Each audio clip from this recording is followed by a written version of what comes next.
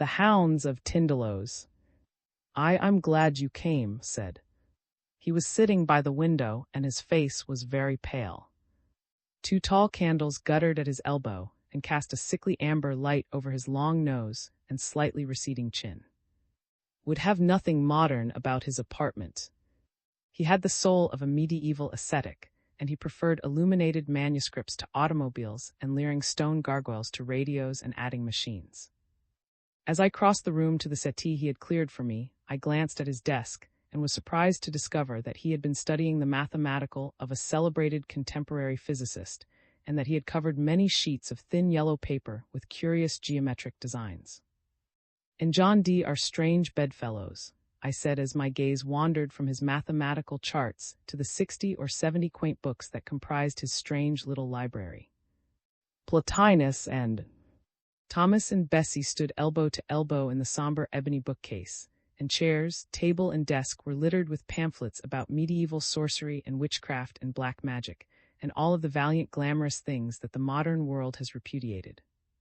Smiled engagingly, and passed me a Russian cigarette on a curiously carved tray. "We are just discovering now," he said, "that the old alchemists and sorcerers were 2/3 right, and that your modern biologist and materialist is 9/10 wrong." "You have always scoffed at modern science," I said, a little impatiently. "Only at scientific dogmatism," he replied. "I have always been a rebel, a champion of originality and lost causes. That is why I have chosen to repudiate the conclusions of contemporary biologists." "And," I asked, "a priest of transcendental mathematics?" He murmured reverently. "A profound mystic and explorer of the great suspected." "Then you do not entirely despise science." "Of course not," he affirmed. "I merely distrust the scientific positivism of the past 50 years, the positivism of and of Mr. I believe that biology has failed pitifully to explain the mystery of man's origin and destiny." "Give them time," I retorted. Eyes glowed. "My friend," he murmured, "your pun is sublime." "Give them time." That is precisely what I would do. But your modern biologist scoffs at time. He has the key, but he refuses to use it. What do we know of time, really? Believes that it is relative, that it can be interpreted in terms of space, of curved space. But must we stop there?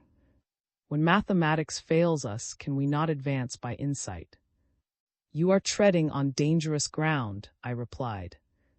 "That is a pitfall that your true investigator avoids. That is why modern science has advanced so slowly. It accepts nothing that it cannot demonstrate." "But you—" "I would take hashish, opium, all manner of drugs. I would emulate the sages of the East. And then perhaps I would apprehend." "What?" "The fourth dimension." "Theosophical rubbish." "Perhaps." "But I believe that drugs expand human consciousness." William James agreed with me. "And I have discovered a new one. A new drug. It was used centuries ago by Chinese alchemists, but it is virtually unknown in the West. Its occult properties are amazing. With its aid and the aid of my mathematical knowledge, I believe that I can go back through time." "I do not understand." "Time is merely our imperfect perception of a new dimension of space. Time and motion are both illusions. Everything that has existed from the beginning of the world exists now. Events that occurred centuries ago on this planet continue to exist in another dimension of space. Events that will occur centuries from now exist already.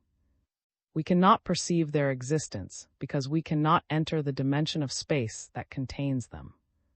Human beings as we know them are merely fractions, infinitesimally small fractions of one enormous whole. Every human being is linked with all the life that has preceded him on this planet. All of his ancestors are parts of him. Only time separates him from his forebears, and time is an illusion and does not exist." "I think I understand," I murmured. "It will be sufficient for my purpose if you can form a vague idea of what I wish to achieve." I wish to strip from my eyes the veils of illusion that time has thrown over them, and see the beginning and the end. And you think this new drug will help you? I am sure that it will. And I want you to help me. I intend to take the drug immediately. I cannot wait. I must see. His eyes glittered strangely. I am going back through time. He rose and strode to the mantel. When he faced me again, he was holding a small square box in the palm of his hand. I have here 5 pellets of the drug Liao. It was used by the Chinese philosopher Lao, and while under its influence he visioned Tao. Tao is the most mysterious force in the world. It surrounds and pervades all things. It contains the visible universe and everything that we call reality. He who apprehends the mysteries of Tao sees clearly all that was and will be. Rubbish, I retorted. Tao resembles a great animal, recumbent, motionless, containing in its enormous body all the worlds of our universe, the past, the present, and the future. We see portions of this great monster through a slit, which we call time. With the aid of this drug, I shall enlarge the slit. I shall behold the great figure of life, the great recumbent beast in its entirety. And what do you wish me to do? Watch, my friend. Watch and take notes. And if I go back too far, you must recall me to reality. You can recall me by shaking me violently. If I appear to be suffering acute physical pain, you must recall me at once. I said, I wish you wouldn't make this experiment. You are taking dreadful risks. I don't believe that there is any 4th dimension, and I emphatically do not believe in Tao. And I don't approve of your experimenting with unknown drugs. I know the properties of this drug, he replied. I know precisely how it affects the human animal, and I know its dangers. The risk does not reside in the drug itself. My only fear is that I may become lost in time. You see, I shall assist the drug. Before I swallow this pellet, I shall give my undivided attention to the geometric and algebraic symbols that I have traced on this paper. He raised the mathematical chart that rested on his knee. I shall prepare my mind for an excursion into time. I shall approach the 4th dimension with my conscious mind before I take the drug which will enable me to exercise occult powers of perception. Before I enter the dream world of the Eastern mystics, I shall acquire all of the mathematical help that modern science can offer. This mathematical knowledge, this conscious approach to an actual apprehension of the 4th dimension of time, will supplement the work of the drug. The drug will open up stupendous new vistas. The mathematical preparation will enable me to grasp them intellectually. I have often grasped the 4th dimension in dreams, emotionally, intuitively, but I have never been able to recall in waking life the occult splendors that were momentarily revealed to me. But with your aid, I believe that I can recall them. You will take down everything that I say while I am under the influence of the drug. No matter how strange or incoherent my speech may become, you will omit nothing. When I awake, I may be able to supply the key to whatever is mysterious or incredible. I am not sure that I shall succeed, but if I do succeed, his eyes where strangely luminous time will exist for me no longer. He sat down abruptly. I shall make the experiment at once. Please stand over there by the window and watch. Have you a fountain pen? I nodded gloomily and removed a pale green Waterman from my upper vest pocket. And a pad, Frank. I groaned and produced a memorandum book. I emphatically disapprove of this experiment, I muttered. You're taking a frightful risk. Don't be an asinine old woman. He admonished. Nothing that you can say will induce me to stop now. I entreat you to remain silent while I study these charts. He raised the charts and studied them intently. I watched the clock on the mantel as it ticked out the seconds, and a curious dread clutched at my heart so that I choked. Suddenly the clock stopped ticking, and exactly at that moment swallowed the drug. I rose quickly and moved toward him, but his eyes implored me not to interfere. The clock has stopped, he murmured. The forces that control it approve of my experiment. Time stopped and I swallowed the drug. I pray God that I shall not lose my way. He closed his eyes and leaned back on the sofa. All of the blood had left his face and he was breathing heavily. It was clear that the drug was acting with extraordinary rapidity. "It is beginning to get dark," he murmured. "Right that. It is beginning to get dark, and the familiar objects in the room are fading out. I can discern them vaguely through my eyelids, but they are fading swiftly." I shook my pen to make the ink come and wrote rapidly in shorthand as he continued to dictate. "I am leaving the room. The walls are vanishing, and I can no longer see any of the familiar objects. Your face, though, is still visible to me. I hope that you are writing. I think that I am about to make a great leap, a leap through space. Or perhaps it is through time that I shall make the leap. I cannot tell. Everything is dark, indistinct." He sat for a while silent, with his head sunk upon his breast. Then suddenly he stiffened and his eyelids fluttered open. "God in heavens!" he cried. "I see." He was straining forward in his chair, staring at the opposite wall. But I knew that he was looking beyond the wall and that the objects in the room no longer existed for him. I cried, "Shall I wake you?" "Do not," he shrieked. "I see everything. All of the billions of lives that preceded me on this planet are before me at this moment.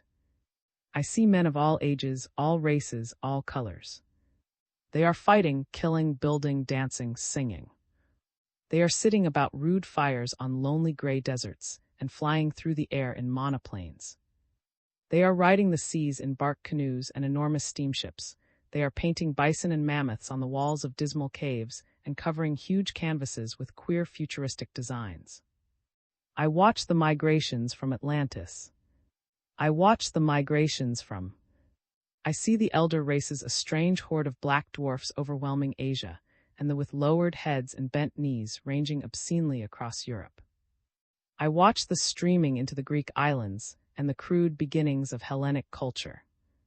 I am in Athens and Pericles is young. I am standing on the soil of Italy. I assist in the rape of the Sabines. I march with the imperial legions. I tremble with awe and wonder as the enormous standards go by, and the ground shakes with the tread of the victorious. 1,000 naked slaves grovel before me as I pass in a litter of gold and ivory drawn by night-black oxen from Thebes, and the flower girls scream, "Ave Caesar," as I nod and smile. I am myself a slave on a Moorish galley. I watch the erection of a great cathedral. Stone by stone it rises, and through months and years I stand and watch each stone as it falls into place. I am burned on a cross head downward in the time-scented gardens of Nero, and I watch with amusement and scorn the torturers at work in the chambers of the Inquisition. I walk in the holiest sanctuaries. I enter the temples of Venus. I kneel in adoration before the Magna Mater, and I throw coins on the bare knees of the sacred courtesans who sit with veiled faces in the groves of Babylon. I creep into an Elizabethan theater, and with the stinking rabble about me, I applaud the Merchant of Venice. I walk with Dante through the narrow streets of Florence. I meet the young Beatrice, and the hem of her garment brushes my sandals as I stare enraptured. I am a priest of Isis, and my magic astounds the nations. Magus kneels before me, imploring my assistance, and Pharaoh trembles when I approach. In India I talk with the masters and run screaming from their presence, for their revelations are as salt on wounds that bleed. I perceive everything simultaneously. I perceive everything from all sides. I am a part of all the teeming billions about me. I exist in all men, and all men exist in me. I perceive the whole of human history in a single instant, the past and the present. By simply straining, I can see farther and farther back. Now I am going back through strange curves and angles. Angles and curves multiply about me. I perceive great segments of time through curves. There is curved time and angular time. The beings that exist in angular time cannot enter curved time. It is very strange. I am going back and back. Man has disappeared from the earth. Gigantic reptiles crouch beneath enormous palms and swim through the loathly black waters of dismal lakes. Now the reptiles have disappeared. No animals remain upon the land, but beneath the waters, plainly visible to me, dark forms move slowly over the rotting vegetation. The forms are becoming simpler and simpler. Now they are single cells. All about me there are angles, strange angles, that have no counterparts on the earth. I am desperately afraid. There is an abyss of being which man has never fathomed. I stared, had risen to his feet, and he was gesticulating helplessly with his arms. I am passing through unearthly angles. I am approaching, oh, the burning horror of it. I cried, "Do you wish me to interfere?" He brought his right hand quickly before his face, as though to shut out a vision unspeakable. "Not yet," he cried. "I will go on. I will see what lies beyond." A cold sweat streamed from his forehead, and his shoulders jerked spasmodically. Beyond life, his face grew ashen with terror, things that I cannot distinguish. They move slowly through angles. They have no bodies, and they move slowly through outrageous angles. It was then that I became aware of the odor in the room. It was a pungent, indescribable odor, so nauseous that I could scarcely endure it. I stepped quickly to the window and threw it open. When I returned to and looked into his eyes, I nearly fainted. "I think they have scented me," he shrieked. "They are slowly turning toward me." He was trembling horribly. For a moment he clawed at the air with his hands. Then his legs gave way beneath him and he fell forward on his face, slobbering and moaning. I watched him in silence as he dragged himself across the floor. He was no longer a man. His teeth were bared and saliva dripped from the corners of his mouth. I cried, "Stop it! Stop it, do you hear?" As if in reply to my appeal, he commenced to utter hoarse convulsive sounds, which resembled nothing so much as the barking of a dog, and began a sort of hideous writhing in a circle about the room. I bent and seized him by the shoulders. Violently, desperately, I shook him. He turned his head and snapped at my wrist. I was sick with horror, but I dared not release him for fear that he would destroy himself in a paroxysm of rage. I muttered, "You must stop that. There is nothing in this room that can harm you. Do you understand?" I continued to shake and admonish him, and gradually the madness died out of his face. Shivering convulsively, he crumpled into a grotesque heap on the Chinese rug. I carried him to the sofa and deposited him upon it. His features were twisted in pain, and I knew that he was still struggling dumbly to escape from abominable memories. "Whiskey," he muttered. "You'll find a flask in the cabinet by the window upper left-hand drawer." When I handed him the flask, his fingers tightened about it until the knuckles showed blue. "They nearly got me," he gasped. He drained the stimulant in immoderate gulps, and gradually the color crept back into his face. "That drug was the very devil." I murmured. "It wasn't the drug," he moaned. His eyes no longer glared insanely, but he still wore the look of a lost soul. "They scented me in time," he moaned. "I went too far." "What were they like?" I said to humor him. He leaned forward and gripped my arm. He was shivering horribly. No word in our language can describe them. He spoke in a hoarse whisper. They are symbolized vaguely in the myth of the fall, and in an obscene form which is occasionally found on ancient tablets. The Greeks had a name for them, which veiled their essential foulness. The tree, the snake, and the apple, these are the vague symbols of a most awful mystery. His voice had risen to a scream. Frank, a terrible and unspeakable deed was done in the beginning. Before time, the deed, and from the deed. He had risen and was hysterically pacing the room. The seeds of the deed move through angles in dim recesses of time. They are hungry and athirst. I pleaded to quiet him. We are living in the 3rd decade of the 20th century. They are line and athirst. He shrieked. The hounds of Tindalos. Shall I phone for a physician?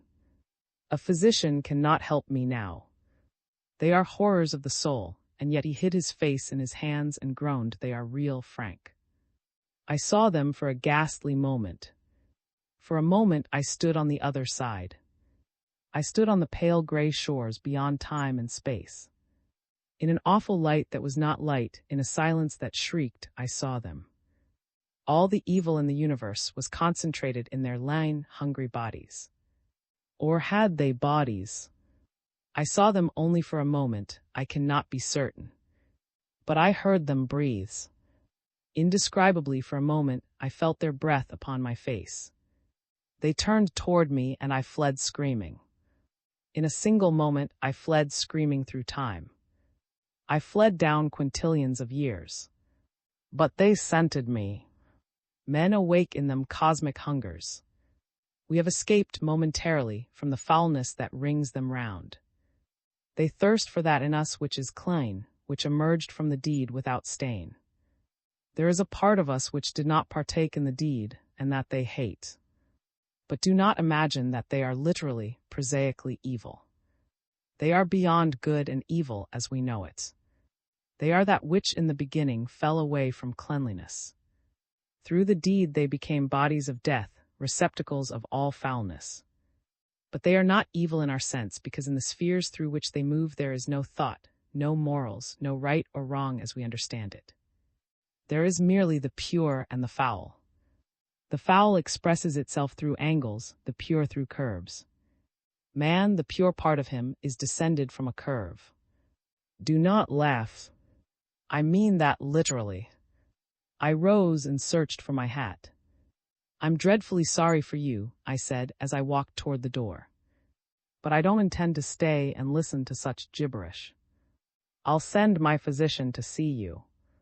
He's an elderly, kindly chap, and he won't be offended if you tell him to go to the devil. But I hope you'll respect his advice.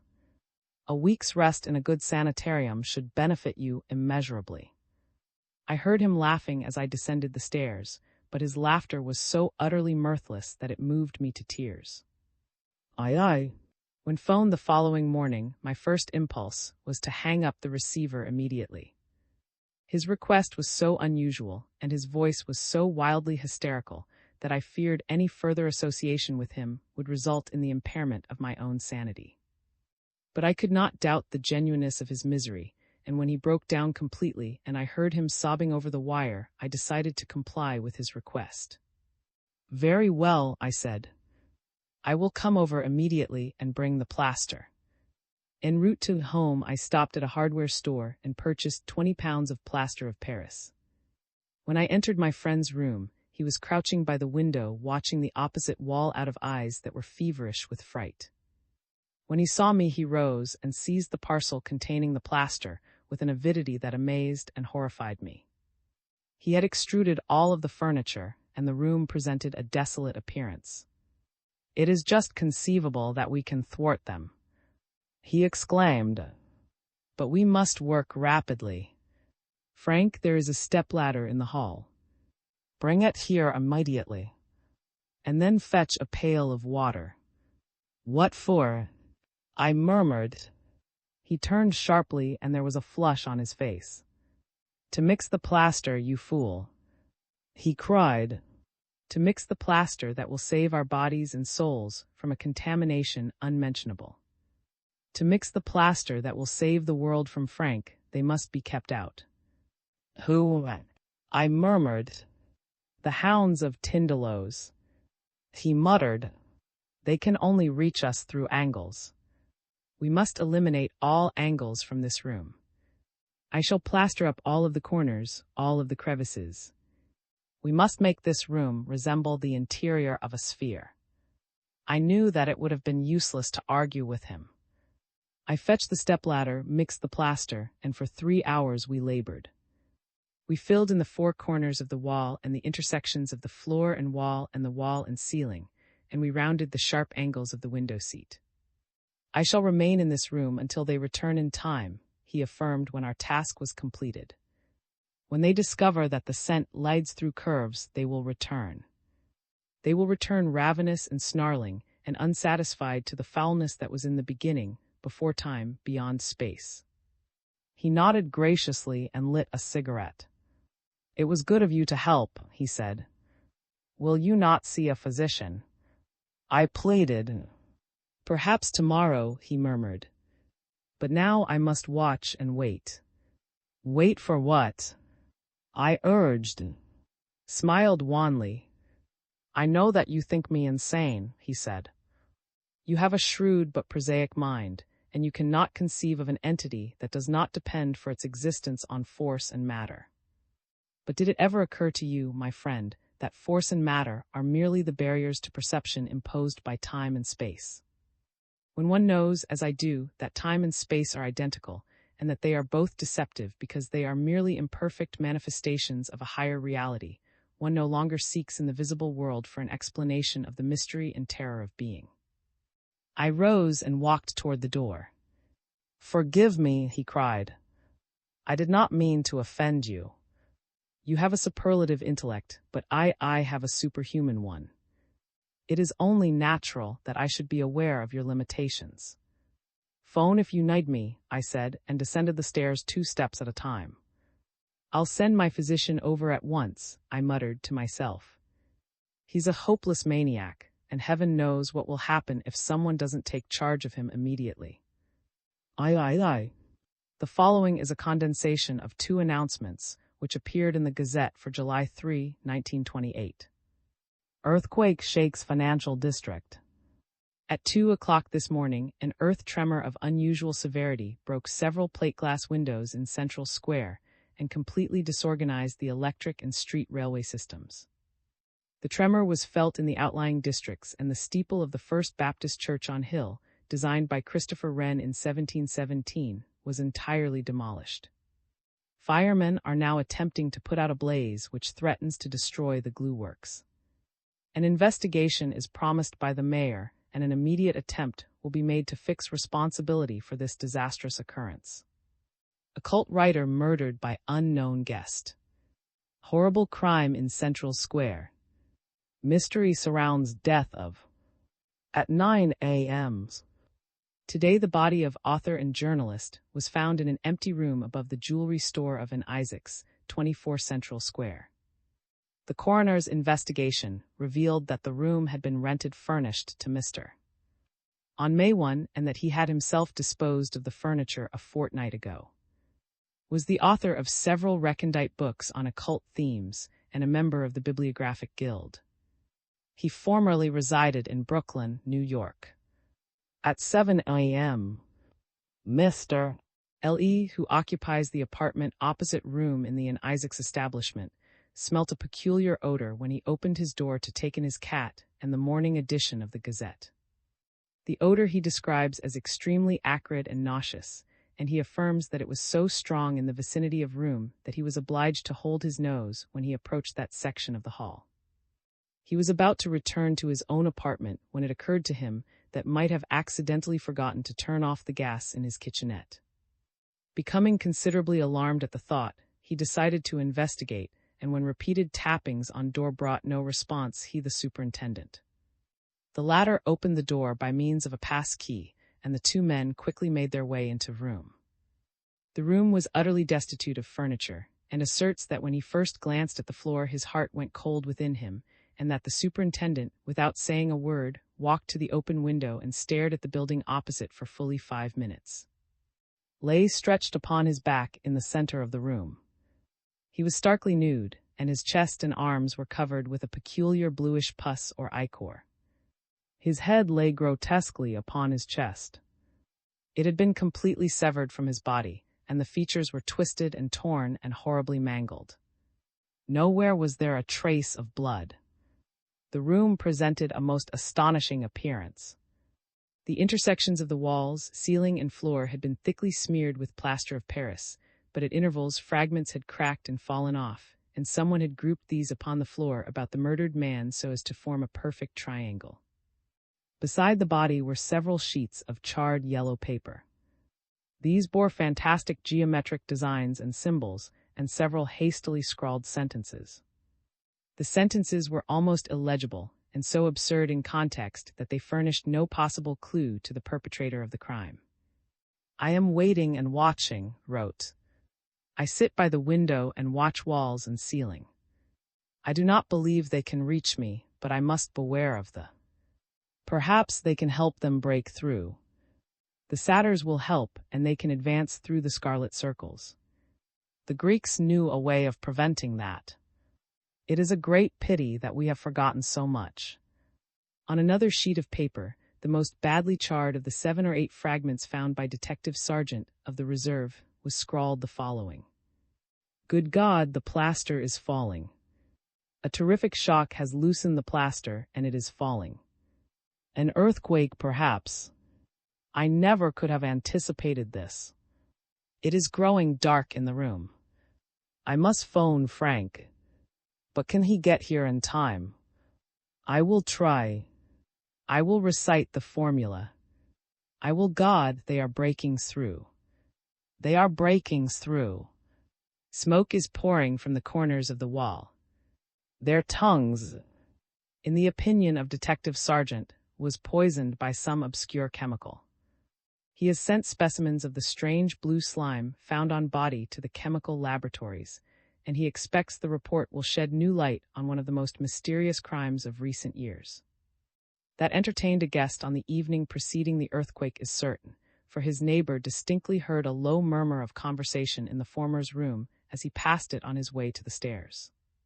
Suspicion points strongly to this unknown visitor, and the police are diligently endeavoring to discover his identity. IV. Report of James Morton, chemist and bacteriologist. My dear Mr. The fluid sent to me for analysis is the most peculiar that I have ever examined. It resembles living protoplasm, but it lacks the peculiar substances known as enzymes. Enzymes catalyze the chemical reactions occurring in living cells, and when the cell dies, they cause it to disintegrate by. Without enzymes, protoplasm should possess enduring vitality, i.e., immortality. Enzymes are the negative components, so to speak, of unicellular organism, which is the basis of all life. That living matter can exist without enzymes, biologists emphatically deny. And yet the substance that you have sent me is alive, and it lacks these indispensable bodies. Good God, sir, do you realize what astounding new vistas this opens up? Excerpt from The Secret Watchers by the late. What if, parallel to the life we know, there is another life that does not die, which lacks the elements that destroy our life? Perhaps in another dimension, there is a different force from that which generates our life. Perhaps this force emits energy, or something similar to energy, which passes from the unknown dimension where it is and creates a new form of cell life in our dimension. No one knows that such new cell life does exist in our dimension. Ah, but I have seen its manifestations. I have talked with them. In my room at night I have talked with and in dreams I have seen their maker. I have stood on the dim shore beyond time and matter and seen it. It moves through strange curves and outrageous angles. Someday I shall travel in time and meet it face to face. The man from time. Daring he was called. It was a proud name, a brave name. But what good was a name that rang out like a summons to battle if the man who bore it could not repeat it aloud without fear? Had tried telling himself that a man could conquer fear if he could but once summon the courage to laugh at all the sins that ever were, and do as he damned well pleased. An ancient phrase, that damned well. It went clear back to the Elizabethan age, and had tried picturing himself as an Elizabethan man with a ruffle at his throat and a rapier in his clasp, brawling lustily in a tavern. In the Elizabethan age, men had thrown caution to the winds and lived with their whole bodies, not just with their minds alone. Perhaps that was why, even in the year 3689, defiant names still cropped up. Names like Independence, Forest, and Man, live forever. It was not easy for a man to live up to a name like Man, live forever, but was ready to believe that it could be done. There was something in human nature which made a man abandon caution and try to live up to the claims made for him by his parents at birth. It must be bad, thought. It must be bad if I can't control the trembling of my hands, the pounding of the blood at my temples. I am like a child shut up alone in the dark, hearing rats scurrying in a closet thick with cobwebs, and the tapping of a blind man's cane on a deserted street at midnight. Tap, tap, tap, nearer and nearer through the darkness. How soon would the rats be swarming out, blood-fanged and wholly vicious? How soon would the canes strike? He looked up quickly, his eyes searching the shadows. For almost a month now, the gleaming intricacies of the machine had given him a complete sense of security. As a scholar traveling in time, he had been accepted by his fellow travelers as a man of great courage and firm determination. For 27 days, a smooth surface of shining metal had walled him in, enabling him to grapple with reality on a completely adult level.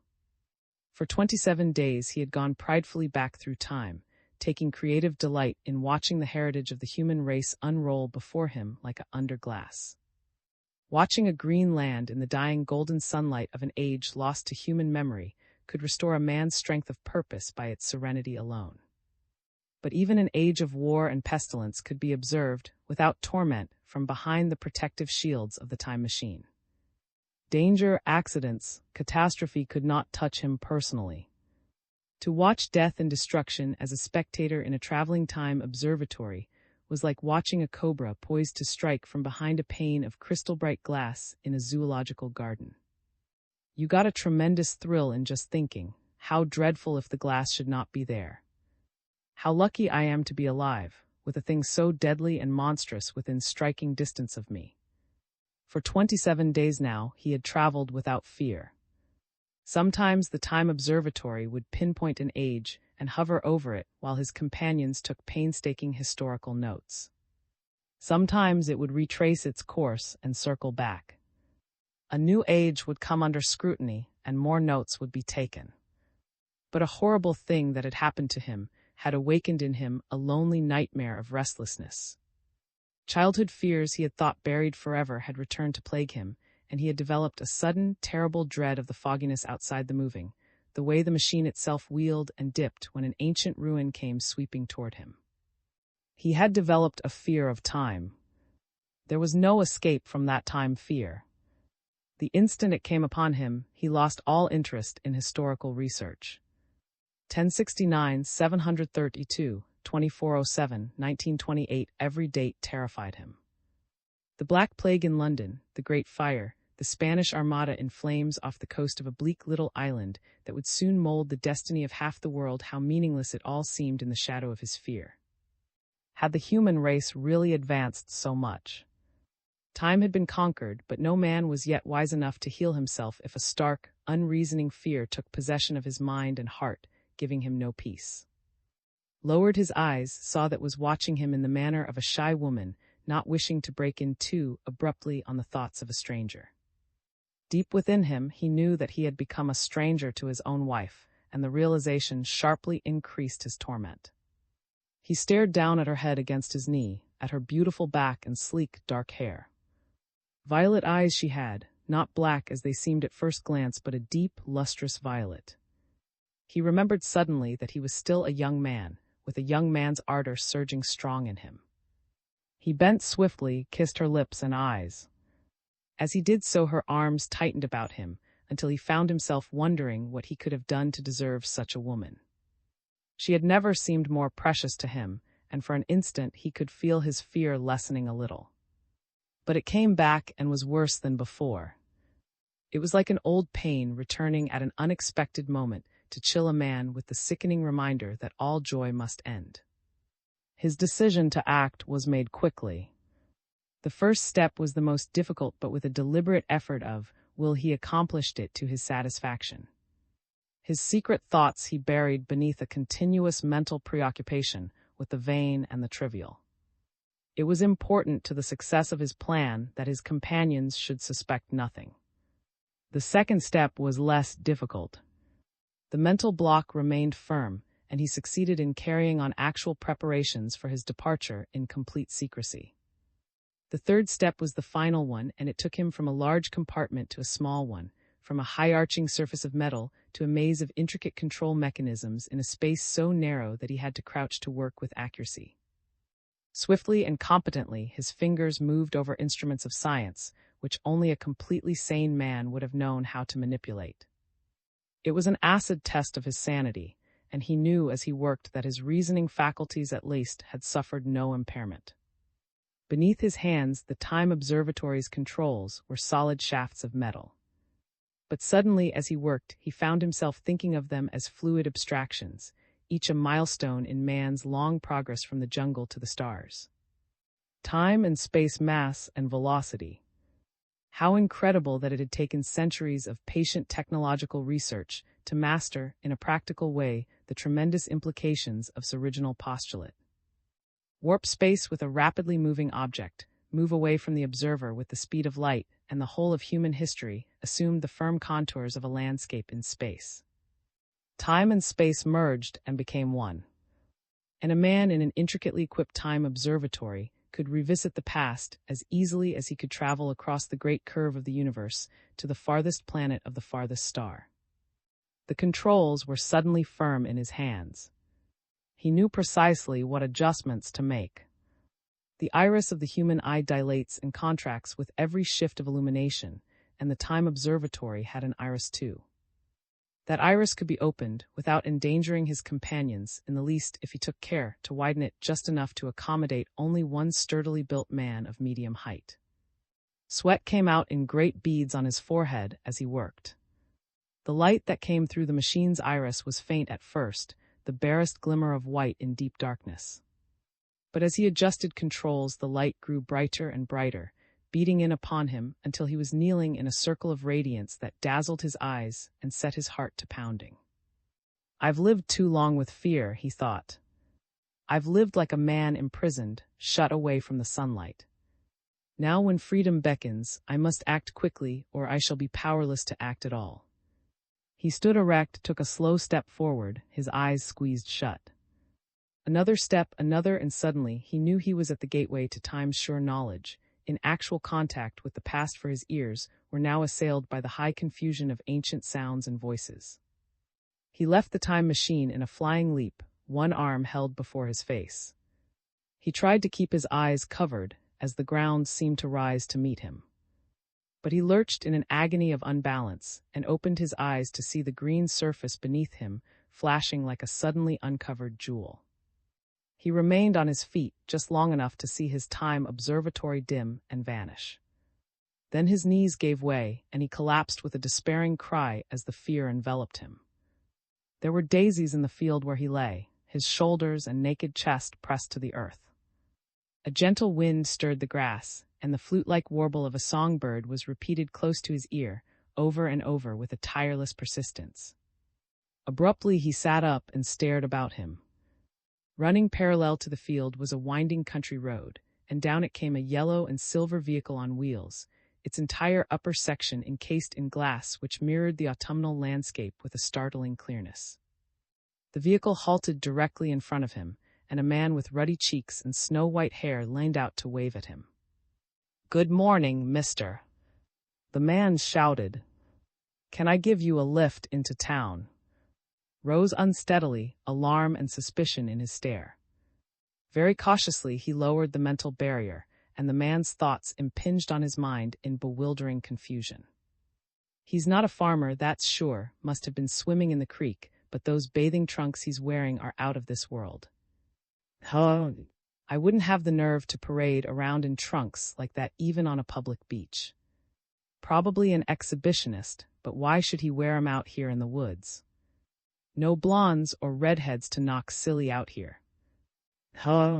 He might have the courtesy to answer me, well, if he doesn't want to lift into town it's no concern of mine." Stood watching the vehicle sweep away out of sight. Obviously he had angered the man by his silence, but he could answer only by shaking his head. He began to walk, pausing an instant in the middle of the bridge to stare down at a stream of water that rippled in the sunlight over moss-covered rocks. Tiny silver fish darted to and fro beneath a tumbling waterfall, and he felt calmed and reassured by the sight. Shoulders erect now, he walked on. It was high noon when he reached the tavern. He went inside, saw men and women dancing in a dim light, and there was a huge, rainbow-colored musical instrument by the door which startled him by its resonance. The music was wild, weird, a little terrifying. He sat down at a table near the door and searched the minds of the dancers for a clue to the meaning of what he saw. The thoughts which came to him were startlingly primitive, direct, and sometimes meaningless to him. Go easy, baby.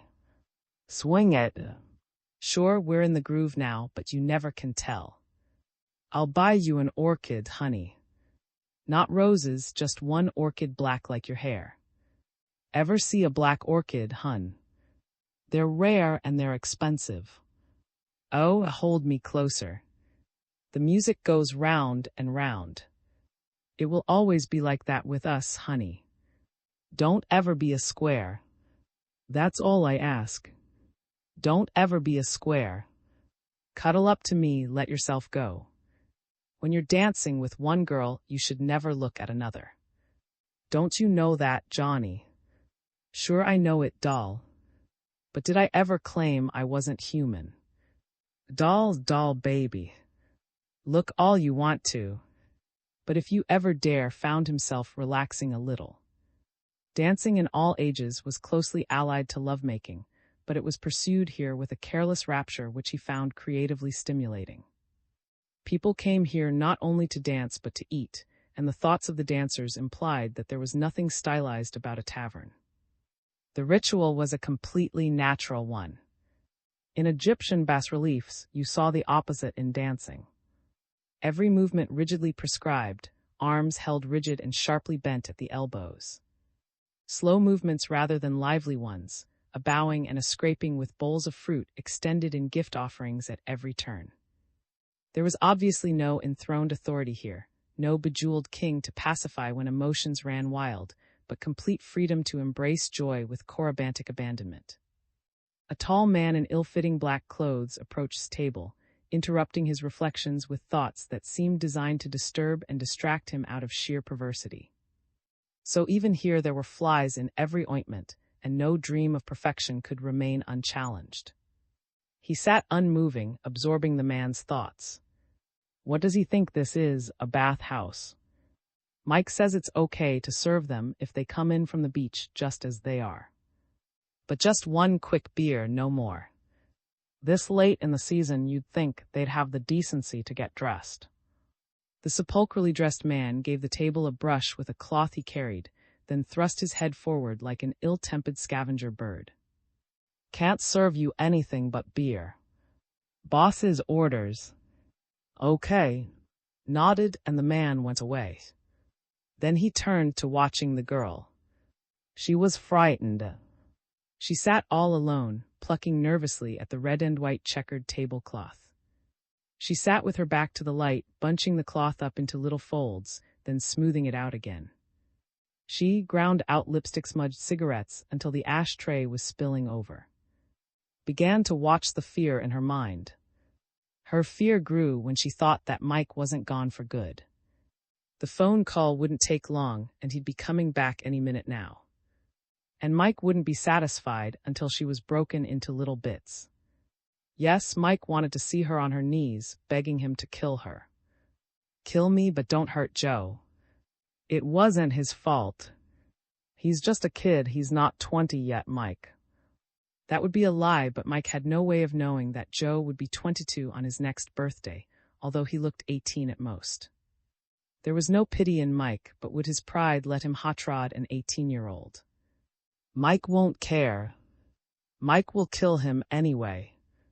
Joe couldn't help falling in love with me, but Mike won't care what Joe could help.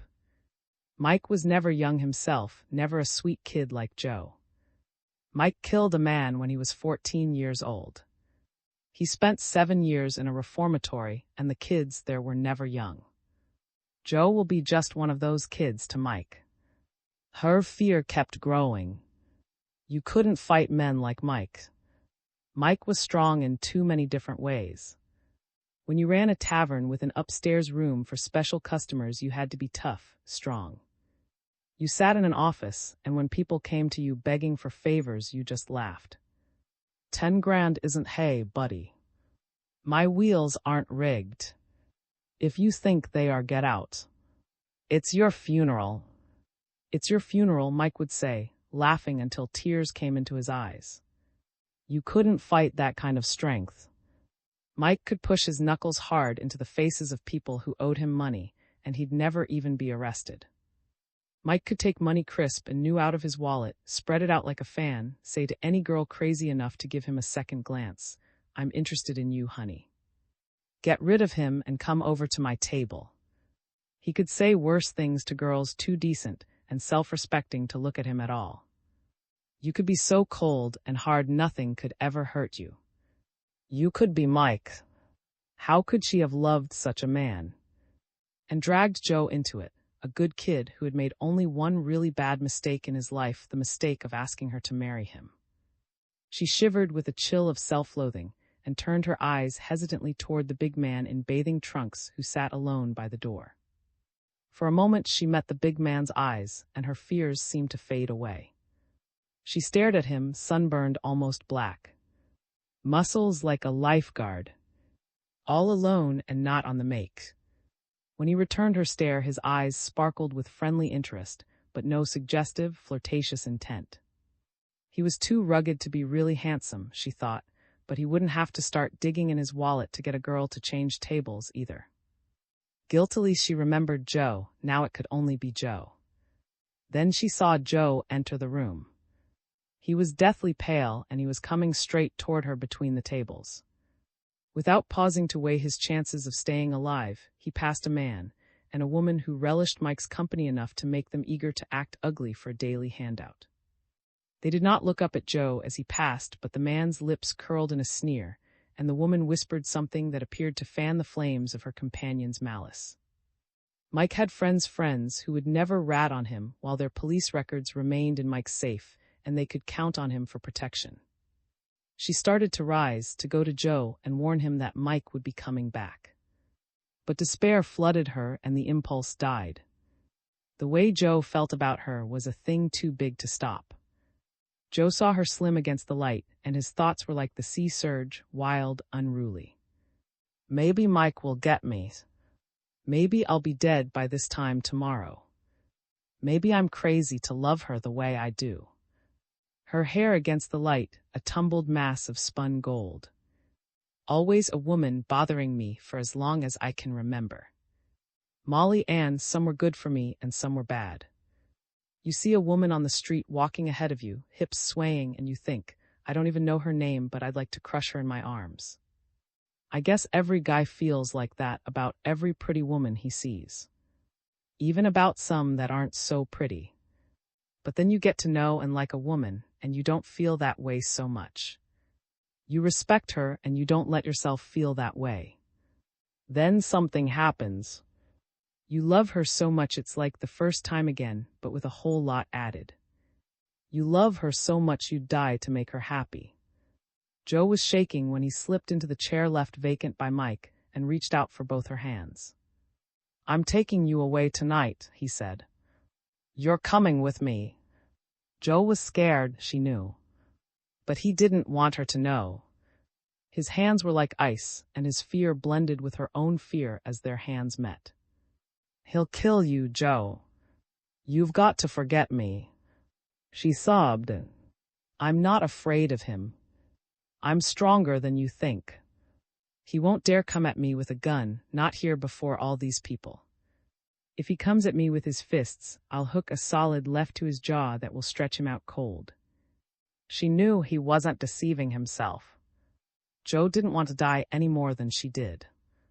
The man from time had an impulse to get up, walk over to the two frightened children, and comfort them with a reassuring smile. He sat watching, feeling their fear beating in tumultuous waves into his brain.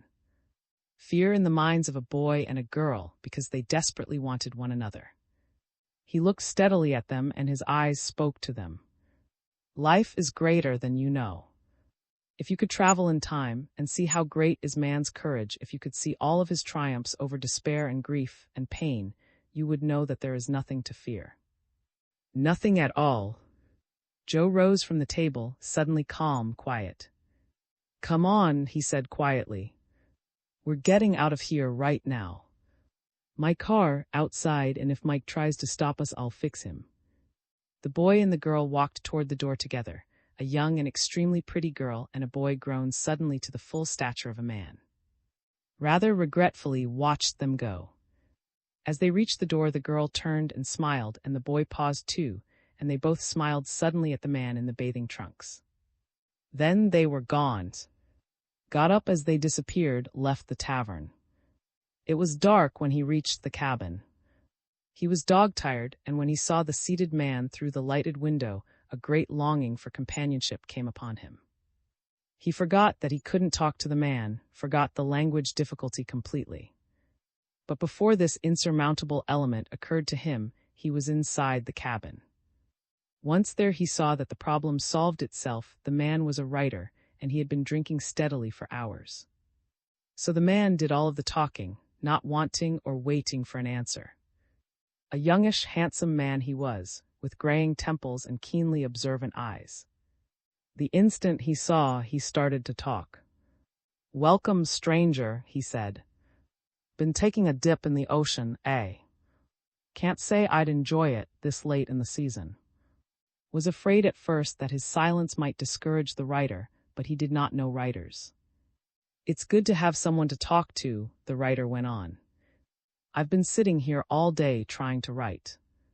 I'll tell you something you may not know. You can go to the finest hotels, and you can open case after case of the finest wine, and you still can't get started sometimes." The writer's face seemed suddenly to age.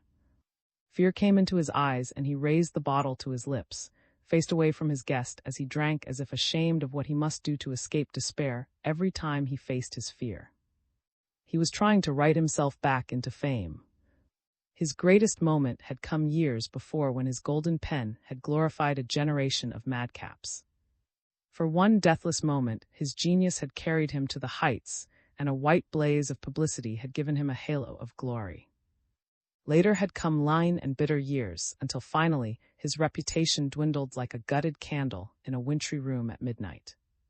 He could still write, but now fear and remorse walked with him and would give him no peace. He was cruelly afraid most of the time.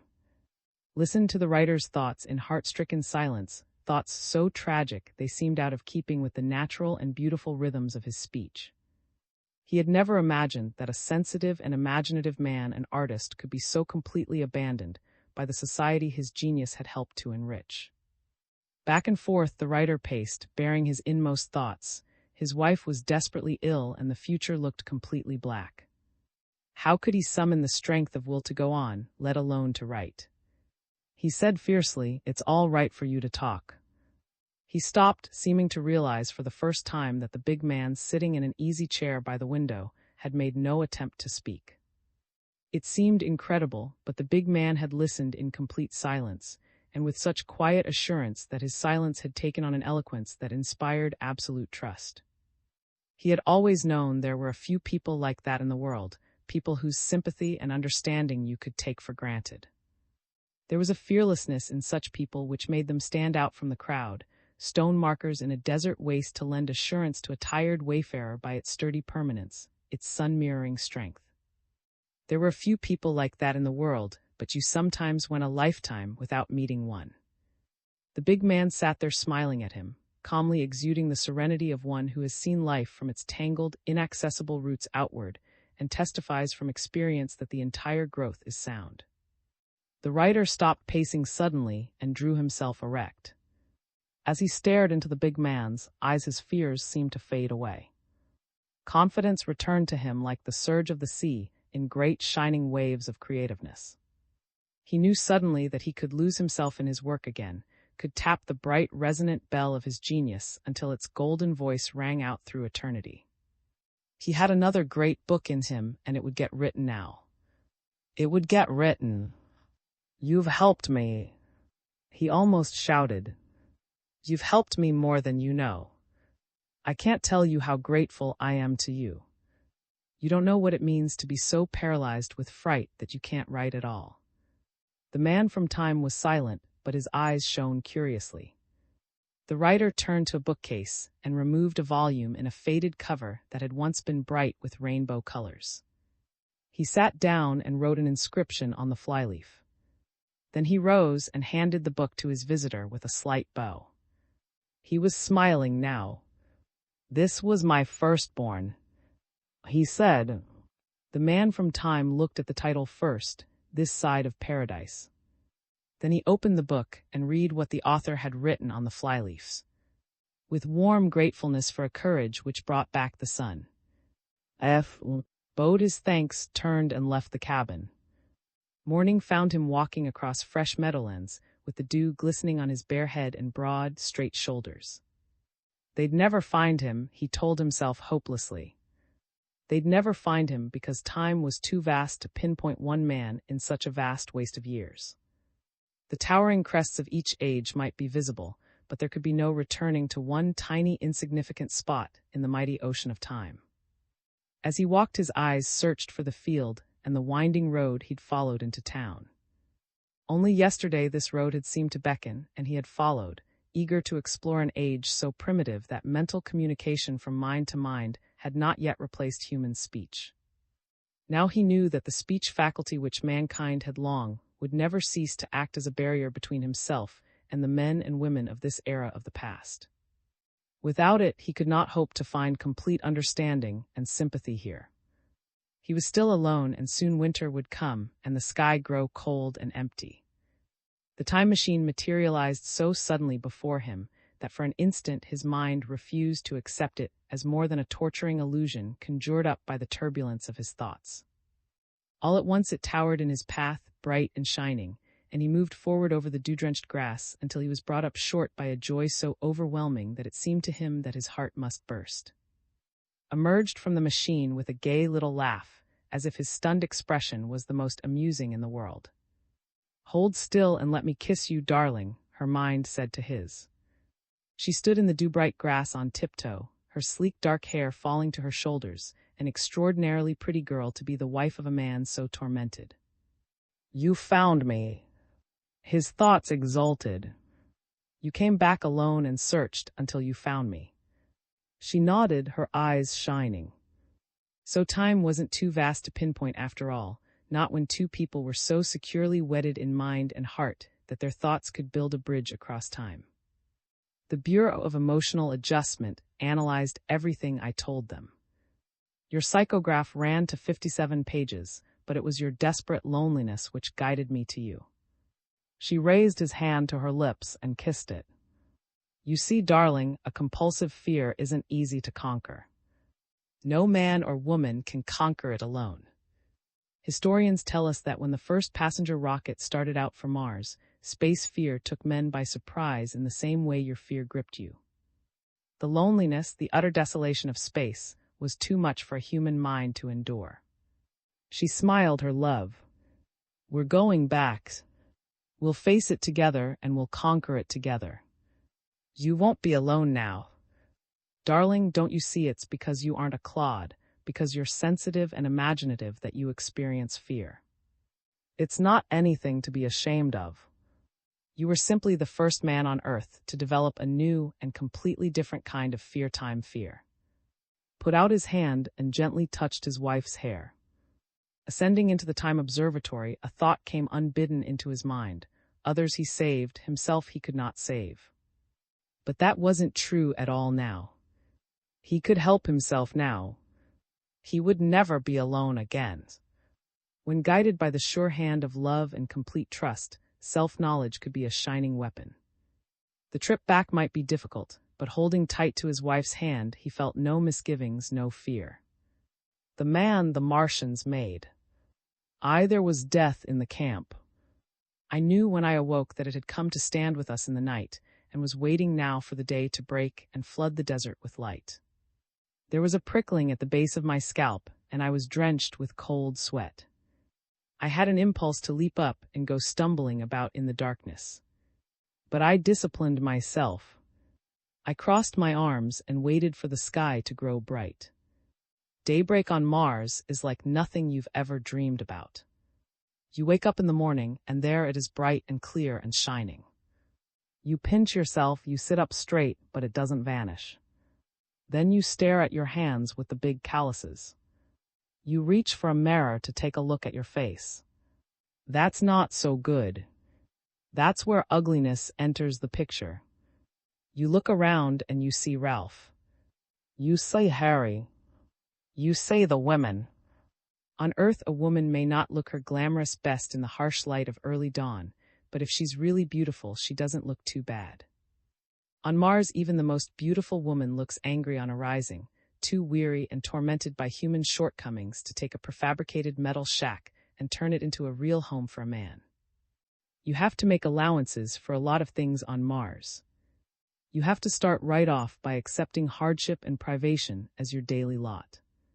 You have to get accustomed to living in construction camps in the desert, with the red dust making you feel all hollow and dried up inside. Making you feel like a drum, a shriveled pea pod, a salted fish hung up to dry. Dust inside of you, rattling around, canal water seepage rotting the soles of your boots. So you wake up and you stare. The night before you'd collected driftwood and stacked it by the fire. The driftwood has disappeared. Someone has stolen your very precious driftwood. The Martians. Guess again. You get up and you walk straight up to Ralph with your shoulders squared. You say, Ralph, why in hell did you have to steal my driftwood?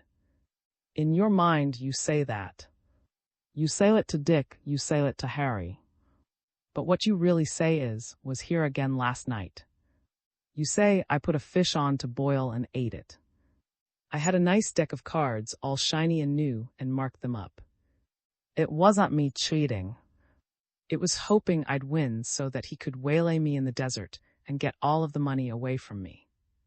You have a girl. There aren't too many girls in the camps with laughter and light and fire in them.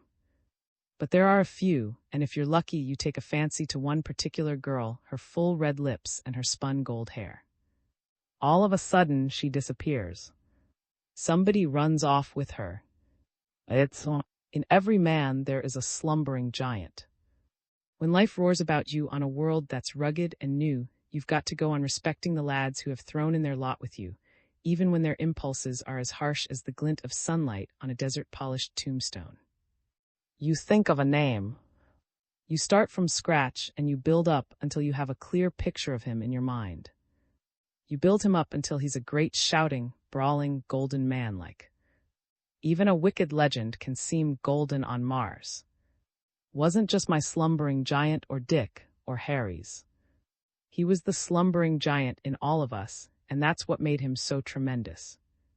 Anything gigantic has beauty and power and drive to it. Alone we couldn't do anything with gusto, so when some great act of wickedness was done with gusto, how could it be us? Here comes. He'll shoulder all the guilt, but he won't feel guilty because he's the first man in Eden, the child who never grew up, the laughing boy, Hercules balancing the world on his shoulders and looking for a woman with long shining tresses and eyes like the stars of heaven to bend to his will. If such a woman came to life in Hercules' arms, would you like the job of stopping him from sending the world crashing? Would you care to try? Don't you say?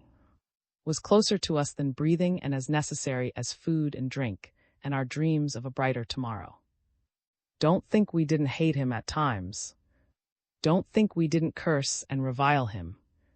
You may glorify a legend from here to eternity, but the luster never remains completely untarnished. Wouldn't have seemed completely real to us if we hadn't given him muscles that could tire and eyes that could blink shut in weariness. Had to sleep just as we did. He'd disappear for days. We'd wink and say, getting a good long rest this time. But he'll be back with something new up his sleeve, don't you worry. We could joke about it, sure. When stole or cheated, we could pretend we were playing a game with loaded dice, not really a deadly game, but a game full of sound and fury, with a great rousing outburst of merriment at the end of it. But there are deadlier games by far. I lay motionless, my arms locked across my chest, sweating from every pore. I stared at Harry. We'd been working all night digging a well, and in a few days water would be bubbling up sweet and cool, and we wouldn't have to go to the canal to fill our cooking utensils. Harry was blinking and stirring, and I could tell just by looking at him that he was uneasy too. I looked beyond him at the circle of shacks. Most of us were sleeping in the open, but there were a few youngsters in the shacks and women too worn out with drudgery to care much whether they slept in smothering darkness or under the clear cold light of the stars. I got slowly to my knees, scooped up a handful of sand, and let it dribble slowly through my fingers. Harry looked straight at me, and his eyes widened in alarm. It must have been the look on my face. He arose and crossed to where I was sitting, his mouth twitching slightly. There was nothing very reassuring about Harry. Life had not been kind to him, and he had resigned himself to accepting the slings and arrows of outrageous fortune without protest. He had one of those emaciated, almost skull-like faces which terrify children and make women want to cry. "You don't look well, Tom," he said. "You've been driving yourself too hard." I looked away quickly. I had to tell him, but anything terrifying could demoralize Harry and make him throw his arm before his face in blind panic. But I couldn't keep it locked up inside me an instant longer. "Sit down, Harry," I whispered. "I want to talk to you. No sense in waking the others." "Oh," he said. He squatted beside me on the sand, his eyes searching my face. "What is it, Tom?" "I heard a scream," I said. "It was pretty awful. Somebody has been hurt bad. It woke me up, and that takes some doing." Harry nodded. "You sleep like a log," he said. "I just lay still and listened," I said, with my eyes wide open. Something moved out from the well, a two-legged something. It didn't make a sound. It was big, Harry, and it seemed to melt into the shadows. I don't know what kept me from leaping up and going after it. It had something to do with the way I felt. All frozen up inside. Harry appeared to understand. He nodded, his eyes darting toward the well. "How long ago was that?" 10-15 minutes. "You just waited for me to wake up." "That's right," I said. There was something about the scream that made me want to put off finding out. Two's company, and when you're alone with something like that, it's best to talk it over before you act. I could see that Harry was pleased. Unnerved too, and horribly shaken. But he was pleased that I had turned to him as a friend I could trust. When you can't depend on life for anything else, it's good to know you have a friend. I brushed sand from my trousers and got up. "Come on," I said. "We'll take a look." It was an ordeal for him. His face twitched and his eyes wavered. He knew I hadn't lied about the scream. If a single scream could unnerve me that much, it had to be bad. We walked to the well in complete silence. There were shadows everywhere, chill and forbidding. Almost like people they seemed, whispering together, huddling close in ominous gossipy silence, aware of what we would find. It was a 60-foot walk from the fire to the well. A walk in the sun, a walk in the bright hot sun of Mars, with utter horror perhaps at the end of it. The horror was there. Harry made a little choking noise deep in his throat, and my heart started pounding like a bass drum. Aye. The man on the sand had no top to his head. His skull had been crushed and flattened so hideously that he seemed like a wooden figure resting there, an anatomical dummy with its skull case lifted off. We looked around for the skull case, hoping we'd find it, hoping we'd made a mistake and stumbled by accident into an open-air dissecting laboratory, and were looking at ghastly props made of plastic and glittering metal instead of bone and muscle and flesh. But the man on the sand had a name. We'd known him for weeks and talked to him. He wasn't a medical dummy, but a corpse. His limbs were hideously convulsed, his eyes wide and staring. The sand beneath his head was clotted with dried blood. We looked for the weapon which had crushed his skull but couldn't find it. We looked for the weapon before we saw the footprints in the sand. Big they were, incredibly large and massive. A man with a size 12 shoe might have left such prints if the leather had become a little soggy and spread out around the soles. "The poor guy," Harry whispered. I knew how he felt. We had all liked End. A harmless little guy with a great love of solitude, a guy who hadn't a malicious hair in his head. A happy little guy who liked to sing and dance in the light of a high-leaping fire. He had a banjo and was good at music making. Who could have hated End with a rage so primitive and savage? I looked at Harry and saw that he was wondering the same thing. Harry looked pretty bad, about ready to cave in. He was leaning against the well, a tormented fury in his eyes. "The murderous bastard," he muttered. "I'd like to get him by the throat and choke the breath out of him. Who'd want to do a thing like that to End?" "I can't figure it either," I said. Then I remembered. I don't think Molly's really could have loved End. The curious thing about it was that End didn't even need the kind of love she could have given him. He was a self-sufficient little guy despite his frailness, and didn't really need a woman to look after him. But Molly must have seen something pathetic in him. Molly was a beautiful woman in her own right, and there wasn't a man in the camp who hadn't End. It was puzzling, but it could have explained why End was lying slumped on the sand with a bashed-in skull. It could have explained why someone had hated him enough to kill him. Without lifting a finger, End had won Molly's love. That could make some other guy as mad as a caged hyena, the wrong sort of other guy. Even a small man could have shattered End's skull, but the prints on the sand were big. How many men in the camp wore size 12 shoes? That was the $64 question, and it hung in the shimmering air between Harry and myself like an unspoken challenge. We could almost see the curve of the big question mark suspended in the dazzle. I thought a while, looking at Harry. Then I took a long, deep breath and said, "We'd better talk it over with Bill first. If it gets around too fast, those footprints will be trampled flat. And if tempers start rising, anything could happen." Harry nodded. Bill was the kind of guy you could depend on in an emergency. Cool, poised, efficient, with an air of authority that commanded respect. He could be pig-headed at times, but his sense of justice was as keen as a whip. Harry and I walked very quietly across a stretch of tumbled sand and halted at the door to Bill's shack. Bill was a bachelor, and we knew there'd be no woman inside to put her foot down and tell him he'd be a fool to act as a lawman. Or would there be? We had to chance it. Law enforcement is a thankless job whether on Earth or on Mars. That's why it attracts the worst and the best. If you're a power-drunk sadist, you'll take the job just for the pleasure it gives you. But if you're really interested in keeping violence within bounds so that fairly decent lads get a fighting chance to build for the future, you'll take the job with no thought of reward beyond the simple satisfaction of lending a helping hand. Bill was such a man, even if he did enjoy the limelight and liked to be in a position of command. "Come on, Harry," I said. "We may as well wake him up and get it over with." We went into the shack. Bill was sleeping on the floor with his long legs drawn up. His mouth was open and he was snoring lustily. I couldn't help thinking how much he looked like an overgrown grasshopper. But that was just a first impression springing from overwrought nerves.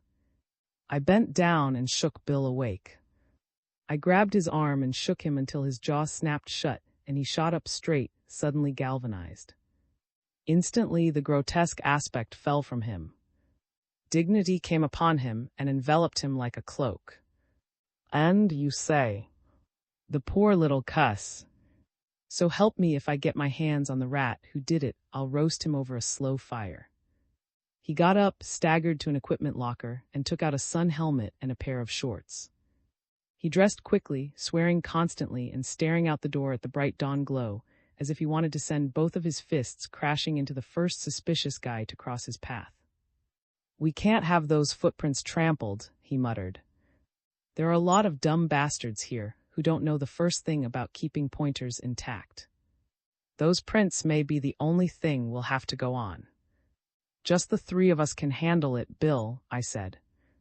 "When you decide what should be done, we can wake the others." Bill nodded. "Keeping it quiet is the important thing. We'll carry him back here. When we break the news, I want that body out of sight." Harry and Bill and we took another walk in the sun. I looked at Harry, and the greenish tinge which had crept into his face gave me a jolt. He's taking this pretty hard, I thought. If I hadn't known him so well, I might have jumped to an ugly conclusion. But I just couldn't imagine Harry quarreling with End over Molly. How was I taking it myself? I raised my hand and looked at it. There was no tremor. Nerves steady, brain clear. No pleasure in enforcing the law passed that buck to Bill. But there was a gruesome job ahead, and I was standing up to it as well as could be expected. Ever try lifting a corpse? The corpse of a stranger is easier to lift than the corpse of a man you've known and liked. Harry and I lifted him together. Between us, the dead weight didn't seem too intolerable, not at first. But it quickly became a terrible, heavy limpness that dragged at our arms like some soggy log dredged up from the dark waters of the canal. We carried him into the shack and eased him down on the floor. His head fell back and his eyes lolled. Death is always shameful. It strips away all human reticences and makes a mockery of human dignity and man's rebellion against the cruelty of fate. For a moment we stood staring down at all that was left of End. I looked at Bill. How many men in the camp wear number 12 shoes? We'll find out soon enough. All this time we hadn't mentioned. Not one word about, not one spoken word. Cheating, yes. Lying and treacherous disloyalty and viciousness and spite. Fights around the campfires at midnight, battered faces and broken wrists, and a cursing that never ceased. All that we could blame on. But a harmless little guy lying dead by a well in a spreading pool of blood that was an outrage that stopped us dead in our legend-making tracks. There is something in the human mind which recoils from too outrageous a deception. How wonderful it would have been to say, was here again last night. He found a little guy who had never harmed anyone standing by a well in the moonlight. Just for sheer delight, he decided to kill the little guy right then and there. Just to add luster to the legend, just to send a thrill of excitement about the camp. No, that would have been the lie colossal, which no sane man could have quite believed. Something happened then to further unnerve us. The most disturbing sound you can hear on Mars is the whispering. Usually it begins as a barely audible murmur and swells in volume with every shift of the wind. But now it started off high-pitched and insistent and did not stop. It was the whispering of a dying race. The Martians are as elusive as elves, and all the pitiless logic of science had failed to draw them forth into the sunlight to stand before men in uncompromising arrogance as peers of the human race. That failure was a tragedy in itself. If man's supremacy is to be challenged at all, let it be by a creature of flesh and blood, a big-brained biped who must kill to live. Better that by far than a ghostly flickering in the deepening dusk, a whispering and a flapping and a long-drawn sighing prophesying death. Oh, the Martians were real enough. A flitting vampire bat is real, or a stinging ray in the depths of a blue lagoon. But who could point to a Martian and say, I have seen you plain in broad daylight. I have looked into your owlish eyes and watched you go flitting over the sand on your thin, stalk-like legs. I know there is nothing mysterious about you. You are like a water insect skimming the surface of a pond in a familiar meadow on Earth. You are quick and alert, but no match for a man. You are no more than an interesting insect. Who could say that when there were ruins buried deep beneath the sand to give the lie to any such idea? First the ruins and then the Martians themselves, always elusive, gnome-like, flitting away into the dissolving dusk. You're a comparative archaeologist, and you're on Mars with the first batch of rugged youngsters to come tumbling out of a spaceship with stardust in their eyes. You see those youngsters digging wells and sweating in the desert. You see the prefabricated housing units go up, the tangle of machinery, the campsites growing lusty with midnight brawls and skull-cracking escapades.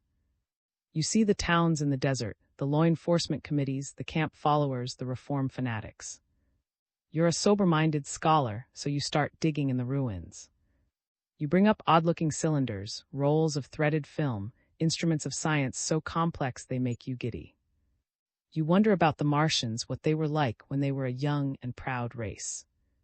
If you're an archaeologist, you wonder. But Bill and I, we were youngsters still. Oh sure, we were in our 30s, but who would have suspected that? Bill looked 27, and I hadn't a gray hair in my head.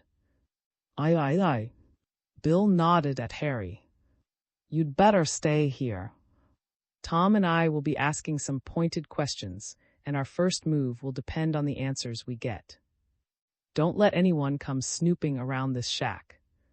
If anyone sticks his head in and starts to turn ugly, warn him just once, then shoot to kill. He handed Harry a gun. Harry nodded grimly and settled himself on the floor close to End. For the first time since I'd known him, Harry looked completely sure of himself. As we emerged from the shack, the whispering was so loud the entire camp had been placed on the alert. There would be no need for us to go into shack after shack, watching surprise and shock come into their eyes. A dozen or more men were between Bill's shack and the well. They were staring grimly at the dawn, as if they could already see blood on the sky, spilling over on the sand and spreading out in a sinister pool at their feet. A mirage-like pool mirroring their own hidden forebodings, mirroring a knotted rope and the straining shoulders of men too vengeful to know the meaning of restraint. Jim Kenny stood apart and alone, about 40 feet from the well, staring straight at us. His shirt was open at the throat, exposing a patch of hairy chest, and his big hands were wedged deeply into his belt. He stood about 6'3", very powerful and with large feet. I nudged Bill's arm. "What do you think?" I asked. Kenny did seem a likely suspect. Molly had caught his eye right from the start, and he had lost no time in pursuing her. A guy like Kenny would have felt that losing out to a man of his own breed would have been a terrible blow to his pride. But just imagine Kenny losing out to a little guy like End. It would have infuriated him and glazed his eyes with a red film of hate. Bill answered my question slowly, his eyes on Kenny's cropped head. "I think we'd better take a look at his shoes," he said. We edged up slowly, taking care not to disturb the others, pretending we were sauntering toward the well on a before-breakfast stroll. It was then that Molly came out of her shack. She stood blinking for an instant in the dawn glare, her unbound hair falling in a tumbled dark mass to her shoulders, her eyes still drowsy with sleep.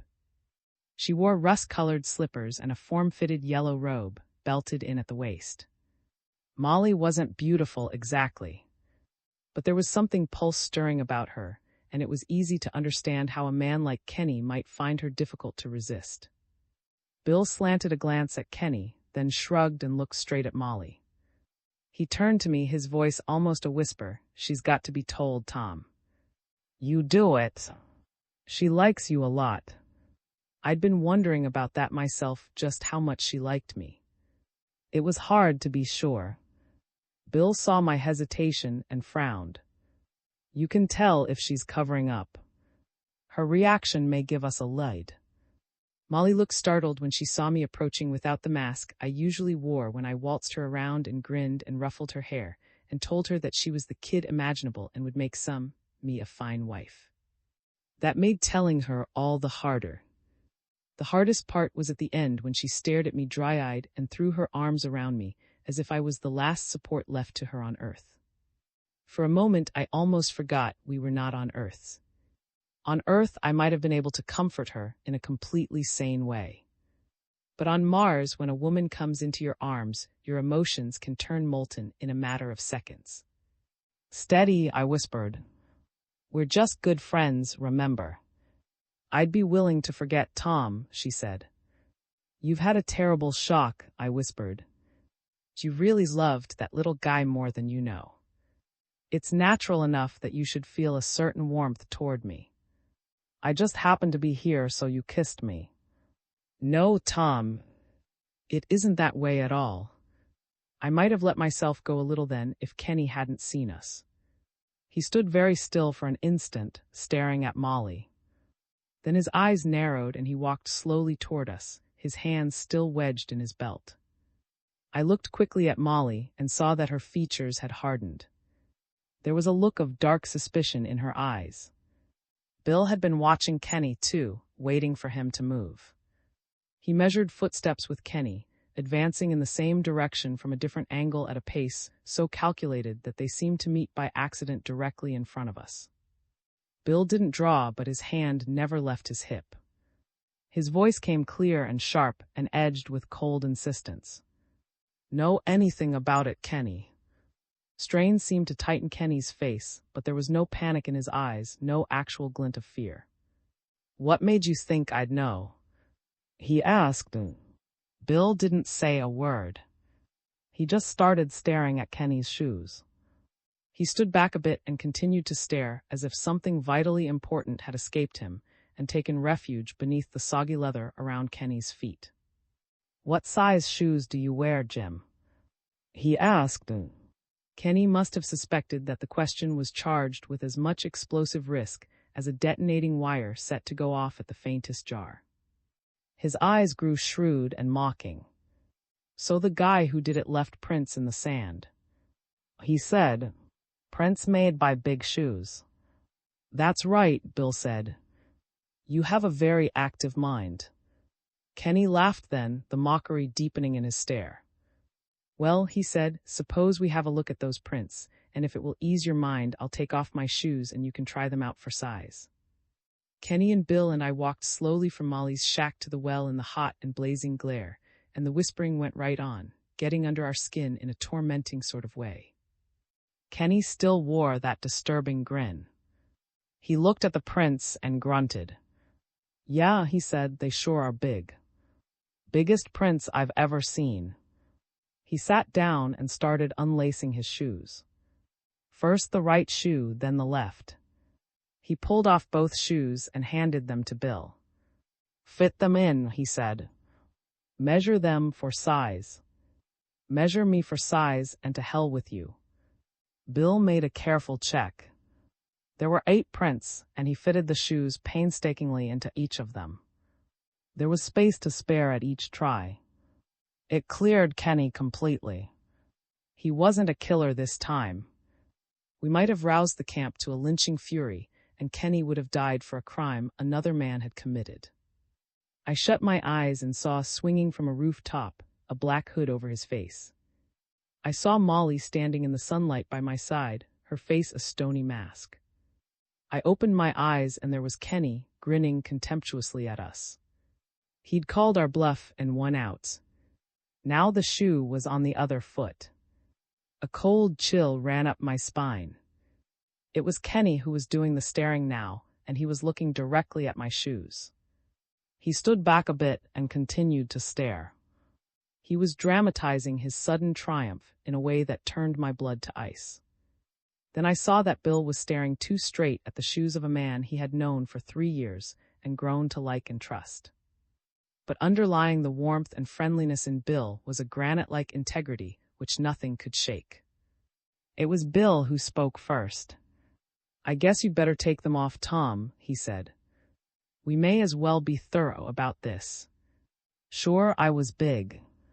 I grew up fast as a kid, and at 18 I weighed 230 pounds, all lean flesh. If shoes ran large, I could sometimes cram my feet into size 12s, but I felt much more comfortable in a size or 2 larger than that. What made it worse, Molly liked me. I was involved with her, but no one knew how much. No one knew whether we'd quarreled or not, or how insanely jealous I could be. No one knew whether Molly had only pretended to like End while carrying a torch for me, and how dangerously complex the situation might have become all along the line. I stood very still, listening. The whispering was so loud now, it drowned out the sighing of the wind. I looked down at my shoes. They were caked with mud and soggy and discolored.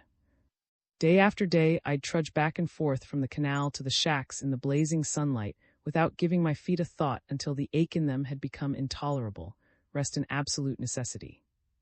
There was only one thing to do: call Kenny's bluff, so fast he wouldn't have time to hurl another accusation at me. I handed Bill both of my shoes. He looked at me and nodded. I waited, listening to the whispering rise and fall, watching him stoop and fit the shoes into the prints on the sand. He straightened suddenly. His face was expressionless, but I could see that he was waging a terrible inward struggle with himself. "Your shoes come pretty close to filling out those prints, Tom," he said. "I can't be sure, but a wax impression test should pretty well clear this up." He gripped my arm and nodded toward the shacks. "Better stick close to me." Kenny took a slow step backward, his jaw tightening, his eyes searching Bill's face. "Wax impression test, hell," he said. "You've got your murderer. I'm going to see he gets what's coming to him right now." Bill shook his head. "I'll do this my way," he said. Kenny glared at him, then laughed harshly. "You won't have a chance," he said. "The boys won't stand for it. I'm going to spread the word around, and you'd better not try to stop me." That did it. I'd been holding myself in, but I had a sudden, overpowering urge to send my fist crashing into Kenny's face, to send him crashing to the sand. I started for him, but he jumped back and started shouting. I can't remember exactly what he shouted, but he said just enough to put a noose around my neck. Every man and woman between the shacks and the well swung about to stare at me. I saw shock and rage flare in the eyes of men who usually had steady nerves. They were not calm now, not one of them. It all happened so fast I was caught off balance. In the harsh Martian sunlight, human emotions can be as unstable as a wind-lashed dune. A crazy thought flashed through my mind. Will Molly believe this too? Will she join these in their wild thirst for vengeance? My need for her was suddenly overwhelming. Just seeing her face would have helped, but now more men had emerged from the shacks and I couldn't see beyond them. They were heading straight for me, and I knew that even Bill would be powerless to stop them. You can't argue with an avalanche. It was rolling straight toward me, gathering momentum as it came, not one man or a dozen, but a solid wall of human hate and unreason. Bill stood his ground. He had drawn his gun, and he started shouting that the prints couldn't have been made by my shoes. I chalked that up to his credit and resolved never to forget it. I knew I'd have to make a dash for it. I ran as fast as I could, keeping my eyes on the glimmer of sunlight on rising dunes and deep hollows which a carefully placed bullet could have quickly changed into a burial mound. A sudden crackling burst of gunfire ripped through the air. Directly in my path, the sand geysered up as the bullets ripped and tore at it. Somebody wasn't a good marksman, or had let blind rage unnerve him and spoil his aim. A lot of somebodies, for the firing increased and became almost continuous for an instant, a dull crackling which drowned out the whispering and the sighing of the wind. Then abruptly all sound ceased. Utter stillness descended on the desert, an unnatural, terrifying stillness, as if nature herself had stopped breathing and was waiting for someone to scream. I must have been mad to turn. A weaving target has a chance, but a target standing motionless is a sitting duck, and his life hangs by a hair. But still I turned. Something was happening between the well and the shacks, which halted the pursuit dead in its tracks. One of the shacks was wrapped in darting tongues of flame, and a woman was screaming, and a man close to her was grappling with something huge and misshapen, which loomed starkly against the dawn glow. A human shape. I could not be sure.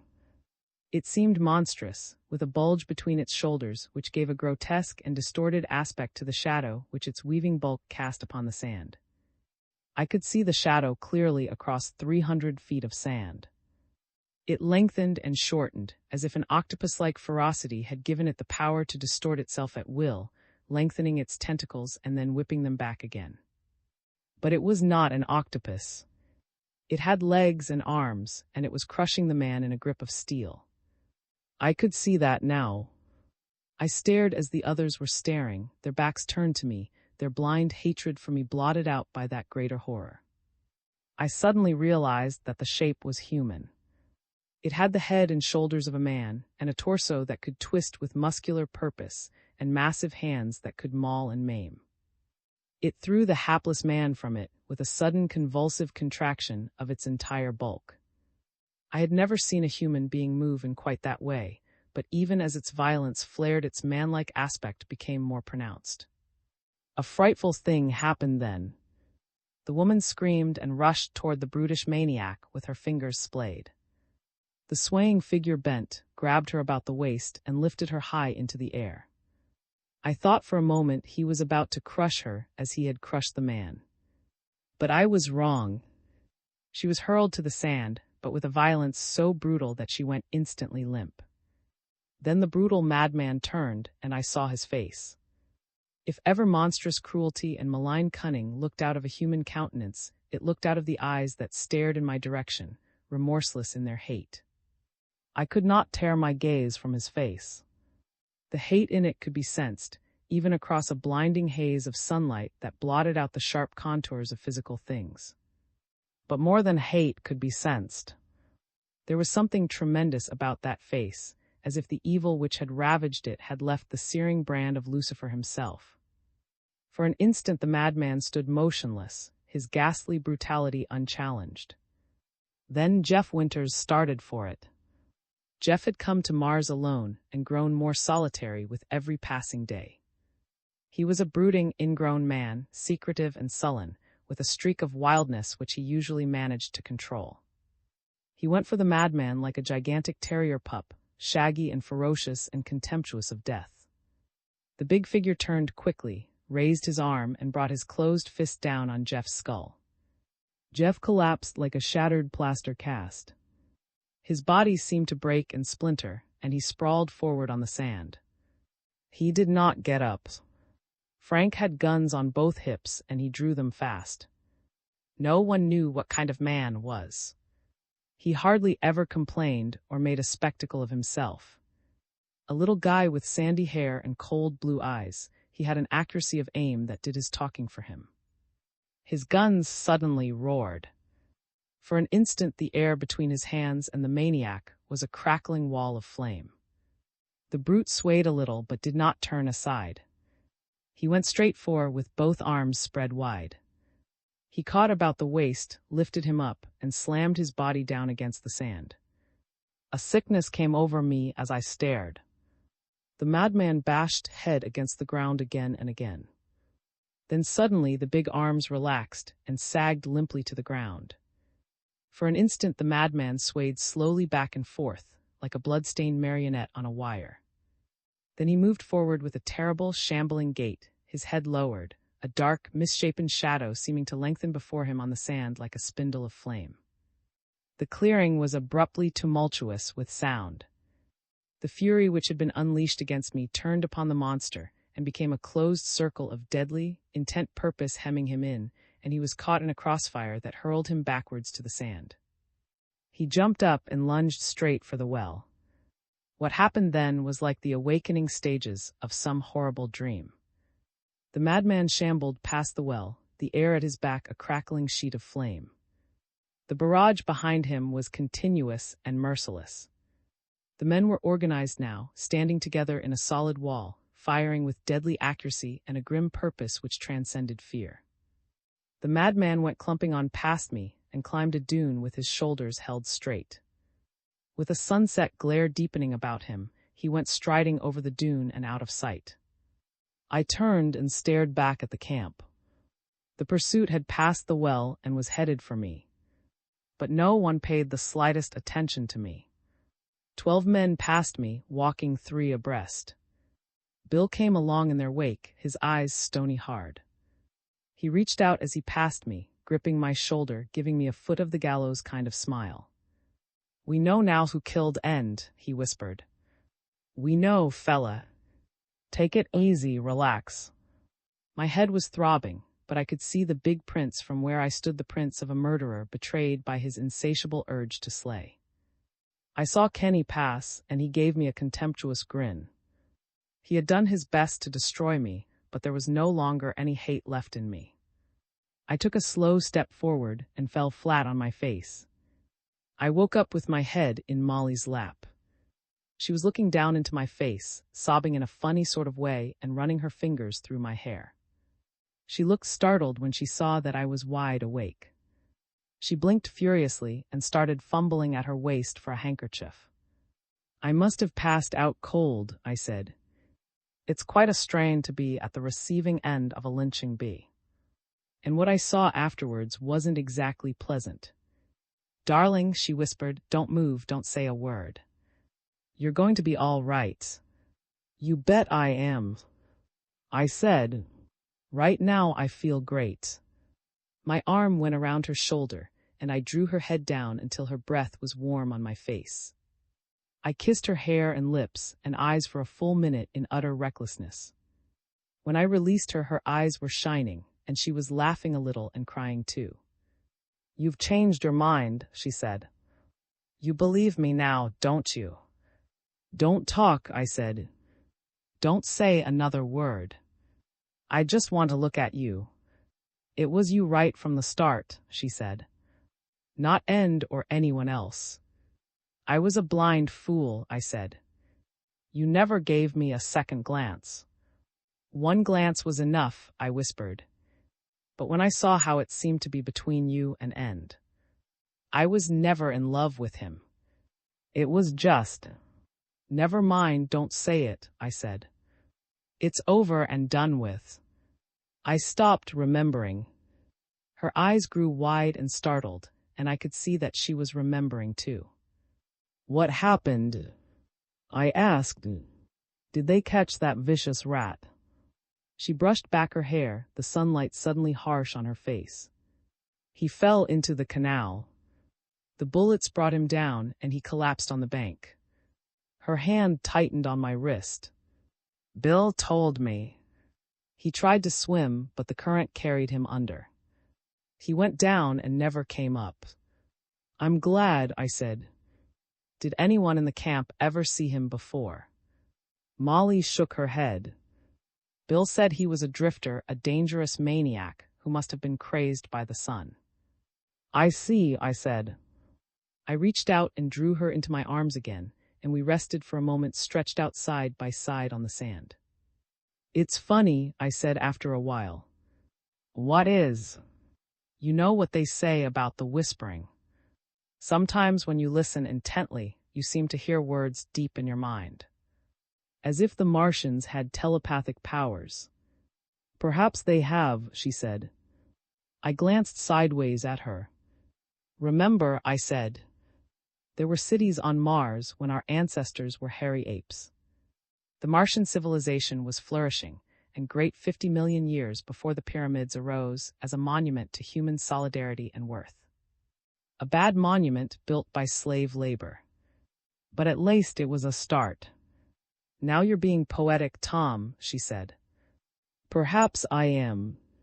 The Martians must have had their pyramids too. And at the pyramid stage they must have had there to shoulder all the guilt. To them we may still be in the pyramid stage. Suppose what? Suppose they wanted to warn us, to give us a lesson we couldn't forget. How can we say with certainty that a dying race couldn't still make use of certain techniques that are far beyond us?" "I'm afraid I don't understand," she said, puzzled.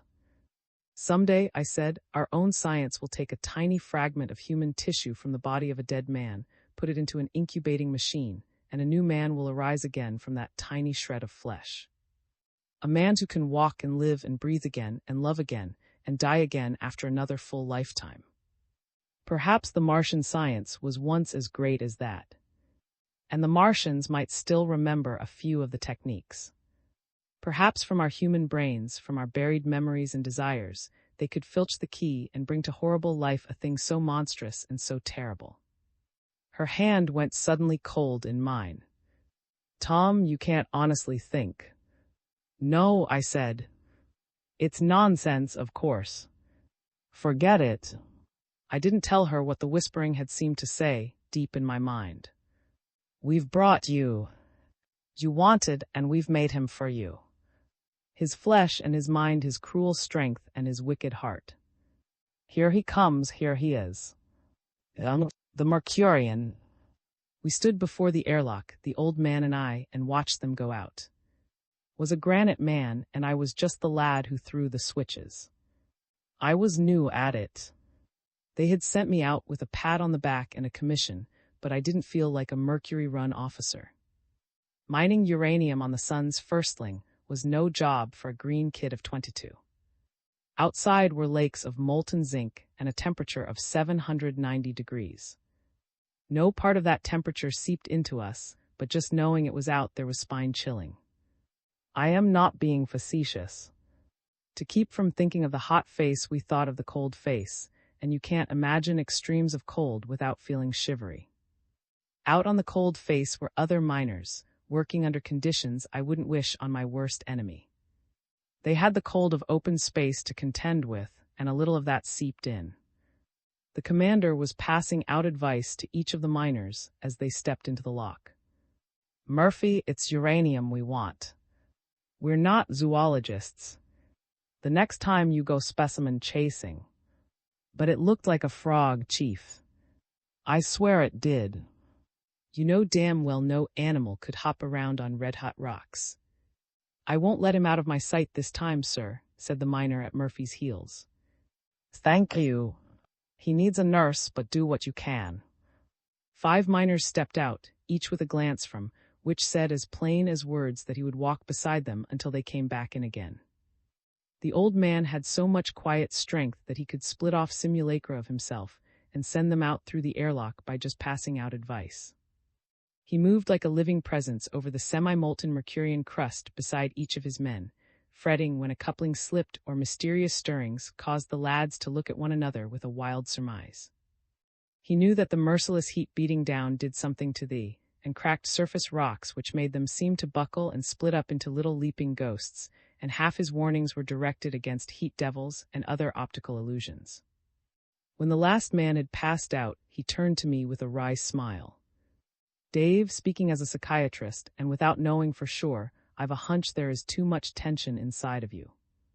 The old man actually was a psychiatrist. You have to be pretty nearly everything to qualify as a Mercury Run commander, and knowledge started with and ended with. There were some gaps in between, but not many, and he frequently surprised me by pulling rabbits out of those. We went down into the cuddy, and the old man brought out some real smoky scotch, and we had at least 3 while a strained look came into his face. One of these days, someone is going to stop putting bulkhead chronometers in the cuddies of Mercury-run spaceships. Men have to go out and commanders have to wait, and if an officer can't get his mind off the seconds in a cuddy, what chance has he of relaxing at all? Hanging on the corrugated metal bulkhead were curios from all over the solar system, and I tried to interest myself in the things the commander had collected in his travels. A dried Venusian head looks pretty grotesque, but so does a deep-sea fish from home, and when you've seen both dozens of times, a sudden vibrant humming made me spill a jigger of scotch on my Liberty uniform. The lad who was taking my place at the lock control was buzzing the old man from the peel-off room. Swung about and barked into the auxiliary circuit. "Well, the men have returned, sir." "All right. Keep the inner locks closed and watch the insulators." "Is taking over." Between the outer and inner locks, we had to cool off the men a little. When they stepped in from the crust, the sheath couplings on their non-combustible suits had to be sprayed over with liquid air. We went up in the jacket lift with our knees braced and down the stern passageway to the peel-off room, the old man striding on ahead of me. Had I stopped to reflect, I might have realized there was trouble brewing. The old man wasn't psychic exactly, but his hunches came out pat. Before I looked through the lock port, my nerves were merely jumpy, but when I actually saw Murphy standing in the freeze vault enveloped in smoke and sizzle, I nearly passed out from shock. Murphy was waving his arms up and down, and the man behind him was making frantic signs to us. The frog was dangling by its long legs from the Irishman's gloved right hand. It was about 3 feet in height. Every time he raised it up, it tried to leap in his hand and twisted its eyes around. Some quirk of parallel evolution had given it a face, webbed feet, and long, powerful. But of course, it wasn't a frog. It was a Mercurian animal, and my stomach went tight 10 seconds after I laid eyes on it. I've said that I was just a green kid. The old man thought otherwise, but he was wrong, and I proceeded to prove it. I turned on the freeze conduits. Liquid air poured into the vault over Murphy, and he stopped gesticulating. He just stood there looking at me through the eyepiece of his helmet. Murphy had gone out at the risk of his life and brought back a living Mercurian animal. When he perceived that I had frozen that frog to a crisp, something must have gone dead inside him. When he came in through the inner locks, his couplings were coated with frost, and there was a look of anguish on the upper part of his face. Behind the eyepiece, his features seemed all wrenched apart. From his gloved right hand the frog still dangled, but its squirmings had ceased. Its limbs were rigid, its stalked eyes frozen shut. With shaking fingers, Murphy removed his helmet and started peeling off his suit, his gaze riveted on my face. The other miners stood watching him as though fearful of what he might do. The old man laid his hand on my arm. "You'd better go below, Dave." Murphy shook his head. No, let the lad stay." He had laid the frog on the deck and was pushing his suit down below his knees. I noticed that his features were twitching, but I thought he was making an effort to control his anger until he came up out of that crouch with all his strength riding on his fists. He clipped me on the side of the head and delivered a blow to my midriff, which sent me reeling back against the bulkhead. The old man leapt between us. "Watch yourself, Murphy," he thundered. "I'm still in command here." Murphy spat on the deck, a slow flush creeping up over his face. "I just can't figure it," he muttered. "I saw an infant once without one, but its skull tapered, and it had to be fed through a tube. I had always liked Murphy, but suddenly I saw red. I jumped him, and for a minute it was touch and go. We rolled over on the deck, exchanging hammer blows. He was hampered by the tangle his legs were in, but he made good use of his fists. The old man had to intervene again. He accomplished it by backing up his tuggings with profanity. He cast aspersions on our ancestry and threatened us with the cyclash. I'm hot-tempered, but I cool off quickly. The instant I realized I was making it tough for the old man, I struggled to my feet and held out my hand. "Anytime you're ready, Murphy," I said. The Irishman rose groggily, shaking his head to clear it. He stood for a minute staring incredulously at my extended palm, his eyebrows twitching. Then his own hand went out and locked with mine. "I guess I was a bit hasty, lad," he said. 10 minutes later was placing cool pads on my face, one on each cheek, and shaking her head over my blackened eye. "I'm not really sorry for you, Dave," she said. "You apparently enjoy lashing out with your fists. You just used that frog as an excuse. Perhaps I should have mentioned sooner that there was a woman on board. A slim and attractive girl with coppery hair named was visiting us for 5 days consecutively. But she had come out on the cruise-shift cruiser Aquila, which was berthed right alongside of us on the semi-molten crust. Women are out of place on Mercury-run ships, and if I were taking fictional liberties with this record, I'd leave her out.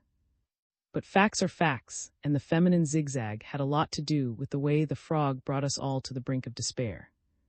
Without her it would have been less though, but less exciting too, and of course, for romantic reasons, I was glad she had come. She happened to be niece and had a kid brother working on the metallurgical staff. "But it isn't a frog," I said irritably. "It's a Mercurian animal.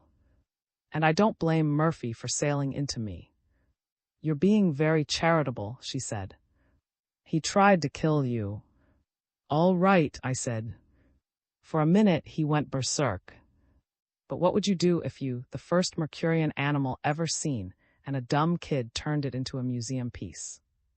If Murphy could have brought that frog back to Earth, alive, the National Geographic Society would have smothered him with medals. "But won't it thaw out, Dave?" "It's limper than a rag right now," I said. "But it is also dead as a doornail." His brow crinkled. "I should think a Mercurian animal would have to be plated like an armadillo. I should think it would need some sort of air cooling system, and Hold on," I said. "You're jumping to conclusions. We'll start with the animal. It is so conditions on Mercury must favor the development of slender, agile quadrupeds with powerful. Since Mercury is flecked with semi-molten marsh patches, its appearance does not surprise me. We can only speculate as to its habits, but it's probably oviparous and has a brief life cycle. Now, in hot baths with carefully regulated approaches, human beings have been able to stand degrees of heat above the boiling point of water. Back in the 18th century, a Frenchman named the Incombustible entered an oven containing a raw leg of mutton and remained there until the meat was completely cooked. Medical history records hundreds of similar cases. But what has that to do with Murphy's frog? Don't you say? If human beings can build up all that resistance in a few minutes, what's to stop a rapidly breeding Mercurian animal from acquiring 10 times as much immunity in 50,000 generations? With already immune invertebrates to start with, natural selection could give even a highly evolved, meaty-fleshed animal plenty of resistance. I was feeling distinctly proud of myself when countered with, "You said the sides of its body and its were covered with fine reddish hairs." Was the term you used. How could natural selection build up immunity in hair? I could have brought up another player, but I wanted her to smooth my forehead instead. So I leaned back with a sigh and refrained from pointing out that chitin was slow burning at best, and that the only hairy frog on earth from West Africa lived up to its name. She sat on the arm of my chair and leaned forward, and for a minute I thought I was going to get my wish. But all she did was kiss me. She leaned her lips against mine, and for about 3 minutes a pleasant tingling surged through me. Then I began to grow restless. I couldn't breathe, and her lips were no longer warm and vibrant. I had to move her face to one side in order to inhale, and the instant I did so she swayed, and her elbows descended on my chest. A chill coursed through me. Her arms were rigid, and she seemed almost weightless. Alarmed, I rose, grasped her wrists, and eased her gently down into the chair. She just sat there staring up at me, her face a petrified mask and her body so utterly still that it did something to sound. In place of the faint, which occupied space gives forth the chair, seemed to be enveloped in a kind of auditory vacuum, which chilled me to the core of my being. I can't remember how long I stood there with horror slapping at my brain like the tides of some cold, dead moon. I only know that I turned at last and went stumbling from her presence with one thought uppermost in my mind. I must get medical aid to her quickly, before that trance could deepen, before it could endanger her life. Going up in the jacket lift to the sick bay, I kept visualizing N. Dawson's face. Dawson was a strong-jawed, competent physician with years of experience behind him, and I was sure he would know what to do. He was usually in the sick bay, attending to the many little sprains and bruises the men brought in with them from the crust. There was a flicker of violet light as the jacket lift hummed to a stop. I stepped out and raced down a cold-lighted passageway to the drug shop, my breath coming fast. On metaglass chairs amidst a faint odor of antiseptics 2 men sat frozen, but I thought they were asleep. I went straight through the waiting space with scarcely a glance at them, and burst into the sick bay unannounced. Dawson was there all right, but he was bent nearly double, frozen in the act of applying a gauze bandage to the badly cut ankle of a miner who stood contemplating his navel like his head sunken on his chest. For an instant I just stood there gasping, too stunned to realize that I was staring at a physician who could no longer heal. It wasn't until I went up to him and discovered that his body was cold and his face a frozen mask that my brain started to soak up horror. I went reeling out into the passageway like a drunken man and tried to locate the commander, and found him at last in the control room with his body glinting in light-silvered dust. He was standing before one of the Lyra's translucent windows, staring out upon the steamy Mercurian landscape, his arms folded on his chest. When I touched him he swayed, and when I looked into his eyes I perceived that the pupils were set in a fixed stare and covered with a dull, grayish film. Murphy was standing beside him. The Irishman had evidently come in for orders and stiffened to immobility with a pipe in his mouth and a slightly provoked look on his face, as though my stupidity still riled him.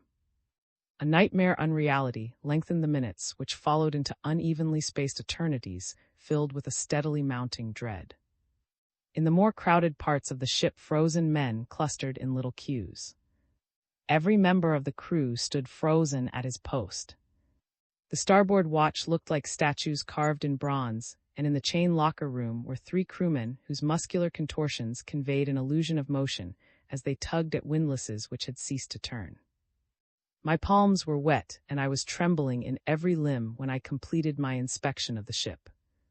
It was especially bad going back in the jacket lift to the commander's cabin. In the dark forehold I had glimpsed obscure, rigid shadows, which had unnerved me more than all the frozen, brittle men illumined by cold light in the crew spaces fore and aft. When I stepped from the jacket lift, a voice said, "They only seem brittle. Actually, they are still soft and flabby, like all the inhabitants of the 3rd planet." It was a telepathic voice, but I didn't know that. I thought it was a human voice speaking close to my ear. Appalled, I swung about. The frog was peering around a bend in the passageway, its stalked eyes pointing toward the lift. I fought a desire to scream as it leapt agilely toward me. It seemed to be grinning up at me. Its wet, yellowish lips were split in a grimace which gave it the appearance of being convulsed with mirth. "Why are you trembling?" it said. "Surely you expected to find intelligent life on at least one of the planets." "You means you are." "Intelligent, yes. So intelligent that you seem very primitive to us. It is a hindrance in a way. Too wide a gulf." "Then you did this," I choked. "You froze every man on this ship." "Frozen? Oh, I see what you mean. It is unfortunate that I am compelled to use your mental concepts to think with. You are giving my thoughts a verbal twist peculiar to yourself. You see, I can correlate your fugitive reactions to a given phenomenon with everything experienced by you from the day of your birth. By simply tuning in on your thoughts, I can get your slant. Not merely your thought images, but all the little twists and turns of your familiar speech. Fortunately, you have telepathic powers, too. Somewhat rudimentary, but adequate." The frog's eyes quivered. "Don't glare at me. I have no intention of harming you." "You harmed her," I groaned. "I harmed, oh, I see. The girl, eh? We propagate by fission, so we've been spared all that." "I didn't harm her. All I did was diminish her mass. I had to do that to warm myself. I was almost gone. I can stand a little cold, but that liquid air." "You did what to her?" "Diminished her mass. Now keep your shirt on. I need the glow to warm me." "Needed it badly. For real warmth, there's nothing like the radiant energies imprisoned in. The bodies of terrestrials are ideal sources of heat in all respects, not only because they contain, but because the other elements of which they are composed are among the easiest to tap. No harm done, you understand. I can radiate back subatomic particles at any time. All I did was squeeze out the radiations in a soft, glutinous mass. You don't have to bombard atoms or surround them with water jackets to strip them. With a little patience, you can squeeze out their energies the way you squeeze toothpaste from a tube.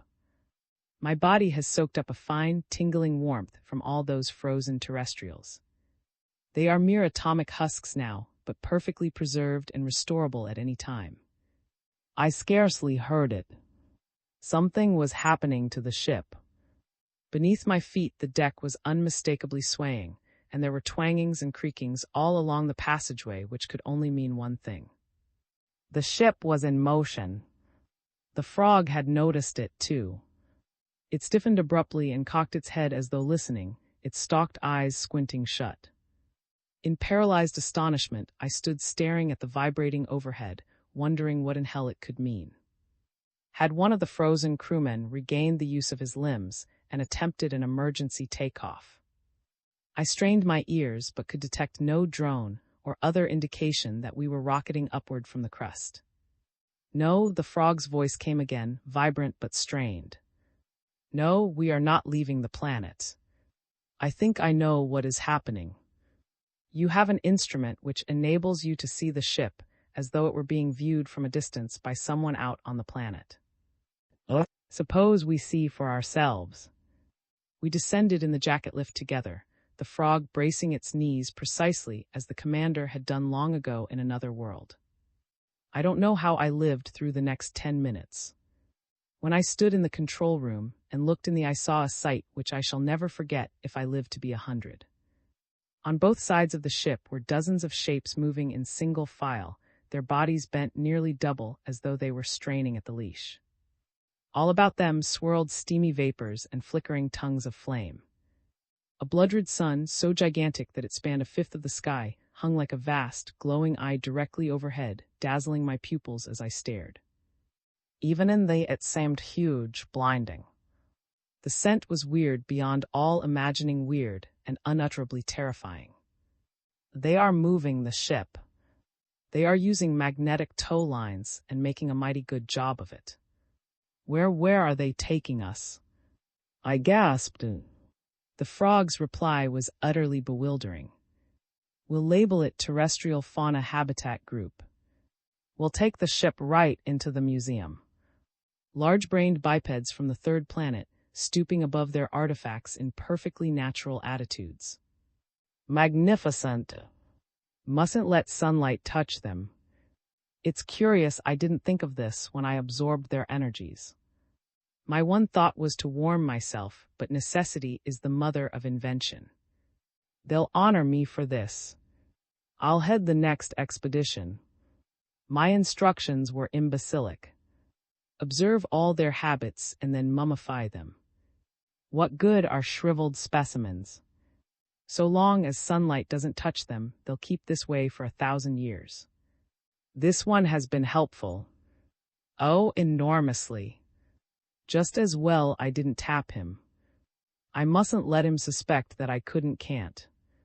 I've absorbed too much radiance as it is. My energies are brimming over. He thinks I can still diminish his mass. Might have to kill him if he knew. Kill him? I could do that, of course. But I'd hate to lose one of these specimens. It hit me all at once, with the force of a physical blow. There was something that the frog didn't know. It didn't know that I could listen in on its private thoughts. It thought it could shut off its mind from me. Hitting me also with force was the sudden realization that when in close proximity to it, I had telepathic powers which were first-rate, as good as its own. Wait a minute better. Because it didn't seem aware of what I was thinking now. So we were just animals to it, eh? Big-brained biped specimens. I was edging away from it and toward the control panel very cautiously. Keeping my excitement down wasn't easy. There was a lot of anger mixed up with it, and more fear than a man of courage likes to own up to. I wondered how strong the magnetic tow lines were. Would they hold the ship if I blasted out all the rocket jets and started the 10 seconds later? It didn't seem likely. If I could reach the control panel, 9/10 of the battle would be won. Nearer to it I inched and nearer. The frog stirred just as my hand touched the rocket control. I swung down on it hard. Something in my brain started babbling as I swung my other hand toward the emergency bulb and splintered it with my naked palm. The whole ship seemed to explode, carrying the top of my skull with it. I was no longer in a Mercury-run spaceship screaming defiance at a frog. I was far out in space between massive gaseous suns, red and blue and mottled, with island universes to right and left of me, and a long-tailed comet sweeping down from a ragged hole on the sky. When I crawled through the fence into my own backyard again, I was bruised and partly numb, but the ship was plowing steadily through the void, and Mercury was so far away from it that it was a mere flyspeck mottling on the dull corona-encircled disk of the sun. The frog. Yes, it was still with us, but all the cockiness had gone out of it. It came to me as meek as a lamb and laid all its cards on the table. It would be the specimen now. So long as we didn't cast it out through the airlocks to freeze in the void, it would consent to be exhibited in every museum on Earth. Only the museums would have to be roofless, because it would need the sunlight. It promised not to diminish the mass of a single human being on Earth. All it needed was our sunlight. Locked up in the Lyra and freezing to death, it had been compelled to tap the nearest energy source, which happened to be us. But on Earth it would tap the sunlight. It pointed out that the sunlight falling on 1 square foot of Earth would keep one of our big power plants running for a year if we knew as much as the Mercurians did about radiant heat. I'll be no trouble at all. And if you wish, I'll show you how to convert sunlight into useful energy. You won't need so many cyclotrons then. Before I'd monkey with anything as unpredictable as a skinless atom, I'd go jump in a lake. I was no longer listening. There was something I had left unfinished, and it suddenly seemed more important to me than anything a frog could say or do. Going down in the jacket lift, I kept trying to recall just how I felt when it had cheated me out of something I was entitled to. It didn't seem right to leave a kiss dangling in midair, and I was sure that was feeling frustrated too. She was. She came into my arms in utter silence, and we did the kiss up brown and stored it away in our memories for when we were 88. Darling, she said, I'm glad we thought of that. I felt better almost at once. They had sent me out from Earth with a pat on the back and a commission, and I was returning with the commander's niece in my arms and a story in my brain which the news syndicates would certainly want. I'd ask a good price for it. Lunar honeymoons were expensive, and although wasn't extravagant, she liked orchids as well as the next girl and was just the right height to wear sables with grace. The miniature menace. The sky was harsh with the flare of rocket jets when Captain Ralph emerged from his deep space cruiser on the Mars City landing field. There was a girl standing alone at the far end of the field, and for a moment thought it might be, irrational as the thought was. Of course, couldn't be here. He was to see her at the hospital. He started across the field, blinking in the glare, his eyes shining with a warm gratefulness to be home again. As he approached the solitary figure, he could see it was not, though there was a resemblance. He was so engrossed that he didn't notice the tall, eagle-eyed young patrol officer who came striding toward him, until he heard the man's voice. You're under arrest, sir, the youth said, his hand whipping to his visor. Commander Gurney's orders. Looked up suddenly, then stiffened in belligerent protest. Hold on, Lieutenant. You can't arrest me and march me off to jail like a common criminal. Commission regulations. How long have you worn those stripes, youngster? The youth's eyes were respectful, sympathetic. He did not appear to be offended. I'm sorry, sir, he said firmly. Commander Gurney went before the commission and had you certified as irresponsible. Flushed angrily. So that's it, he grunted. The patrol officer hesitated. He had prepared what he intended to say, but the fame of the big man facing him had reached sunward to Mercury and outward to Pluto's frozen tundras. His fist lashed out suddenly, catching the youth flush on the jaw and crumpling him to his knees. The girls, who had been a silent witness up to now, gasped, then turned and ran like a frightened rabbit. Did not stop to apologize. Rumor had it that deep space officers bore charmed lives, but knew as he broke into a run that his life hung by a thread that might at any moment turn crimson. No part of the field was unguarded. If the guards had orders to withhold their fire, he saw a desperate chance of outwitting them, but if they had orders to blast, his fate was already sealed. As he ran, he had a vision of himself sinking down in a welter of blood and blackness, his ears deafened by the hollow chant of concussion weapons. He saw himself lying spread out on the landing field, the taste of death in his mouth, the air above him filled with a harsh, eerie crackling. He ran faster, ran like a man, his eyes filled with dancing motes that kept cascading down both sides of his oxygen mask. He was 100 feet from the ship when he became aware that a dozen armed guards had emerged from shadows at the edge of the field and were converging upon him. Angry curses whipped through the night, and the field seemed to tilt as the guards came racing toward him. Far off in the darkness, a siren wailed. Suddenly realized that he was becoming lightheaded from too much oxygen intake. His head was filled with a dull roaring and seemed to be expanding. It was filled with flashing lights as well as sound, and was leaving his shoulders as he ran. He had a sudden impulse to laugh and shout, to whoop at how ridiculous it was. His head had left his shoulders and was spinning about in the air. But before he could grasp the tube which was flooding his brain with hilarity, armed guards were all about him, raising their weapons to cover him and shouting at him to raise his arms. Unfortunately, he couldn't seem to move his arms. When he made the effort, he went plunging and skidding over the ramp, with running figures on both sides of him. He was skating, cutting capers on ice.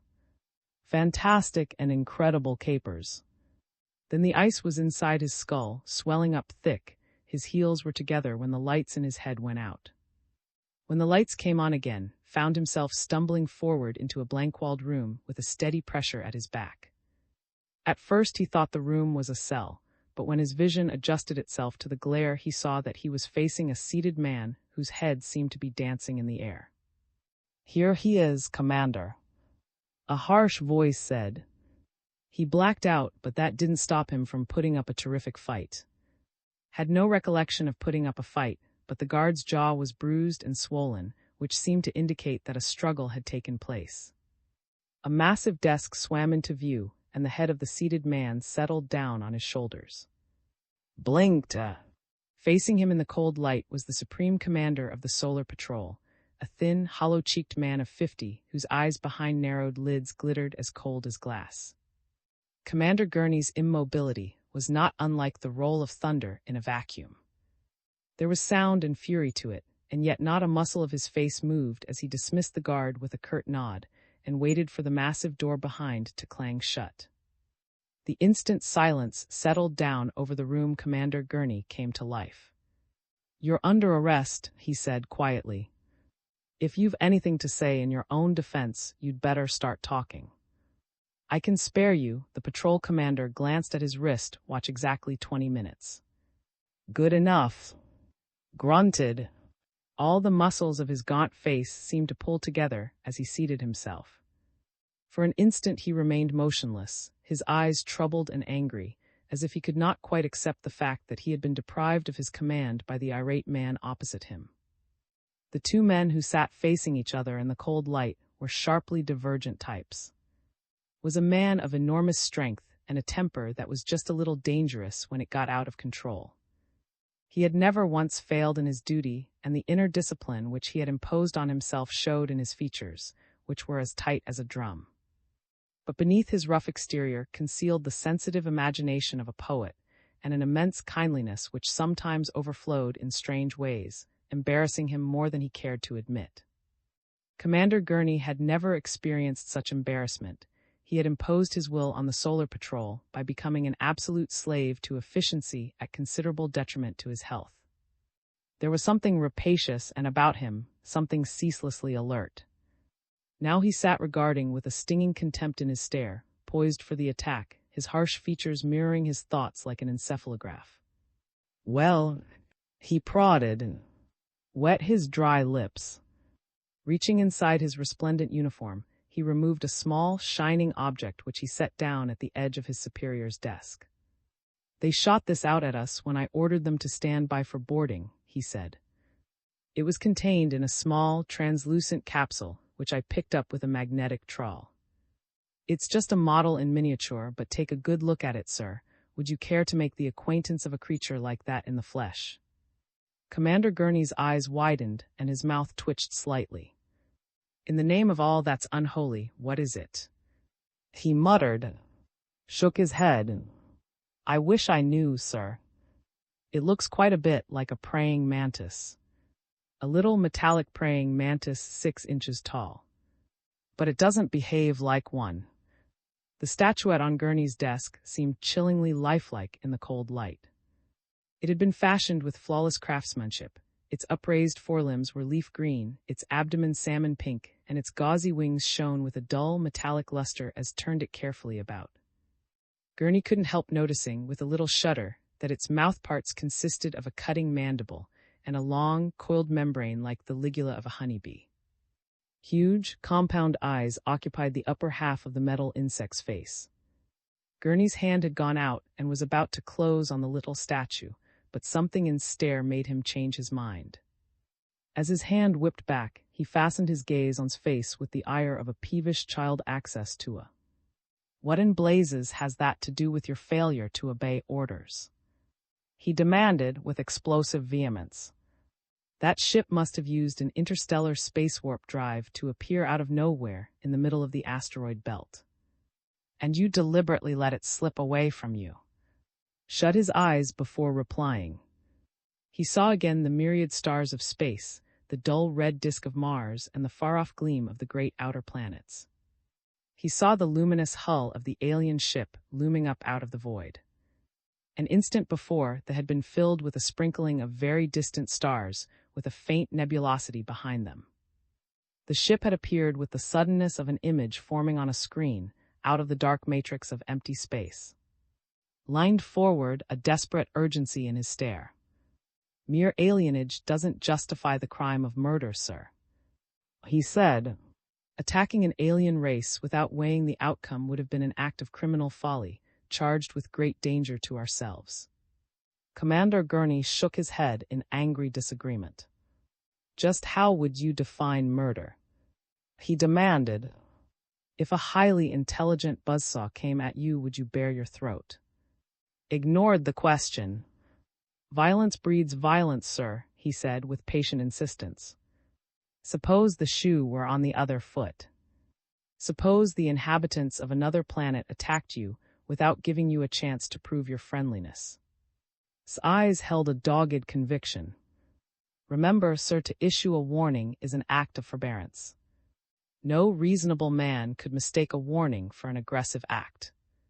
If their weapons are superior to ours, or they are superior to us in other truly terrifying ways, they proved their friendliness by warning us. Would you have had me attack their ship without studying that warning?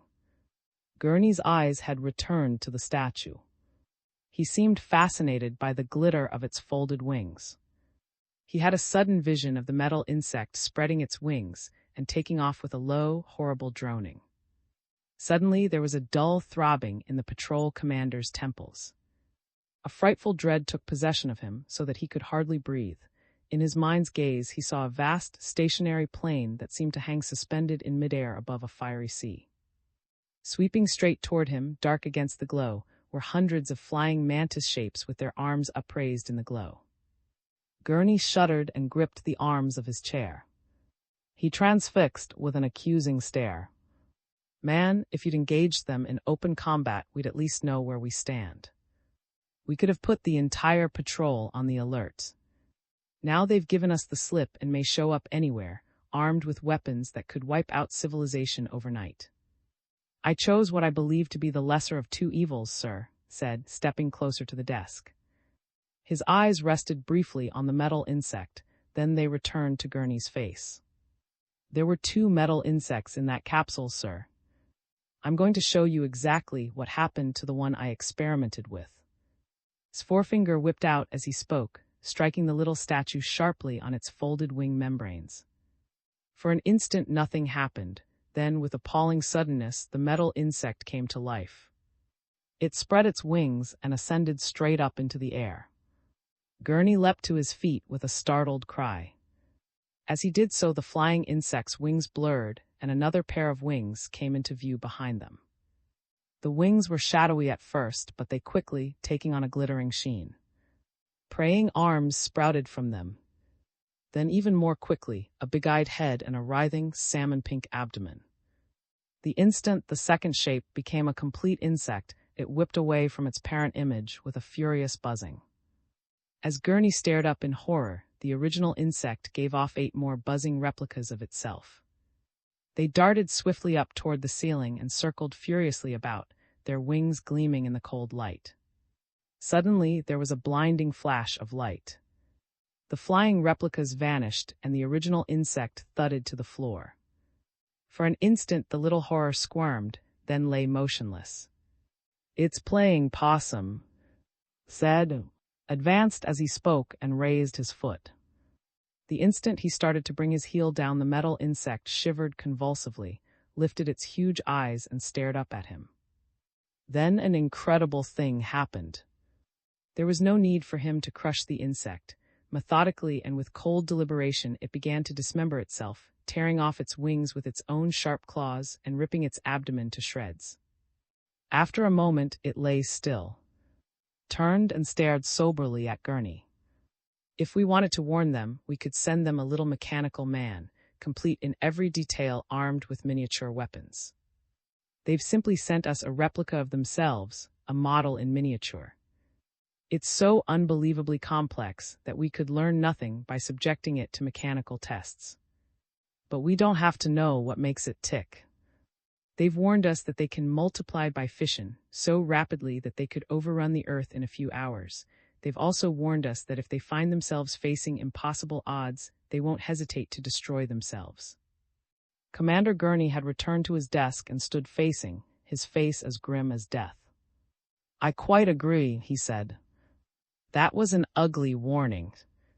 Letting that ship get away was worse than treasonable.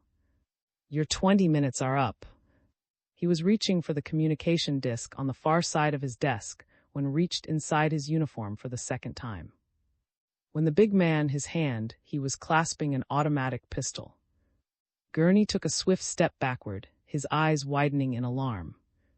"So the guards forgot to search you." "I'm afraid they did, sir." Said quietly. "Sit down. I'm going to ask a small favor. A port clearance permit, signed and sealed by you. If you give me your word you won't move until I've cleared the port, I won't tie you up." Gurney sat down and stared at the young space officer in scornful mockery. "Suppose I refuse to promise anything. Would you blast me down in cold blood?" Hesitated. His jaw tightened and a candid defiance came into his stare.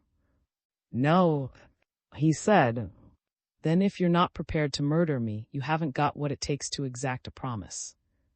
Gurney said, shook his head. "That's sheer sophistry," he pointed out. "I've just laid my cards on the table. If you take advantage of my good faith, you'll be hitting below the belt.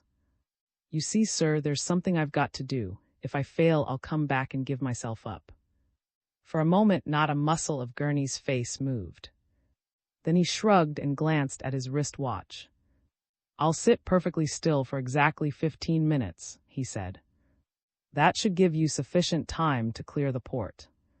His eyes narrowed to steely slits. "But heaven help you when I move." "Fair enough," said.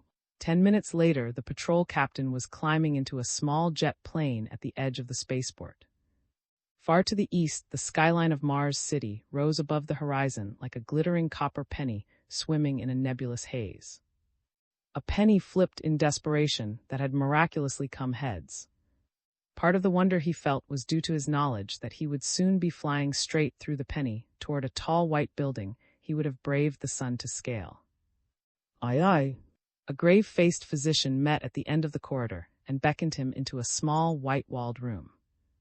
The physician was not talkative, he didn't need to be. The girl who sat under the bright lamps with her eyes swathed in bandages told all he cared to know. Her lips were smiling and she held out her arms as her husband came into the room. Went up to her and kissed her tenderly on the cheek, his big, awkward hands caressing her hair that lay in a tumbled dark mass on her shoulders. She had tried to keep back the tears, but they came now, so that her body quivered with the intensity of her emotion. "I'm going to see, darling," she whispered. "I know I'm going to see again. I wouldn't let them remove the bandages until you came." "Sure you are," said gruffly. "And you'll have better sight than ever before.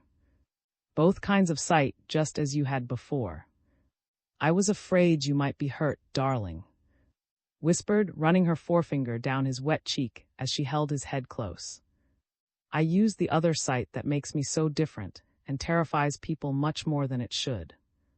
"You should not have done that," said, scowling. "I was in no real danger.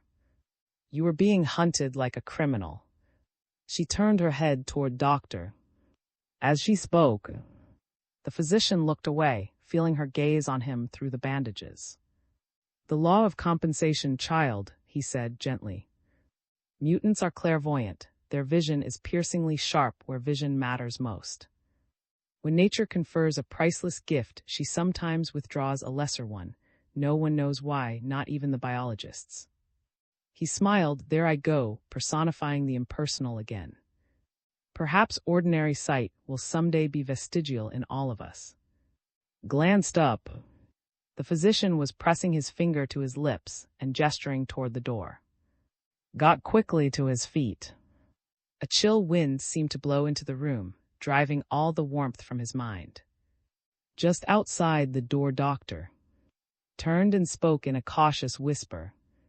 I haven't given up hopes, he said, but the chances are not too good. We don't know why, but mutants have defective vision from birth even when their eyes are normal. Nodded, I know that, doctors. The physician's voice became gentler. We know so little about mutants. 50,000 of them in the world, perhaps born too early or too late. An inward vision that can pierce the barriers of sense and see to the heart of things. And an outward vision that's defective, faltering, almost a blind man's vision. Clairvoyance and failing sight, it just doesn't make sense. It makes sense, said. If she were stone blind, I'd still worship her. Doctor held his hands straight out before him and looked down at them. I did my best, he said simply. There were slight peculiarities of structure in the choroid, but I'm sure that the new cornea will adjust. It's the retina itself, the innermost nervous tunic of the eye, that I'm worried about. He paused, then went on quickly. A mutant's retina is hypersensitive. It responds to light in a peculiar way and has a tendency to distort images. But that distortion vanishes when the mind becomes really active. Looked at him. Just what are you trying to tell me? I'm not sure I know. There were little puckers between his eyes. Put it this way. If she doesn't brood too much, if she leads an active life and has complete confidence in her inner vision, her sight may improve. I think the failure of a mutant's sight may be partly due to, well, a kind of fear. Mutants feel cut off from normal humanity, whatever that may be, and are tempted to use their inner vision as a means of escape. And when they do that, the outer vision dims to the vanishing point. Then you think, make her feel that she can be of assistance to you in every moment of your waking life. Give her some important task to perform. Keep her with you, lad, as much as you can. She's missed you these many months. Make her realize you can't get along without her. His eyes held a dawning wonder. He seemed like a man from whom an immense weight had been lifted. I was just about to tell you that I need her inward vision, he said. Not only the eyes you've done your best to restore, but her powers of clairvoyance. You mind that? Why should I lie to you, doctor? For the second time smiled. No reason, I suppose. But I thought you might be deceiving yourself by pretending you needed her when you didn't. You've been under something of a strain. It was turned to smile. You don't know the half of it. Oh, yes, I do. She saw you crossing the with scanner beams trained on you. She saw you playing hide and seek with annihilation. I had to give her a sedative injection to quiet her. Did not move. Something in his face told him he was not expected to say anything. So that makes me an accessory, said, the smile still on his lips. Her vision went blank when I decided she'd seen enough for her own peace of mind. He nodded. I didn't know whether you managed to escape or not. It kept me on the until you showed up in my office 20 minutes ago. I've always liked you. I flatter myself I know an honest man when I see one. His hand went out and tightened on his palm. Come on now. We've got to remove those bandages before she reads my thoughts and knows how scared I get when I operate. Mutants know what humbugs we all are. They can see all the flaws in us, and if they can still trust us and believe in us despite that, they must be the forerunners of a new humanity in more ways than we dream. If had eavesdropped, using her strange sight, she gave no sign when her husband returned to her side. The conversation in the corridor had taken him from her for the barest instant, but that instant had seemed like an eternity too, and the inner vision of his wife. For how could time be measured in minutes or hours by a woman wearing a blindfold, shut away in the dark, and waiting a verdict that could cause the future to slough away into chill gulfs? And how could time have any meaning when the stars faded out of the sky, and a sunset gun boomed farewell to the joys of the physical world. And to one who loved and hoped could time be measured by the moving hands of a clock. Quickly's fingers interlocked with those of his wife. "This is it, darling," he said.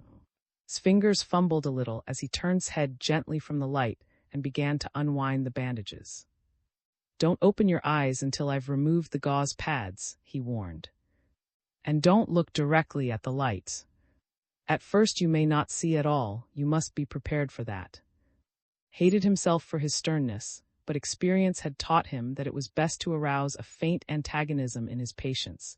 It prevented them from regarding him as a miracle worker. He wanted them to face reality with courage, for healing depended on many things and was often a matter of blind, fanatical trust. "Now then," he said. As he spoke, he raised the last fold of the bandage and carefully removed the small, moist pads beneath, one from each eye. He straightened his back to the light, looked away quickly, as though from a great distance he heard say, "Now you may open your eyes. Remember, you may not see it all for 5 full minutes." Mentally he added, "Or ever. I shouldn't be discouraged. A man does what he can. 10 years of it, 10 years of trying to save human sight. And every day I learn something. And every day I envy men who endure merely the loneliness of space. Why pretend? I have never felt compassion for humanity in the abstract. It is only when I look into eyes that I have failed to heal and realize that I can do nothing at all. Doctor, I can see everything clearly." And so it was that doctor, moody, skeptical doctor, received the greatest shock of his life. He had anticipated an agonized outcry or a joyous one, but had spoken hardly above a whisper, in a tone of quiet assurance, as if she had known all along that she would see. And suddenly realized that she had known. For mutants could see into the most probable future. Not too clearly, but clearly enough. How could he have been so blind? As turned, he saw that had fallen to his knees beside his wife and was sobbing convulsively, his head cradled in her arms. He tiptoed softly out of the room. He felt curiously hollow inside, as though all capacity for emotion had been burned out of him by the corroding acid of his own skepticism. I. 5 minutes later was replacing the bandages on his eyes. He felt like a man who was playing a game with a deadly, unseen antagonist in a room full of crouching shadows. No, not a room. As he bent above his wife, his hand on her tumbled hair, the space about him seemed to fall away into darkness. And now he was gazing straight down the interplanetary deeps at a green world swimming in a nebulous haze. The haze dissolved, drifted away, and he saw the green hills of his native land. He saw the earth, and crouching shadows covered the face of the land. The crouching shadows of enormous insects. He could not escape from them because they were everywhere. When he broke into a run, the mantis shapes followed him. They towered above him, sinister, horrible. He felt like a man caught in an invisible trap, the sky hemming him in, the ground beneath his feet a dissolving quagmire. He shook the illusion off, for he did not want to see the shadows as he saw them. What was it had said? She must be made to feel that you need her. Well, he did. He knew now that more than his own honor was at stake. If the alien ship could not be located, his fears would not remain subjective. The fate of humanity hung in the balance. His imagination had been stimulated abnormally by the events of the past few days. Now it was leaping ahead of developments. For all he knew to the contrary, the alien ship had foundered in the void or crashed on one of the inner planets in a red swirl of destruction. Interstellar exploration was not without its risks, and those risks would mount steadily to an alien intelligence as unfamiliar landmarks loomed up out of the void. "You do not need the bandages," said, a deep solicitude in his voice. "If you simply shut your eyes, you would see the ship clearly. My thoughts would guide you to it." "My vision is sharper when my eyes are bandaged," replied. "You must trust me, darling, I know." When my eyes are sealed, there is no emotional block, and my inner vision has free play. I am prevented from using my eyes by an actual physical impediment. So I strain all of my faculties to see as far as I can in the dark. Call it a psychological quirk if you wish, I only know that it helps. If it helps, that's all that matters, assured her. Forget I put my oar in. Don't think about the ship for a minute, said. Make your mind a blank. Then visualize yourself standing before the viewport staring out, just as you stood when you first saw the alien ship. Visualize the ship coming toward you through the void. If you can visualize it clearly, I'll be able to locate it, no matter where it is now. Paused, as though she didn't quite know how to make the complexity of the problem clear to her husband. I can't explain the power, she said. I know so little about time, far less than the physicists think they know. Mutants, they tell us, can visualize time as a stationary dimension, freezing all event objects in the past and in the probable future. They can travel along time in either direction at will. But you do not think of it as an actual journey. Asked, you merely shut your eyes and see. Shook her head. It isn't quite as simple as that. Clairvoyance is never simple. It's accompanied by an intense inward illumination. It's a little like staring at something through a long vista of converging prisms. Objects get in the way and there's doubt, uncertainty. Sometimes it's sheer torment. Sometimes I can't see at all. And even when I can see, there's a curious, almost terrifying sense of wrongness about it. You mean you feel guilty? Smiled slightly. Did Alice feel guilty when she went through the looking glass? Perhaps she did. But I didn't mean that kind of wrongness, not a moral wrongness. It's as though the strange tensions will get you if you don't watch out. Rush in upon you and project you forcibly into another place. As though you were a jet of steam imprisoned in a bottle that's much too tight and forced in the wrong direction by a power you can't begin to understand. You keep fearing you'll get caught in the neck of the bottle and wake up screaming. Good Lord, muttered. I've never got caught, said. Now make your mind a blank, darling. We're going to find that ship. A moment later stood holding his wife's hand, a sharp apprehension in his stare. Seemed slightly agitated. She sat gripping the arms of her chair, her bandaged eyes turned from the light. Suddenly her lips moved.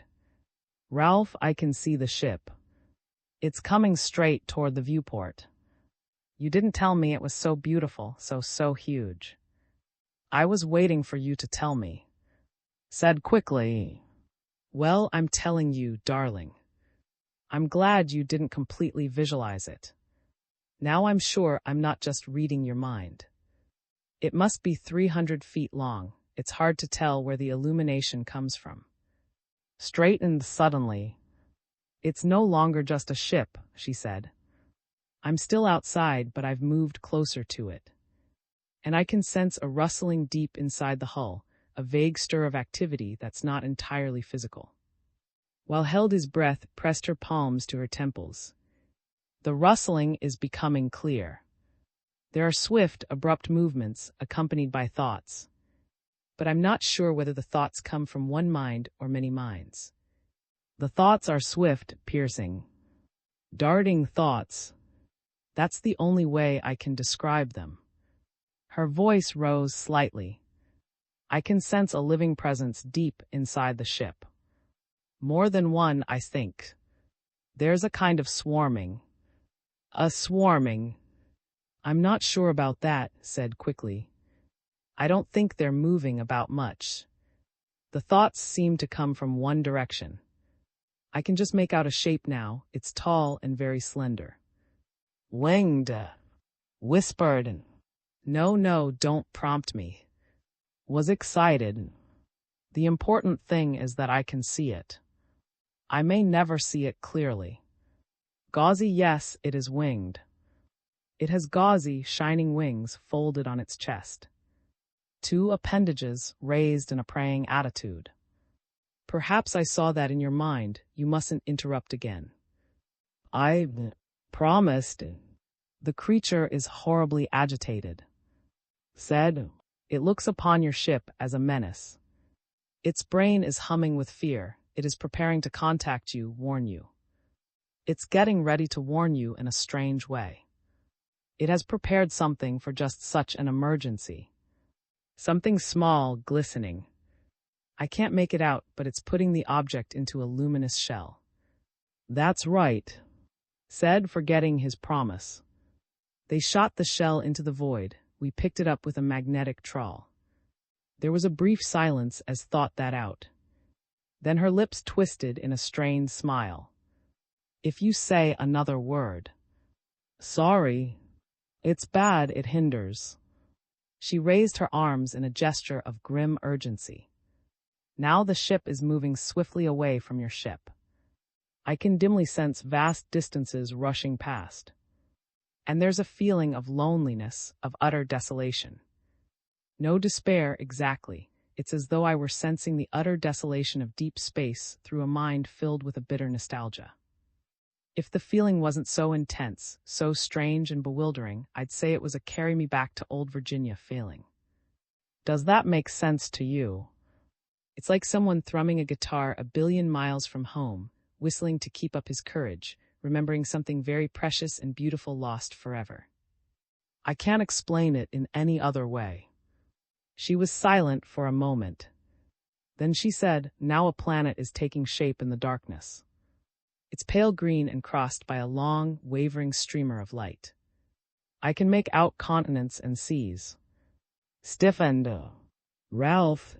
There's only one planet in the solar system that catches the sunlight through great swarms of meteors in the plane of its ecliptic. The lights of the zodiac. It must be the Earth. Dared not speak for fear of breaking the spell. Was trembling now, as though thoughts from the past were impinging with a tormenting intensity on her inner vision. The ship, out of control, came suddenly. It's plunging down through the lower atmosphere toward a vast expanse of jungle. A tropical rain forest. A mist is rising over the trees, and a burst of flame is coming from the ship. It's zigzagging as it descends. Emotion seemed to quiver through her. For a moment she remained silent, her lips slightly parted. Then more words came in a rush. The ship lies on an island in a forking river. Above it the foliage is charred, blackened.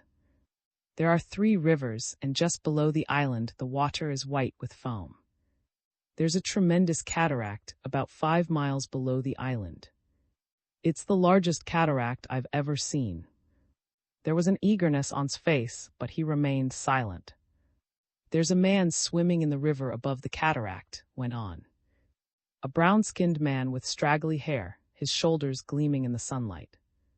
I'm going to try to read his mind. Did not move. For a moment there was no sound in the room save harsh breathing. Then suddenly she straightened and ripped the bandage from her eyes. Brazil, she exclaimed exultantly. Darling, I've located the ship for you. That island is in the interior of Brazil, in the deep jungle, close to the headwaters of the Amazon. Stood very still, scarcely daring to breathe. In his mind's gaze he saw a slender space cruiser lying unguarded in a suburban hangar close to the dark waters of the Great Canal. Commander Gurney's own private cruiser, the White Hawk. How much of his mental audacity was inspired by sheer desperation, could not guess. But he suddenly saw himself climbing out of a thrumming jet plane in deep shadows and running straight toward the cruiser with at his side. He saw the cruiser ascending, saw himself at the controls, with the red disk of Mars dwindling beyond the viewport. He saw the myriad stars of space and the rapidly expanding disk of the Earth pierced by wavering banners of light.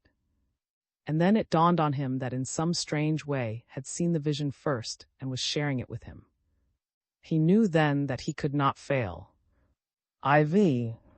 Beneath the descending cruiser, the roof of the forest gleamed in russet and emerald splendor above a labyrinth of wooded archipelagos.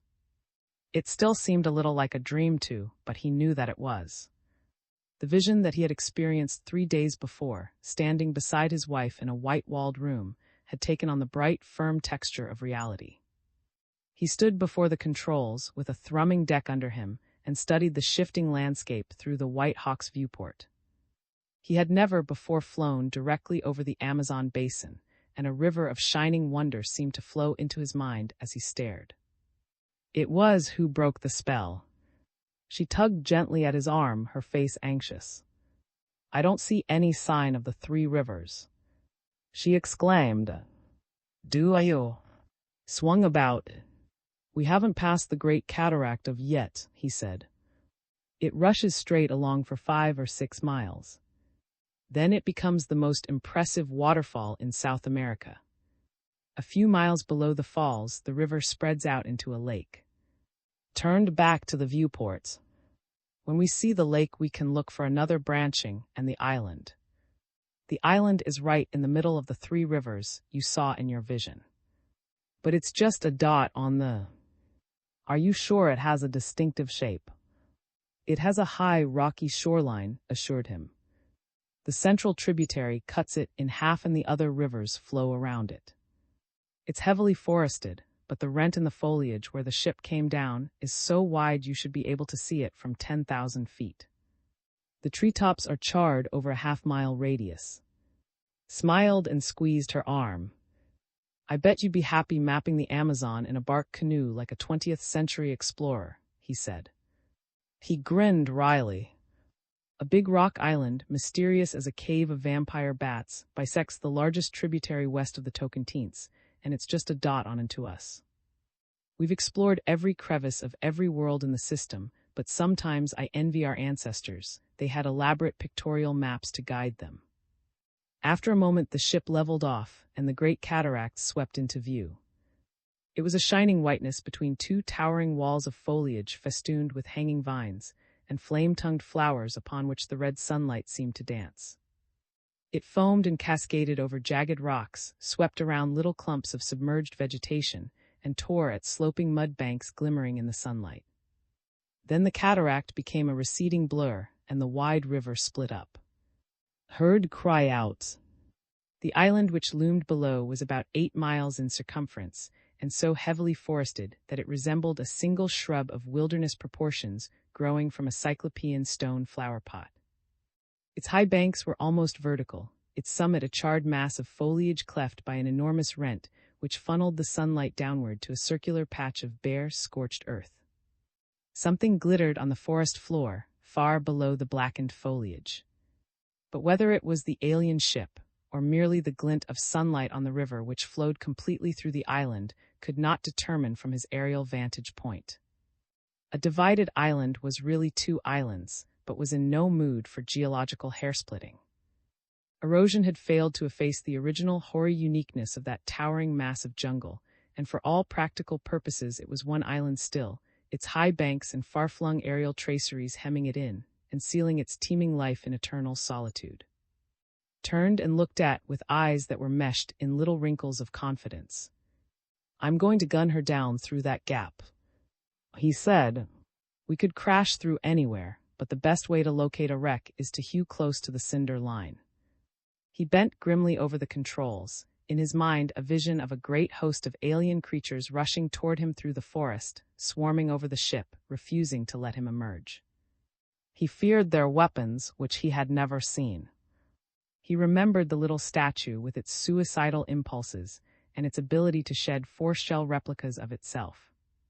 The ship thrummed as it swept downward, the lights in the control room blinking on and off.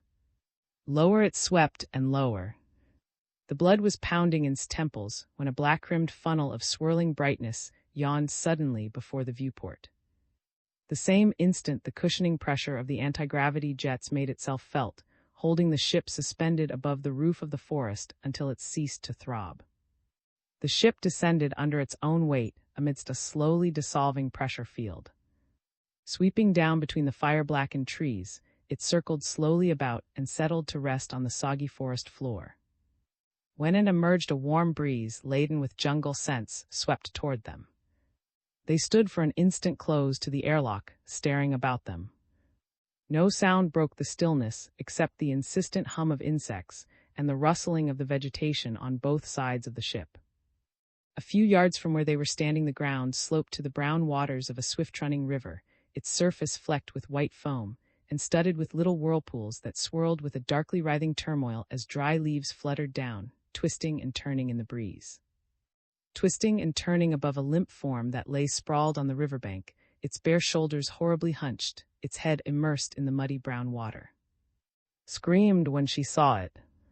She broke from his restraining clasp and went stumbling forward until she was knee-deep in the swirling current. She was stooping and tugging in desperation at the half-submerged figure when his hand closed on her shoulder. "Let me handle this," he said firmly. "It's no job for a woman." On the bank swung about to face him. "It's a job for a mutant," she protested, her lips shaking. "You don't know how close he is to death. He's still breathing, but if we don't get him out." She broke off abruptly when she saw that needed no urging. He was already on his knees, tugging at the sprawled form. For a moment he tried to succeed from the bank, his knees sunk deep into the mud, his swelling. Then, with a gesture of fierce impatience, he waded deep into the water and lifted the unconscious man on his shoulders.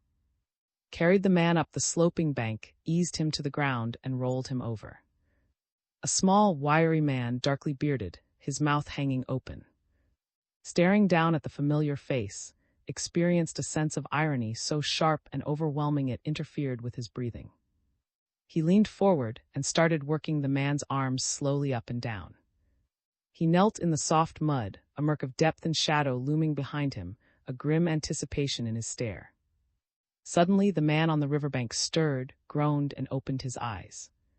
"Hey, cut that out," he grunted. "What in blazes are you trying to do, you devil?" "Wrench my arms from their sockets." "Good morning to you, Commander," said, chuckling. Commander Gurney's eyes began to shine, as though lit by fires from unfathomable depths of space. A convulsive shudder shook him. Digging his fists into the mud, he sat up straight. "You stole my ship," he rasped, staring at accusingly. "What made you think I couldn't trace my own cruiser? You can't rip out infraradiant alarm installations unless you know where to look. Didn't you know I'd follow you in a fast auxiliary cruiser and get here ahead of you?" "I was afraid you might, sir." Smiled ruefully. "But it was a chance I had to take." Gurney's eyes narrowed. "Your ship was sending out more automatic alarm rays than a chunk of radium. My men had orders to close in the instant you brought her down." "Just where are your men now, sir?" I asked. Something happened to Gurney's face. His features twitched and the strained intensity of his stare increased so sharply he seemed to be staring right through into space. "Those devilish things attacked us," he muttered, "exactly as that little statue did. There were dozens of them, 10 feet tall, and they kept coming. We blasted, but the charges went right through them. They lifted my lads up in their devilish praying arms and dumped them in the river." Sweat gleamed on Gurney's brow. "It was ghastly. In the river like pieces of dead timber. The current carried them downstream. I was helpless. I kept blasting, but I couldn't save them." "How did you save yourself?" I asked. Gurney passed a dripping hand over his brow. "I was struggling with one of them when everything went blank. That's all I remember." Stood up. "I don't understand it. Why did that creature go away and leave you with your face submerged? Why didn't it make sure you drift downstream too?" "I'm sure I don't know." Gurney jerked a tremulous hand toward the wall of foliage on the opposite bank. "Why don't you swim over to their ship and ask them? You'll find the ship in a clearing about 300 yards from the bank. They've cleared a path to it."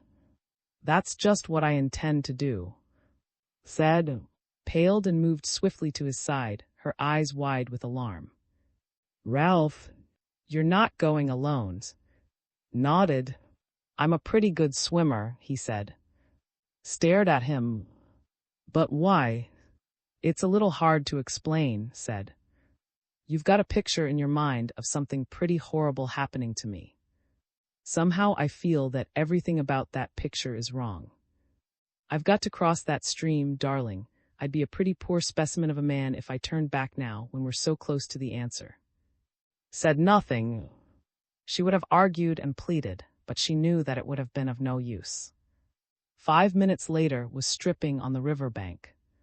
He slipped into the water quietly and struck out with powerful, even strokes. On the opposite bank he turned an instant to flick a wet strand from his forehead and waved to his wife. Then he struck off into the forest. He was 100 feet from the bank, walking with his shoulders squared, when something bright and incredible swirled up from the forest floor directly in his path. For your forbearance, your kindliness, thank you. A voice said. It was not a spoken voice.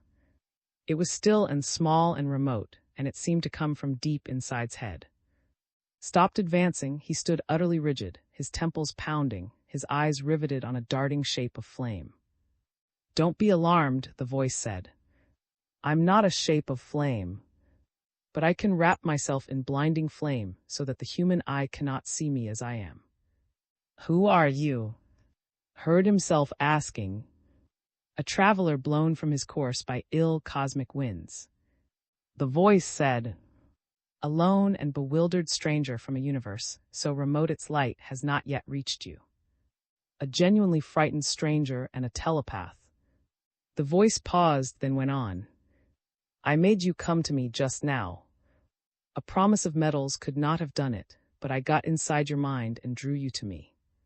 Medals, rewards, promotions, you prize them, don't you? What a pity that I cannot stay until your tunic gleams with ribbons. Another pause. Then the voice said, it is difficult to get the intimate feel of your language. You must forgive me if my speech seems a little strained. Your speech, You're not afraid of me.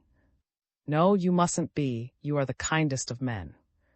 How can I convince you that I am? You have a phrase for it, letting down my hair. I shall leave you soon, my friend. I have repaired my ship, and I must try to return to my own people. But before I go, I will tell you the truth. Another pause while the brightness pulsed.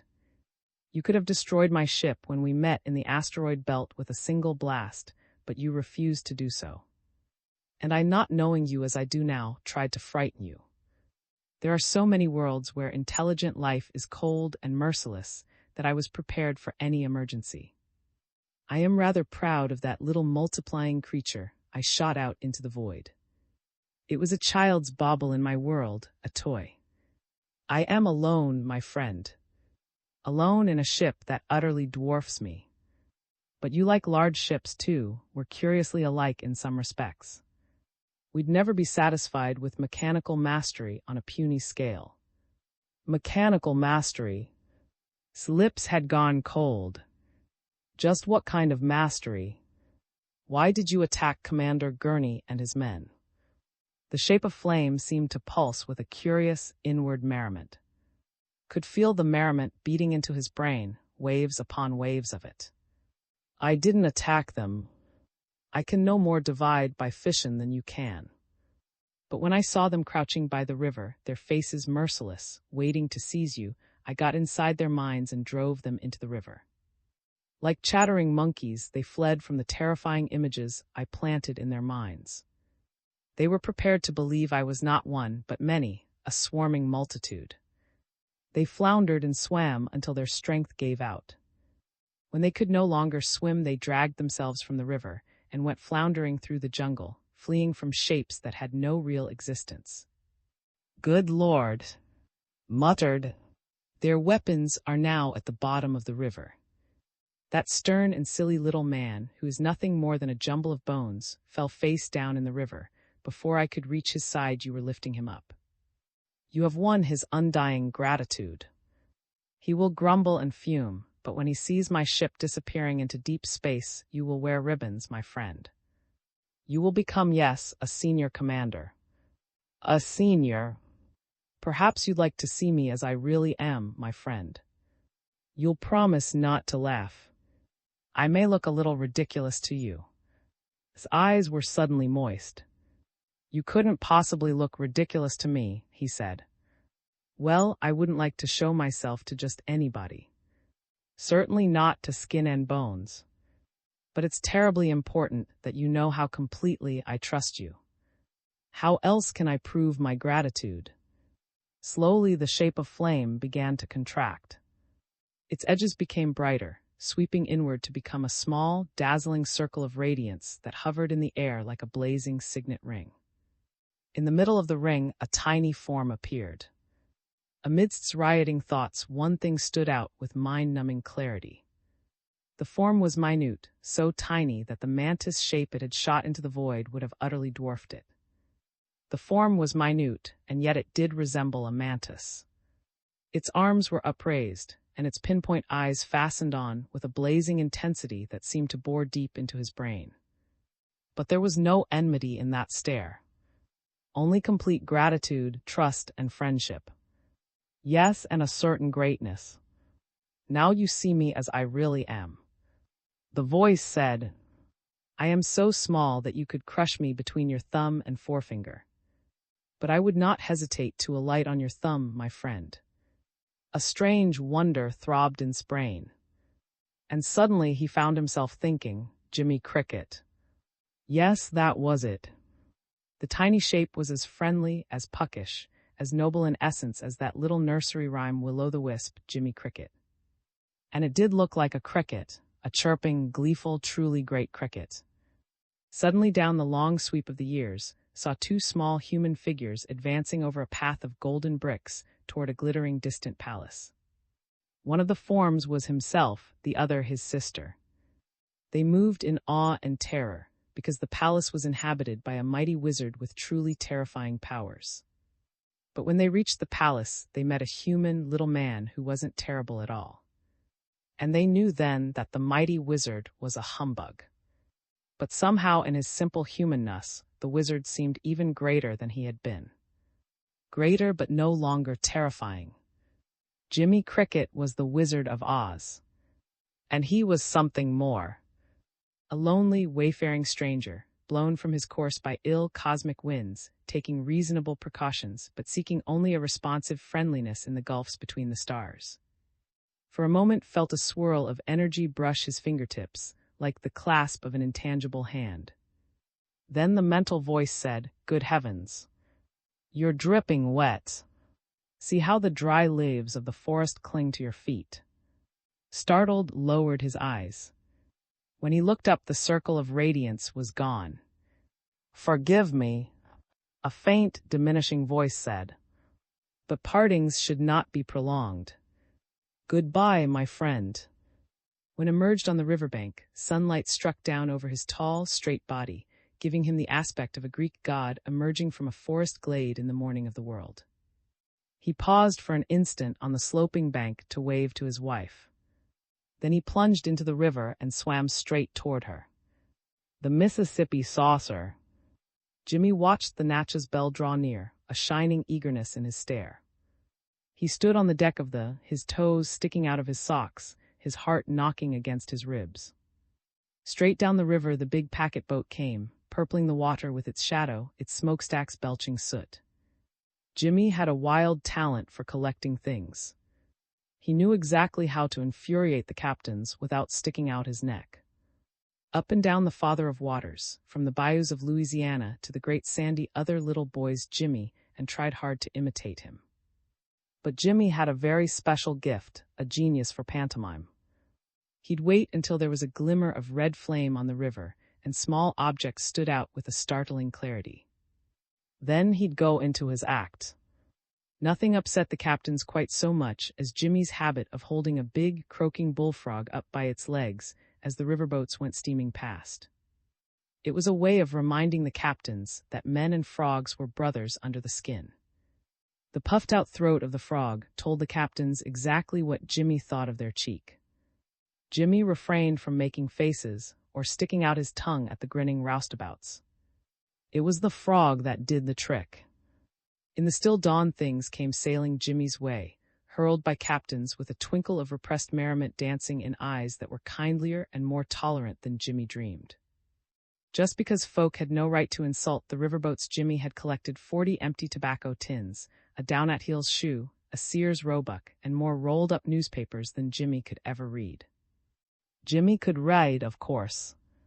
No matter how badly Uncle Al needed a new pair of shoes, Jimmy's education came first. So Jimmy had spent 6 winters ashore in a first-class grammar school, his books paid for out of Uncle Al, New Orleans money. Uncle Al blowing on a vinegar jug and making sweet music, the holes in his socks much bigger than the holes in Jimmy's socks. Uncle Al shaking his head and saying sadly, "Someday, young fella, I ain't gonna sit here harmonizing. No, siree. I'm gonna buy myself a brand new store suit, trade in this here jig jug for a big round banjo, and hie myself off to the Mardi Gras. Ain't too old that-a-way to get a little fun out of life, young fella." Poor old Uncle Al.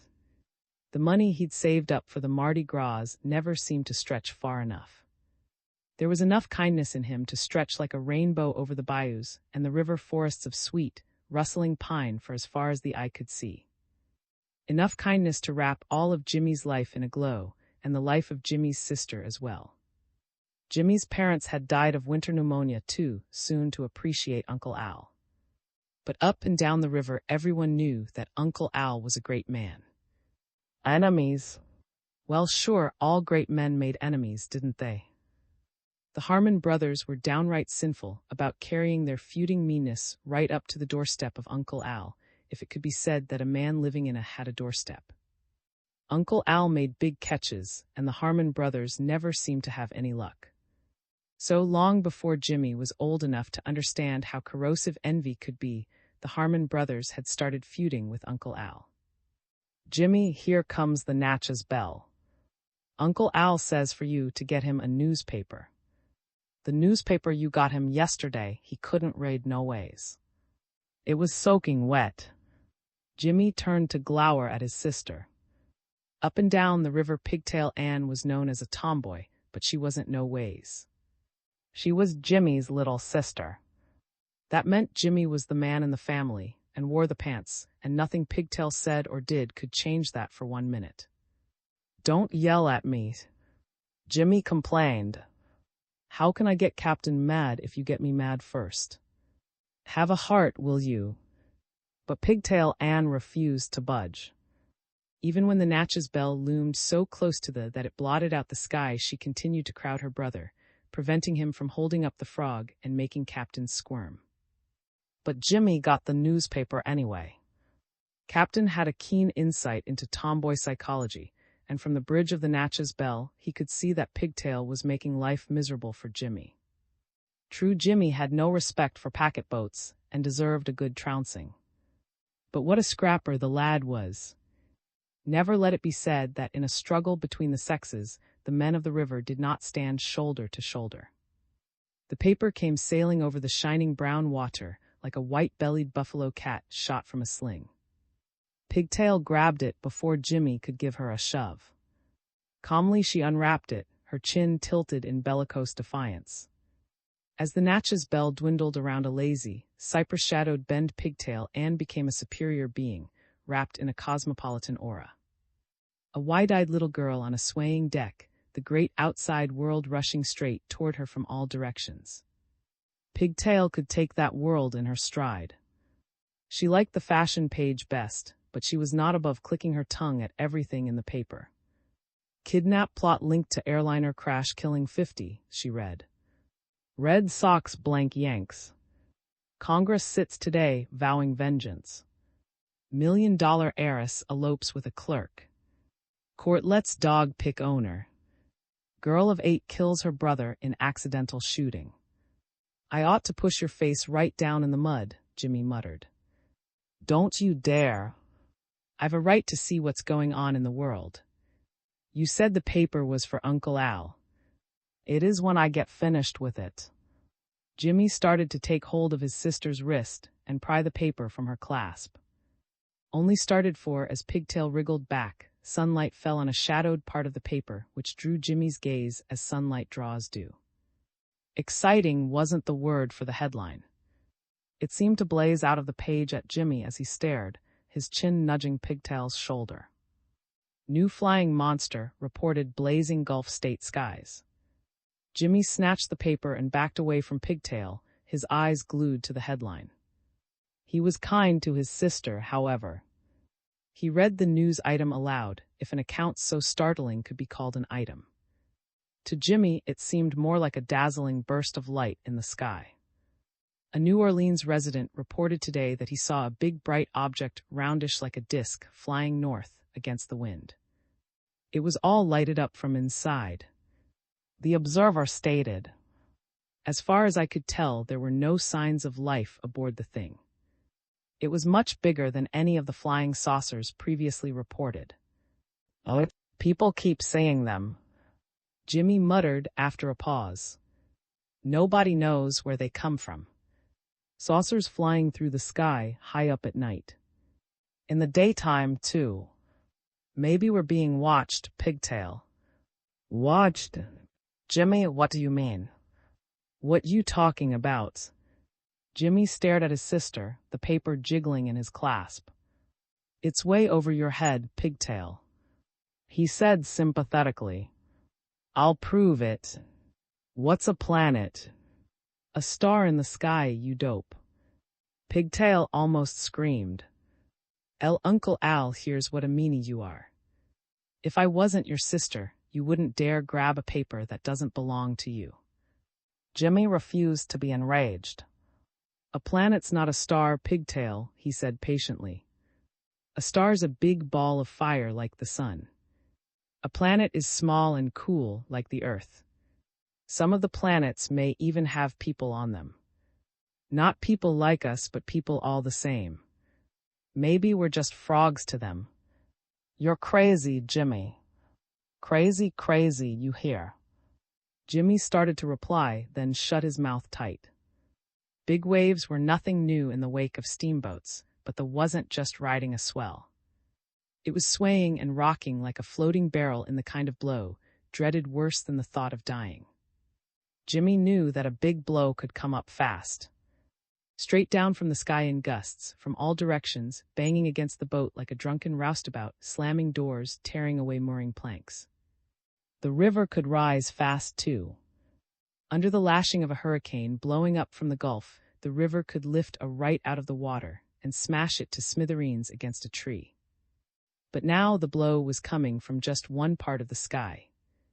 A funnel of wind was churning the river into a white froth and raising big swells directly offshore. But the river wasn't rising, and the sun was shining in a clear sky. Jimmy knew a dangerous floodwater storm when he saw one. The sky had to be dark with rain, and you had to feel scared in fear of drowning. Jimmy was scared, all right. That part of it rang true. But a hollow, sick feeling in his chest couldn't mean anything by itself, he told himself fiercely. Pigtail Ann saw the disc before Jimmy did. She screamed and pointed skyward, her twin braids standing straight out in the wind like the ropes on a bale of cotton, when smokestacks collapse and a savage howling sends the river ghosts scurrying for cover. Straight down out of the sky the disc swooped, a huge spinning shape as flat as a buckwheat cake swimming in a golden haze of butterfat. But the disc didn't remind Jimmy of a buckwheat cake. It made him think instead of a slowly turning wheel in the pilot house of a rotting old riverboat, a big, ghostly wheel manned by a steersman a century dead, his eye sockets filled with flickering swamp lights. It made Jimmy want to run and hide. Almost it made him want to cling to his sister, content to let her wear the pants if only he could be spared the horror. For there was something so chilling about the disc that Jimmy's heart began leaping like a vinegar jug bobbing about in the wake of a capsizing. Lower and lower the disc swept, trailing plumes of white smoke, lashing the water with a fearful blow. Straight down over the cypress wilderness that fringed the opposite bank, and then out across the river with a long-drawn whistling sound, louder than the air-sucking death gasps of 1,000 buffalo cats. Jimmy didn't see the disc strike the shining broad shoulders of the Father of Waters, for the bend around which the Natchez Belle had steamed so proudly hid the sky monster from view. But Jimmy did see the waterspout spiraling skyward like the atom bomb explosion he'd goggled at in the pages of an old Life magazine, all smudged now with oily thumbprints. Just a roaring for an instant and a big white mushroom shooting straight up into the sky. Then slowly the mushroom decayed and fell back, and an awful stillness settled down over the river. The stillness was broken by a shrill cry from Pigtail Ann. It was a flying saucer. "Jimmy, we've seen one. We've seen one. We've—" "Shut your mouth, Pigtail." Jimmy shaded his eyes and stared out across the river, his chest a throbbing ache. He was still staring when a door creaked behind him. Jimmy trembled. A tingling fear went through him, for he found it hard to realize that the disk had swept around the bend out of sight. To his overheated imagination, it continued to fill all of the sky above him, overshadowing making every sound a threat. Sucking the still air deep into his lungs, Jimmy swung about. Uncle Al was standing on the deck in a little pool of sunlight, his gaunt, hollow-cheeked face set in harsh lines.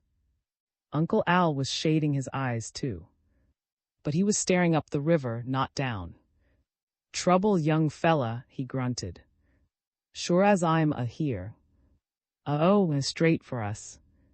Jimmy gulped and gestured wildly toward the bend. "It came down over there, Uncle Al." He got out. Pigtail saw it too. A big flying. "The Harmons are a young fella," Uncle Al drawled, silencing Jimmy with a wave of his hand. "Yesterday I rode over a Harmon jug line without two. Now Jade Harmon's tellin' everybody I stole his fish." Very calmly Uncle Al cut himself a slice of the strongest tobacco on the river and packed it carefully in his pipe, wadding it down with his thumb.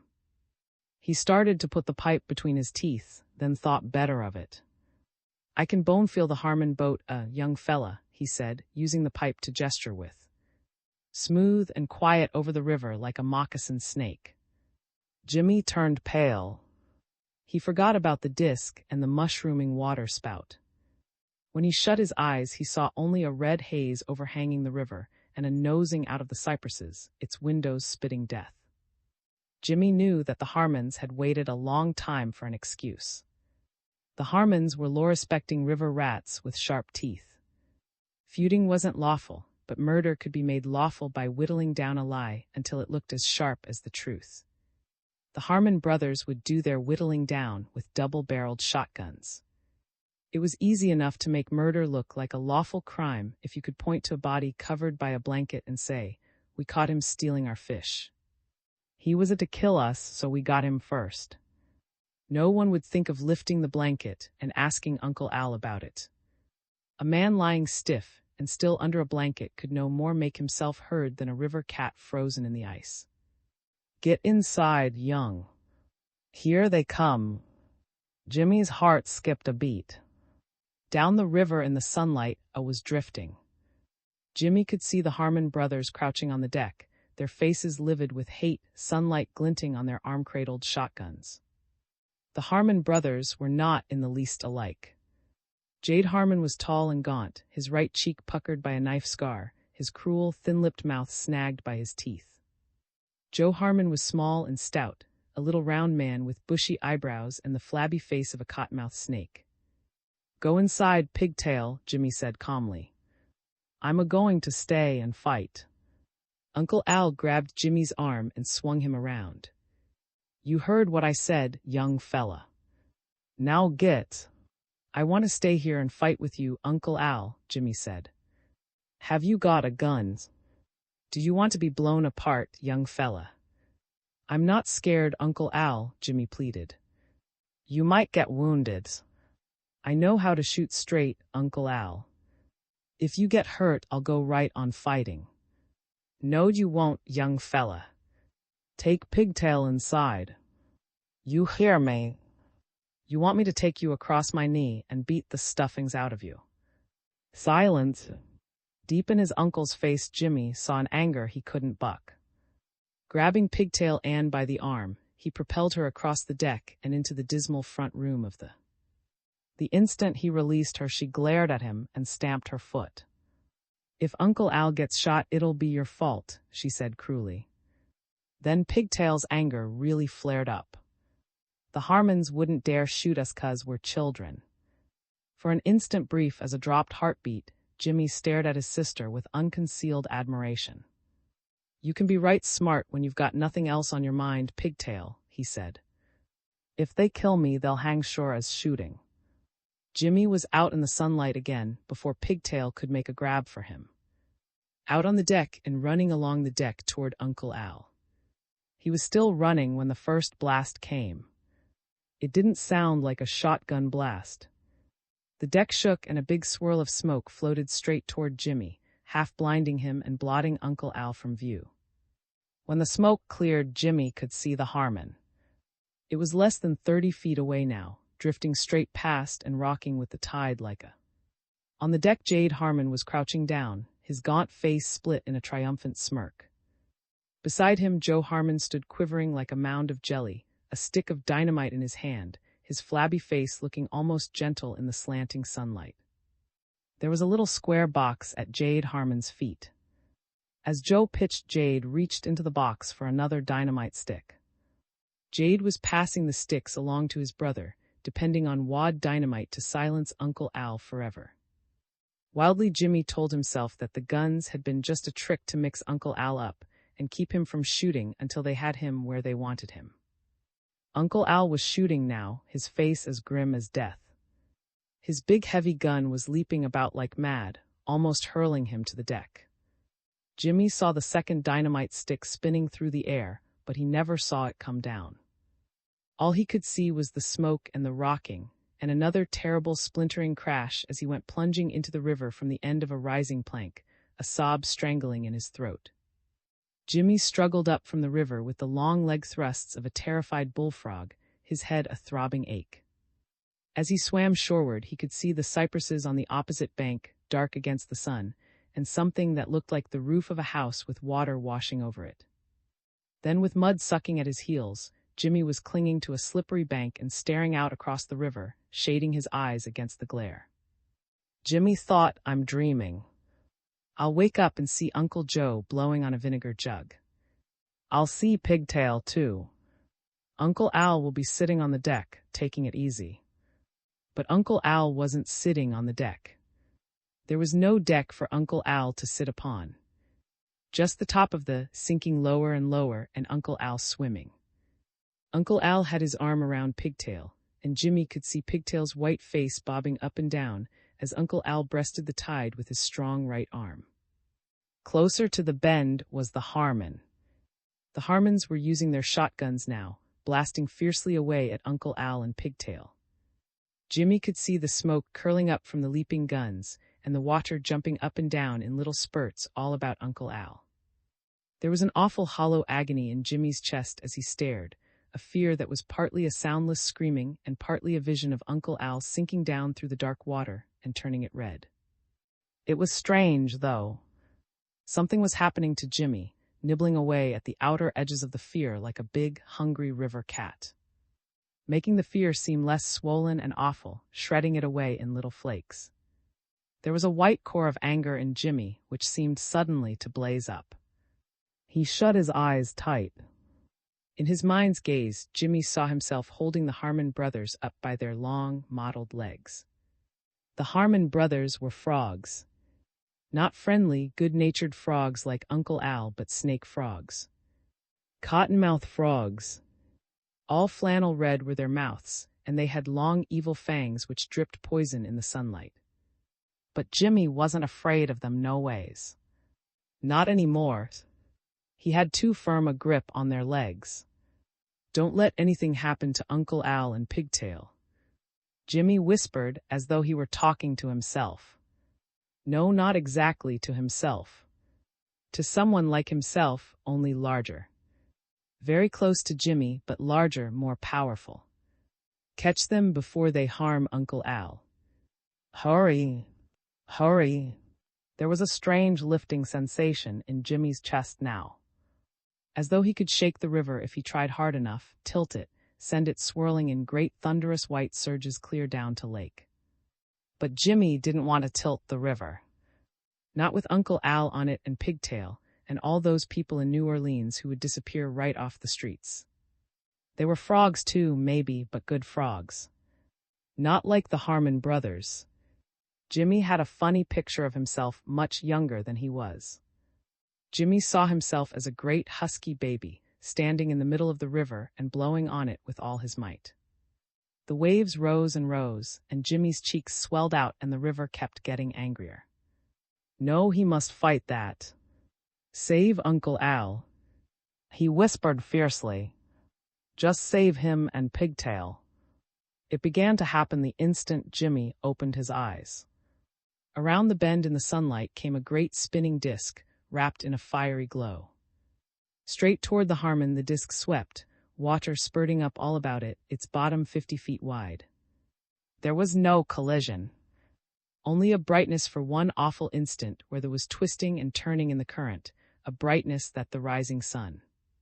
Just like a camera flashbulb going off, but bigger, brighter. So big and bright that Jimmy could see the faces of the Harmon brothers 50 times as large as life, shriveling and disappearing in a magnifying burst of flame high above the cypress trees. Just as though a giant in the sky had trained a big burning glass on the Harmon brothers and whipped it back quick. Whipped it straight up so that the faces would grow huge before dissolving as a warning to all snakes. There was an evil anguish in the dissolving faces which made Jimmy's blood run cold. Then the disc was alone in the middle of the river, spinning around and around, the swallowed up. And Uncle Al was still swimming, fearfully close to it. The net came swirling out of the disc over Uncle Al like a great, dew-drenched gossamer web. It enmeshed him as he swam, so gently that he hardly seemed to struggle or even to be aware of what was happening to him. Pigtail didn't resist, either. She simply stopped thrashing in Uncle Al's arms, as though a great wonder had come upon her. Slowly Uncle Al and Pigtail were drawn into the disc. Jimmy could see Uncle Al reclining in the web, with Pigtail in the crook of his arm, his long, angular body as quiet as a butterfly in its deep winter sleep inside a swaying glass cocoon. Uncle Al and Pigtail being drawn together into the disc as Jimmy stared, a dull pounding in his chest. After a moment the pounding subsided, and a silence settled down over the river. Jimmy sucked in his breath. The voices began quietly, as though they had been waiting for a long time to speak to Jimmy deep inside his head and didn't want to frighten him in any way. Take it easy, Jimmy. Stay where you are. We're just going to have a friendly little talk with Uncle Al. A tea talk. Jimmy heard himself stammering. We knew we'd find you where life flows simply and serenely, Jimmy. Your parents took care of that before they left you with Uncle Al. You see, Jimmy, we wanted you to study the Earth people on a great, wide-flowing river, far from the cruel, twisted places. To grow up with them, Jimmy, and to understand them. Especially the Uncle Als. For Uncle Al is unspoiled, Jimmy. If there's any hope at all for Earth as we guide and watch it, that hope burns most brightly in the Uncle Als. The voice paused, then went on quickly. You see, Jimmy, you're not human in the same way that your sister is human or Uncle Al. But you're still young enough to feel human, and we want you to feel human, Jimmy. Who are you? Jimmy gasped. We are the Shining Ones, Jimmy. For wide wastes of years we have cruised Earth's skies, almost unnoticed by the Earth people. When darkness wraps the Earth in a great spinning shroud, we hide our ships close to the cities and glide through the silent streets in search of our young. You see, Jimmy, we must watch and protect the young of our race until sturdiness comes upon them, and they are ready for the great change. For an instant there was a strange, humming sound deep inside Jimmy's head, like the drowsy murmur of bees in a dew-drenched clover patch. Then the voice droned on. The Earth people are frightened by our ships now, for their cruel wars have put a great fear of death in their hearts. They watch the skies with sharper eyes, and their minds have groped closer to the truth. To the Earth people our ships are no longer the fireballs of mysterious legend, haunted will-o'-the-wisps, marsh flickerings, and the even more elusive distortions of the sick in mind. It is a long, bold step from fireballs to flying saucers, Jimmy. A day will come when the Earth people will be wise enough to put aside fear. Then we can show ourselves to them as we really are and help them openly. The voice seemed to take more complete possession of Jimmy's thoughts then, growing louder and more eager, echoing through his mind with the persuasiveness of muted chimes. Jimmy, close your eyes tight. We're going to take you across wide gulfs of space to the bright and shining land of your birth. Jimmy obeyed. It was a city, and yet it wasn't like New York or Chicago or any of the other cities Jimmy had seen illustrations of in the newspapers and picture magazines. The buildings were white and domed and shining, and they seemed to tower straight up into the sky. There were streets, too, weaving in and out between the domes like rainbow-colored spider webs in a forest of mushrooms. There were no people in the city, but down the aerial streets shining objects swirled with the swift, easy gliding of flat stones skimming an edge of running water. Then as Jimmy stared into the depths of the strange glow behind his eyelids, the city dwindled and fell away, and he saw a huge circular disk looming in a wilderness of shadows. Straight toward the disk a shining object moved, bearing aloft on filaments of flame a much smaller object that struggled and mewed and reached out little white arms. Closer and closer the shining object came, until Jimmy could see that it was carrying a human infant that stared straight at Jimmy out of wide, dark eyes. But before he could get a really good look at the shining object, it pierced the shadows and passed into the disk. There was a sudden, blinding burst of light, and the disk was gone. Jimmy opened his eyes. You were once like that baby, Jimmy. The voice said. You were carried by your parents into a waiting ship, and then out across wide gulfs of space to Earth. You see, Jimmy, our race was once entirely human. But as we grew to maturity, we left the warm little worlds where our infancy was spent, and boldly sought the stars, shedding our humanness as sunlight sheds the dew, or a bright, soaring moth of the night its ugly pupa case. We grew great and wise, Jimmy, but not quite wise enough to shed our human heritage of love and joy and heartbreak. In our childhood, we must return to the scenes of our past, to take root again in familiar soil, to grow in power and wisdom slowly and sturdily, like a seed dropped back into the loam which nourished the great flowering mother plant. Or like the eel of earth's seas, Jimmy, that must be spawned in the depths of the great cold ocean, and swim slowly back to the bright highlands and the shining rivers of earth. Young eels do not resemble their parents, Jimmy. They're white and thin and transparent, and have to struggle hard to survive and grow up. Jimmy, you were planted here by your parents to grow wise and strong. Deep in your mind you knew that we had come to seek you out, for we are all born human, and are bound one to another by that knowledge and that secret trust. You knew that we would watch over you and see that no harm would come to you. You called out to us, Jimmy, with all the strength of your mind and heart. Your Uncle Al was in danger, and you sensed our nearness. It was partly your knowledge that saved him, Jimmy. But it took courage, too, and a willingness to believe that you were more than human, and armed with the great proud strength and wisdom of the Shining Ones. The voice grew suddenly gentle, like a caressing wind. You're not old enough yet to go home, Jimmy. Or wise enough. We'll take you home when the time comes. Now we just want to have a talk with Uncle Al to find out how you're getting along. Jimmy looked down into the river and then up into the sky. Deep down under the dark, swirling water, he could see life taking shape in 1,000 forms. Flies building bright, shining new nests, and dragonfly nymphs crawling up toward the sunlight and growing sturdy to conquer the land. But there were cottonmouths down there too, with death behind their fangs and no love for the life that was crawling upward. When Jimmy looked up into the sky, he could see all the blazing stars of space, with cottonmouths on every planet of every sun. Uncle Al was like a bright fly building a fine new nest, thatched with kindness, denying himself bright little Mardi Gras pleasures so that Jimmy could go to school and grow wiser than Uncle Al. That's right, Jimmy. You're growing up, we can see that. Uncle Al says he told you to bide from the cottonmouths. But you were ready to give your life for your sister and Uncle Al. Shucks, it was nothing. Jimmy heard himself protesting. Uncle Al doesn't think so. And neither do we. A long silence while the river mists seemed to weave a bright cocoon of radiance about Jimmy clinging to the bank, and the great circular disk that had swallowed up Uncle Al. Then the voices began again. No reason why Uncle Al shouldn't have a little fun out of life, Jimmy. Gold's easy to make, and we'll make some right now. A big lump of gold in Uncle Al's hand won't hurt him in any way. Whenever he gets any spending money, he gives it away. Jimmy gulped. I know, Jimmy. But he'll listen to you. Tell him you want to go to New Orleans, too. Jimmy looked up quickly then. In his heart was something of the wonder he'd felt when he'd seen his first riverboat and waited for he knew not what. Something of the wonder that must have come to men seeking magic in the sky, the rainmakers of ancient tribes and of days long vanished. Only to Jimmy the wonder came now, with a white burst of remembrance and recognition. It was as though he could sense something of himself in the two towering spheres that rose straight up out of the water behind the disk.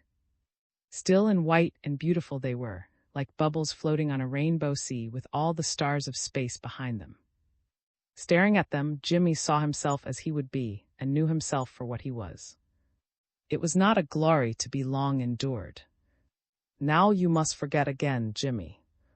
Forget as Uncle Al will forget until we come for you. Be a little boy.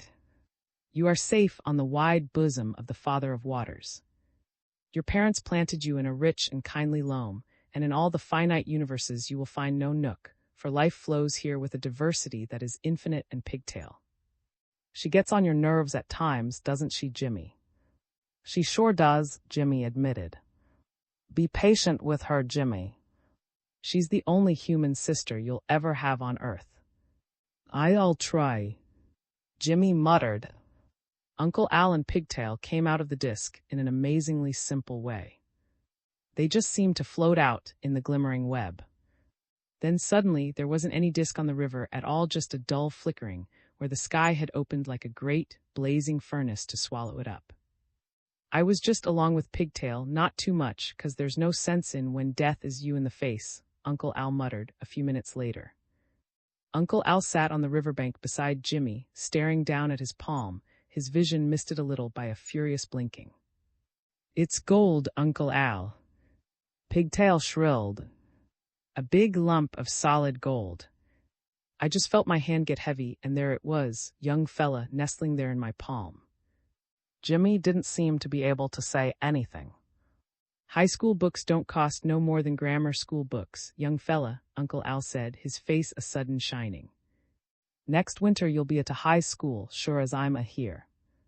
For a moment the sunlight seemed to blaze so brightly about Uncle Al that Jimmy couldn't even see the holes in his socks. Then Uncle Al made a wry face.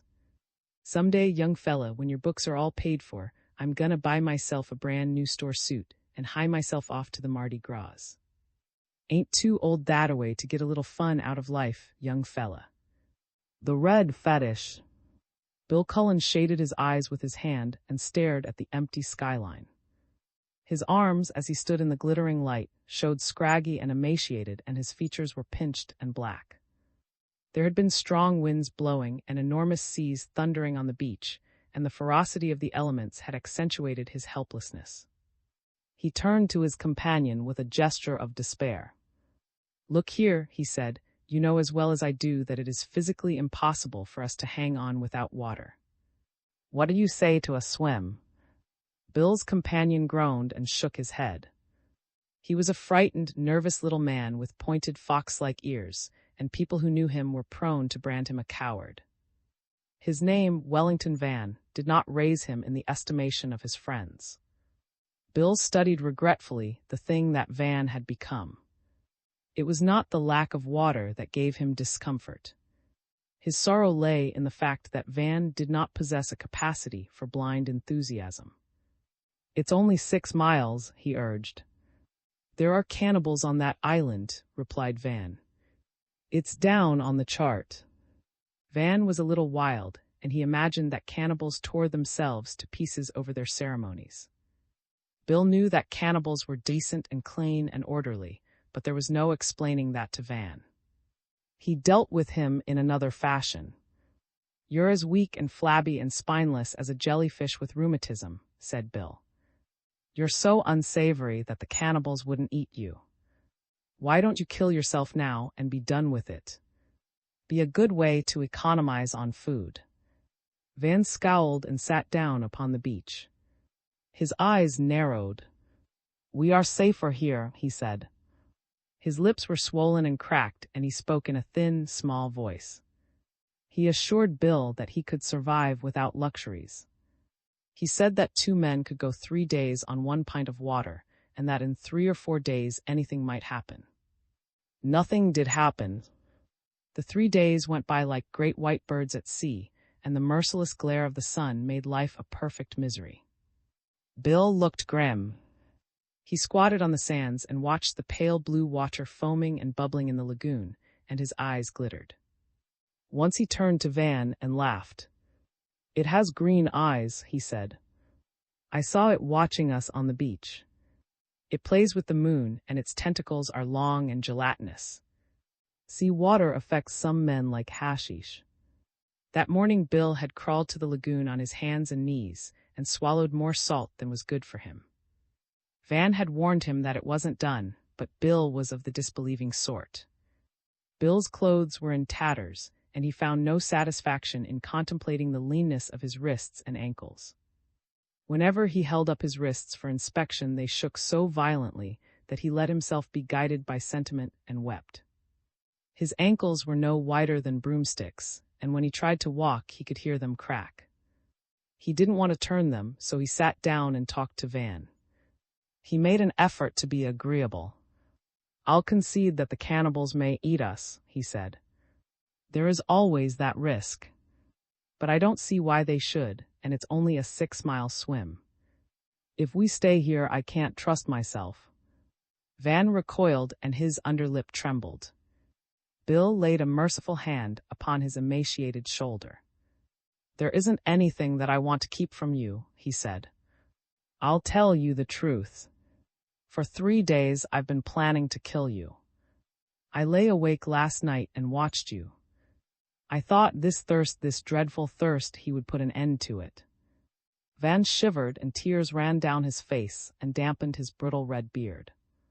His small blue eyes dilated with horror. Hot shame flushed red over his throat and ears. But you wouldn't really eat me, he moaned. I don't know, replied Bill. That's why I suggest the swim. It's 6 miles and we're atrociously weak, but anything to keep from thinking of that. Bill knew that Van understood and sympathized. Van had a knife which he kept hidden, but in his sleep he frequently took it out and felt the edge of it. Bill had been very much horrified, and he had not pretended to misunderstand the expression on Van's face. There was something brazen in Van's affrightment when he discovered that 2 could play the same sinister game. The sun was setting, and a few gray wisps of clouds were fleeing like flakes of snow across the blue sky. A single gull careened and dipped far out in the tumbling black immensity of ocean. A great silence had fallen upon the atoll, and the stubborn struggle between the 2 men drew to an issue before the first wild rush of stars. Van felt unsafe in the presence of Bill Cullen, and he made no effort to conceal his fear. Let's get away from here as quickly as possible, he pleaded. You were right. 6 or 7 miles isn't a long swim. If we strep, we can make it. Bill extended his hand. It was like a dead thing, but Van seized it and wrung it warmly. His voice quivered. It isn't a long swim, old fellow, he repeated. Bill made a grimace. It might rain, he said. It won't rain, responded Van. That settled it. They spent the evening getting ready. They hid their anguish in a bustle of preparation. Bill about and secured 3 clams. The unfortunate bivalves were devoured with immoderate ferocity. Even their stiff, rubber-like necks afforded grist for the mill of Van's teeth. It grieved Bill to see the shells go to waste. They sat down and congratulated themselves for the first time in a week. The clams seemed to make their situation less hopeless, but they did not on that account decide to remain on the island. Their thirst was abnormal and monstrous. It was not a thing to be talked about. They managed to get some sleep, but they awoke with their throats on fire. The game that they had played was over. But they avoided the thought of their new plan as much as possible, since they did not want the possibility of fatal consequences to look them in the face. A chill in the atmosphere generally preceded the customary heat of the day, and the coldness now seemed unusually severe. They got together a few sticks and built a fire. The sun had not yet risen, but the island was immersed in the ghostly gray light of early dawning. They saw everything vividly. The boulders on the beach seemed alive. A light wind furred the steel-gray sea with tiny ripples. "We mustn't waste time," said Van. It was obvious that his dread of Bill had grown in the night. Bill's threat had taken complete possession of his shriveled, selfish little brain. His teeth chattered over the fire, and he planned 1,000 assaults on the man beside him. His fingers clutched frantically at the knife which he kept hidden, but he lacked the stomach for malicious manslaughter. He feared that his cowardice might betray him into a false or dangerous move, and he endeavored to conquer his hysteria with loud boasts. "It was all poppycock, our worrying about the cannibals," he announced. "The thing for us to do is to put on a bold front. They'll make gods of us." In the present condition of his mind, these words produced a curious effect on Bill. He waved his arms wildly and swore at the sky. "Yes," he shouted, "they'll do that. But sometimes they're not satisfied with a living man. They're headhunters, you know. They have a way of removing the skull from a man's head and drying it up and worshipping it. They have a predilection for red hair and beards. When they find both on one head, they go wild." Bill looked directly at Van. The latter could scarcely stand. He was swaying hysterically back and forth and running his fingers through his bristling red beard. "Perhaps I could shave it off before we start," he wailed. "With what?"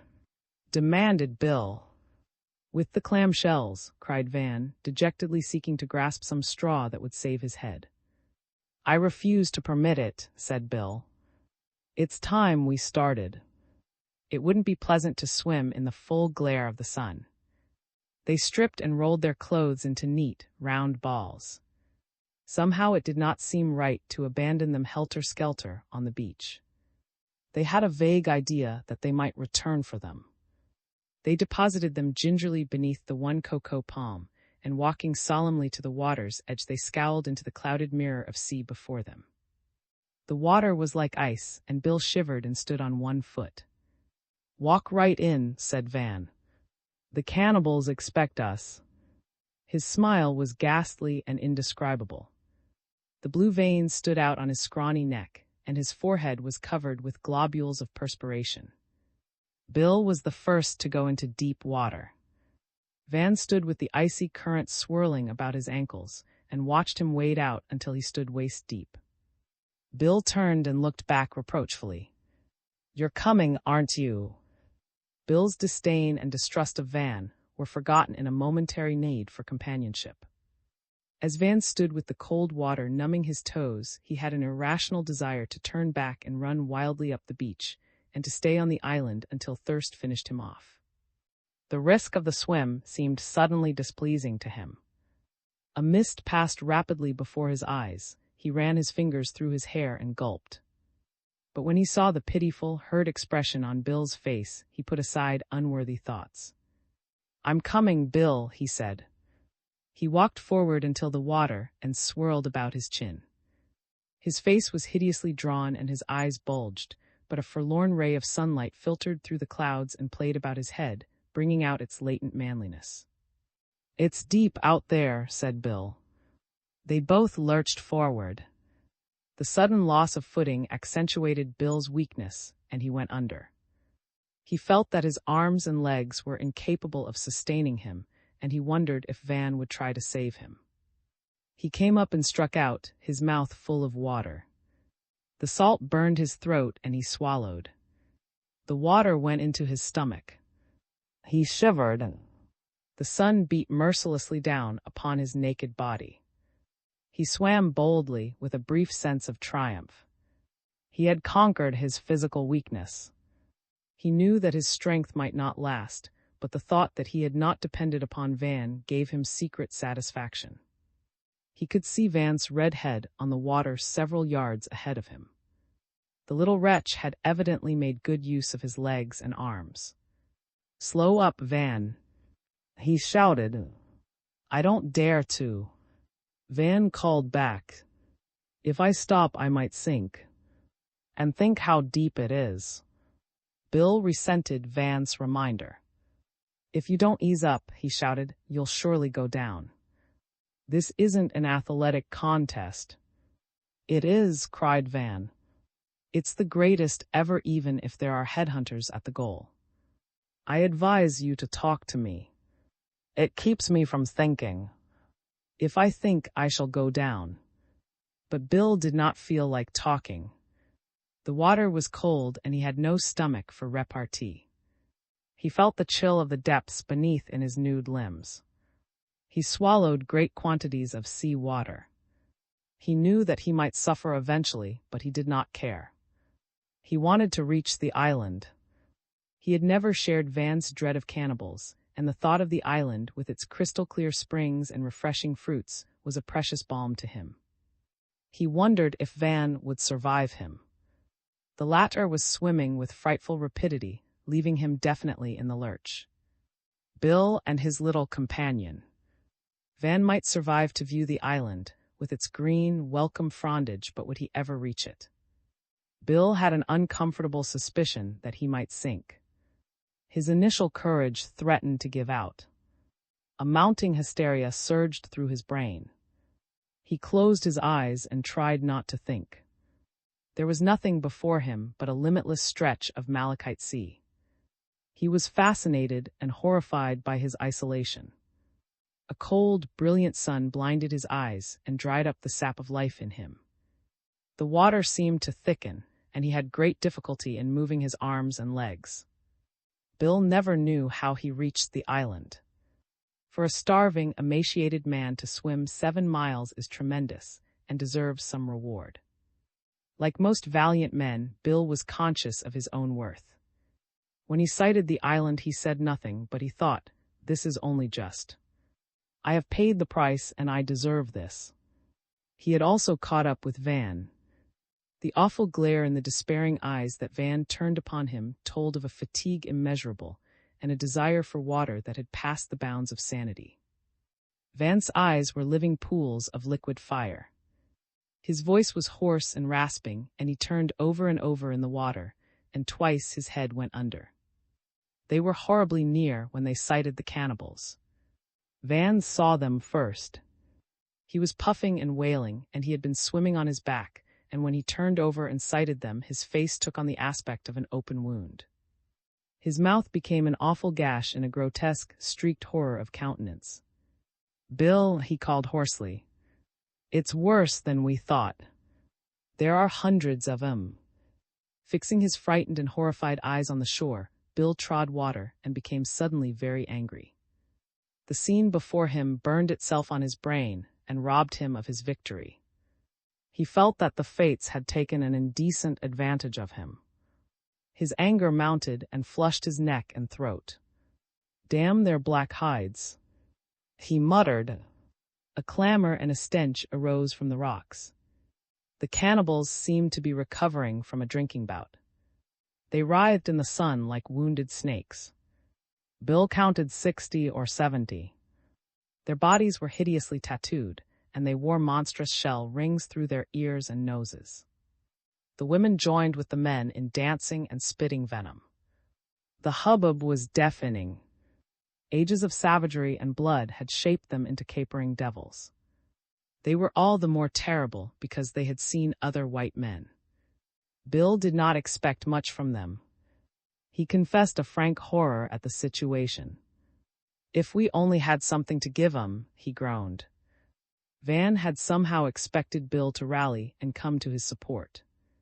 He needed a moral prop, and he noted with horror that Bill had lost his solid, comforting manner. Van's lips were so dry that he could scarcely get his tongue to shape words of rebuff. I don't like it, he finally blurted out. They certainly mind business. You might swim in and test 'em. Don't be an ass, roared Bill. All right, thens. But if one of us doesn't swim in, both of us are goners. And since I've never talked with savages, I'm hardly the man. You have a way with you. You could pacify a Java ape man. Get 'em laughing, tell 'em a funny story. Bill protested venomously. Those cannibals aren't children, he groaned. You can't spoof 'em. This is serious business, Van. Van refused to be convinced, and he would have gone on urging Bill to commit suicide to save his own precious skin if something had not made all conversation ridiculous. They both saw it at the same time. They looked at each other and said nothing. Then Van began frantically swimming toward the rocks. The fin divided the water into two glassy walls. As it passed along, it turned the dark surface to shining quicksilver. Bill had barely grasped the meaning of it when something touched his ankles, and he knew that the water was infested. He gave a sudden, defiant shriek. But the sharks did not molest him. They made straight for Van. They approached in vicious circles, and Bill saw the whites of their stomachs through the dark green water. The mouth of the largest opened and closed, and then there followed a clashing of teeth that sounded like the clanging to of ironclad portcullises. Once the horrible gray back of the fish showed above the surface and glittered lethally in the sun, and Bill knew that Van was done for. Van was almost near enough to the rocks to climb them, and he might reasonably have pushed the shark off with his foot, but Bill knew that he wouldn't. Bill knew that Van was as good as eaten, and he thought, that shark will hardly be content with Van alone. A dozen fins intersected on the surface, and occasionally one of the ravenous monsters would jump clear of the water in its eagerness to taste satisfying human flesh. The sight got in under Bill's skin and hurt. He closed his eyes and endeavored to think of the grinning, leering savages on the rocks. The sharks made frantic dashes at Van and came away with something in their mouths. They would rush forward, their great jaws would snap, and there would be less and less of Van. Bill was unable to keep his eyes shut. He tried to cover them with his hands, but then he would go under and get an extra mouthful of salt water. He came up gasping and saw that the sea was streaked with crimson. As the sharks darted away from Van, they left dark red trails behind them. Bill heard Van's screams distinctly, although the latter had reached a point where screams seemed futile. They became less and less coherent. Perhaps Van realized the absurdity of protest. Perhaps he realized that all things eventually work together for the best.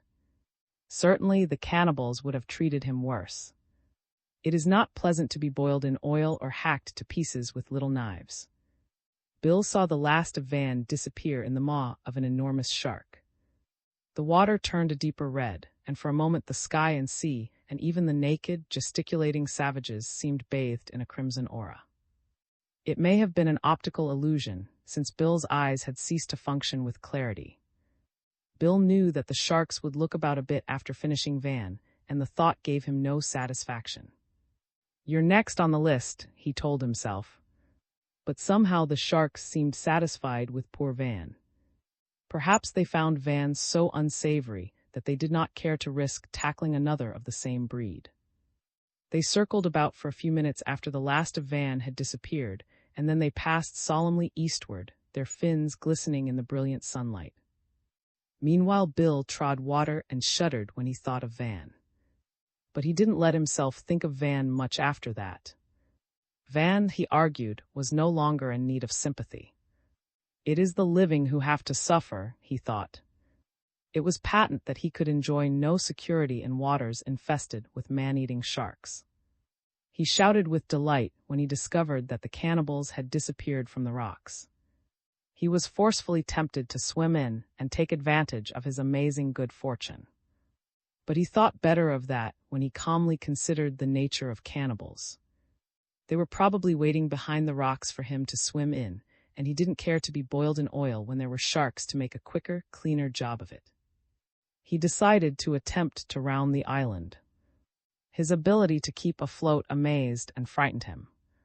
He had evidently drawn upon some reserve strength that nature had hitherto concealed. Destiny had played him a new hand. He secretly congratulated himself, although he continued to curse fate for the cannibals. He got around the island somehow.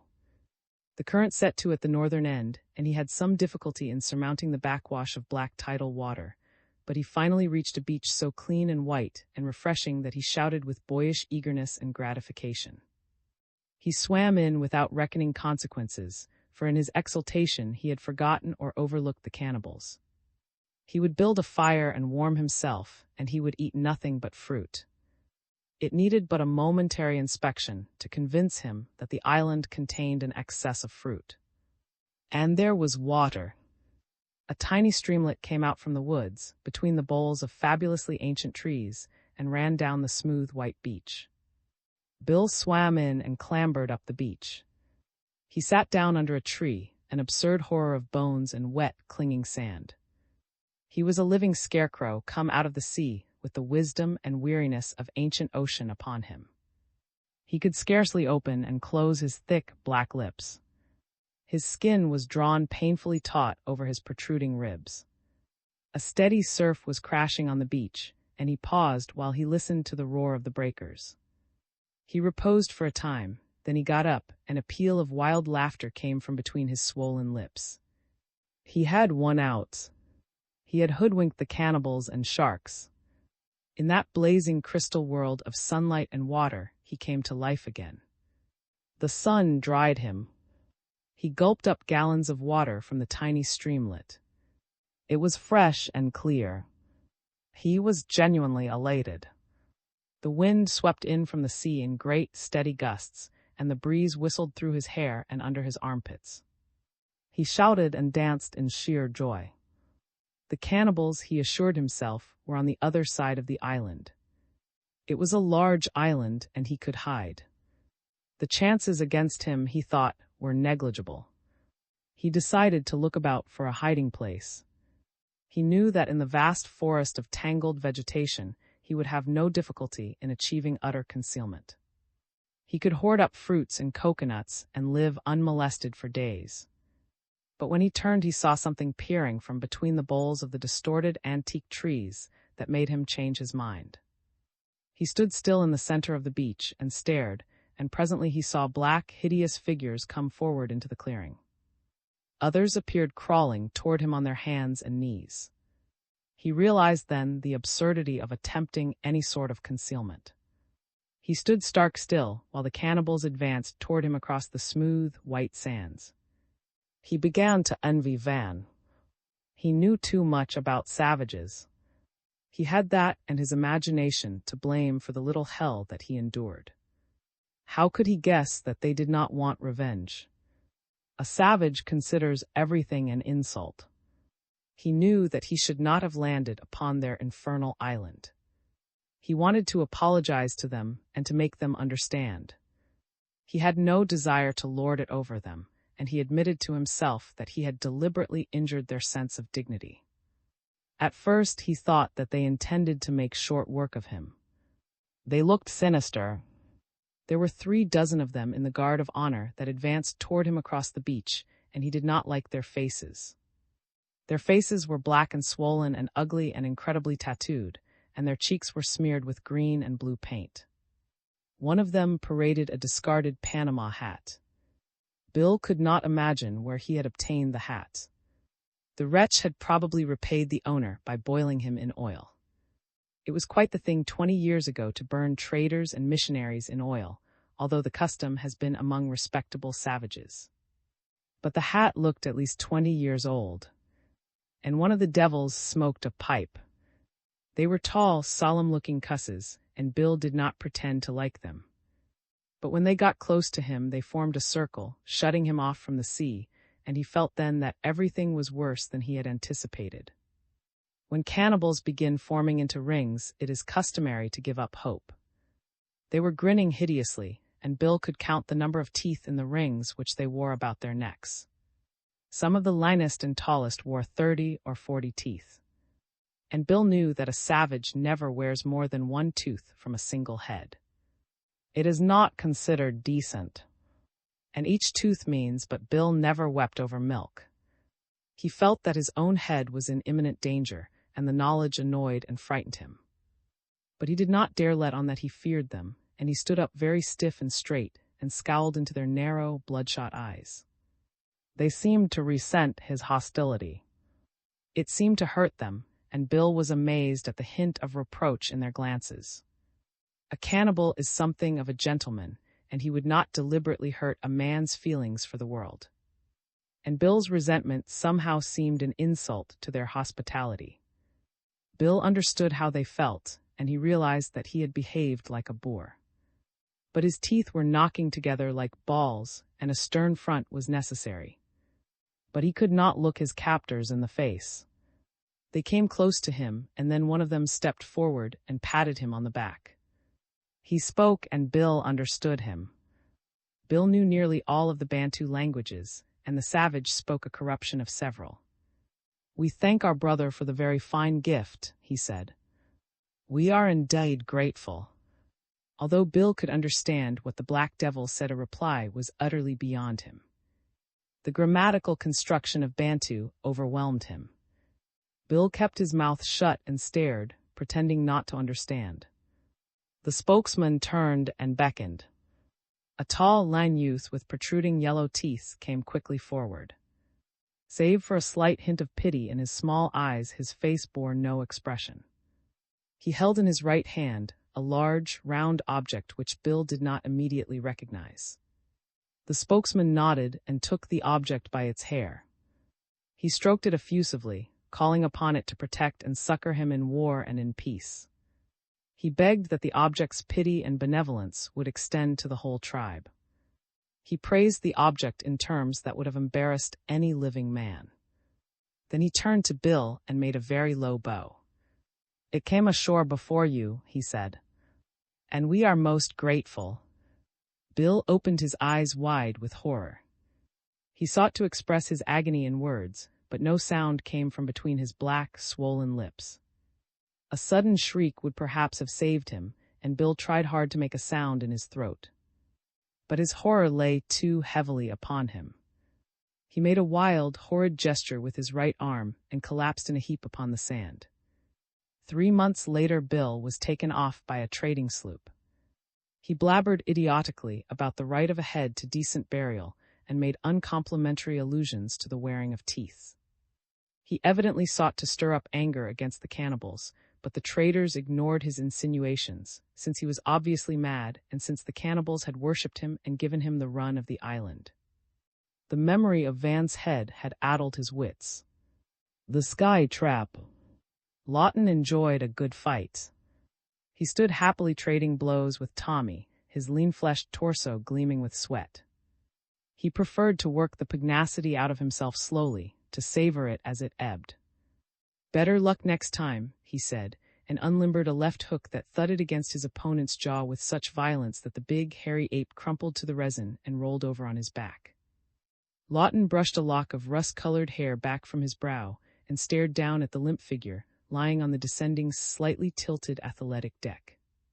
"Good work," he said. "You're primitive and beetle-browed, but you've got what it takes." Lawton flattered himself that he was the opposite of primitive. High in the sky, he had predicted the weather for 8 days running, with far more accuracy than he could have put into a punch. They'd flash his report all over Earth in a couple of minutes now. From New York to London to Singapore and back. In half an hour, he'd be donning street clothes and stepping out feeling darned good. He had fulfilled his weekly obligation to society by manipulating instruments for 45 minutes, high in the warm upper stratosphere, and worked off his pugnacity by knocking down a professional gym slugger. He would have a full, glorious week now to work off all his other drives. This commander captain had come up and was staring at him reproachfully. "Dave, I don't hold with the reforming Johnnies who want to remake human nature from the ground up. But you've got to admit our generation knows how to keep things humming with a minimum of stress. We don't have world wars now because we work off our pugnacity by sailing into gym sluggers 8 or 10 times a week. And since our romantic emotions can be taken care of by tactile television, we're not at the mercy of every brainless bit of fluff's calculated ankle appeal." Lawton turned and regarded him quizzically. "Don't you suppose I realize that? You'd think I just blew in from Mars." "All right. We have the outlets, the safety valves. They are supposed to keep us civilized. But you don't derive any benefit from them. The heck I don't. I exchange blows with every time I board the Perseus. And as for women, well, there's just one woman in the world for me, and I wouldn't exchange her for all the Turkish images in the tactile broadcasts from Stamboul. Yes, I know. But you work off your primitive emotions with too much gusto. Even a cast-iron gym slugger can bruise. That last blow was brutal. Just because gets thumped and thudded all over by the medical staff twice a week doesn't mean he can take. The lurched suddenly. The deck heaved up under Lawton's feet, hurling him against Captain and spinning both men around so that they seemed to be waltzing together across the ship. The still limp Jim slugger slid downward, colliding with a corrugated metal bulkhead and sloshing back and forth like a wet mackerel. A full minute passed before Lawton could put a stop to that. Even while careening, he had been alive to peril and had tried to leap to his aid. But the ship's steadily increasing gyrations had hurled him away from the skipper and against a massive vaulting horse, barking the flesh from his shins and spilling him with violence onto the deck. He crawled now toward the prone Jim slugger on his hands and knees, his temples thudding.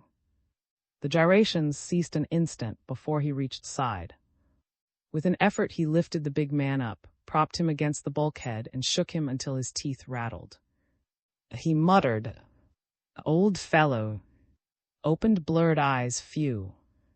He muttered, "You sure socked me hard, sir." "You went out like a light," explained Lawton gently. "A minute before the ship lurched." "The ship lurched, sir." "Something's very wrong.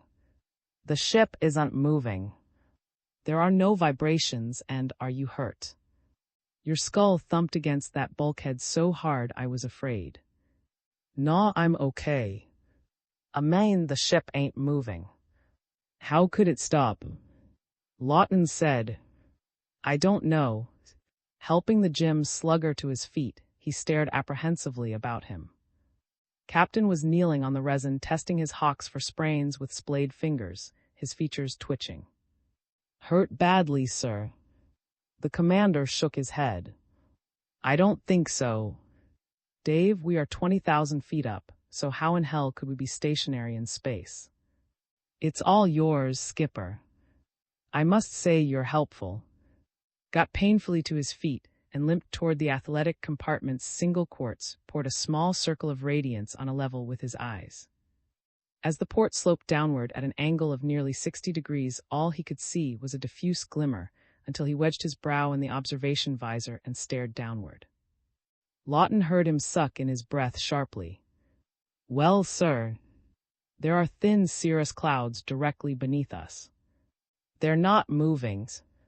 Lawton gasped, the sense of being in an impossible situation swelling to nightmare proportions within him. What could have happened? Directly behind him, close to a bulkhead chronometer, which was clicking out the seconds with unabashed regularity, was a misty blue that merely had to be switched on to bring the pilots into view.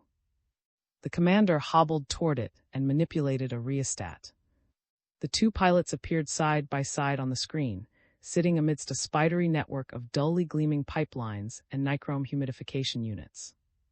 They had unbuttoned their high-altitude coats, and their stratosphere helmets were resting on their knees. The candle light which flooded the pilot room accentuated the haggardness of their features, which were a sickly cadaverous hue. The captain spoke directly into the "What's wrong with the ship?" he demanded. "Why aren't we descending?" "Dawson, you do the talking." One of the pilots leaned tensely forward, his shoulders jerking. "We don't know, sir. The rotaries went dead when the ship started gyrating. We can't work the emergency and the temperature is rising." "But it defies all logic," muttered. "How could a metal ship weighing tons be suspended in the air like a balloon? It is stationary, but it is not buoyant. We seem in all respects to be frozen in." "The explanation may be simpler than you dream," Lawton said. "When we've found the key." The captain swung toward him. "Could you find the key, Dave?" "I should like to try."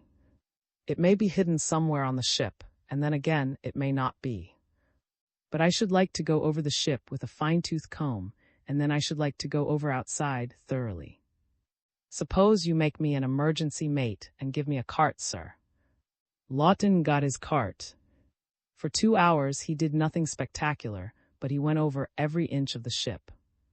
He also lined up the crew and pumped them.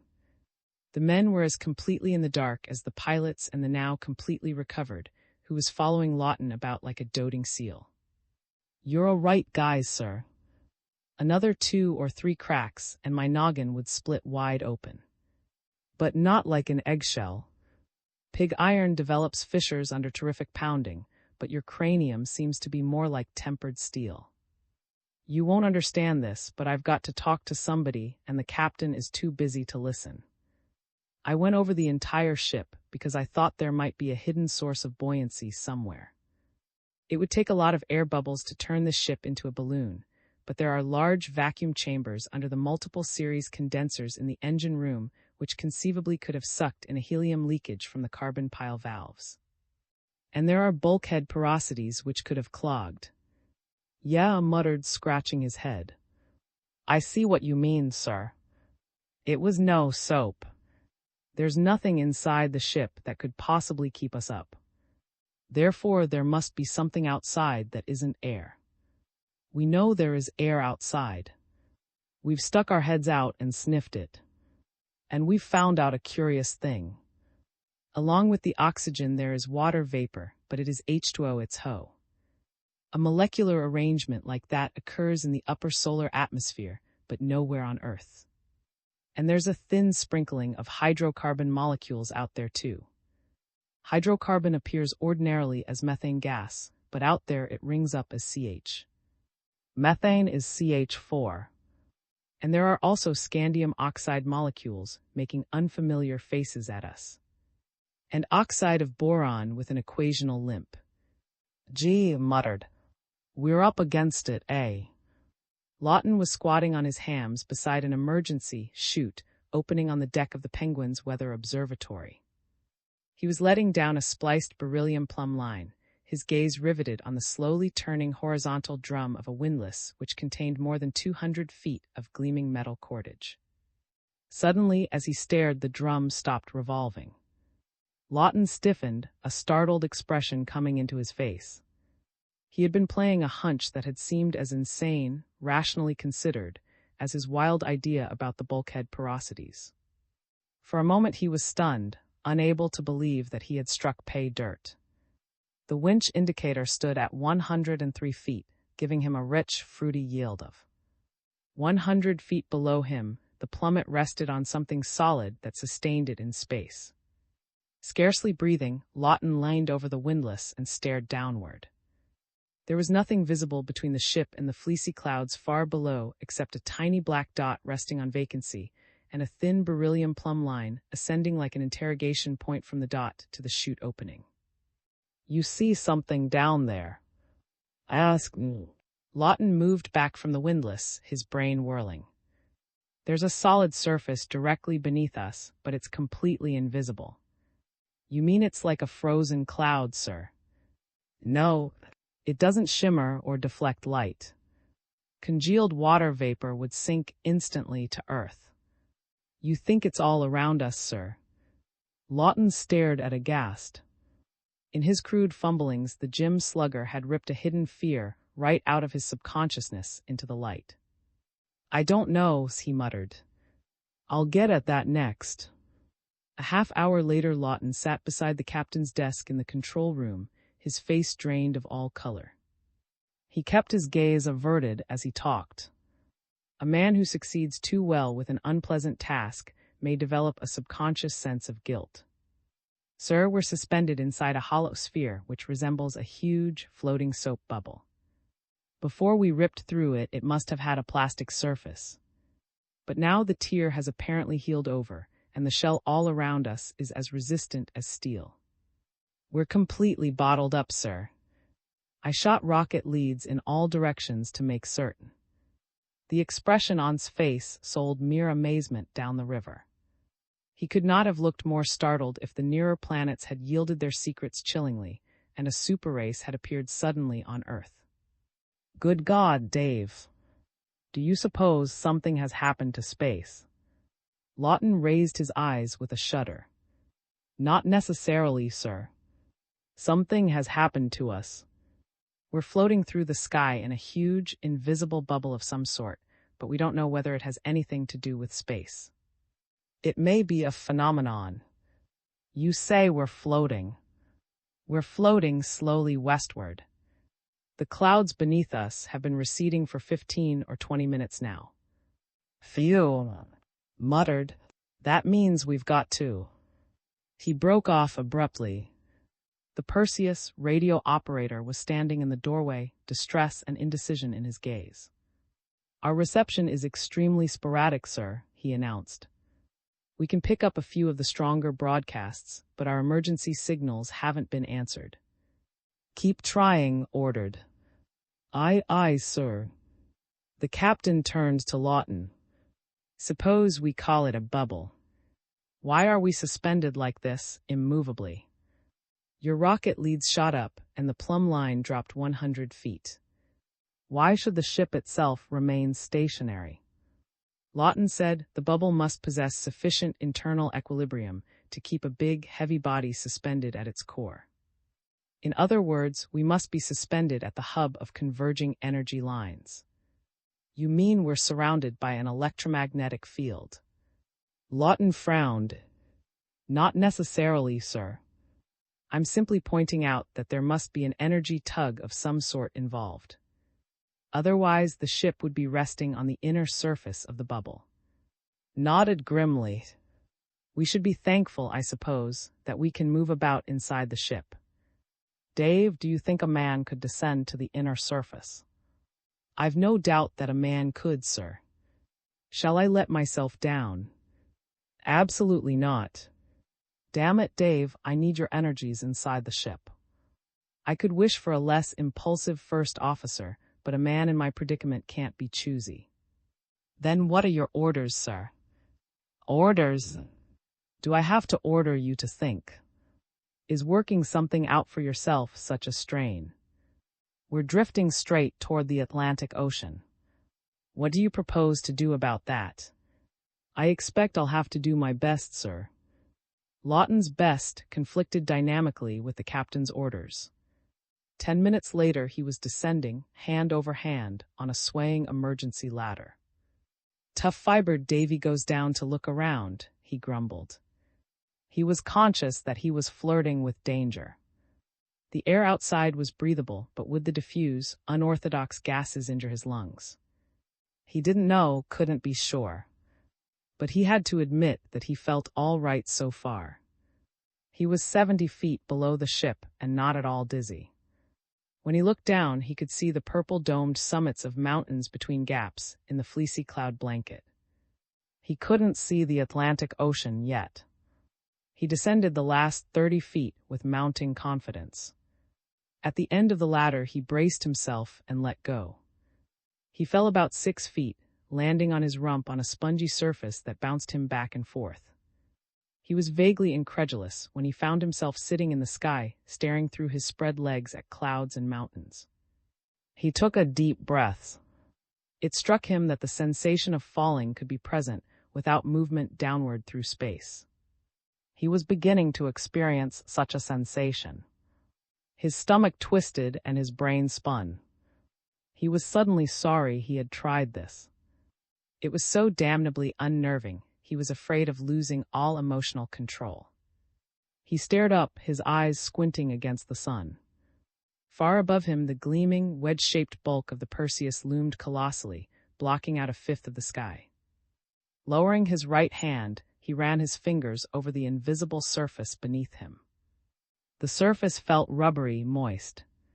He got swayingly to his feet and made a perilous attempt to walk through the sky. Beneath his feet, the mysterious surface crackled, and little sparks flew up about his legs. Abruptly, he sat down again, his face ashen. From the emergency chute opening far above a massive head appeared. "You all right, sir?" called, his voice vibrant with concern. Well, you'd better come right up, sir. Captain's orders. All right, Lawton shouted. Let the ladder down another 10 feet. Lawton ascended rapidly, resentment smoldering within him. What right had the skipper to interfere? He had passed the buck, hadn't he?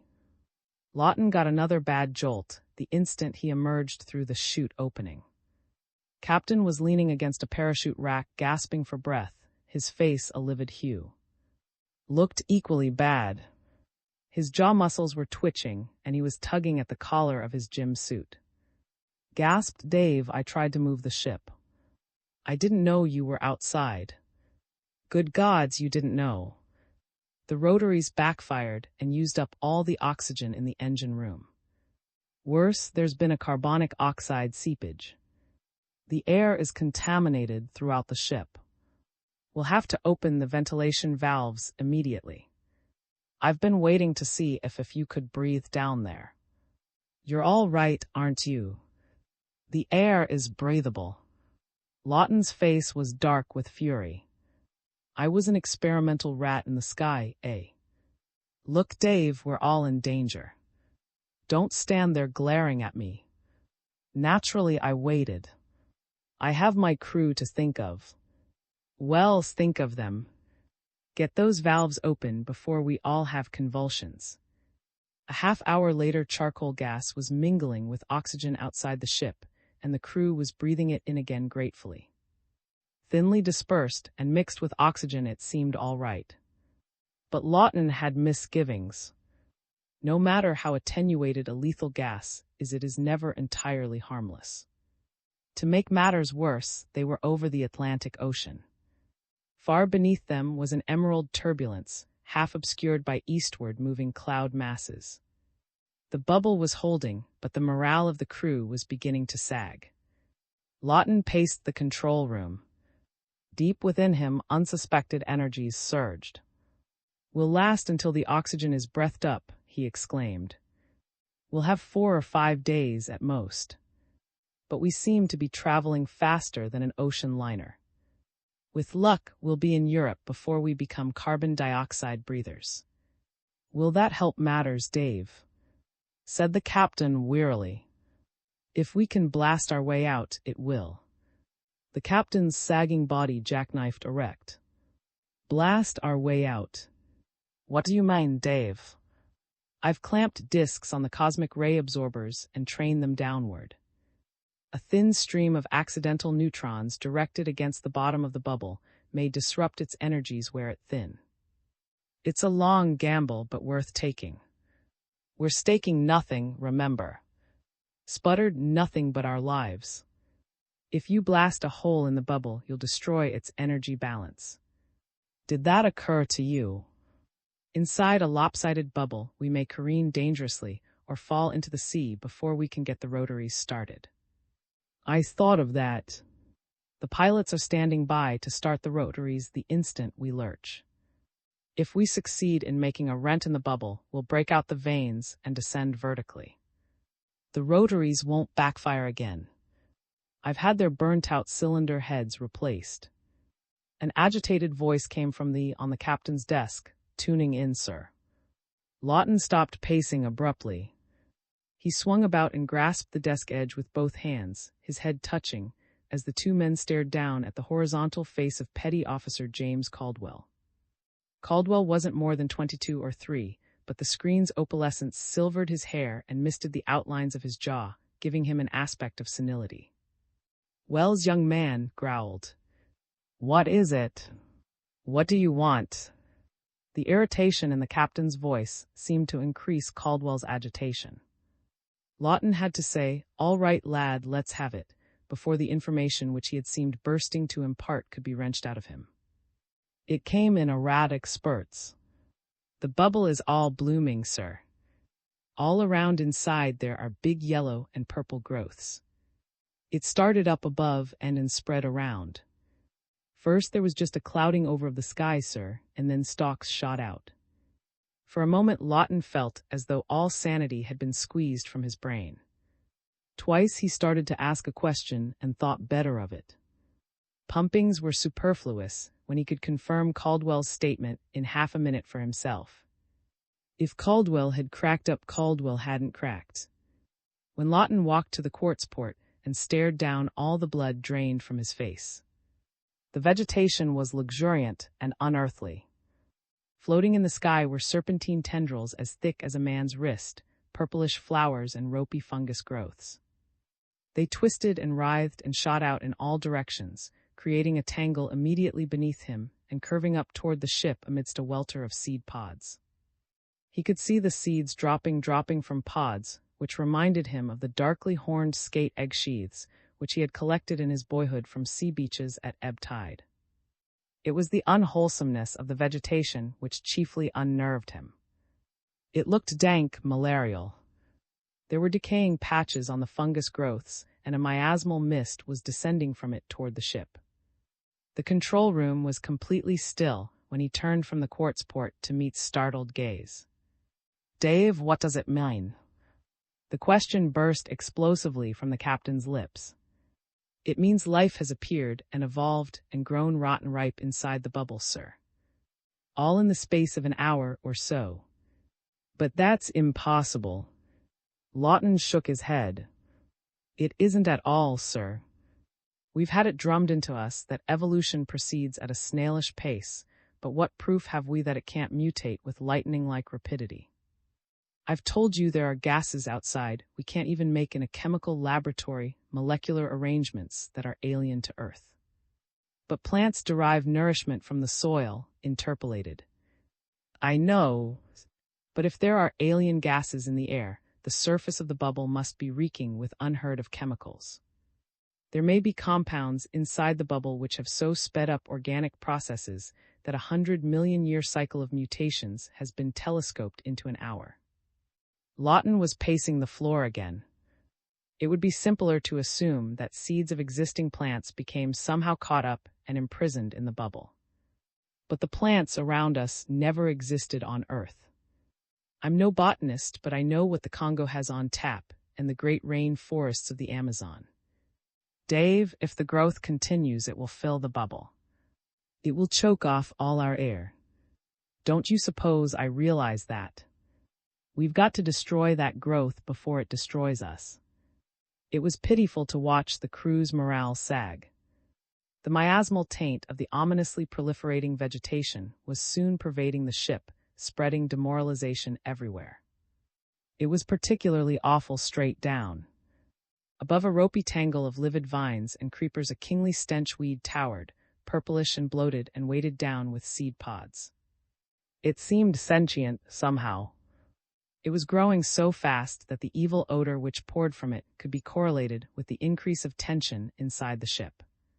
From that particular plant, minute by slow minute, there surged a continuously mounting offensiveness, like nothing Lawton had ever smelt before. The bubble had become a blooming horror sailing slowly westward above the storm-tossed Atlantic. And all the chemical agents which Lawton sprayed through the ventilation valves failed to impede the growth or destroy a single seed pod. It was difficult to kill plant life with chemicals which were not harmful to man. Lawton took dangerous risks, increasing the unwholesomeness of their rapidly dwindling air supply by spraying out a thin diffusion of problematically poisonous acids. It was no sale. The growths increased by leaps and bounds, as though determined to show their resentment of the measures taken against them by marshalling all their forces in a demoralizing. Thwarted, desperate, Lawton played his last card. He sent 5 members of the crew, equipped with blow guns. They returned screaming. Lawton had to fortify himself with a double whiskey soda before he could face the look of reproach in their eyes long enough to get all of the prickles out of them. From then on, pandemonium reigned. Blue funk seized the petty officers while some of the crew ran amok. One member of the engine watch attacked 4 of his companions with a wrench. Another went into the ship's kitchen and slashed himself with a paring knife. The assistant engineer leapt through a chute opening, after avowing that he preferred impalement to suffocation. He was impaled. It was horrible. Looking down, Lawton could see his twisted body dangling on a crimson-stippled thorn-like growth 40 feet in height. Was standing at his elbow in that Waterloo moment, his rough-hewn features twitching. "I can't stand it, sir. It's driving me squirrely. I know. There's something worse than marijuana weed down there." Swallowed hard. That poor guy down there did the wise thing. Lawton husked, "Stamp on that idea, kill it. We're stronger than he was. There isn't an ounce of weakness in us. We've got what it takes. A guy can stand just so much. Bosh. There's no limit to what a man can stand."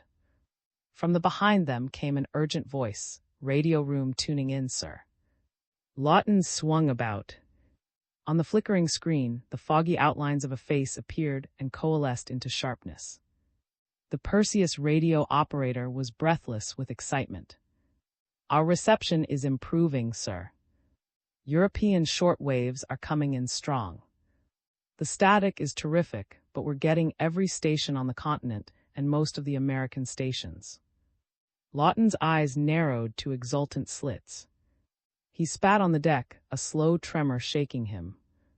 "Did you hear that? We've done it. We've won against hell and high water." "We done what, sir?"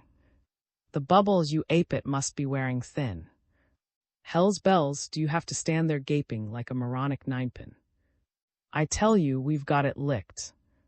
I can't stand it, sir. I'm going nuts." "No, you're not. You're slugging the thing inside you that wants to quit. I'm going to give the crew a first-class pep talk. There'll be no stampeding while I'm in command here." He turned to the radio operator. "Tune in the control room. Tell the captain I want every member of the crew lined up on the screen immediately." The face in the paled. "I can't do that, sir. Ship's regulations." Lawton transfixed the operator with an irate stare. "The captain told you to report directly to me, didn't he?" "Yes, sir, but..." "If you don't want to be cashiered, snap into it." Yes, sir." The captain's startled face preceded the duty muster by a full minute, seeming to project outward from the screen. The veins on his neck were thick blue cords. "Dave," he croaked. "Are you out of your mind?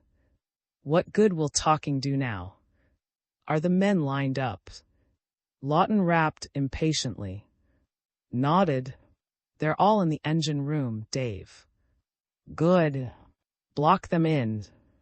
The captain's face receded, and a scene of tragic horror filled the opalescent. The men were not standing at attention at all.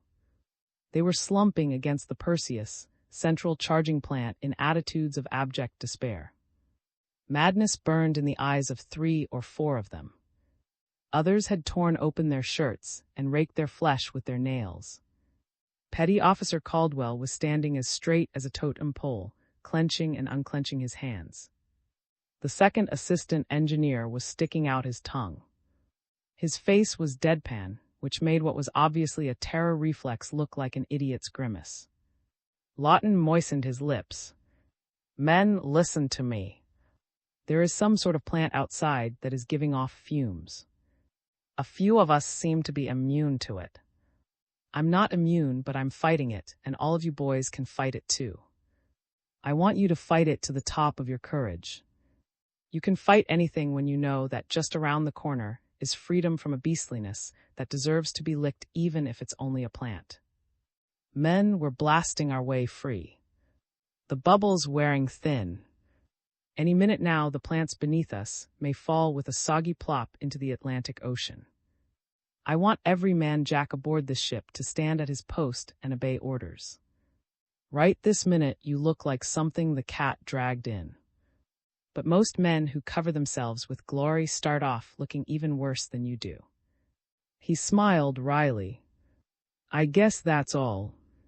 I've never had to make a speech in my life, and I'd hate like hell to start now." It was Petty Officer Caldwell who started the chant. He started it, and the men took it up until it was coming from all of them in a full-throated roar. I'm a tough, true-hearted, careless, and all that, EC. Never at fate a railer, what is time or tide to me. All must die when fate shall will it, I can never die but once. I'm a tough, true-hearted, he who fears death is a dunce. Lawton squared his shoulders. With a crew like that nothing could stop him. His energies were surging high. The weed held no terrors for him now. They were stout-hearted lads, and he'd go to hell with them cheerfully, if need be. It wasn't easy to wait. The next half hour was filled with a steadily mounting tension as Lawton moved like a young tornado about the ship, issuing orders and seeing that each man was at his post. Steady, Jimmy. The way to fight is to keep your mind on a set task. Keep sweating, lad. Harry, that winch needs tightening. We can't afford to miss a trick. Yeah, it will come suddenly. We've got to get the rotaries started the instant the bottom drops out. He was with the captain and in the control room when it came. There was a sudden grinding jolt, and the captain's desk started moving toward the quartz port, carrying Lawton with it. Holy Jiminy Cricket! Exclaimed. The deck tilted sharply, then righted itself. A sudden gush of clear, cold air came through the ventilation valves as the triple rotaries started up with a roar. Lawton and the captain reached the quartz port simultaneously.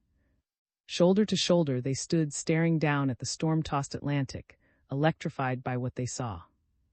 Floating on the waves far beneath them was an undulating mass of vegetation, its surface flecked with glinting foam.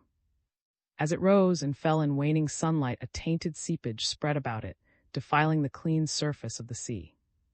But it wasn't the floating mass which drew a gasp from and caused Lawton's scalp to prickle. Crawling slowly across that Sargasso-like island of noxious vegetation was a huge, elongated shape which bore a nauseous resemblance to a mottled garden slug. Was trembling visibly when he turned from the quartz port. God, Dave, that would have been the last straw. Animal life. Dave, I can't realize we're actually out of it. We're out all right, Lawton said hoarsely. Just in time, too. Skipper, you'd better issue grog all around. The men will be nighting it. I'm taking mine straight. You've accused me of being primitive. Wait till you see me an hour from now. Doctor. Stephen stood in the door of his Appalachian Mountain laboratory, staring out into the pine-scented dusk, a worried expression on his bland, small-featured face. It had happened again. A portion of his experiment had soared skyward in a very loose group of highly energized wavicles. He wondered if it wouldn't form a sort of subelectronic macrocosm high in the stratosphere, altering even the air and dust particles which had spurted up with it, its uncharged atomic particles combining with hydrogen and creating new molecular arrangements. If such were the case, there would be 8 of them now. His bubbles floating through the sky. They couldn't possibly harm anything way up there in the stratosphere. But he felt a little uneasy about it all the same. He'd have to be more careful in the future, he told himself. Much more careful. He didn't want the controllers to turn back the clock of civilization a century by stopping all atom-smashing experiments. The timeless ones. There will be a great many changes, Jackson said. She stared out the viewport at the little green world, which the contact rocket Star Mist was swiftly approaching on warp drive. Her husband co-pilot nodded, remembering Clifton and Helen and the youngsters. Remembering with a smile Tommy's kite-flying antics, his freckles and mischievous eyes, a tow-headed kid of 10 with an Irish sense of humor, sturdily planted in a field of alien corn 5,000 light-years from Earth. Sowing and reaping and bringing in the sheaves, in the blue light of a great double sun, his dreams as vibrant with promise as the interstellar warp drive which, a century ago, had brought the first prospect ship from Earth to the stars. He'd be a man grown now, as sturdy as his dad. You could almost take that for granted. And his sister would be a willowy girl with clear blue eyes, and she'd come out of a white plastic cottage with the buoyancy of 20 summers in her carriage and smile. They'd be farmers still. You couldn't change in a million years, couldn't wean them away from the good earth. It was funny, but he couldn't even visualize the without thinking of a little sleepy town, the kind of town he'd left himself as a kid to strike out across the great curve of the universe. Dry dust of Kansas and the Dakotas that would still be blowing after 1,000 years. They've had time to build a town, and said, a really fine town with broad streets and modern, dust-proof buildings. And Jackson awoke from his reverie with a wry start. He nodded again, remembering the many other colonists and the equipment which had been shipped to the little green world across the years. Plastic materials to build houses and schools and roadways, educational materials to build eager young minds. Every 10 years, a contact rocket went out from Earth by interstellar warp drive to make a routine check. The trip was a long 18 months, but the Central Colonization Bureau had to make sure that anarchy did not take the place of law on worlds where teeming jungles encouraged the free exercise of man's best qualities and his worst. From end to end of the galaxy, on large planets and small, progress had to be measured in terms of the greatest good for the greatest number. There could be no other yardstick, for when man ceased to be a social animal, his star-conquering genius shriveled to the vanishing point. The friends we made here were very special and, said, I guess people who dare greatly have to be a bit keener than the stay-at-homes, a bit more eager and alive. But they had such a tremendous zest for living. I know, N said. They were wonderful, generous, and kind. It will be good to see them again. Good too, laughed. I don't know why, but I was about to say, good to be home. N thought he knew why. They made their first flight for the Bureau exactly 10 years before. It had been a combined official business and honeymoon flight, and almost the whole of it had been spent on the little green world. Did not the queen bee and her consort, flying high above the hive on a night of perfumed darkness, remember best what was bliss to recall, the shifting lights and shadows and honey-scented murmurings of their nuptial trance? Would not the furthest star be home to the star-beguiled? The rocket ship was out of subspace now and traveling on its murmuring overdrive. It was well within sight of green valleys and purple-rimmed hills. The planet had grown from a tiny dot to a shining silver sphere swimming in misty radiance. For a moment it had wavered against the brightly burning stars, caught in a web of darkness, then, swiftly, had exploded into a close, familiar world, as beautiful as a flower opening snowy petals to the dawn. It was a simple matter to bring the rocket down. The valley seemed to sweep up toward them, and gravity jets took over in automatic sequence. There was a gentle hiss of air as the star mist settled to rest on hard-packed soil, a scant 50 yards from a blue and flower garden.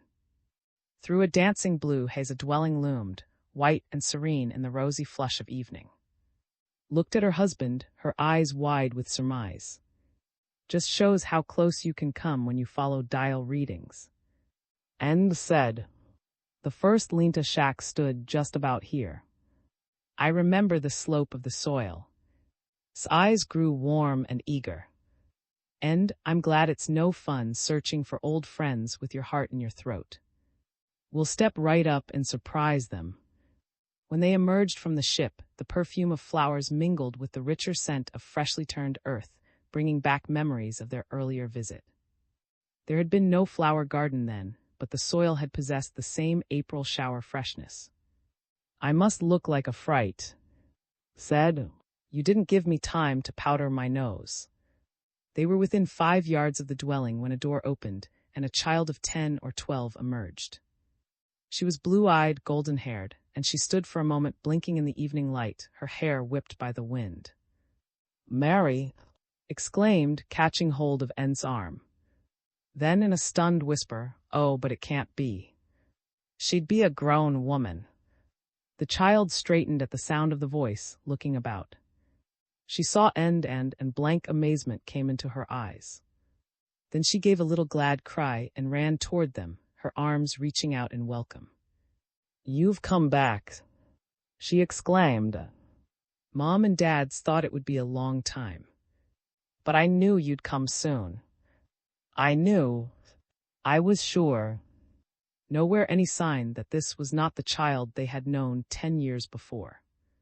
Her voice, the peaches and cream color that flooded her cheeks, The way her hair clung in little ringlets to her temples all struck memory chords from long ago. And now she was beckoning them into the dwelling, having moved a little away from them. She was balancing herself in elfin lightness on one toe and smiling in warm gratefulness, the sun all blue and gold behind her. She had always seemed an elfin and mischievous child. What can it mean, End? White-lipped End shook his head. I don't know. We'd better go inside. Helen, her white-streaked auburn hair damp with steam vapor, sent a frying pan crashing to the floor as she turned from the stove with a startled cry. Why, land's sakes, it seems only yesterday. End had a good look at her face. The eyes were the same, good-humored and kindly and wise, and if she had been 40 a decade before, she seemed now to be forcing herself back into an earlier instant of time, the very evening of that last well-remembered birthday party, with the candles all bright and gleaming, and the children refusing to admit that she could ever be middle-aged. Old Clifton came in from his workshop out in back. He'd been whittling away at a rocketship model, and he still held it firmly in the crook of his arm, his eyes puckered in dust bowl grief. Like most men of the soil, Clifton had difficulty with his whittling when he turned his skill to. The grief vanished when he saw End, and pure delight took hold of him, bringing a quick smile of welcome to his lips. Back so soon? Seems only yesterday you folks went away. It was 10 years ago. End said, his throat strangely dry. Clifton looked at him and shook his head. 10 years, End. Surely you're joking. It was a good many years, Clifton, Helen said quickly. You must forgive us, End. Time just doesn't seem to matter when you're busy building for the future. Time goes fast, like a great ship at sea, its sails ballooning out with a wind that keeps carrying it faster and faster into the sunrise. There are no ships here, Clifton said, chuckling. Helen's fancy wedded to earth, but she's forgetting the last sailing ship rotted away 100 years before she was born. It's a good thought, though. Don't know what put a sailing ship in Helen's head, but I guess folks who were born on Earth have a right to hark back a bit. It'll be different with Tom and Mary. Where Tommy? End asked. Out shucking corn. Clifton's voice was vibrant with sudden pride. He's still the same reckless young lad. He'd risk his neck to bring in a full harvest. I keep warning him, but he goes right on worrying his mother. Fact is, he hasn't changed at all. No more than we have. So they know. Looked at End, an unspoken question in her eyes. How could they accept the tremendousness of not changing without realizing that any arrest of the aging process must alter their daily lives in 1,000 intangible ways? How could they build for the future when their children would never grow up? It was End who discovered the mind block. Not only had they ceased to age physically, they lacked a normal time sense. If you reminded them of the passing years, their minds cleared momentarily, and they could think back. But that link with the past had no staying power. It was like punching pillows to get them to remember. They lived in the present, well content to accept the world about them on a day-to-day basis, warmed by the bright flame of their children growing up, but their children weren't growing up. They had only the illusion of change, the illusion of planning for their future, and that illusion was terribly real to them unless jolted by a question. How Tommy? Why Tommy hasn't changed at all. A puzzled frown. A moment's honest facing of the truth, an old memory stirring into life. Then the mind block closing in, clamping down. And you'll stay for dinner. It was late and growing cold, and the stars had appeared in the sky. In the rocket ship, End sat facing his wife.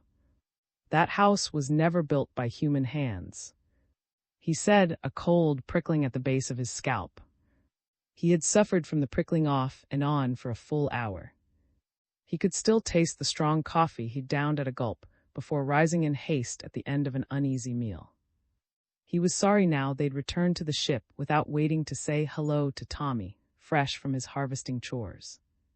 Tommy was the member of the family. Perhaps Tommy knew more than the others or could remember better. Not built by human hands. But that's insane, and his face, shadowed from below by the cold light of the instrument board, was harsh with concern. The materials came from Earth. They did, and acknowledged. Grade A plastics the best. And a good engineer can build almost anything with malleable plastics. But not a house without seams. Without seams. Joints, connections, little rough places, and elaborated. Inside and out that house was smooth, all of a piece. Like a burst of frozen energy. Like, oh, you know what I mean. Surely you must have noticed it. There were other colonists, said. Some of them were engineers. They've had time to work out new constructive techniques. They've had time to disappear. Why did they act so funny when I asked them about the other colonists? Why did Clifton refuse to look at me? Why did I have to drag the answer out of him? Oh, we spread out. Enough land here for all of us. Does that ring true to you? They didn't want us to stay together. Tommy said, and leapt up with a startled cry. Swayed, her eyes widening in stark disbelief. Tommy walked smiling into the compartment, his shoulders squared. He came through the pilotroom wall in a blaze of light and stood between End and Helen, his lips quivering in boyish earnestness. Take any school, Tommy said. Some of the pupils are bright. Some are just good students who work hard at their homework. Some are stupid and dull. If you let them stay together, the bright ones, the really bright ones, get held back. Tommy seemed suddenly to realize he was seeing End, and for the first time in 10 years. His good friends, End and us, who was as beautiful as ever, though deathly pale now, and End who was just a little older and grayer. A broad grin overspread his face. I knew you'd come back, he said. You came through a solid metal wall. End said, feeling as though an earthquake had taken place inside of him. It's easy when you know how. Tommy said. Who taught you how? Asked in a voice so emotional End forgot his own horror in concern for her sanity. Who taught you, Tommy? The Grain people. Tommy said. The Grain people. They live in the forest, Tommy said. They come out at night and dance around the house. They hold hands and dance and sing. Then they talk to us. To Mom, Dad, and Sis, but mostly to me. They taught me how to play, to really have fun. Did they teach you how to change the atoms of your body so that you could pass through a solid metal wall? End asked, framing the question very carefully. Shucks, it was nothing like that. Tommy said. They just told me that if I forgot about walls, I could go anywhere. And you believed them. Suddenly was laughing. Her laughter rang out wild and uncontrollable in the pilotroom. He believed them, and he believed them. End went up to her and took her by the shoulders and shook her. Tommy looked shamefaced. He shuffled his feet, ill at ease in the presence of adult hysteria. I've got to go now. He stammered. Mom will be awful mad if I'm late for dinner again. You are late, Tommy said. The joke's on you. We just had dinner with your parents in a house End claims wasn't built by human hands. She laughed wildly. Your parents are sensible people, though. They didn't even try to walk through the kitchen wall.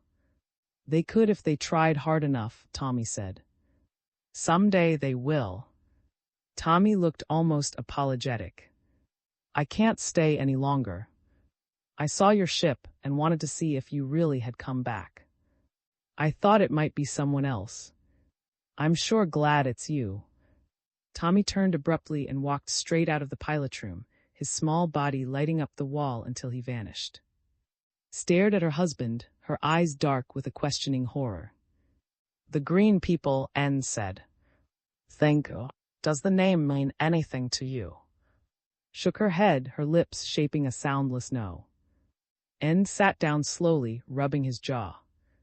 I just thought you might know something about Druidism and what the strange rites of that mysterious cult meant to the ancient inhabitants of Gaul and the British Isles. According to the Roman historian Pliny, the Druids built stone houses for their pupils and called themselves the Green People. Starlight from the viewport illuminated End's pale face. He paused, then said, "The Druids were soothsayers and sorcerers who disappeared from history at the time of the Roman conquest. It was widely believed they had the power of conferring eternal use. They taught that time was an illusion, space the shadow of a dream." His eyes were grim with speculation. The Druids were teachers almost in the modern sense. Pliny records that they had a passion for teaching and thought of their as pupils, as children with much to learn. Instruction in physical science formed the cornerstone of the Druidic cult. Leaned forward, her face strained and intense as he went on. The Romans hated and feared them. There was a terrible, bloody battle, and the Druids no longer danced in their groves of oak, in slow procession to a weird dirge-like chanting. They vanished from earth and almost from the memory of man. End took a deep breath. Man fears the unknown, and knowledge is a source of danger. Maybe the Druids were never really native to Earth. What if this were their home planet? And you can't really believe. "Listen," End said. The sound was clearly audible through the thin walls of the rocket ship. It was a steady, dull droning, and eerie, terrifying sound. End got up and walked to the viewport. He stared out. He could see this dwelling clearly. It was bathed in an unearthly green light, and around it in a circle robed figures moved through shadows the color of blood. Around and around in ever-widening circles, their tall, gaunt bodies strangely bent. For a full minute he stared out. When his wife joined him, he stretched out a hand and let it rest lightly on her shoulder. "Perhaps we wouldn't be far wrong if we thought of thee as catalysts," he said. Stood very straight and quiet, a great fear growing in her. "Catalysts, End. It's just a wild guess, of course. I can't even tell you what made me think of it. But it does have a certain... In chemistry, as you know, a catalytic agent is a substance which promotes chemical action, but is in itself unchanged. Well, why do men and women who surrender themselves to sorcery remain, in legend, eternally young? Young, unchanging. It's a belief as old as prehistory and all the ages since. Only in the Middle Ages were witches pictured as shrunken, hideous old women. The ancient world pictured witches as eternally youthful, unaging. A long pause, and then End said, "As unaging as the forests of oak where they served as human catalysts for the Druids before the Druids left Earth forever." He suddenly seemed to be thinking aloud rather than addressing his wife. "Well, and why not? The Druids must change, for change is the first law of life. But perhaps they can only find complete fulfillment, can only grow in wisdom and strength, by using human beings as little hard grains of chemical substance which must remain forever bright and shining. Human catalysts, imprisoned in a horrible little test tube of a house. If human beings aged and changed, they would cease to be catalysts. They would become valueless to the Druids. And when the Romans discovered the truth, agreement was clearly in his eyes." She moved closer to the viewport, her face pale. "Fear and a merciless hatred," End said. "Pursuing the Druids, driving them from Earth. And dim, fearful legends remaining of a dark magic older than the human race. And they've stopped dancing." His voice rang out sharply in the silence. "They're coming toward the ship." "I know," End said. "But we don't know what they're planning to do." His voice rose. "We've got to get out." "Steady," End said, turning. "If we take off at peak acceleration, I just can't picture them stopping us." "And they may be happier than we know," said hours later. They were deep in subspace, 100 light-years from the little green world, and in the warm security of the pilot room, its menacing shadows seemed immeasurably remote. Happy. End laughed harshly. Kids who will never grow up. Adults cut off from all further growth. The same today, tomorrow, and forever. Their minds may change, said. Their minds may grow, end. Tommy said that bright pupils could go far. As catalysts caught in a ghastly trap. How can you be so sure, end? A wild guess, you called it. How do you know the Druids and the don't learn from one another? Perhaps they grow wise together, in a wonderful bright sharing of knowledge and happiness that's like nothing we can imagine. End looked at his wife. Why say a thing like that? Why even think of it? Pandora, I guess. What do you mean? I'm a woman and the Pandora complex is pretty basic, darling. I'd be tempted to go back and throw open the box. Something pretty black and horrible would come out, N said sharply. You can take my word for that. I hope you're not forgetting that Pandora was the first woman chosen by Zeus to bring complete ruin on the human race. She didn't quite succeed. And how can we know for sure, end? If what you say is true, if the Druids were really driven from Earth, we haven't done so well since. Wars and madness for 2,000 years. Destruction and cruelty and death.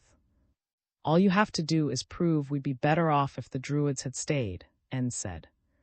Darlings, think. If people grew wiser all the time, if they never aged, would they want to murder one another? Now see here. Smiled. Think of having our own beautiful little home forever, in a fragrant woody patch, with shining kitchen utensils on the wall. Think of being spared all the miseries of old age and poverty and sickness and death. Think of having neighbors like the to grow young with, to grow wise and young with, day by splendid day until the end of time. There was a long silence and then said, I'd trust them, end. The Druids, I mean. I'd take the chance. What have we to lose that's really great, that can hold a candle to what the have? You can go anywhere if you just remember how close you are to where you want to be. Tommy said, coming through the pilot-room wall in a blaze of light. He grinned. I asked Mom and Dad to try real hard this time, and here they are. All of them came into the pilot-room as Tommy spoke, their faces incredibly radiant. I never really believed Tommy until this minute. Clifton said, if you just forget about walls, you're where you want to be. Sure you are. Tommy said, it's as easy as skinning a chipmunk. And Helen said, come back. Tommy's sister simply smiled, a mischievous elfin smile which seemed to mock the vast loneliness of space. It was as if some wizard game, played by laughing children and wise forest creatures through long golden afternoons, had become a universe-spanning web, embracing everything in its path in a warm and radiant way. Looked at Dan. Well, darlings. Yes, N said with quick decision. We'll go back. And at that moment, in the forest deep and dark, the Druids built another house. It was designed to appeal to a man and a woman who had traveled far and grown weary of human cruelty and death. It was designed for gracious living, but whether the Druids, in their inscrutable wisdom, wished mankind well or ill, who could say? The vibration wasps. I out in space. I was out in space with for the 6th time. It might as well have been the 8th or 10th. It went on and on. Every time I rebelled would shrug and murmur, all right, Richard. I'll go it alone then. Was a little chit of a girl with spun gold hair and eyes that misted when I spoke of Pluto and Uranus, and glowed like live coals when we were out in space together. Had about the worst case of in medical history. To explain her, I had to take to theory. Simply to test out whether she could survive and reach maturity in an environment which was hostile to human mutants. Nature had inserted in her makeup every reckless ingredient imaginable. Luckily, she had survived long enough to fall in love with sober and restraining me. We supplemented each other, and as I was 10 years her senior, my obligations had been clear-cut from the start. We were heading for Ganymede this time, the largest satellite of vast, mist-enshrouded Jupiter. Our slender space vessel was thrumming steadily through the dark interplanetary gulfs, its triple roaring. I knew that would have preferred to penetrate the turbulent red mists of Ganymede's immense primary, and that only my settled conviction that Jupiter was a molten world restrained her. We had talked it over for months, weighing the opinions of Earth's foremost astronomers. No watcher of the night skies could tell us very much about Jupiter. The year 1973 had seen the exploration of the Moon, and in 1986 the crews of 3 propelled space vessels had landed on Mars and Venus, only to make the disappointing discovery that neither planet had ever sustained life. By 2002, 3 of the outer planets had come within the orbit of human exploration. There were Earth colonies on all of the Jovian moons now, with the exception of Ganymede. 8 exploring expeditions had set out for that huge and mysterious satellite, only to disappear without leaving a trace. I turned from a quartz port brimming with star-flecked blackness to gaze on my reckless 19-year-old bride. Was so strong-willed and competent that it was difficult for me to realize she was scarcely more than a child. A veteran of the skyways, you'd have thought her, with her slim hands steady on the controls, her steely eyes probing space. The more conservative astronomers have always been right, I said. We knew almost as much about the moon back in the 18th century as we do now. We get daily weather reports from now, and there are 56 Earth colonies beneath the lunar Apennines. But the astronomers knew that the moon was a sterile, crater-pitted world 100 years ago. They knew that there was no life or oxygen beneath its brittle stars generations before the first space vessel left Earth. The astronomers said that Venus was a bleak, mist-enshrouded world that couldn't sustain life, and they were right. They were right about Mars. Oh sure, a few idle dreamers thought there might be life on Mars. But the more conservative astronomers stood pat, and that the seasonal changes could be ascribed to a low order of vegetative life. It's a far cry from mere soil discoloration caused by melting polar ice caps to the miracle of pulsing life. The first vessel to reach Mars proved the astronomers right. Now a few crack-brained theorists are trying to convince us that Jupiter may be a solid, cool world. Turned and frowned at me. You're letting a few clouds scare you, Richard, she said. No man on Earth knows what's under the mist envelope of Jupiter. A few clouds, I retorted. You know darned well that Jupiter's gaseous envelope is 40,000 miles thick, a seething cauldron of heavy gases and pressure drifts rotating at variance with the planet's crust. But Ganymede is mist-enshrouded too, scoffed. We're hurtling into that cauldron at the risk of our necks. Why not Jupiter instead? The law of averages, I said, seasoned with a little common sense. 8 vessels went through Ganymede's ghost shroud into oblivion. There have been 26 attempts to conquer Jupiter. A little world cools and solidifies much more rapidly than a big world. You ought to know that. But Ganymede isn't so little. You're forgetting it's the biggest satellite in the solar system. But still little smaller than Mars. Chances are it has a solid crust, like Callisto, Io, and Europa. There was a faint, rustling sound behind us, and I swung about simultaneously, startled by what was obviously a space code infraction. A silvery-haired, wiry little man was emerging through the beryllium steel door of the pilot chamber, his face set in grim lines. I am not a disciplinarian, but my nerves at that moment were strained to the breaking point. "What are you doing here, Dawson?" I rapped, staring at him in indignation. "We didn't send for you." "Sorry, sir," the little man apologized. "I couldn't get you on the—" "It's gone dead, sir." Drew in her breath sharply. "You mean there's something wrong with the cold current?" Dawson nodded. "Nearly every instrument on the ship has gone dead, sir. Gravity stabilizers, direction gauges, even the communication coils." Leapt to her feet. "It must be the stupendous gravity tug of Jupiter," she exclaimed. "Warned us it might impede the molecular flow of our cold force currents the instant we passed Ganymede's orbit." Exultation shone in her gaze. I stared at her aghast. She was actually rejoicing that the physicist had predicted our destruction. Knowing that vessels were continually traveling to Io and Callisto, despite their nearness to the greatest disturbing body in the solar system, I had assumed we could reach Ganymede with our navigation instruments intact. I had scoffed at its forebodings, ignoring the fact that we were using cold force for the first time in a propelled vessel, and were dependent on a flow adjustment of the utmost delicacy. Dawson was staring in stunned horror. Our fate was sealed and yet had descended from the pilot dais and was actually waltzing about the chamber, her eyes glowing like incandescent meteor chips. "We'll find out now, Richard," she exclaimed. "It's too late for caution or regrets. We're going right through 40,000 miles of mist to Jupiter's solid crust." "Aye, aye." Through the cloud blanket, I thought of Earth as we fell. Tingling song and bright awakenings and laughter and joy and grief. Wood smoke in October, tall ships and the planets spinning and hurdy-gurdies in June.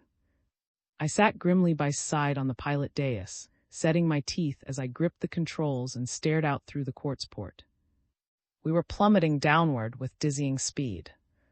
Outside the quartz port there was a continuous misty glimmering splotched with nebulously weaving spirals of flame. We were already far below Jupiter's outer envelope of tenuous gases in turbulent flux, and had entered a region of pressure drifts which caused our little vessel to twist and lunge erratically. Wildly it swept from side to side, its gyrations increasing in violence as I cut the blasts and released a traveling force field of repulsive. I thanked our lucky stars that the gravity tug had spared thee and the landing mechanism. We hadn't anything else to be thankful for. I knew that if we plunged into a lake of fire, even the cushioning force field couldn't save us. Seemed not to care. She was staring through the quartz port in an attitude of intense absorption, a faint smile on her lips. There are degrees of recklessness verging on insanity, of courage which deserves no respect. I had an impulse to shake her and shout, "Do you realize we're plunging to our death?" I had to keep telling myself that she was still a child with no realization of what death meant.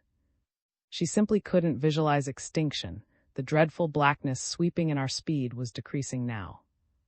The cushioning force field was slowing us up, forcing the velocity needle sharply downward on the dial.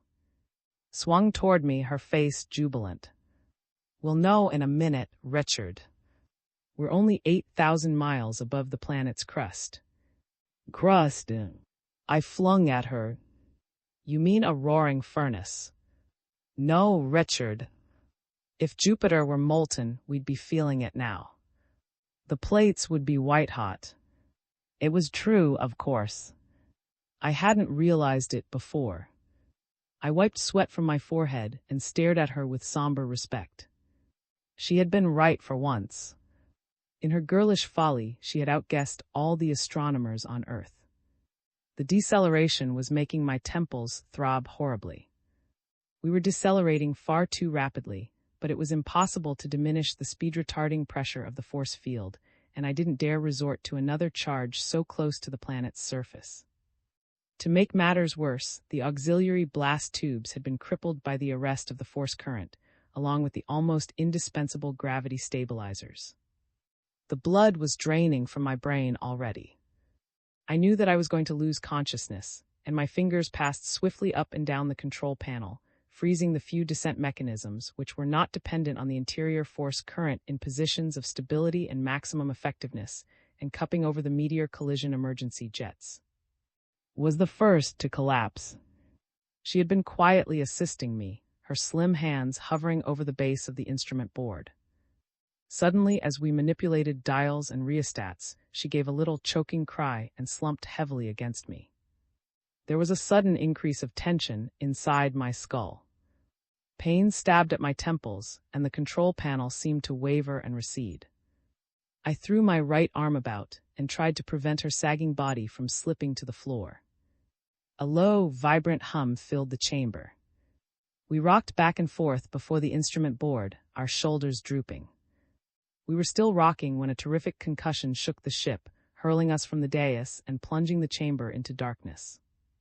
Bruised and dazed, I raised myself on one elbow and stared about me. The jarred fluorescent cubes had begun to function again, filling the pilot chamber with a slightly diminished radiance. But the chamber was in a state of chaos. Twisted coils of piping lay at my feet, and an overturned jar of sluice lubricant was spilling its sticky contents over the corrugated metal floor. Had fallen from the pilot dais and was lying on her side by the quartz port, her face ashen, blood trickling from a wound in her cheek. I pulled myself toward her and lifted her up till her shoulders were resting on my knees. Slowly her eyes blinked open and bored into mine. She forced a smile. "Happy landings?" she inquired.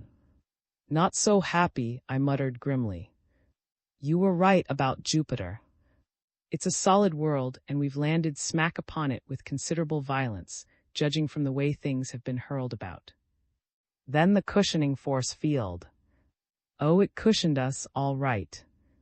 If it hadn't, we'd be roasting merrily inside a twisted mass of wreckage. But I wouldn't call it happy landing. You've got a nasty cut there." "I'm all right," Richard reached up and patted my cheek. "Good old Richard. You're just upset because we didn't plunge into a lake of molten zinc." "Sure, that's it," I grunted.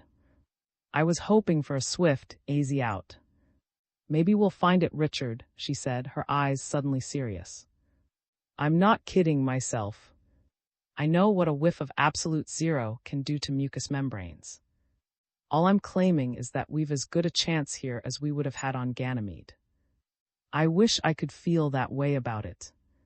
How do we know that can lift us from a world as massive as Jupiter?" "I think they can, Richard. We had 12 times as much acceleration as we needed on tap when we took off from Earth." She was getting to her feet now. Her eyes were shining again, exultantly. You would have thought we were descending above the green fields of Earth. "I've a confession to make, Richard," she grinned. Coming down, I was inwardly afraid we would find ourselves in a ghastly bubble and boil. And I was seriously wondering how long we could stand it. "Oh, you were. Longer than you think, Richard. Did you know that human beings can stand simply terrific heat? Experimenters have stayed in rooms artificially heated to a temperature of 400 degrees for as long as 15 minutes without being injured in any way." "Very interesting," I said. "But that doesn't concern us now. We've got to find out if our crewmen are injured or badly shaken up. Chances are they'll be needing splints. And we've got to check the atmosphere before we can think of going outside, even with our helmets clamped down tight. Chances are it's laden with poisonous gases, which the activated carbon in our oxygen filters won't absorb. If the atmosphere contains phosgene, we'll not be stepping out. I'm hoping we'll find only carbon monoxide and methane. Nice, harmless gases. I didn't say that. But at least they'll stick to the outside of the particles of carbon in the filter and not tear our lungs apart. A thought, Richard. Suppose we find nickel carbonyl. That's harmless until it is catalyzed by carbon. Then it's worse than phosgene. There are lots of deadly ingredients we could find, I admitted with some bitterness. Gases in solid toxic form, tiny dust granules, which would pass right through the filters into our lungs. Jupiter's atmosphere may well be composed entirely of gases in solid phase. Let's hope not, Richard. We've been talking about lung corrosives, I said relentlessly. But our spacesuits are not impermeable, you know. There are gases which injure the skin, causing running sores. Vesicant gases. The fact that there are no vesicants on Io and Europa doesn't mean we won't encounter them here. And there are nerve gases, which could drive us mad in less time than it takes to. Richard, you always were an optimist. I stared at her steadily for an instant, then shrugged. All right. I hope you won't fall down on any of the tests. We've got to project an ion detector, a barometer, and a moist cloud chamber outside the ship through a vacuum suction lock, in addition to the atmosphere samplers. And we've got to bandage that face wound before you bleed to death. Aye. What the camera showed. A half-hour later we had our recordings. Sat facing me on the elevated pilot dais, her head swathed in bandages. Dawson and the two other members of our crew stood just beneath us, their faces somber in the cube light. They had miraculously escaped injury, although Dawson had a badly shaken-up look. His hair was tousled and his jaw muscles twitched. Dawson was 53 years old, but the others were still in their early 20s, stout lads who could take it. The fuel unit control pilot, James Darnell, was standing with his shoulders squared, as though awaiting orders. I didn't want to take off. I had fought all the way, but now that we were actually on Jupiter, I wanted to go out with her into the unknown and stand with her under the swirling, star-concealing mist. I wanted to be the first man to set foot on Jupiter. But I knew now that the first man would be the last. The atmospheric recordings had revealed that there were poisons in Jupiter's lethal cloud envelope, which would have corroded our flesh through our spacesuits and burned out our eyes. Had been compelled to bow to the inevitable. Bitterly she sat waiting for me to give the word to take off. I was holding a portable Horizon camera in my hand. It was about the smallest, most incidental article of equipment we had brought along. The huge, electro-shuttered Horizon camera, which we had intended to use on Ganymede, had been so badly damaged by the jar of our descent that it was useless now. We had projected the little camera by a horizontal extension tripod through a vacuum suction lock and let it swing about. I didn't expect much from it. It was equipped with infrared and ultraviolet ray filters, but the atmosphere was so dense outside, I didn't think the sensitive plates would depict anything but swirling spirals of mist. I was waiting for the developing fluid to do its work before I broke the camera open and removed the plates. We had perhaps 1 chance in 10 of getting a pictorial record of Jupiter's topographical features. I knew that one clear print would ease frustration and bitterness and give her a sense of accomplishment. But I didn't expect anything sensational. Venus is a frozen wasteland from pole to pole, and the Dust Bowl deserts of Mars are exactly like the more arid landscapes of Earth. Most of Earth is sea and desert, and I felt sure that Jupiter would exhibit uniform surface features over 9/10 of its crust. Its rugged or picturesque regions would be dispersed amidst vast, dun wastes. The law of averages was dead against our having landed on the rim of some blue-lit, mysterious cavern measureless to man, or by the shores of an inland sea. But's eyes were shining again, so I didn't voice my misgivings. His eyes were fastened on the little camera, as though all her life were centered there. "Well, Richard," she urged. My hands were shaking. "A few pictures won't give me a lift," I said. "Even if they show mountains and crater pits, and 500 million people gape at them on Earth. Don't be such a pessimist, Richard. We'll be back in a month with impermeable spacesuits and a helmet filter of the silo type. You're forgetting we've accomplished a lot. It's something to know that the temperature outside isn't anything like as ghastly as the cold of space, and that the pebbles we've siphoned up show lines and contain microscopic diamonds. That means Jupiter's crust isn't all volcanic ash. There'll be something more interesting than tumbled mounds of lava awaiting us when we come back. If we can back our geological findings with prints." "You bet we can," I scoffed. "I haven't a doubt of it. What do you want to see? Flame-tongued flowers or gyroscopic porcupines? Take your choice. Richard the Great never fails." "Richard, you're talking like that to hide something inside you that's all wonder and surmise." Scowling, I broke open the camera, and the plates fell out into my hand. They were small 3x4-inch positive transparencies, coated on one side with an iridescent emulsion which was still slightly damp. His eyes were riveted on my face. She seemed unaware of the presence of the crewmen below us. She sat calmly watching me as I picked up the topmost plate and held it up in the cube light. I stared at it intently. It depicted a spiral of mist. Simply that and nothing more. The spiral hung in blackness like a wisp of smoke, tapering from a narrow base. "Well," said. "Nothing on this one," I said, and picked up another. The spiral was still there, but behind it was something that looked like an anthill. "Thick mist getting thinner," I said. The third plate gave me a jolt. The spiral had become a weaving ghost shroud above a distinct elevation that could have been either a mountain or an anthill. It would have been impossible to even guess at the elevation's distance from the ship if something hadn't seemed to be crouching upon it. The mist coiled down over the thing and partly obscured it. But enough of it was visible to startle me profoundly. It seemed to be crouching on the summit of the elevation, a thing with wiry legs and gauzy wings standing straight out from its body. My fingers were trembling, so I nearly dropped the fourth plate. On the fourth plate, the thing was clearly visible. The spiral was a dispersing ribbon of mist high up on the plate, and the mound was etched in sharp outlines on the emulsion. The crouching shape was unmistakably. It stood poised on the edge of the mound, its wings a vibrating blur against the amorphously swirling mist. From within the mound, a companion shape was emerging. The second wasp was similar to the poised creature in all respects, but its wings did not appear to be vibrating, and from its curving mouthparts there dangled thread-like filaments of some whitish substance which was faintly discernible against the mist. The fifth and last plate showed both creatures poised as though for flight, while something that looked like the head of still another wasp was protruding from the summit of the mound. I passed the plates to without comment. Wonder and exaltation came into her face as she examined them, first in sequence and then haphazardly, as though unable to believe her eyes.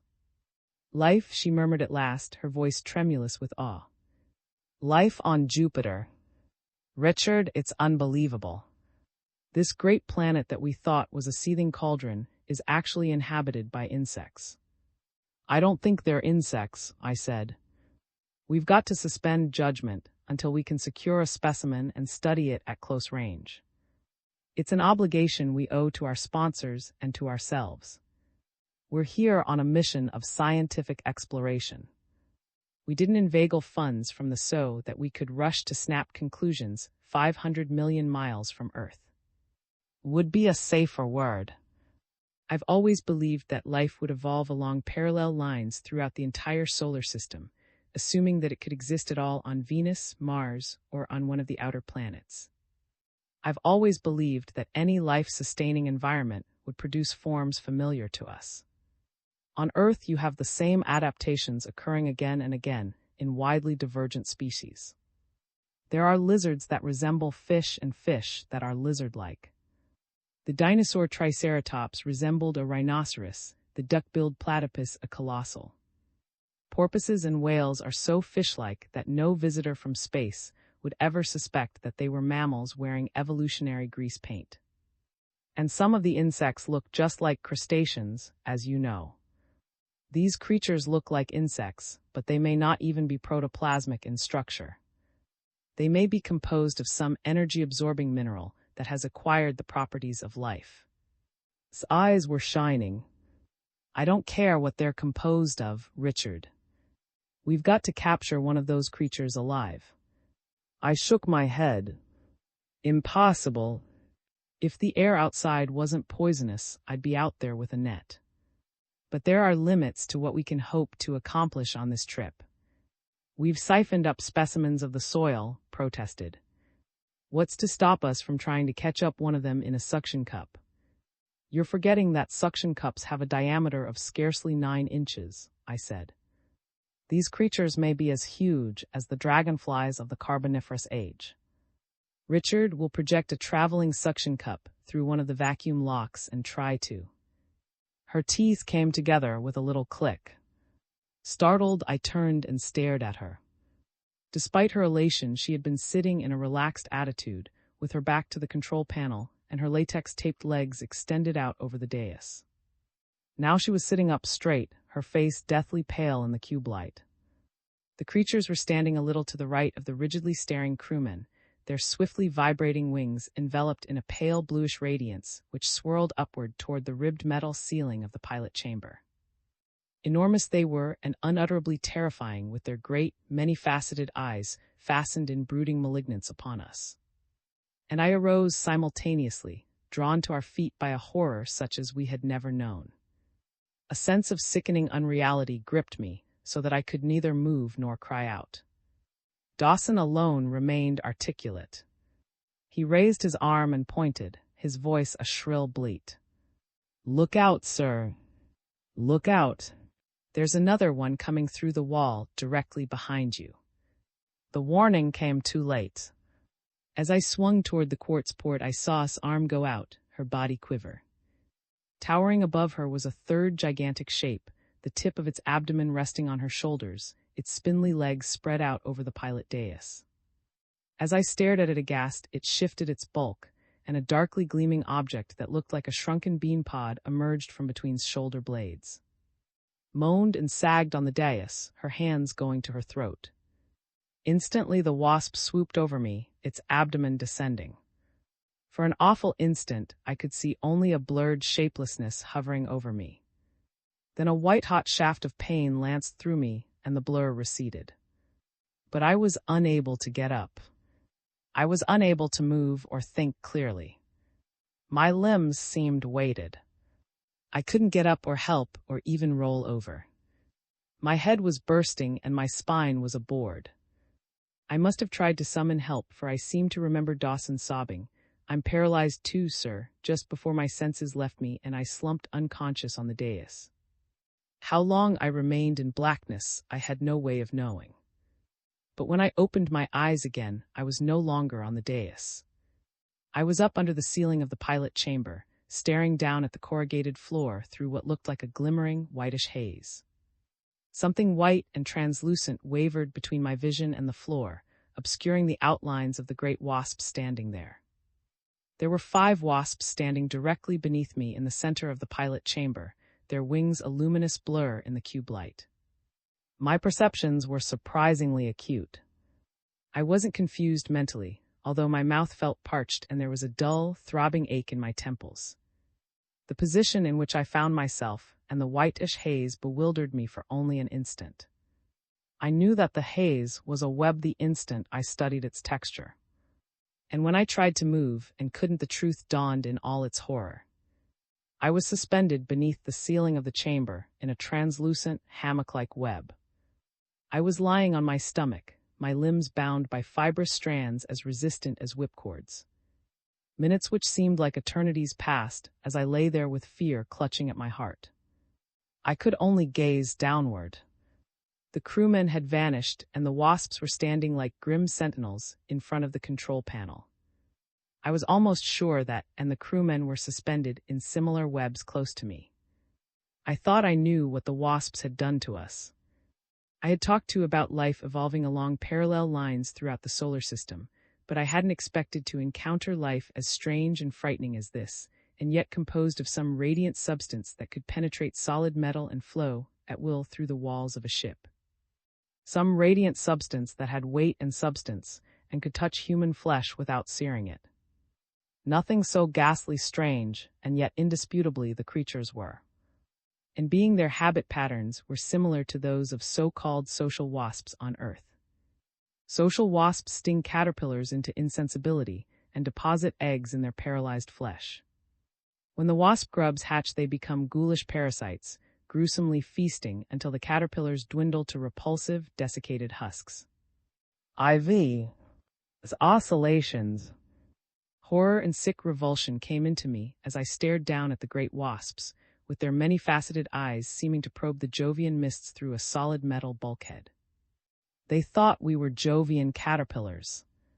Evidently there were flabby, white larva shapes out in the mist as large as men, with the habit, perhaps, of rearing upright on stumpy legs like terrestrial measuring worms. We looked enough like Jovian caterpillars to deceive those Jovian wasps. They had apparently seen us through the walls of the ship, and their egg-laying instincts had gone awry.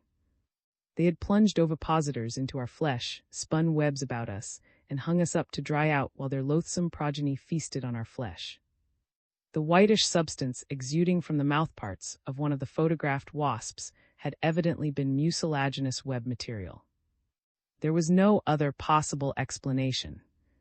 And suddenly, as I lay there with thudding temples, something occurred which increased my horror tenfold. Zigzagging, luminous lines appeared on the ribbed metal wall opposite the quartz port, and a wasp materialized amid spectral bands of radiance, which wavered and shimmered like heat waves in bright sunlight. A coldness itched across my scalp. Dangling from the wasp's right foreleg was the web-enmeshed form of the fuel unit control pilot. Young Darnell's hair was tousled, and his pilot tunic had been partly torn away, leaving his ribs exposed. I had never seen anything quite so horrible. Embedded in Darnell's flesh was a huge, faintly luminous grub, its rudimentary mouthparts obscurely visible beneath the drum-tight skin over his breastbone. His hands closed and unclosed as I stared down at him. His forehead was drenched with sweat, and he writhed as though in unbearable anguish, a hectic flush suffusing his cheeks. My throat felt hot and swollen, but I managed to whisper, "Darnell. Darnell, my lads." Slowly his eyelids flickered open and he stared up at me, a grimace of agony convulsing his haggard features. "Nothing seems quite real, sir," he groaned. "Except the pain. Is it very bad?" "I'm in agony, sir. I can't stand it much longer. It's as though a heated iron were resting on my chest." "Where did that wasp take you?" "Into the chart room, sir. When I struggled in the web, it carried me into the chart room and stung me again." I swallowed hard. "Did you experience any pain before that, lad?" "I felt a stab the first time it plunged its stinger into me, but when I came to in the web, there was no pain." "The pain started in the chart room." I was thinking furiously. Stinger ovipositor. A few species of stinging terrestrial insects possessed organs which combine the functions of both. Evidently, the wasps had simply stung us at first to paralyze us. Now they were completing the gruesome process of providing a feast for their avaricious progeny. One of the wasps had taken Darnell from the web and deposited a fertile, luminous egg in his flesh. It was becoming hideously clear now. The wasp's retreat into the chart room had been motivated by a desire to complete its loathsome task in grim seclusion. It had withdrawn a short distance for the sake of privacy, passing completely through the wall out of sight. My stomach felt tight and hollow when I contemplated the grub, which had apparently hatched out almost instantly. It seemed probable that Darnell's anguish was caused by the grub's luminosity searing his flesh, as its mouthparts were still immobile. "Darnell," I whispered. The paralysis wore off. "They couldn't sting us into permanent insensibility. The pain may go too." He looked at me, his eyes filming. "I don't understand, sir." "Paralysis?" I had forgotten that Darnell wasn't even aware of what we were up against. He couldn't see the grub. He didn't know that we were caterpillars. He was in torment, and I was powerless to help him. I was glad he didn't know, despite my certain knowledge that I was about to share his fate. I whispered hoarsely, "Can you see, lad?" "Is she?" "She's lying in the web next to you, sir. Dawson and Stillman have been out." "Taken out?" "There are 2 empty webs, sir." "Oh God, the pain, I can't stand it." The great wasp was moving now. It was moving slowly across the chamber toward the quartz port, between its motionless companions. Its wings were vibrating, and it was raising Darnell up as though it were about to hurl him out through the inches-thick quartz into the mist. Suddenly, as I stared, the utter strangeness of something that had already occurred smote me with the force of a physical blow. The wasp had carried Darnell right through the wall from the pilot chamber to the chart room and back again. Apparently, the great wasps could make us tenuous too. Close and prolonged contact with the energies pouring from them had made Darnell's body as permeable as gamma light. Horribly, it was borne in on me that Darnell's anguish was caused by a pervasive glow which enveloped him from head to foot. It was fainter than the radiance which poured from the wasps and was almost invisible in the fluorescent cube light, but I could see it now. The wasp didn't hurl Darnell out. It simply vanished with him through the quartz port, its wings dwindling to a luminous blur which hovered for an instant before the inches-thick crystal before it dwindled into nothingness. The same instant a voice beside me moaned, "Richard, I can't move." I gasped, "Oh, my dearest. Richard, I can't move. I'm in a sort of web, Richard. It's like a mist before my eyes." I knew then that was trussed up on her side, gazing through her web directly at me. I was glad that she couldn't see the wasps. "Yes, Richard. Did you just wake up?" "Wake up? You mean I've been dreaming, Richard? Those wasps. Darling, do you want it straight?" "You don't need to ask that, Richard." I told her then everything I suspected, everything I knew. When I stopped speaking, she was silent for 10 full seconds. Then her voice came to me vibrant with courage. "We can't live forever, Richard. That's what I've been thinking, darling. And you've got to admit we've had the best of everything. Some people I know would call it living," she said. "Darling." "Yes, Richard. I've a confession to make. I've liked being out in space with you. I've liked the uncertainty, the danger, the desperate chances we both took with our lives. I'm glad, Richard. I don't glow outwardly, you know that. You've had a lot to contend with. I've reproached you and tried to put a damper on your enthusiasm, and you've been a wonderful husband, Richard. But as a lover, Richard, do you remember what you said to me when we were roaring through the red skies above Io? You held my fingers so tightly I was afraid you'd break them, and your kisses were as fiery as a girl could ask for. And you said I reminded you of someone you'd always loved, and that was why you married me. And when I scowled and asked her name, you said she had no name and had never existed on Earth. But that I had her eyes and hair and thoughts and was just as slim, and that when I walked I reminded you of her, and even when I just sat on the pilot dais staring out into space. I knew then that you had always been in love with love, and that means everything to a woman. I didn't do so badly then. Richard, you've never done badly at any time. Do you think I could love a man who was all flattery and blather? I've always loved you. I know, Richard, my darling. If only it didn't have to end. It will be over swiftly, dearest. They'll take us out into the mist and into one of their nests, but we'll be beyond pain 10 seconds after the atmosphere enters our lungs. Darnell and Dawson are at peace now. But we could have gone on, and I broke off in stunned bewilderment. The vibrating wings of the wasps beneath me seemed to be casting less massive shadows on the walls of the pilot chamber. The wasps themselves seemed to be my heart, gave a sudden, violent leap. For perhaps 10 seconds, utter incredulity enveloped me. Unmistakably, the wasps had grown smaller, dimmer. Even as I stared, they continued to dwindle, shedding their awesome contours and becoming no larger than ourselves. "Good God!" I exclaimed. "Richard, what is it?" "The wasps. They're getting smaller. Richard, you're either stark, raving mad, or your vision is swimming from the strain of watching them." "No, I'm quite sane and my eyes are all right. I tell you, they're shrinking." "Richard, how could they shrink?" I don't know. Perhaps wait a minute. It's oscillations." "What?" "Oscillations," I exclaimed excitedly. A century ago pictured all matter throughout the universe as alternating between a state of contraction and expansion. "Oh, don't you see? These creatures are composed not of solid matter, but of some form of vibrating energy.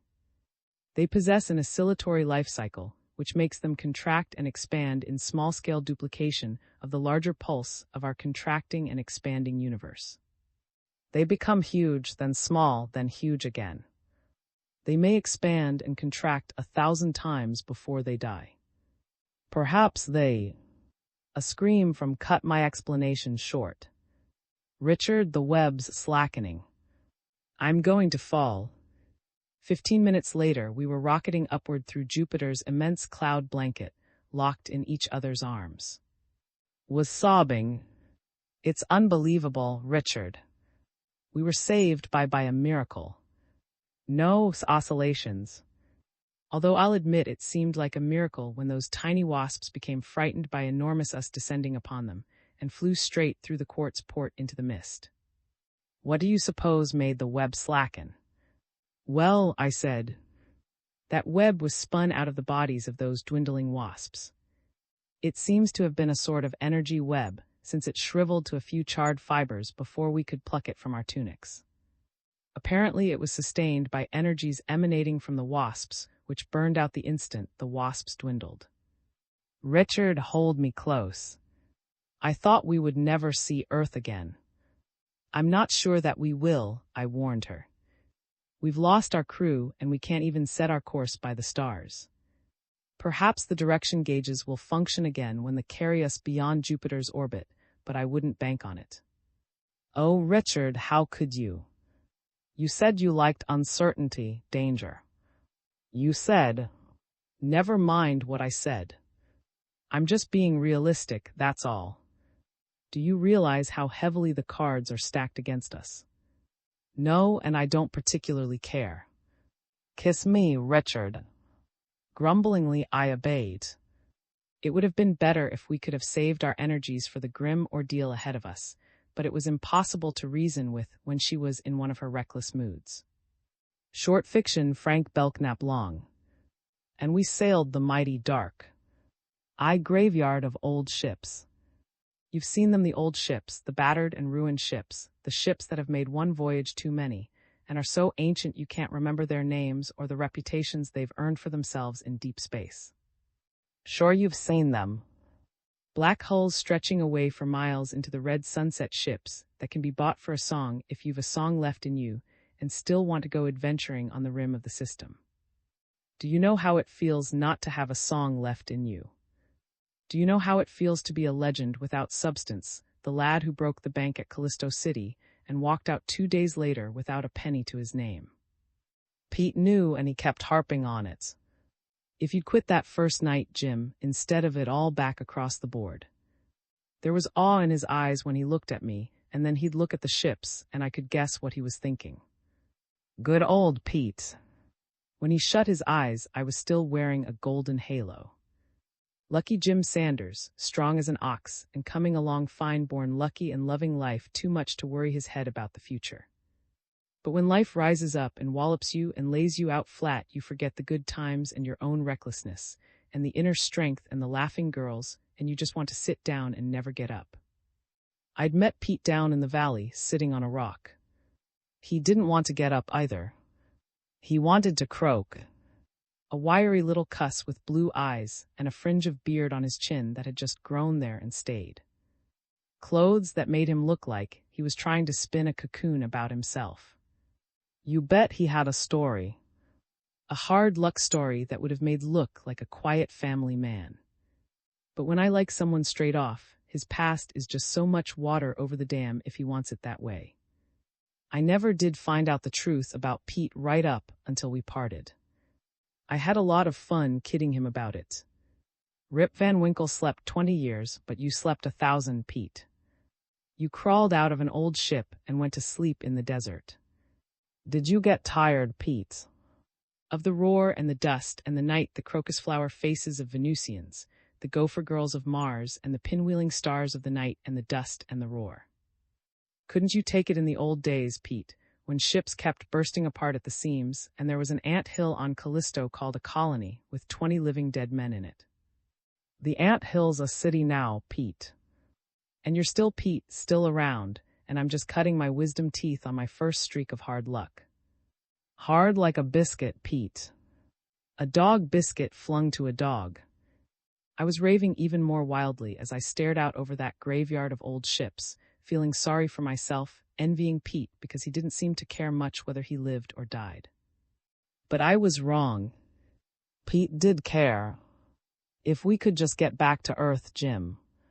He pleaded. If we could smell the green Earth again after it's been. If we could just get a whiff, the sea. I swung on him. What chance have we? You don't value dough so much when you've got it to toss around. But when you're stony broke, you get to feeling like a stone. Weighed down, petrified. You can't do anything without dough. Pete made a clucking sound. All right. You got trimmed, Jim and Bad. But last night you had another streak of luck. I stared at him hard. He gestured toward the old ships. There's a yardmaster down there with a list of ships a yard long. If you want to buy a ship, you just stand around twiddling your thumbs until he notices you. If he sizes you up right, you get a bargain. You mean if he thinks you've got some dough, but not much? Pete winked. But if he thinks you've got a lot of dough, you could get a bargain too. Without shelling out a cent. It didn't take me long to get what Pete was driving at. I'd taken a beating and everyone knew it. But everyone knew my face too. I was still Lucky Jim Sanders, wearing a golden halo. Pete's eyes were shining like comet when I got through coaching him. It was his idea, but when I tossed it back at him, wrapped up in dialogue, the sparkle took his breath away. We went down into the valley where the ships stood row on row, shouting and reeling as though we'd been celebrating for a week.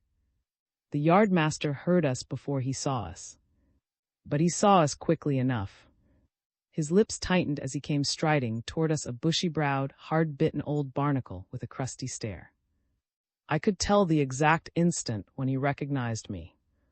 His jaw dropped about 6 inches, then closed with a click. Now, I whispered to Pete. Pete raised his voice. You're higher than a kite. He shouted. Why buy a flying coffin when you could own the sweetest little job in the system? What I do with my dough is my own business. I shouted back. They knew how to build ships in the old days. I tell you, you're crazier than a diving loon. Sure, I'm crazy. I agreed. Only a baby with curvature of the brain could win back a cool 80,000 on one spin of the wheel. But I'm sane enough not to want to thin out my take. You'd flip a coin for 10 those coffins. Why not?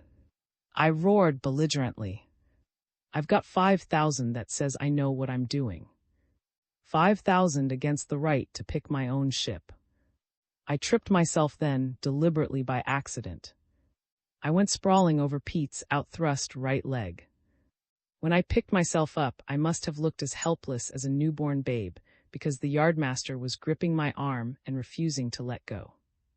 You were saying, mister. He was seeing the halo, of course, the rim of gold about my head. I was pretty sure he wouldn't even ask me to cover my bet. The copper piece on my palm seemed to fascinate him. He couldn't take his eyes from it. What will it be? I asked. He swallowed hard. Heads, he said. I flipped the coin. Tails it is. I told him. He stared at my palm suspiciously. I grinned and handed him the copper piece. There was nothing wrong with it. I never cheat. I said. I walked over to where she stood collecting rust in the Red, the ship I'd picked out. She wasn't so ancient as old ships go. She must have been built around 2097, just 100 years before I'd won her. We were riding hard on your luck. Got a navigator's license? The yardmaster asked. Sure. Want to see it? He shook his head. Never mind. Take her and get going before I start telling myself I'm the system's prize sap. The control room was as musty as a tomb, and when I switched on the cold lights, our shadows looked like black widow spiders dangling from the overhead. She'll never hold together. Pate groaned. Don't be like that. I chided. All of these ships have to pass a rigid inspection. Pete blinked. You sure of that? Well, maybe the inspectors skip a ship here and there, I conceded. I went over her from stem to stern to make sure she wouldn't fly about when I gave her the gun.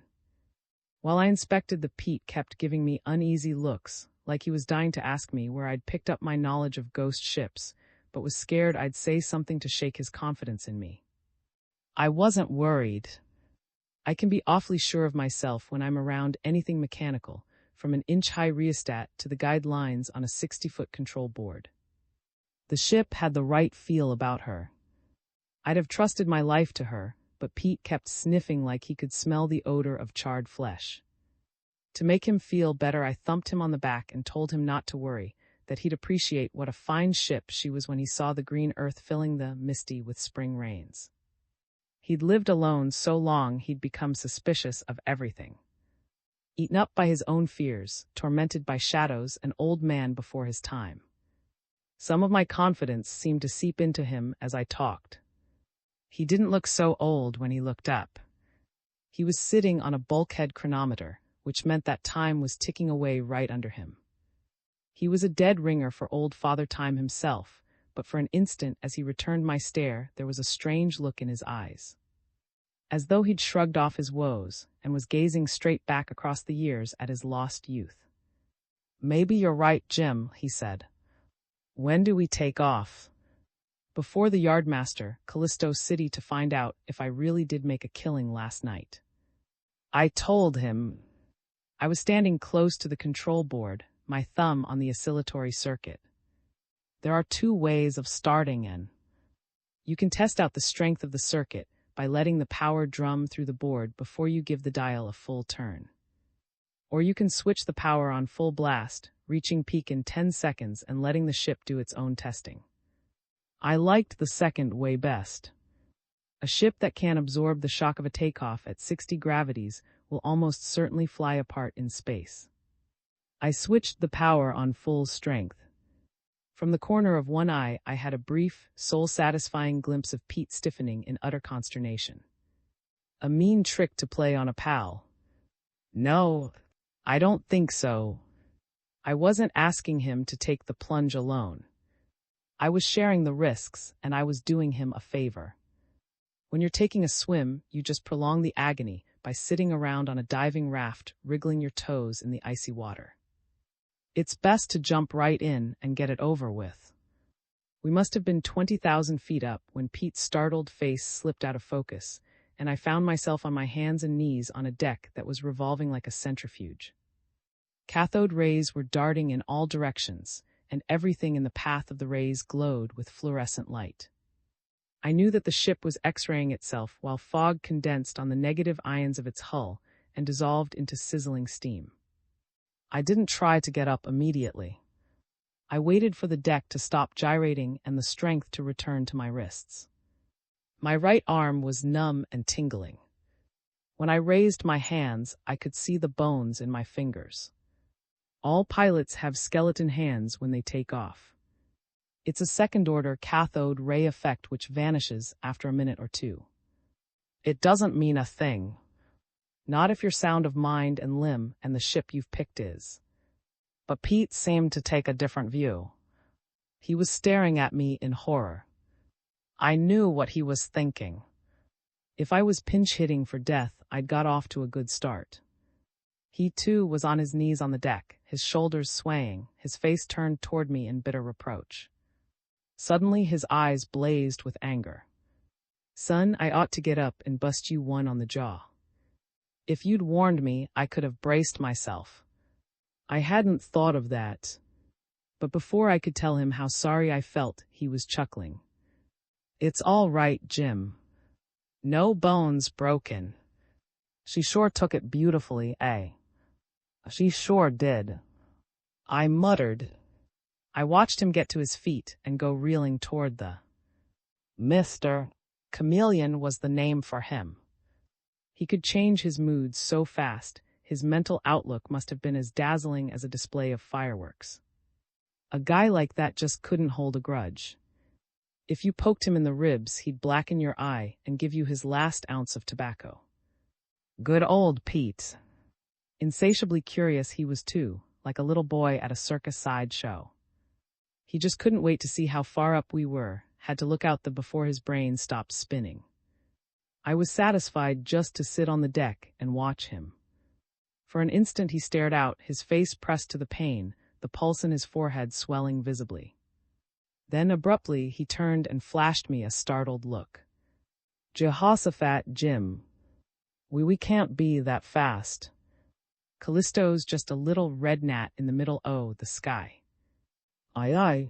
Planet shift. I stared at him uneasily. He was talking like an idiot. I knew that Jupiter itself would have to dwindle to a small disk before Callisto could become a pinpoint of light. When you take off from a little moon, the glare of its primary magnifies its surface features. For about 1 hour, Callisto would look like a black orchid dwindling in a blaze of light. Then it would whip away into emptiness to reappear as a glowing dot. Jupiter looks funny too, Pete muttered. Mighty funny. Like a big slice o' yellow cheese with golden bands around it. Out. That did it. I got up and walked to the, slapping my hands together explosively. I had to let off steam in some way. My steadiness surprised me. My eyelids felt a little heavy, but there was nothing wrong with my space legs. When I started out, I didn't see the red gnat. But I saw something else, something that gave me a tremendous shock. What I saw was a great ringed planet swimming in a golden haze. When I turned, my face must have given Pete a jolt. He gulped so hard I was afraid he'd swallow his Adam's apple and choke on the rind. What is it, Jim? He asked huskily. You look like you'd seen a ghost. I laughed without amusement. I did. A ghost planet. And we're not moving away from it.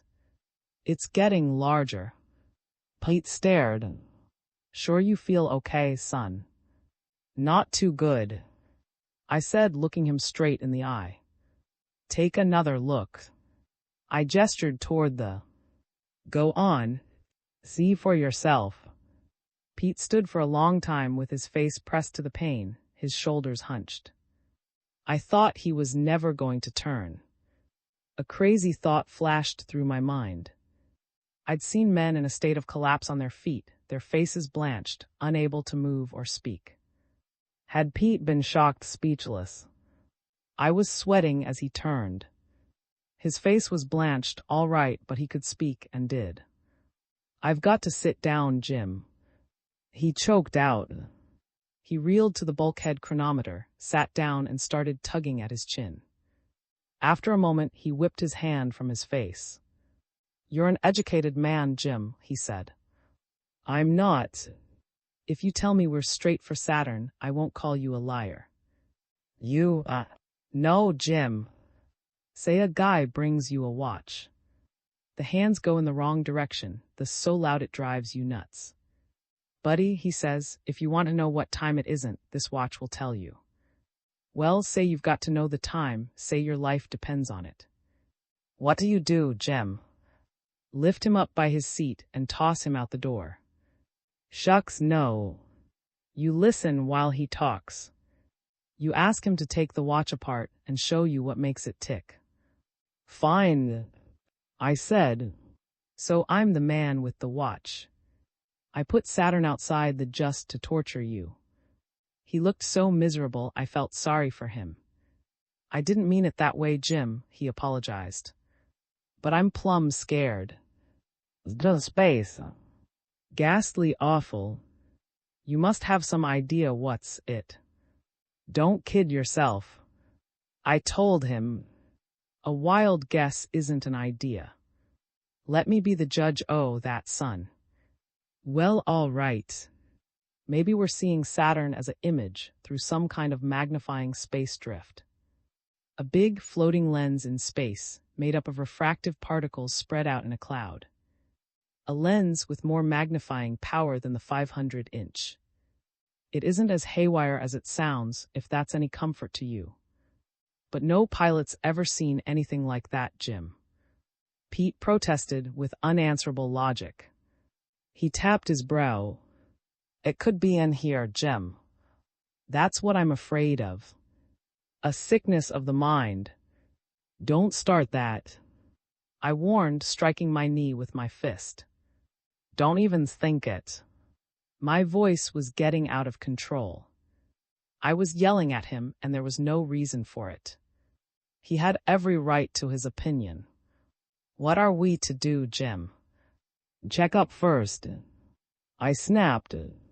If I have to use every instrument on the ship. I stopped. The door into the pilot room had opened and closed, and a clumping figure was coming toward us across the deck. I heard Pete suck in his breath. I couldn't seem to draw a deep breath. There was a physical quality of eeriness in the sight which took me by the throat. The figure was wearing a light spacesuit, vacuum-sealed at the neck. A transparent headpiece bulged out above the flexible garment, a great glistening globe encasing the head of the most beautiful woman I'd ever seen. Her hair was piled in a tumbled mass of gold on her head, and there was a delicate flush on her skin, visible through the glowing sphere. She was staring at me without seeming to see me, her cheeks shadowed by long, convex lashes. Some women mature into loveliness, others have it thrust upon them. I didn't tell myself that straight off.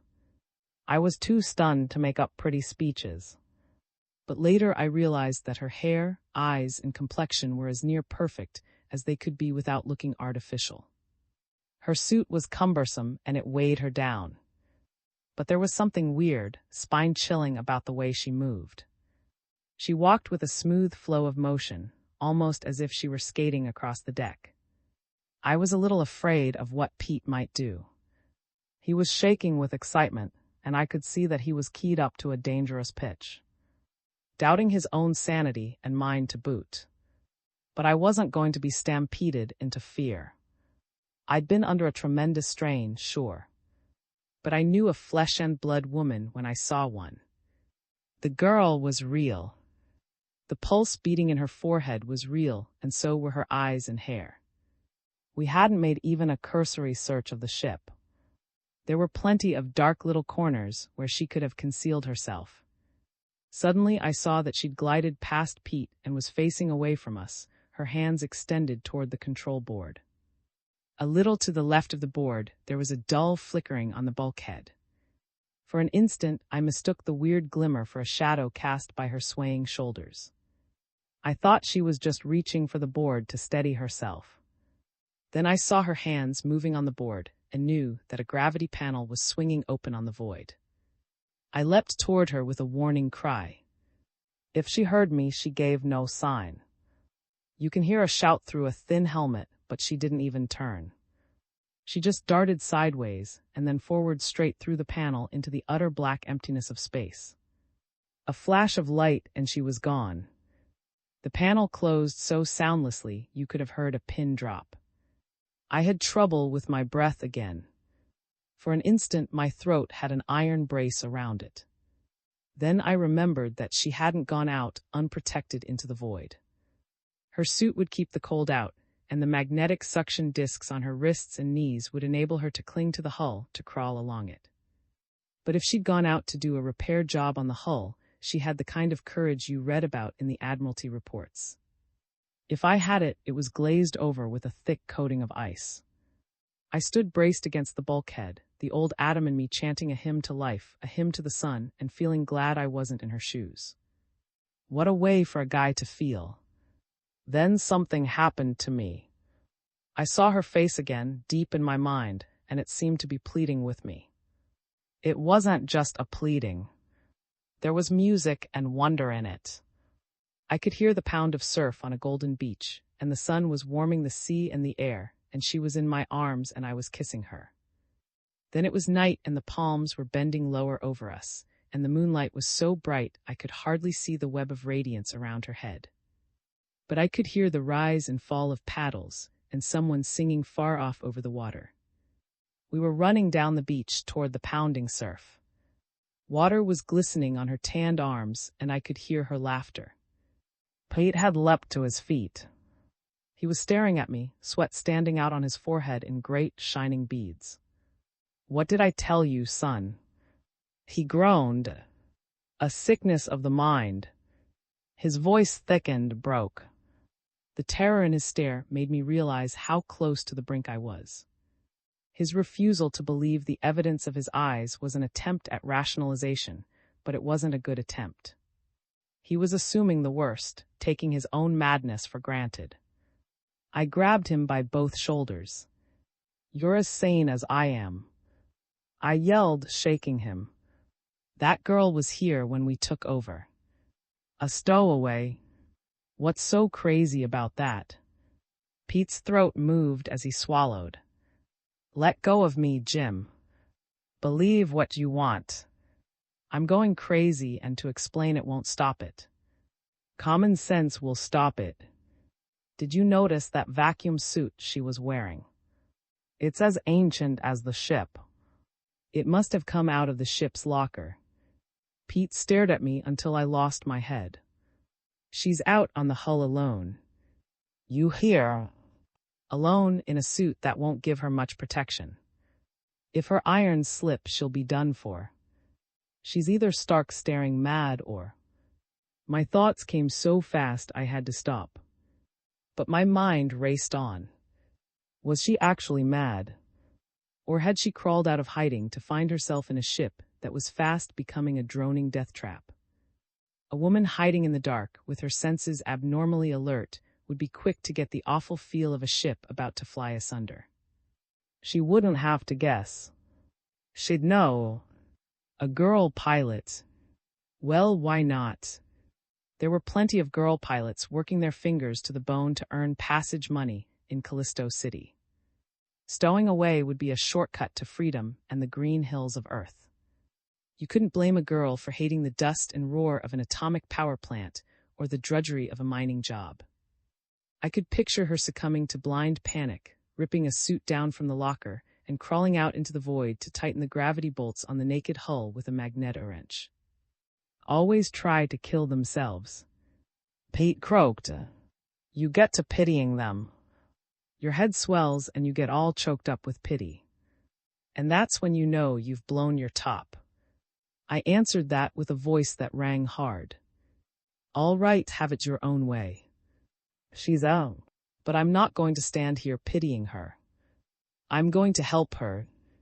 I never quite knew how I reached the locker, with imaginary eyes glittering at me from every corner of the ship.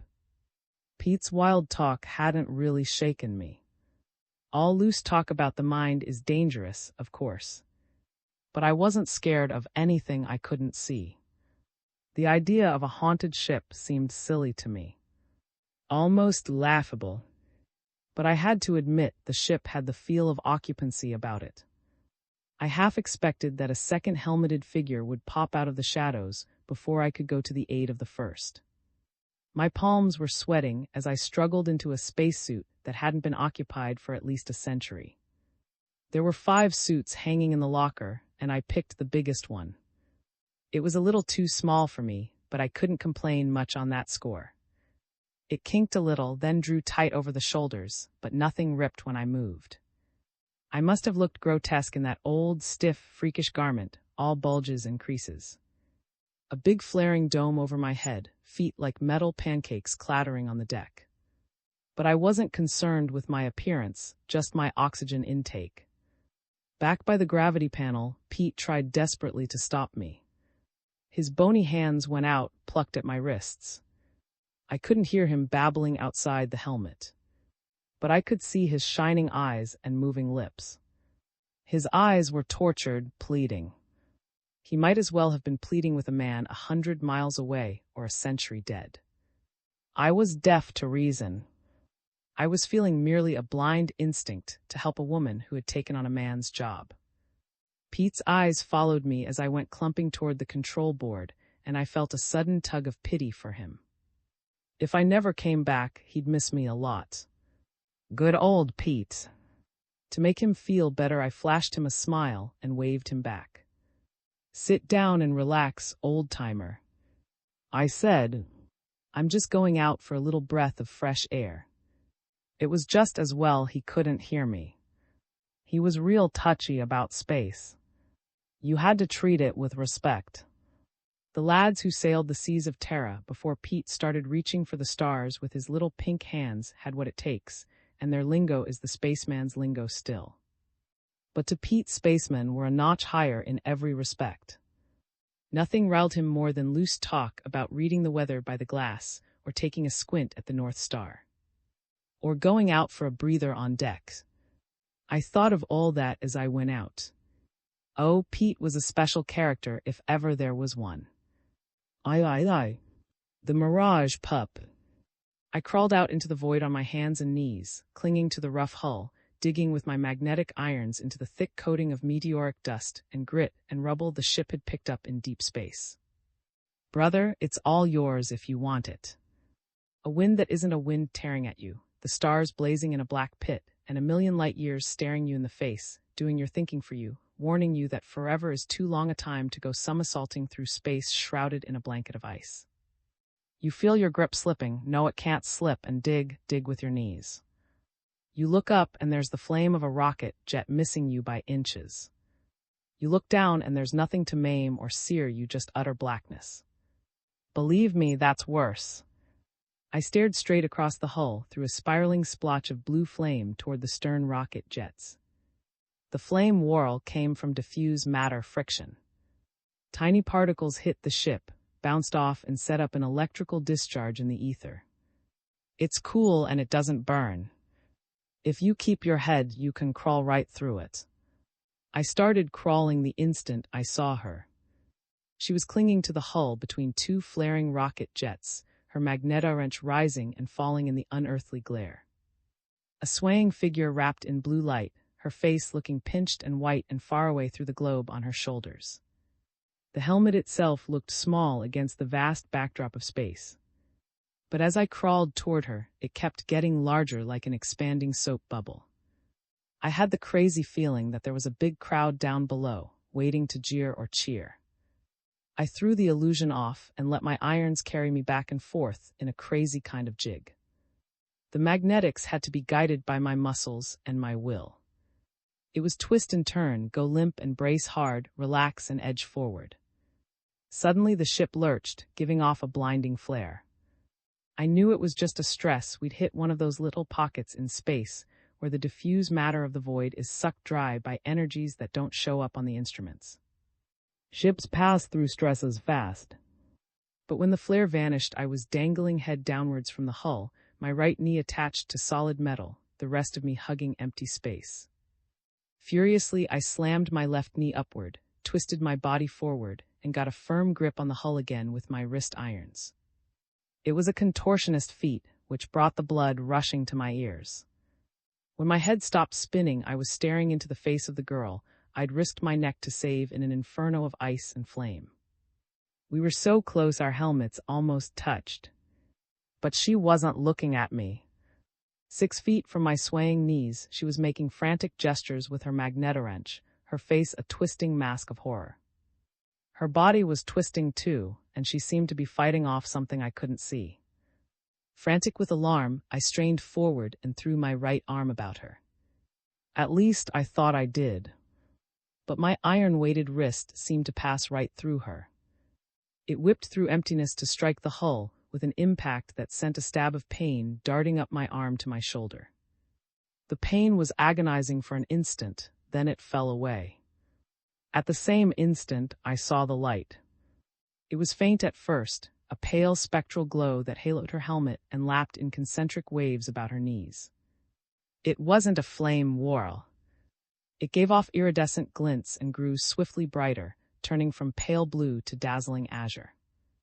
Then it became a weaving funnel of light that spurted from the hull with a low humming sound. The humming was unearthly. It penetrated my helmet and became a shrill inward keening with a quality hard to define. Imagine a butterfly of sound struggling fiercely to escape from a sonic chrysalis. It was a little like that, a kind of shrill fluttering on the tonal plane. The light did not remain attached to the hull. It shot up into the void and became a vertical shaft of radiance. From its summit pulsing ripples ascended, giving it the aspect of a waterfall. Then it became a prism, flashing with all the colors of the spectrum. A man may awaken from a nightmare, stare for an instant into the darkness and try to rationalize his fears. But this was no nightmare. As I stared up, the iridescence was replaced by a leaf screen effect shot through with crimson filaments. Shadows appeared amidst the ripples, straight and jagged lines of some tenuous substance that seemed to mold itself into a pattern. It may have been imagination, but for the barest instant as I stared at the incredible shape of radiance, a face seemed to look out at me. A fat face, bloated, supported by a shadowy neck that swelled out beneath it like the hood of a rearing cobra. Suddenly my scalp crawled and my helmet seemed to contract, pressing against my skull with a deadly firmness. I knew instinctively that the flame shape was a devouring entity of the void which snaked through deep space close to Saturn's orbit, a whiplash shape of pure force with a hellish affinity for life, its negative charge seeking a positive charge with which to unite. It was itself alive, the ultimate life form, sentient and polarized, an energy eater that sucked nourishment from electrical impulses. And there was just enough positive electricity in the human body to give the horror the power to destroy by slashing down in swift, flesh-destroying stabs that could cut through a spacesuit like a knife through jelly. Flesh and blood had no chance against it. For one awful instant, I looked straight into the eyes of a girl I couldn't save, an instant as long as a lifetime to the poor fool who loved her. No, I'm not raving. Do you think I'd have crawled out into the everlasting night of space if I hadn't known there could be no other woman for me? She didn't wait for the horror to slice down. She jerked her knees, tore her wrists free, and shut her eyes. Then she was gone. She didn't even move her lips to say goodbye. Space was her bridegroom. It took her and she was gone. I looked away, not caring how soon death came, knowing I'd be with her if I just stayed with the ship. I waited for the anguish to hit me. I waited for a full minute. 2. I shut my eyes as she had done. When I opened them, the had vanished. And when I looked down, the void had grown brighter. Gone was the great ringed disk of Saturn. Just little frosty stars glittered far off, mocking. And another planet that was mottled pink and yellow. A ringless planet swimming in a murky haze, with 11 little moons spinning around it, 8 on one side, 3 on the other. One of the moons was red. Jupiter is bigger than Saturn, bigger than 1,000 Earths. And I was moving away from it on a droning ship's hull, a tiny fleck of matter of no importance in that awful sweep of space. But when I dragged myself back through the gravity panel into the ship, my brain was bursting with a despair so vast it seemed to dwarf the vastness of space. Pete was standing just inside the panel, holding something furry and black in his arms that squirmed in the cold light. When he saw me, he uttered a smothered oath. I tugged at my helmet, got it off. Jim, lad, I was afraid you was a goner. Pete choked. You went chasing mirages on the hull. Mirages, Jim. My jaw dropped. I stood stock still, staring at him, unable to believe my eyes. It's all my fault. Pete groaned. Me and my rantings. My foot. Soon as you went out, I got to. There's a beastie could do it, a little black, furry beastie called a mirage pup. Sired on Pluto in the dark and the cold. On its haunches, thoughts. Looks solid and real. Sounds too, though you don't hear the sounds with your ears. His memories, Jim. Things he's seen himself long, long ago. We been pets of 'em so long we take 'em for granted. All the old skippers had 'em on their ships. Oh, eternity. I choked. They can make thoughts look as solid as a cake of ice, Jim. 3-dimensional like. I figured it this way. There was a girl about 100 years ago took this ship out to Saturn. And it happened to the ship. So she went out to fix what was wrong and maybe never came back. Her gravity irons could have slipped. No, I said quickly. She let go deliberately because it was better that way. I was staring at the little beast. Take a rabbit, puff it out, paint it black, and give it 2 huge spectral eyes. Give it a purple snout, devilishly long claws. Breed it with a full-blooded Scotch terrier, and you'll get a Plutonian Mirage pup." The little beast whined, then yapped and wagged its tail at me. Its ear stood straight up. It nuzzled Pete's palm. Mirage pups could coat everything over with evanescent images that looked real. They could change the outside as well as the inside of a ship. They could put Saturn beyond the instead of Jupiter. Put a girl in the ship who lived once, engrave an image of that girl on your heart so that getting it off would mean a tearing anguish. Yes, a Mirage pup could do that because it would have a long memory. Mirage pups lived to a ripe old age. Slowed metabolism. The cold and dark of Pluto. Long periods of hibernation on that frigid planet while they dreamed the long, long dreams of their youth. And projected those dreams on awakening. Dreams, memories, buried loyalties. If a master had been kind, they'd never forgot. If a mistress had been kind, the wetness at the corners of my eyes was making me blink. So the Mirage pup had followed her out on the hull long ago. Crouched down perhaps, shivering, its paws covering its face. And La hadn't touched it. A small body, a small positive charge. No nourishment for in a Mirage pup. Then it had crawled back, whining and hopeless and lost, back into the ship. Hibernation in a dark corner. For 100 years. I found him in the tube room. Pete grunted. He was behind coiled up like a porcupine. But I knew he was just possum. I could see his eyes out at me in the dark. "Yeah," I said gruffly. "You want to hold him, Jim." Pete extended the little beast toward me, but I shied away. I couldn't bear to touch anything that she had touched. Later, maybe, when I got over the shock. Guess we'll never know how the ship found its way to the graveyard. Pete said, "Say, do you suppose if we're patient he'll project a picture of what happened? Maybe he'll start the tub with mirages again. They only do it when they're scared." I told him, and lonely and miserable. He's not scared now. He likes us, worse luck. He was homesick, eh? That's right. For his past, for his mistress. I looked at Pete.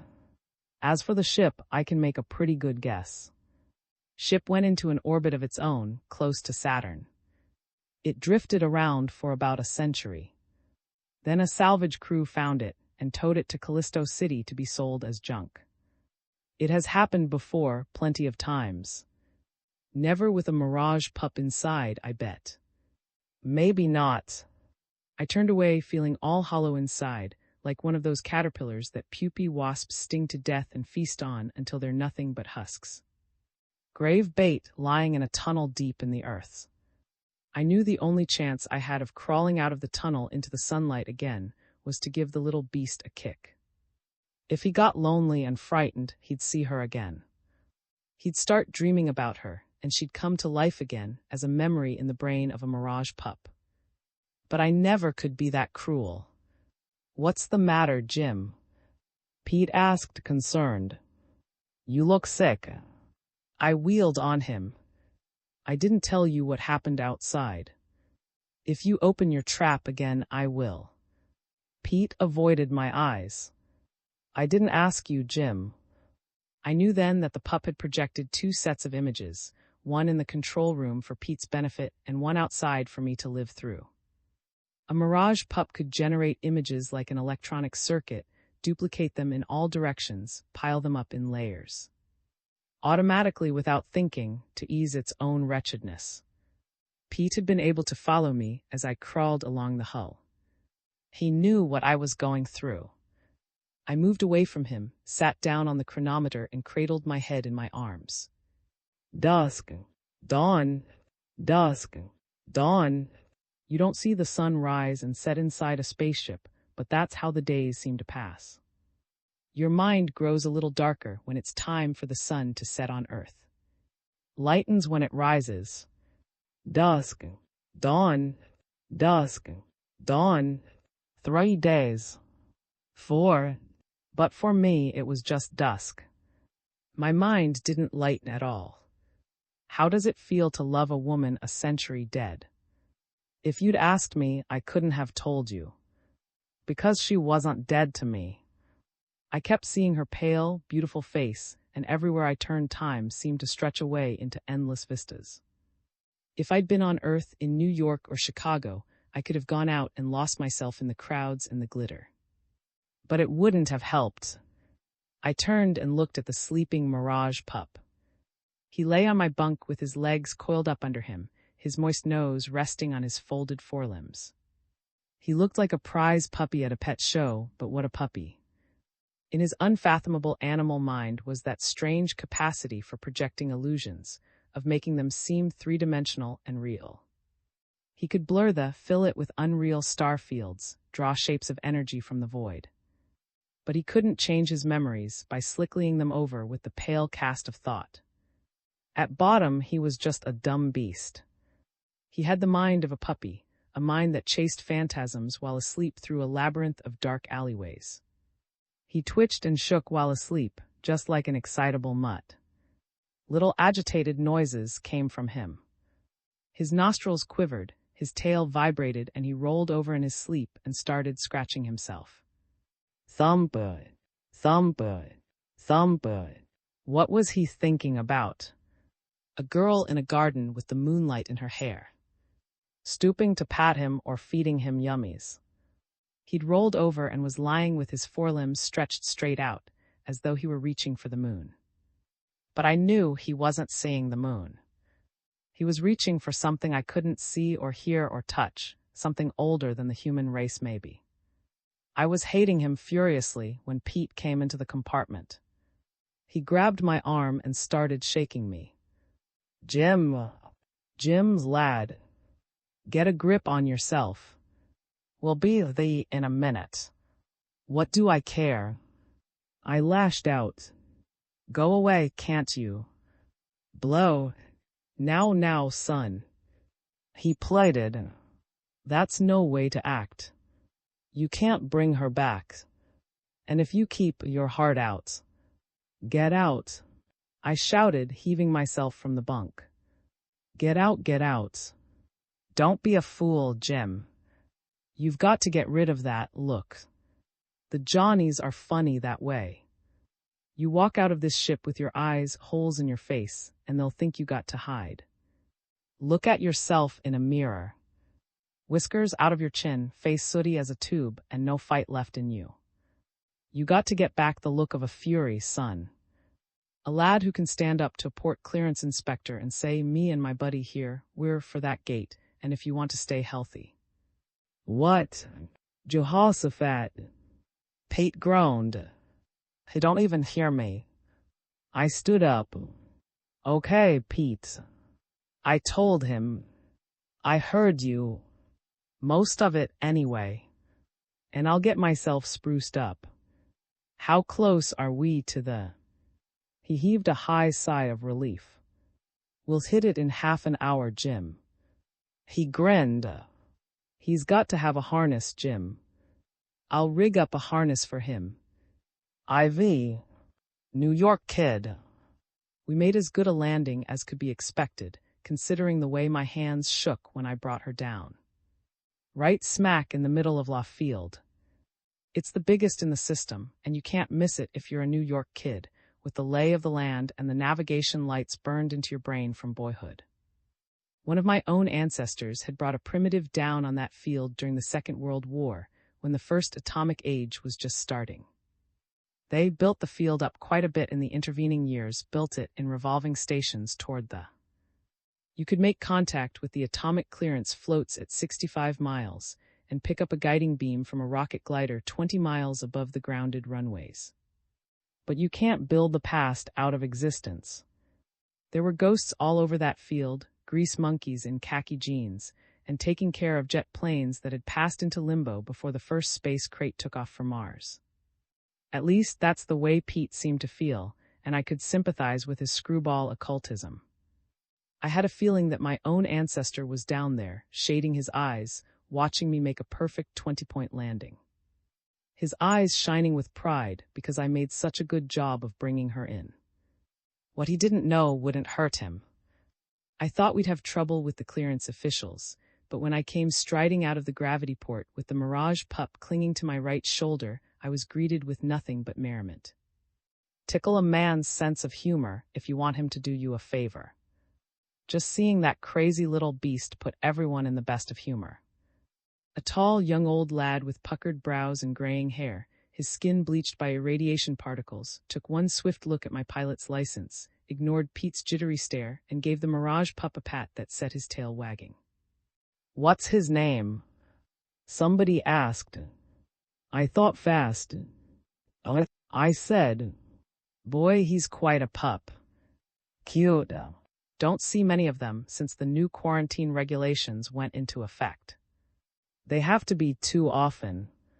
All the little critters jumped off him in deep space. I said. The officer chuckled. "Okay, my friend. You can pass through. The first gate on your right." We were through the gate and ascending a ramp toward a skyline that brought a lump to my throat in less time than you could say, flip.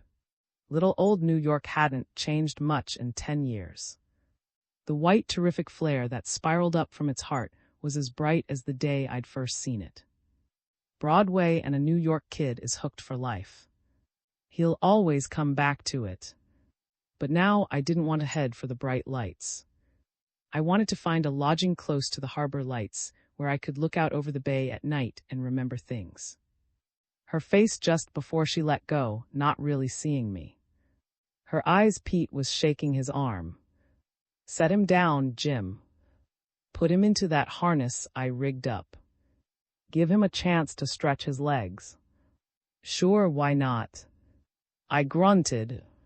I sat down on the ramp, fitted Pete's makeshift harness to his shoulders, and wrapped the leash end around my wrist.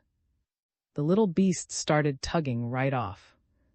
"Looks like he knows his way around." Pete chuckled. Maybe New York was his hometown. That didn't sound funny to me. But a few minutes later, I was taking it seriously. The crazy pup had led us deep into the labyrinth of dark streets which bordered and there was no stopping him. I had all I could do to keep up with him.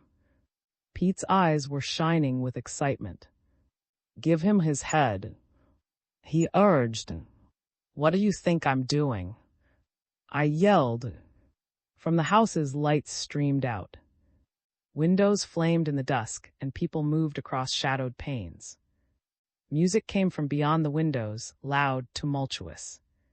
Someone was playing bal on an old-fashioned percussion instrument with shallow keys. I liked it. Give me color in music, polychromes. Give me color in life.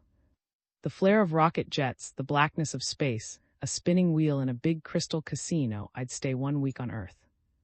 Then I'd be off again and never come back. I'd bury myself in the farthest, give him his head. Pete yelled.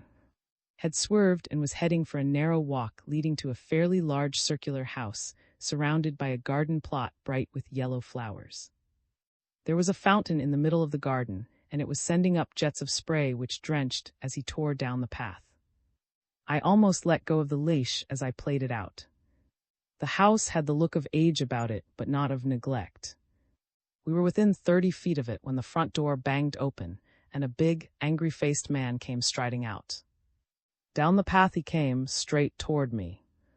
A giant of a lad built like a cargo wrestler, but with keen, probing eyes behind glasses that had slipped far down on his nose.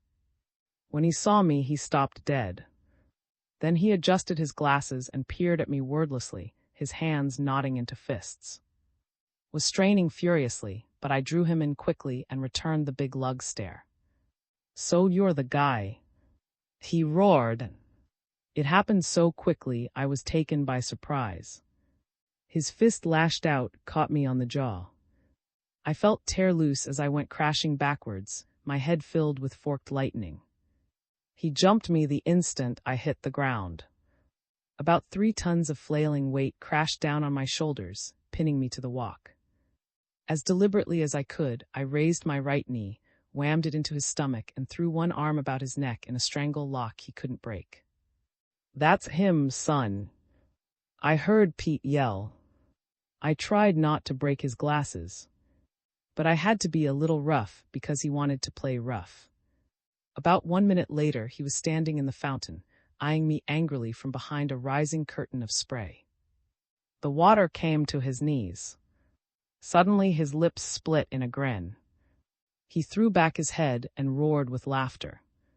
By George, you sure know how to cool off a hothead. Well, thanks, I said modestly. He stepped out of the fountain, walked up to me and thrust out his hand. Philip's the name, he said. She just gave me my ring back. When she said she couldn't marry a certified public accountant, I knew there was someone else. You're the kind of lad her great-grandmother went for, and she's just like that famous ancestor of hers. Ancestor? I gulped. He nodded. Just like her. Pluckiest girl in the system. Back in the first atomic age it was. First girl pilot to make a solo hop to Saturn. His face darkened. Something happened to her. She never came back. But she's come alive again in her granddaughter. No indoor cookie for Anne Haven's granddaughter. I'm not exactly a lightweight, but I make my living adding up long rows of figures. If she married me, what would be the result? The grin returned to his face. She'd pine away from boredom. I like it. I enjoy it. But the girl for me will have to be a red-headed adding machine. He stepped back. When I saw you coming up the walk, I lost my head. Sour grapes, fella. If I couldn't have her, I didn't intend to step aside for a rival without putting up a fight. Little boy stuff. I had no call to take a sock at you. You're all right, fella. He gave me a resounding thump on the back. So the best man gets her. Okay, I can be a good loser. I don't know how long you've known her, but I bet if you pop the question tonight, when she has that faraway look in her eyes again. He never bets. Pete cut in. I didn't wait to thank him. I was running up the walk toward the house before he could let out a startled grunt. But I heard the grunt far off in the darkness. Then a door slammed and I was standing in a brightly lighted living room staring at her. A log fire was crackling in the grate, and there was a big, framed painting in oils hanging on the wall, facing the entrance hall. She was standing directly before the painting, staring down at. Was wagging his tail and pawing at her knees, and she was stooping and patting him on the head. Only she wasn't calling him by the name I had given him. She was calling him Toto. Oh, I can't believe it. I can't. Granny's pup. You've come home, Toto, and you are Toto. I'd know you anywhere. You precious darling. Then I saw the girl in the painting. She was wearing a space suit 100 years out of date, and her hand was on the head of a Mirage pup too. Only it was a Mirage pup in oils. Life-sized, lifelike, and unmistakably Toto. The pup in the painting had the same dumb, bright, unweaned look about him. Any child brought up with that painting before her would know the real Toto when he came bounding home. He was like no other pup. The girl who was patting the real Toto raised her head suddenly and looked at me. For a full minute we just stood there, staring at each other. I don't know how she felt, but I knew how I felt. A family resemblance can be a remarkable thing. The contours of a face, the way the eyes look at you, and the trembling of lips shaped in a certain way can make the universe real. Especially when there's no difference at all between the face of a girl, a century dead, and a living face you never thought to see again. Who are you? She whispered. I told her. Her eyes were shining when I stopped telling her about myself. She swayed a little, and I think we both knew then how it was going to be. She was in my arms before I realized that I didn't even know her name. It's Barbara, she whispered when I got around to asking her. That was quite a few minutes after I'd met her. You can't kiss a girl and ask her name in the same breath. and there was just a chance she'd be offended and refuse to tell me. But Barbara was a darned good sport about it. I've never been kissed by a total stranger before. She said, "Jim, it was wonderful." It sure was. We went back to it again. It's been a long time now. 7 years. And if I haven't proved you can fall in love with the same woman twice, I've been living a lie. But I know that it isn't so. If I was living a lie, Toto would be unhappy, and he'd be filling the house with mirages. But my 5-year-old son, Bobby, isn't a mirage, and neither is the girl I married. Sometimes, when I see the lights of the through a window and winds howl in from the bay, I get to wondering about Pete. You see, he never came in that night, never joined us. He may have looked in through a window and realized I'd reached my last port o' call, a quiet harbor in a storm that had died away forever. He may have turned and gone stumbling off into the night. I'll never know, of course. Good old Pete. Sometimes I get to thinking. A mirage pup can coil up in an old ship and hibernate for a century. Could a human being do that? There are strange influences in deep space. Are there discharges in the electromagnetic field that could slow up the metabolism of a tired little character like Pete? That's nonsense, of course. I'll have to go now. Bobby's calling me. He's standing at the head of the stairs in his pajamas, and he's waiting for me to tell him a bedtime story about what it's like out in the mighty dark. Pop, you promised. Oh, come on, Pop. I'll have to keep it simple, of course. But maybe tonight I'll tell him about Pete. Maybe when he grows up he'll meet Pete. Who knows? Time trap. Charlie Grimes was a big man who had been everywhere in the solar system and collected trophies, which were as strange and shining as the stories he liked to tell. His face was as gaunt as the jungle mask, and when he lit a pipe and smoked it, you watched to see where the smoke would drift. It wasn't hard to picture it drifting over the mountains of the moon or across the flat red plains of Mars. We were sitting around a campfire in the Rockies, just as our ancestors must have sat 500 years in the past.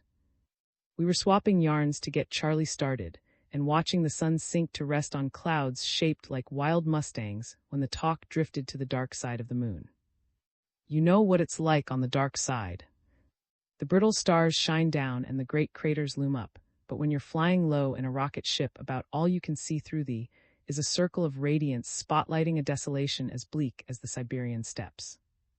You miss so many things you don't dare even think about the earth. If you're an escapist, you cover your bunk with pictures of the lush Venusian jungles and pretend you're somewhere else. But if you're a realist, you go outside and come to grips with the bleakness in one way or another. Charlie was a realist. So I went wandering off just to see what I could find. Charlie said. We watched him get up, throw another log on the fire, and draw his Indian blanket around himself so tightly he looked like a great swathed mummy swaying in the glare. Nothing tremendous ever happens when you go exploring with all the trimmings. Charlie went on. You've got to be devil-may-care about it. So I just made sure my helmet was screwed on tight and went striding away from the ship like a clockwork orangutan. If you've been on the dark side, you know that there's a sensation of bitter cold at all times, even when you're bundled up and in motion. You keep looking back and wishing you hadn't, and before you can count the stars in a square foot of sky, you're at the bottom of a valley with glacial sides, and the desolation is so awful you want to sit down on the nearest rock and never get up. Charlie sat down, crossed his long legs, and took a deep, slow puff on his pipe. I shouted just to hear the echoes come rolling back. You can talk to yourself that way and get comfort out of it, because what you'll hear will be the giant in yourself. The valley was so big a soaring eagle would have burst its lungs trying to fly out of it. But don't get the idea I climbed down over an icy slope on a rope. I simply sat down and let myself slide. Smooth. There wasn't a crevice or a projection until I reached the bottom and picked myself up. Charlie nodded. I had to lift off my helmet for a minute to shake off the ice. That's when I shouted and heard the echoes come rolling back. I'd clamped the helmet back on and was adjusting my oxygen intake when I happened to glance down at my big, square feet. Charlie chuckled. I've got outsized feet even when I'm as bare as a baby. But I was wearing heavy moon shoes, and the prints I'd left in the snow were 8 inches across. There was a straight line of prints, as big and square as my own, leading out across the valley prints I couldn't possibly have made. I'd stumbled around a bit, of course, but I hadn't budged 2 yards from the base of the slope. The thing about that single trail of prints was the fact that it started right where I was standing. An icy wind seemed to blow through me. On the moon, you don't slide down a steep slope and land right where someone else has been standing. Not if you're in your right mind, you don't. The moon isn't that thickly populated. I was badly shaken, I can tell you. But I didn't sit down and brood over it. When you go into a huddle with yourself, on the moon you're apt to wind up looking like an ice-carved replica of Stinker. I simply shaded my helmet with my palm to cut down and stared across the valley. The valley was about a mile wide and as smooth as a skating rink over most of its surface. But about halfway across, a big mound of blue-gray sandstone broke the monotony by looming up on the frozen plain like an African termite's nest. Maybe you've seen some pictures of those big nests in travel books. They were usually photographed with 7-foot natives standing beside them to make you realize what insects could accomplish. Old travel books, of course, because Africa is just one big stone highway now. Those nests were huge, weren't they? If my memory doesn't betray me, some of those nests were 12 feet tall. But this mound would have dwarfed 20 termite nests in a valley of giants, all tumbled together and piled up in a skyward direction. As near as I could make out, the footprints ran right up to the base of the mound and stopped there. Well, you can be sure I didn't just stand in my own prints goggling up at the stars. I followed that impossible trail straight out into the valley as fast as I could clump. It took me about 10 minutes to reach the mound. Once or twice I stumbled and almost went sprawling. But whenever I felt the plane slipping out from under me, I shot a quick glance at the mound, and its sheer massiveness steadied me. Close up, it had a corrugated, hoary look, as if it had bubbled up out of the ground when the moon had a molten crust and been fused into a mound by fire and earthquake. But when I halted directly in front of it, I saw that it wasn't as solid as it looked. It was riddled with little dark holes, as though a woodpecker had spent at least a month making a wreck of it. And at its base there was a wide, dark, tunnel-like opening. Another man might have thought of 100 excuses for not crawling through that tunnel on his hands and knees. But when my curiosity is aroused, I'm a very special kind of idiot. The tunnel was about 20 feet in length. I crawled along through the darkness with my atomic blaster slapping against my hip, my heart hammering against my ribs. When the smothering feeling you get in tunnels began to wear thin, I knew that it would be safe for me to stand up. You can feel a stone wall arching above you without touching it, and I knew suddenly that I was in the clear. When I got to my feet and stared about me, I could see the dark end of the tunnel and what appeared to be stone walls hemming me in. The walls arched away into shadows and were faintly luminous. I've spent as many hours underground as there are seeds in a watermelon, so I can take a cave interior in my stride. But the mound wasn't just hollow and filled with wavering shadows. It was occupied. He was sitting on a projecting ledge in deep shadows.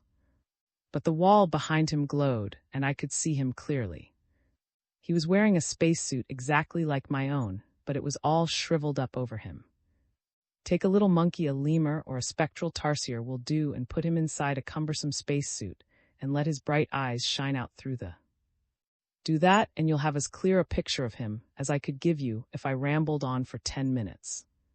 I couldn't see the little fellow's face through the pane. It was all a shadowy blue. But I could see his bright eyes, and I could tell he was little by the way the suit overlapped and bulged out in the wrong places. You know how a kid of 8 or 10 looks when he puts on a man's suit on Halloween. But this wasn't Halloween, and he wasn't trying to scare anyone. He was too scared himself. He was shaking all over, and when he saw me, his eyes got even brighter, and he started to get up. He was trembling, so I had to help him to his feet.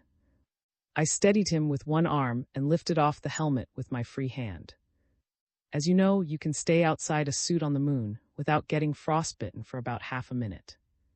When his face came into view and his eyes looked straight into mine, I was so startled that 15 seconds were lost right at the start before a single word could be exchanged between us.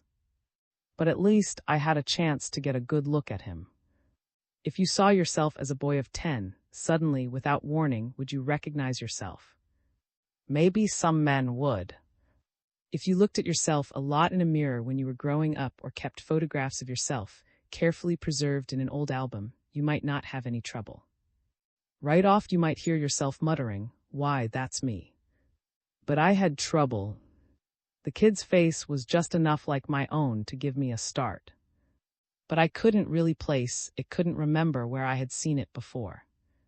Then the kid spoke. I thought you were Pops. But you're not. He's older. Where am I? How did I get here? The voice did something to me. You get a chance to hear yourself talking a lot when you're knee-high to a grasshopper. And I had no kids of my own. But my own father had looked enough like me to be my twin brother, and if this kid thought I was his dad, it hit me between the eyes and like a voice screaming at me through a blur of spinning suns. I was staring at myself as I had been long. No tracks made by a dead man in a bog could have been more nerve-shattering. He wasn't even a poor little kid in a desperate plight, because you can't feel paternal about yourself. He was a tormented ghost out of the past, and for an instant I had an impulse to blame him and rail at him for returning to torture me. But I'm not a cruel man, deep down, and that crazy impulse passed quickly. He was a poor little lost cuss, even if he was myself, and all my sympathy went out to him. I even forgot for a moment how insane the whole thing was. He was gasping for breath, so I put the helmet back on and gave the oxygen tube a double twist to straighten it out. But an instant before the helmet descended over his mouth, he managed to stammer, "I was up in the attic playing. Playing Pirate's Den." I had spent the happiest years of my boyhood in the attic, pretending I was captain, or climbing out on the tree that arched over our house when the December snows weighed it down, and making myself out to be in the crow's nest of an Arctic windjammer. As I swayed there beside myself, my mind followed crazy paved paths in all directions. Great chunks of the past seemed to float before me like icebergs 9/10 submerged. But all the while, the sanest part of my mind was seeking an explanation that would 1/10 explain it.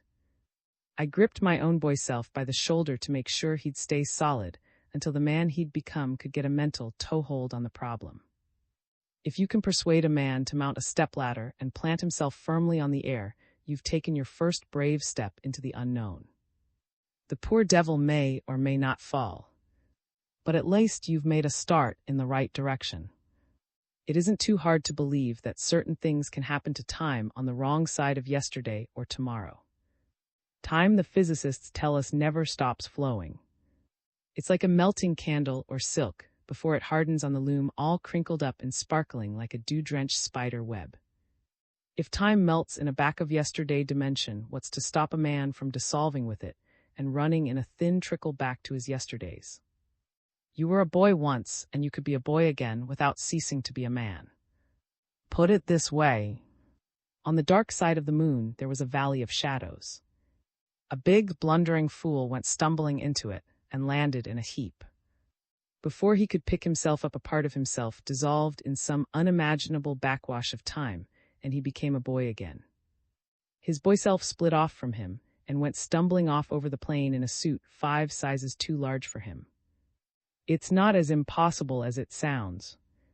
The boy you were still exists in time, and he could emerge from the past to stand beside you in a vortex of dissolving time. Was there something in the valley that could change the flow of time, reverse it, and twist it around like butter in a churn? The answer was right there in the cave with me. But I couldn't see it because another space-suited figure was making my brain whirl. He'd come clumping into the cave bent nearly double, and now he was shuffling toward me as though I'd committed some horrible crime I could never hope to atone for. Through the pane of his helmet, His eyes burned accusingly into mine. But it wasn't until he halted directly in front of me and lifted the helmet from his head that I knew what my crime was and why he found it hard to forgive me. I had committed the crime of living beyond my allotted span. The man facing me was old. His face was still my face, but if ever I had been young and handsome and a target for the wiles of a pretty woman, I was so no longer. He seemed to realize that I could hardly bear to look upon myself as I would be, for he spoke sharply, quickly, without attempting to explain his presence, or even to prepare me for what he had to say by working up to it like a storyteller, with a great load of unimaginable horror on his mind. "It's a monstrous beast of prey," he croaked. "It can dissolve time and reshape time in 100 horrible ways." He quirked his head at me. "You know more than that, lad, but I know more than you, for I have lived through this moment before. Once long ago I stood in this cave and warned you. You are at the crossroads of a branching future. If you take the right turn now, you will live to become me. But if you take the wrong turn..." He straightened and pointed with his gloved forefinger into the shadows behind me. "It is there at your back. When you turn, you will see the shining web which it uses to dissolve time. All over this valley, the creature has thrown a time-dissolving web of force." His voice rose warningly. "It is as intelligent as we are, but it moves with glacial slowness. An inch in an hour, a foot in a day. When it dissolves time, it nourishes itself by drawing the energy whirl into itself and spinning it out again in another form, like an immense living shuttlecock. A spider..." He looked at me with a haggard intensity of appeal. "It will try to hold you with the web to hold you in complete helplessness until you become 100 lads and 100 men. You'll be an infant, a boy of 5, a lad of 20, and a man older than myself. But every time you split up in the folds of the web, you'll lose a part of your substance. You'll cease to be a man with a past and a future. You'll become a mere hollow shell, no more substantial than I am, and I am little more than a wraith. You'll be drained, and you'll vanish like a puff of smoke. You'll be devoured and swallowed up." He was struggling for breath, and the veins on his forehead had begun to swell. "You've got to blast it down before the web dazzles and confuses you. You'll have to face it to blast, but if you fight it with your mind." Suddenly the helmet was back on his head, and he was turning from me. He moved straight toward the lad and put a hand on the shoulder of that younger me. Then slowly they both turned to face me, and I could see their eyes inside their helmets, trained upon me in desperate appeal. At least there was appeal in the eyes of the old one. The lad may have been merely terrified and confused. He couldn't have been more terrified than I was as the shadows lengthened about me and a coldness crept into my bones. I knew I'd have to come to grips with the web. I knew, too, that if it was behind me, I'd be safer facing it. When there's something unspeakable at your back, you can die so many deaths just waiting for it to make its presence known that all the courage and decision goes out of you. Panic smote me as I turned, hip and thigh like a flat sword. But all I could see for an instant was a faint, moving radiance blending with the shadows, a kind of nebulous flowing in the darkness on the far side of the cave. My hand must have closed on my blaster, for I could feel the bite of cold metal against my palm. But there was something about the light that my will could not withstand. My arm seemed to freeze as I stared at it, and terrifying thoughts rushed into my brain. At first I experienced only a feeling of almost unbearable oppression. Then something in the glow seemed to reach out toward me, and there was no sound in the cave but the beating of my heart. A ghastly something seemed to be watching me with a kind of fiendish triumph, as though the soul of a devil lurked in the depth of the light which could send out vampire tendrils, filmed with writhing menace. I couldn't tear my eyes from the glow, and the longer I stared the worse it got. The light seemed filled with an evil purpose. It writhed and changed shape as I stared at it, seeming to sweep out through the walls of the cave and back again with a pulsing greediness. Then, gradually, it ceased to blend with the shadows. It became stationary and transparent, hanging suspended in the murky air like a gigantic burning glass. As though in a dream delirium, I became slowly aware that a picture was forming within it. A valley swept into view, walled with high, saw-toothed mountain ranges. Deep in the weaving radiance, I could see a tiny, plodding figure coming toward me across the valley. For an instant, I thought I was looking at the far-off image of a human figure plodding over the plain. A figure clad in a heavy spacesuit, moving awkwardly as I had moved. Nearer it came and nearer, its reflection floating on ahead of it, bobbing about like a little ship. And then, suddenly, I saw that it was skimming the plain. It was balancing itself on flapping wings, sweeping across the plain without actually touching it, but so slowly that it appeared to be advancing with the plodding, awkward gait of a man. It swerved abruptly as I stared, made a full turn, and soared into the air. It flew straight toward me, its wings beating the air as though it were struggling against a furious uprush of wind. There was a sloping wall of light-dappled rock at the edge of the radiance, and for an instant the winged shape disappeared behind it. I didn't see it descend. I saw only a shadow forming behind the rock and swirling out from it. It came into view again abruptly, dragging its wings behind it, hobbling toward me over the ice. My spine congealed. The thing that had crossed the valley was a monstrous bird of prey. It was wearing a spacesuit, but no helmet, and I could see its vulture-like head bobbing about in the glow. It seemed to be in pain. It had halted at the edge of the glow, as if fearful of what lay beyond it, and suddenly as I stared it began furiously to pluck and tear at its breast with its talon. So frenzied were the creature's exertions that the front of its spacesuit came away in shreds. The hideous creature had scales on its breast instead of feathers, and a pulsing, lizard-like throat, a throat which turned red as it continued to inflict cruel injuries on itself. The impression I got was one of agonized despair, of a creature trapped and cornered that could only escape by destroying itself. Again and again it slashed at its flesh, twisting about in the glow, its eyes brimming with agony. Then suddenly it was no longer alone. A little bird-lizard shape had materialized at its side and was going through the same grisly pantomime. As I blinked in stunned disbelief, a third shape swam into view and a fourth. The eyes of the third shape were dull and opaque, like frosted glass, and the fourth shape was so atrophied that the scales on its breast seemed to overlap, squeezing out the flesh between them. Then, abruptly, the first shape began to grow transparent. It shriveled and glistened, and I could see its skeleton gleaming beneath the glassy transparency of its dissolving flesh. It vanished in a gush of gray light, so quickly that the air about it had a sucked-in look. Swiftly, terribly, the other shapes converged toward that swirling vacuum and were swallowed up, as though with their passing time had collapsed in upon itself. That time had collapsed, I knew. For I am no fool. Long ago, the alien inhabitant of another world had landed in that valley of all horror, and the living shuttlecock had split it up into time fragments, the better to destroy it. It wanted me to know that, to realize that my time was short. So it had brought back a scene out of the past to unnerve me and sap my will. Could I go on taking it? I hadn't much time to think about it, for the web was filling with another picture. A living shuttlecock, the old one had called it. So now it was weaving another picture for me on time's dissolving loom. It was a picture so hideous I could hardly bring myself to believe in it. It was a picture of still another me.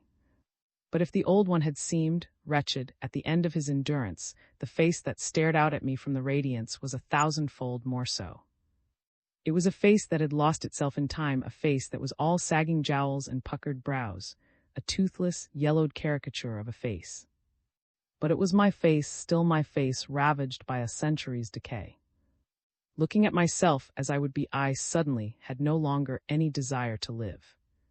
A small, shrill voice shrieked within me that the monstrous, living shuttlecock desired just that it was resorting to a devilish subterfuge. But I did not heed the voice. I just stood there waiting to die, hoping that the end would come quickly. The blast was deafening. The sudden crash of it made a muffled booming in the thin air and smashed against my eardrums like a trump of doom. The flare was blinding. The awful brightness of it lit up the cave like 100 suns, and burned through my eyeballs into my brain. When the smoke cleared, all I could see at first was a shattered something lying on the floor of the cave, all twisted and bent back on itself like a smoking heap of shattered glass. As I shook my big, dull head to clear it, my boy self lifted off his helmet and returned his blaster to the holster on his hip. His face was shining with triumph. The sweat was running off it, and he was breathing heavily. But he spoke to me, and his words were good to hear. "We got him, pal." He didn't say it didn't refer to the monstrous creature as something unspeakably alien. No, why should he? To him, it wasn't a horror in the Valley of the Moon. It was something out of a nightmare, and he knew he'd wake up safe in his own little bed at home.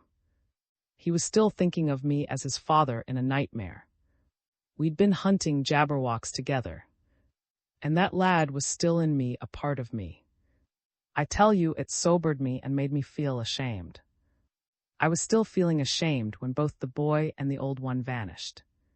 Perhaps melted back would be a better way of putting it. For they did seem to dissolve and flow back, rush back, into me an instant before I found myself standing alone again in that valley that would never grow old. Charlie had arisen and was standing by the fire. Suddenly he stooped and threw another log into the flames.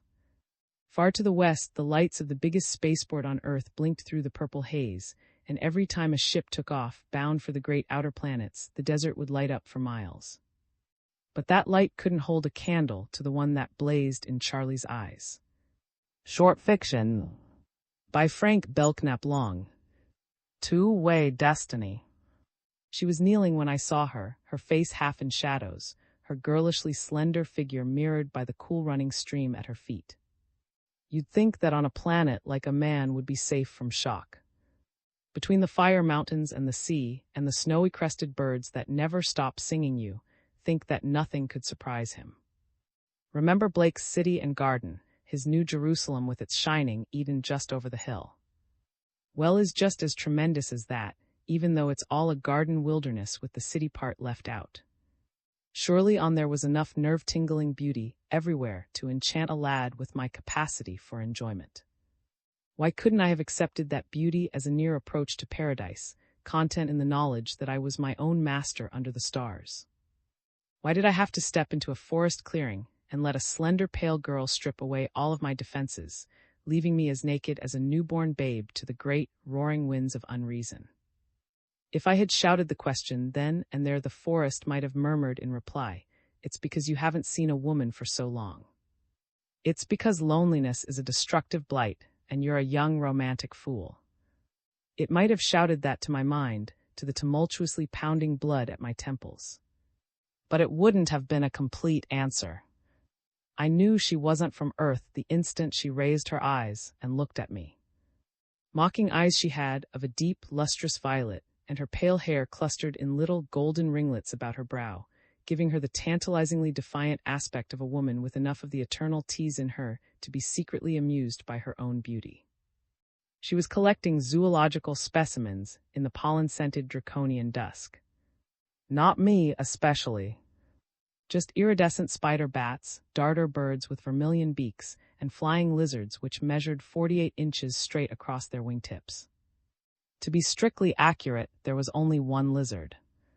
It was thrashing wildly about in the metallic net at her back, the glow from the stationary lure light giving it the aspect of some fiery monster which she had enticed from its cave by her beauty and trapped at the risk of her life.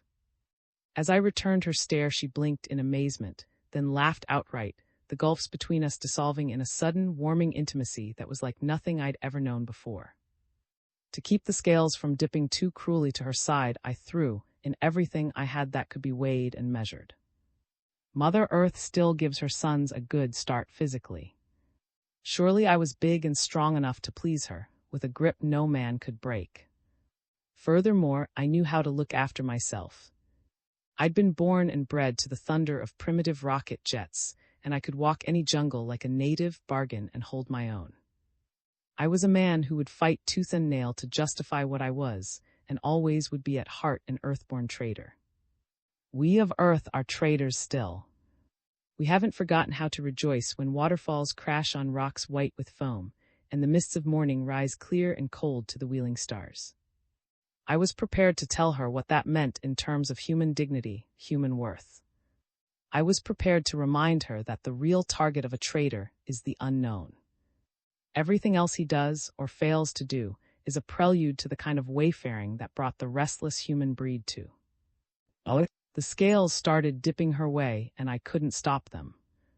She was a woman with the star-bright insignia of her heritage gleaming on the folded-back flaps of her weather jacket.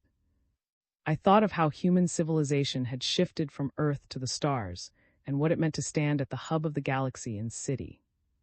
I thought of City as a man who is eager not to remain a child in the eyes of one who has never known the meaning of childhood.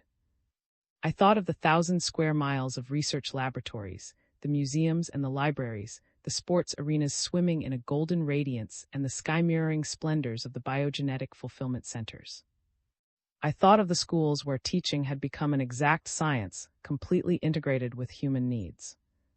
I remembered that no woman could ever become tender and yielding without first dissecting a man. I told myself she'd see through me the instant I spoke to her.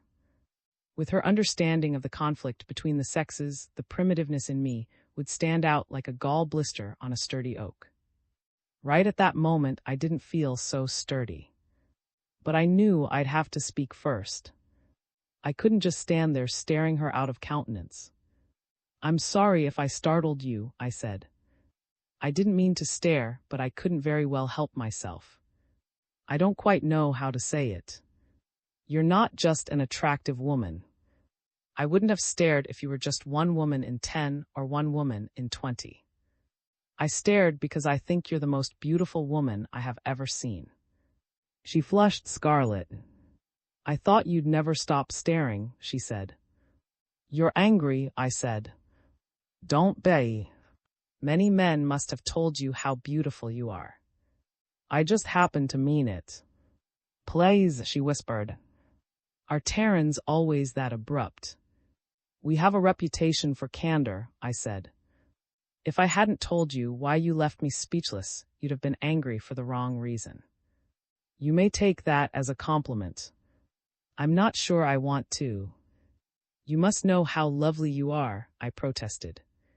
"Why should you resent being told the simple truth?" "Perhaps this is one of my bad-tempered days," she said, her eyes searching my face. "You don't look like the kind of man who would deliberately try to embarrass anyone. No man is wise enough to be gallant by design and make the pretense seem casual and completely honest." "You're right, of course." I had no reason to be angry. She came toward me, straightening her hair, her eyes crinkling with undisguised amusement. "I still don't know who you are." "The names," I said. "Taro. I came here to trade with the natives. I get on fairly well with them." Her eyebrows went up. "Natives? I haven't seen any." "You will," I promised her. You can accept almost any reality when it's thrust upon you, even the wonder of a woman facing you in a wilderness, eaten with a warmth so unmistakable it makes your senses reel.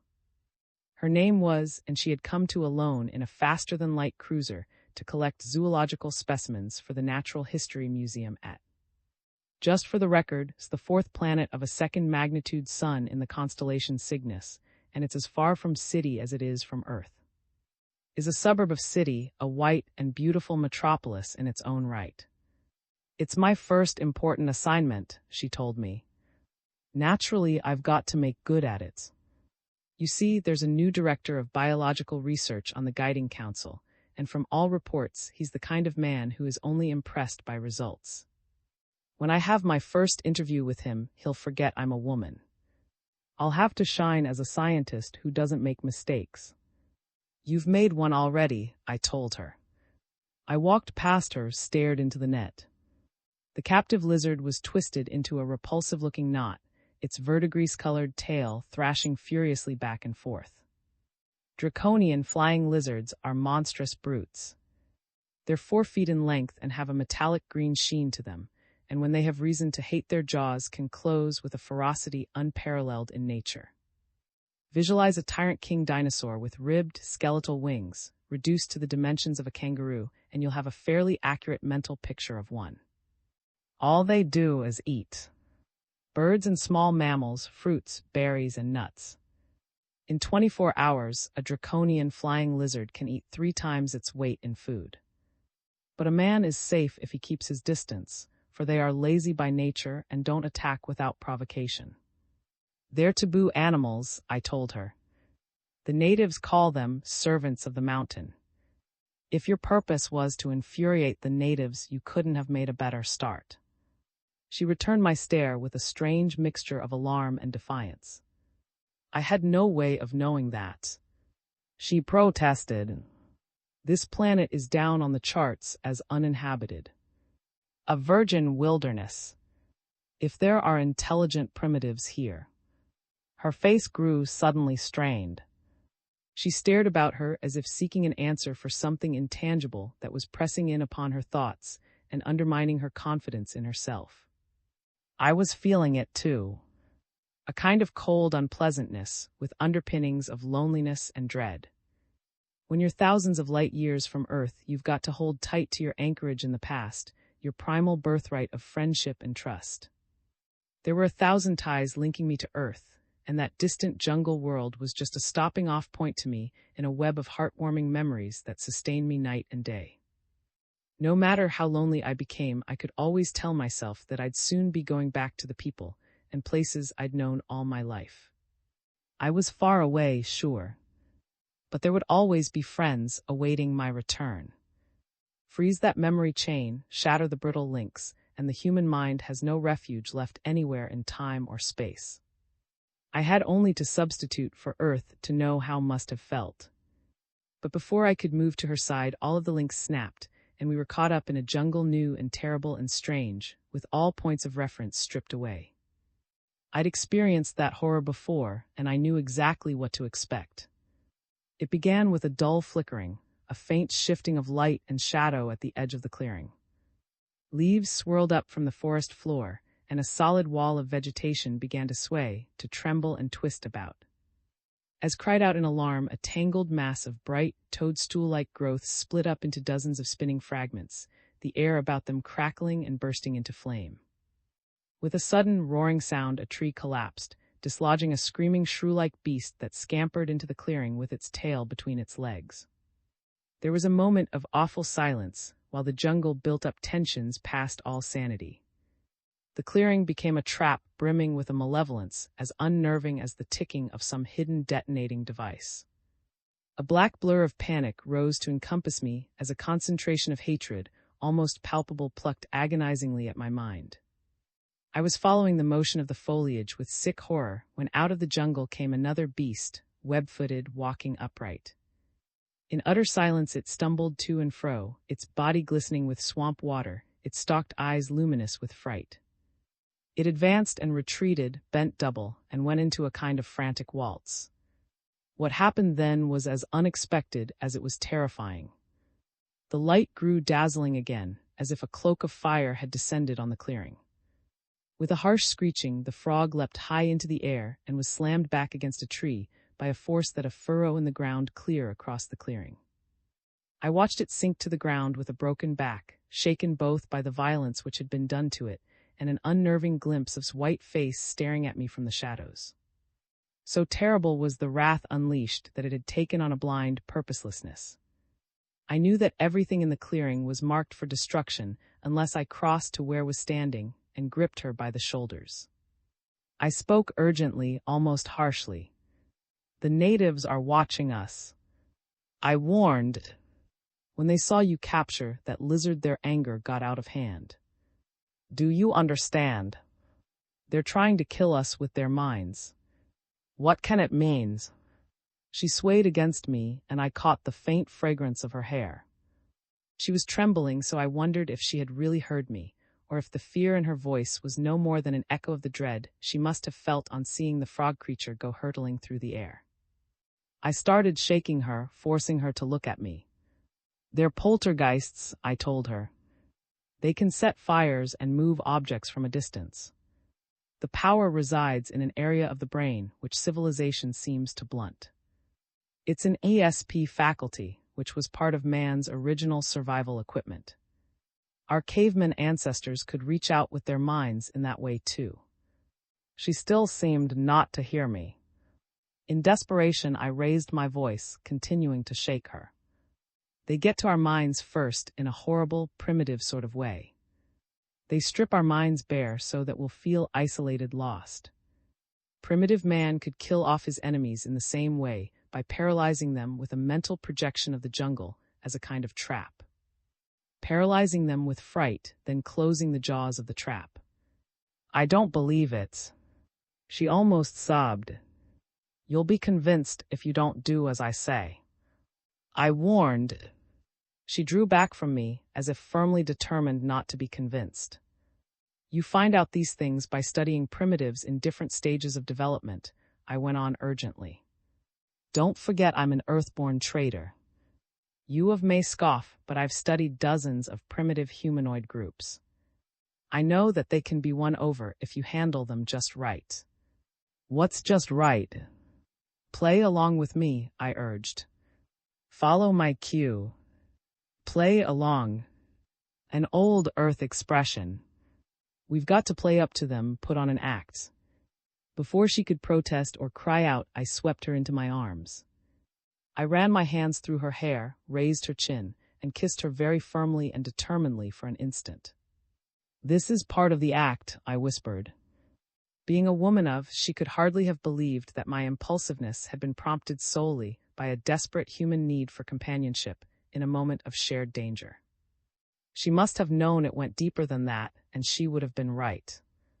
A giddiness swept me like a gusty hurricane wind on a tidal estuary bright with 1,000 pulsating tropical blooms. I released her suddenly, and she leapt back, her eyes startled and accusing. You're either a madman or a sick child. She whispered. We'll talk about it later, I said. Now is not the time. I feel sorry for you. Later. The clearing quieted down, and there was silence for a moment. Then out of the forest they came, walking 3 abreast. The old tribal chieftain and his son, and the warriors with their rippling muscles glinting in the pollen-scented dusk, and their spears held high in a cautious withholding of wrath. You couldn't call it a greeting.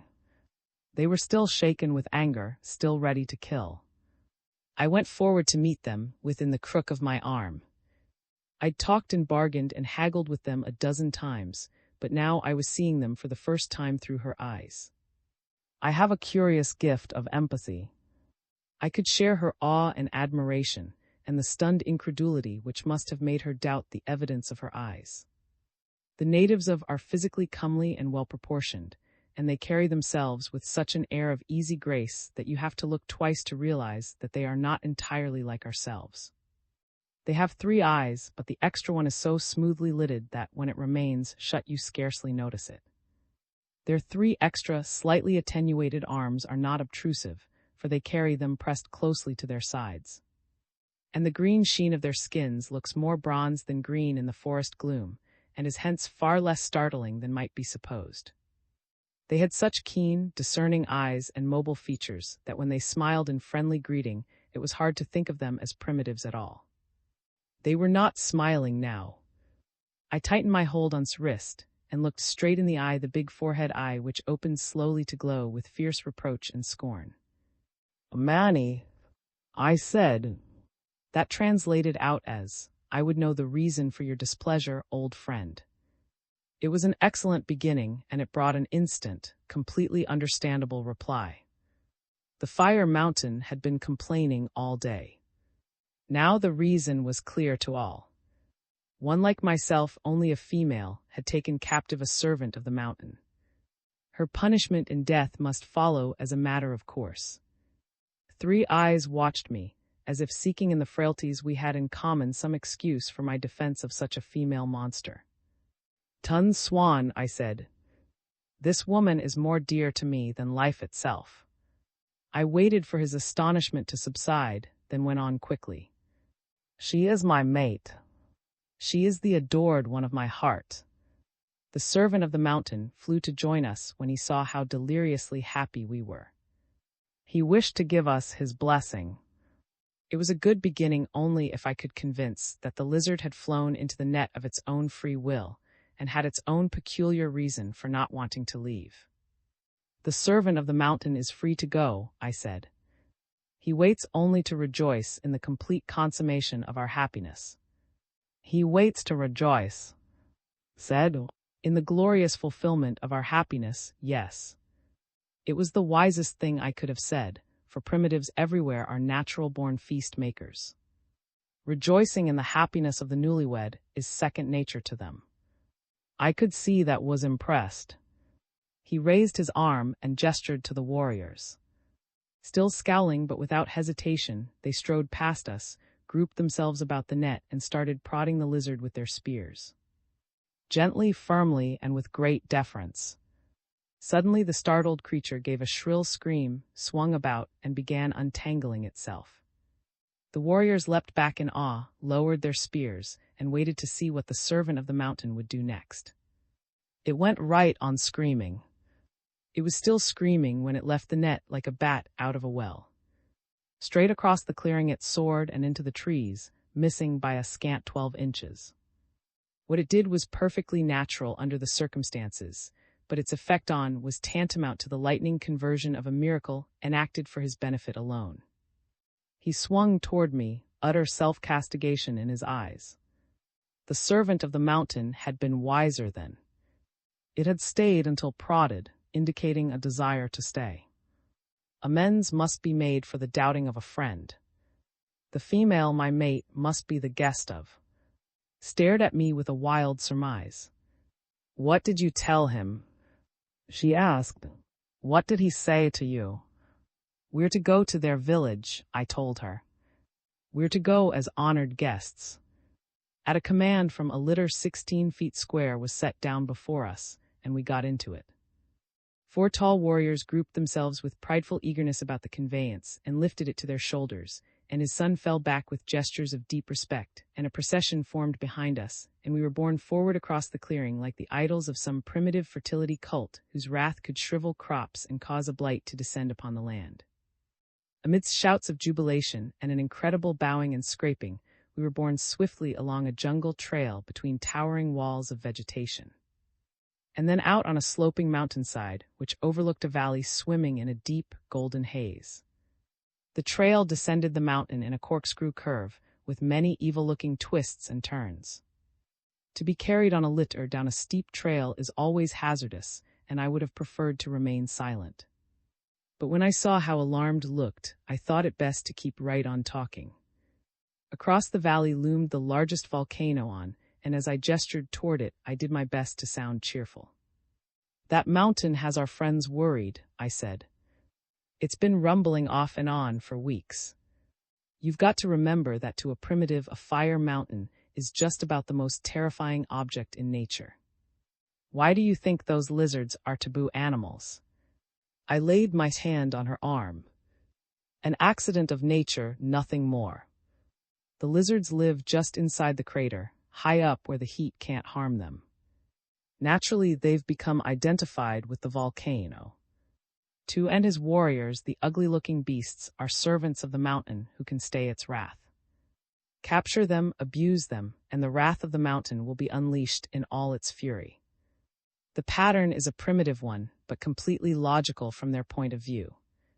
Looked at me steadily for a moment. "It almost became a pattern of death for us," she said. "I know," I said. "But don't forget it's an ugly pattern for them too. A pattern of never-ceasing terror, of semi-starvation." One of the warriors thrust his face close to us to ask if we were all right. I nodded, and he fell back with a grin to resume his position in the procession. "It's tragic how one little taboo can hold a race back," I went on. "You've seen how keenly intelligent they are. If that taboo hadn't plagued them for hundreds of years, they'd be truly civilized by now." "I'm afraid I don't understand," said. "What do you mean by a pattern of starvation?" "Those lizards eat the natives out of house and home," I told her. "Literally, and it's horrible. When we come to the village, you'll see what emaciated skeletons the women and children are. The lizards are so sacred they can't be killed off without angering the mountain. It was then that surprised me. She gave a low whistle. You mean that tribal law has decreed that? Precisely. They breed fast and eat voraciously. You can't have agriculture and the storage of fruits and grains, any kind of stable handicraft culture, even with vicious tyrants like that on every patch of cultivated land. By rough estimate, those beasts consume millions of tons of food a year. Even the small animal life is vanishing. And they don't dare kill one, said. It sounds insane. All primitive fear taboos are insane, I told her. They're symptoms of the stark lunacy, which possesses the human mind before it gets hold of the tools it needs to grasp the real nature of the physical world. Even when it gets such tools, I qualified, a society can be psychotic in a more complex way. All societies are probably psychotic in one way or the other, but that's another story entirely. But the adult males seem well fed, said, her eyes on the trail ahead. How could starved children grow up into such robust-looking adults? Deprivation has left its marks, I told her. You've got to remember that only the strongest survive where the infant mortality skyrockets the way it does here. And those that do reach manhood have bad teeth, poor digestion, all kinds of psychosomatic ills. What you are seeing here is the warrior caste strutting its might. A warrior caste will always find a way to eat. She didn't speak again until we were at the base of the mountain, and the village was coming swiftly toward us through the haze. You still haven't told me how you managed to turn aside their wrath, she complained. Just what did you say to them? Why are they bringing us here? Did you expect me to understand the gibberish you used? Dared I be completely honest?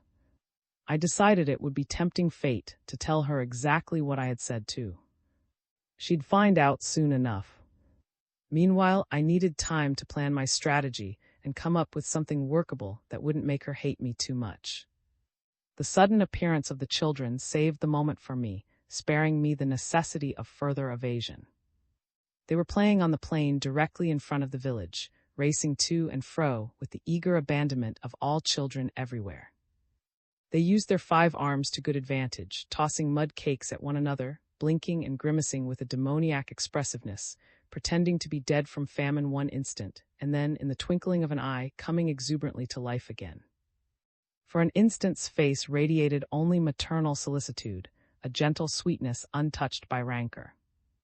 Then, all at once, she seemed to realize how emaciated they were, how completely different from ordinary children. Her head came up, and her eyes blazed with indignation. The blaze grew hotter as the lizards added fuel to it. The revolting creatures were everywhere on slanting mud banks lush with berry-laden vegetation, on fields that sloped away to mist-filled hollows, even within easy pouncing distance of the children. They ignored us as we were borne past, their carrion repulsive heads bobbing to and fro. They were devouring everything edible within reach of their forepaws, swaying back and forth and cramming the food into their mouths with a voracity which was sickening to watch. Miraculously, the children ignored them and went right on playing. The procession moved on in silence, straight toward a picture of human misery so tragic and pitiful that no man of good will could have contemplated it without a shudder. The village consisted of 25 or 30 huts, each with its central supporting pole and spreading straw roof. The women sat about listless and sullen in doorways, apparently not caring at all how unattractive they looked, or what a disillusioning impression their complete lack of amorous allure must have made on the returning, better-nourished warriors. But there is something about the imminent prospect of a nuptial ceremony that infuses joy into even the most dispirited, and the instant they saw us they leapt up with one accord and came flocking around us. Old and young, tall and short, comely and ugly. The warriors carried us to the central hut and set the litter down with prideful flourishes of their long arms and broad, straight shoulders. Instantly shouts of jubilation echoed through the village. There were no brass bands, but the brass band spirit was tremendously in evidence. A child of 10 came up, bearing garlands, and a girl with skeleton ribs, and vermilion-painted cheekbones presented with a beautiful shell bracelet mottled yellow and black, slipping it on her wrist before she could recoil in protest. She was still protesting when we were ushered into the hut, grinning and bowing, and his son standing straight and still, and with a smirk of anticipatory amorousness in the midst of the women. Ufra said. That translated out as, "We will leave you now. Later we will rejoice together in the great joy which has overtaken you. Ah, that I could be as young as you are on such a night as this." The din outside continued for a moment, and then gradually subsided. We looked at each other. Night was already descending over the clearing. It falls fast on a blanket of impenetrable darkness settling down. Just by craning our necks, we could look out into the clearing and see the last glimmer of dusk departing. A star appeared in the sky as if by magic, but we just sat there exchanging meaningful glances, his face shadowed and curiously withdrawn. Suddenly she spoke. "You didn't fool me for a minute." "Fool you?" I said slowly. "I'm afraid I don't understand." "Oh, you understand, all right. You're very clever, or think you are." "I wasn't trying to be clever," I told her. "It looked pretty bad for us. They would have killed us both if I hadn't talked them out of it." "You could have told me." She flung at me, her eyes abruptly accusing. "Why did you have to make a secret of it?" "A secret of what?" "You didn't think I'd guess straight off. You didn't give me credit for knowing even that much about the psychology of primitives." "You're talking in riddles," I protested. "You're taking too much for granted." "Am I?" "The things you take for granted are beyond belief. I know exactly how your mind worked. You told yourself they were angry enough to kill impulsively. You had to give them the strongest possible reason for not wanting to kill us. Isn't that so?" "Well, there's a very old saying that has a universal application," she said, a stinging contempt in her voice. "All the world loves a lover." I thought of it instantly myself. "You did?" "If I had known." "Keep quiet and let me finish." "You told them that I was your woman.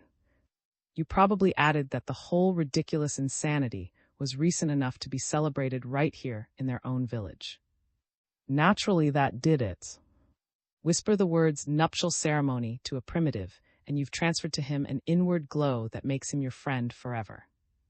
If he's old, he remembers what it meant when it happened to him. If he's young, there's the rapture of anticipation.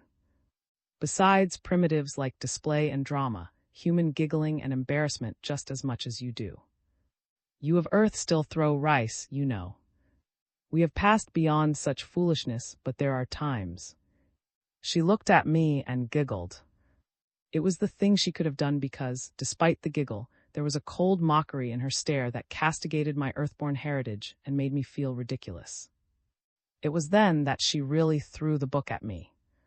Instead of discussing the whole matter as an anthropological problem that could only have been solved by analyzing it in a calmly scientific and detached way, you acted as if you thought me capable of making an embarrassing situation out of it. She stood up abruptly, removing the binding circlet from her hair and shaking her head until the freed tresses descended in a tumbled red-gold mass to her shoulders.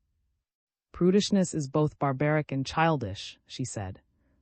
"It has nothing to do with modesty and reserve, which are admirable when a man and a woman do not know one another well enough to feel at ease in an atmosphere of mutual respect and admiration." There was a heavy silence for an instant. Then very calmly and deliberately she took off her weather jacket, folded it, and laid it on the floor at her feet. "It will do for a pillow," she said. "I hate sleeping without a support for my head." I stared automatically at her bare shoulders, the way I might have stared if a blinding vision of paradise had appeared to me between sleeping and waking and vanished in a flash. What makes all this so amusing is the way it parallels a good many of the farcical situations in the ancient folk writings of Terra, she said. "I've made a comparative study of them, and they really are precious." The precise set of her waistline seemed to annoy her, and she changed it perceptibly, loosening the binding straps until I caught the barest glimmer of white between them. She stared at me with patronizing pity, as if my was tantamount to a further step downward into the murk of a prudishness so childish that it branded me as a barbarian without a single redeeming trait. She stared through and beyond me, her eyes stabbing the shadows, her voice derisive in its composure. For some reason, a man has to pretend that a woman is his wife. There's a wealthy relative to impress, or a primitive conveyance breaks down, and a thunderstorm compels the pair to take refuge in a wayside dwelling. There is only one sleeping compartment available, and what do you suppose the man does? The sane scientific approach would be to behave like an intelligent human being. When a man and a woman are alone together, excessive prudishness is ridiculous. Why, with such a charming companion available, should he not relax, as I am doing, be completely natural and human, and at his ease? Why should he not sit down and discuss art and philosophy, music and the dance the whole night through? But does he in the ancient folk writings? No. The silly fool gets up, takes a blanket, and creeps out into the night. He shivers in the cold for no reason at all. Owls hoot at him, but he still persists in making himself ridiculous until the dawn comes up. I looked at her for a long moment in silence. It has never been difficult for me to take a hint. I knew, of course, that women have a remarkable capacity for burying their real feelings beneath a dozen or more carefully arranged masks for the sole purpose of keeping a man guessing. But I decided not to even attempt to peel off the masks. It would have been too dangerously time-consuming. Fortunately, I was wearing heavy enough to protect me from the cold. I wouldn't need a blanket, and there were no owls on to hoot at me. I'm afraid I'm still too much of a primitive to find our ancient folk writings amusing, I told her. Without another word, ignoring her abrupt, startled gasp, I swung about and went striding out of the hut into the cool night. I slowed my stride the instant I found myself alone under the stars. So far I'd gained a respite, but I knew that what remained to be done could backfire and destroy me. She stepped into a situation more complicated than any we could have planned together. Nature had set the stage for it before her arrival, and the performance was about to begin.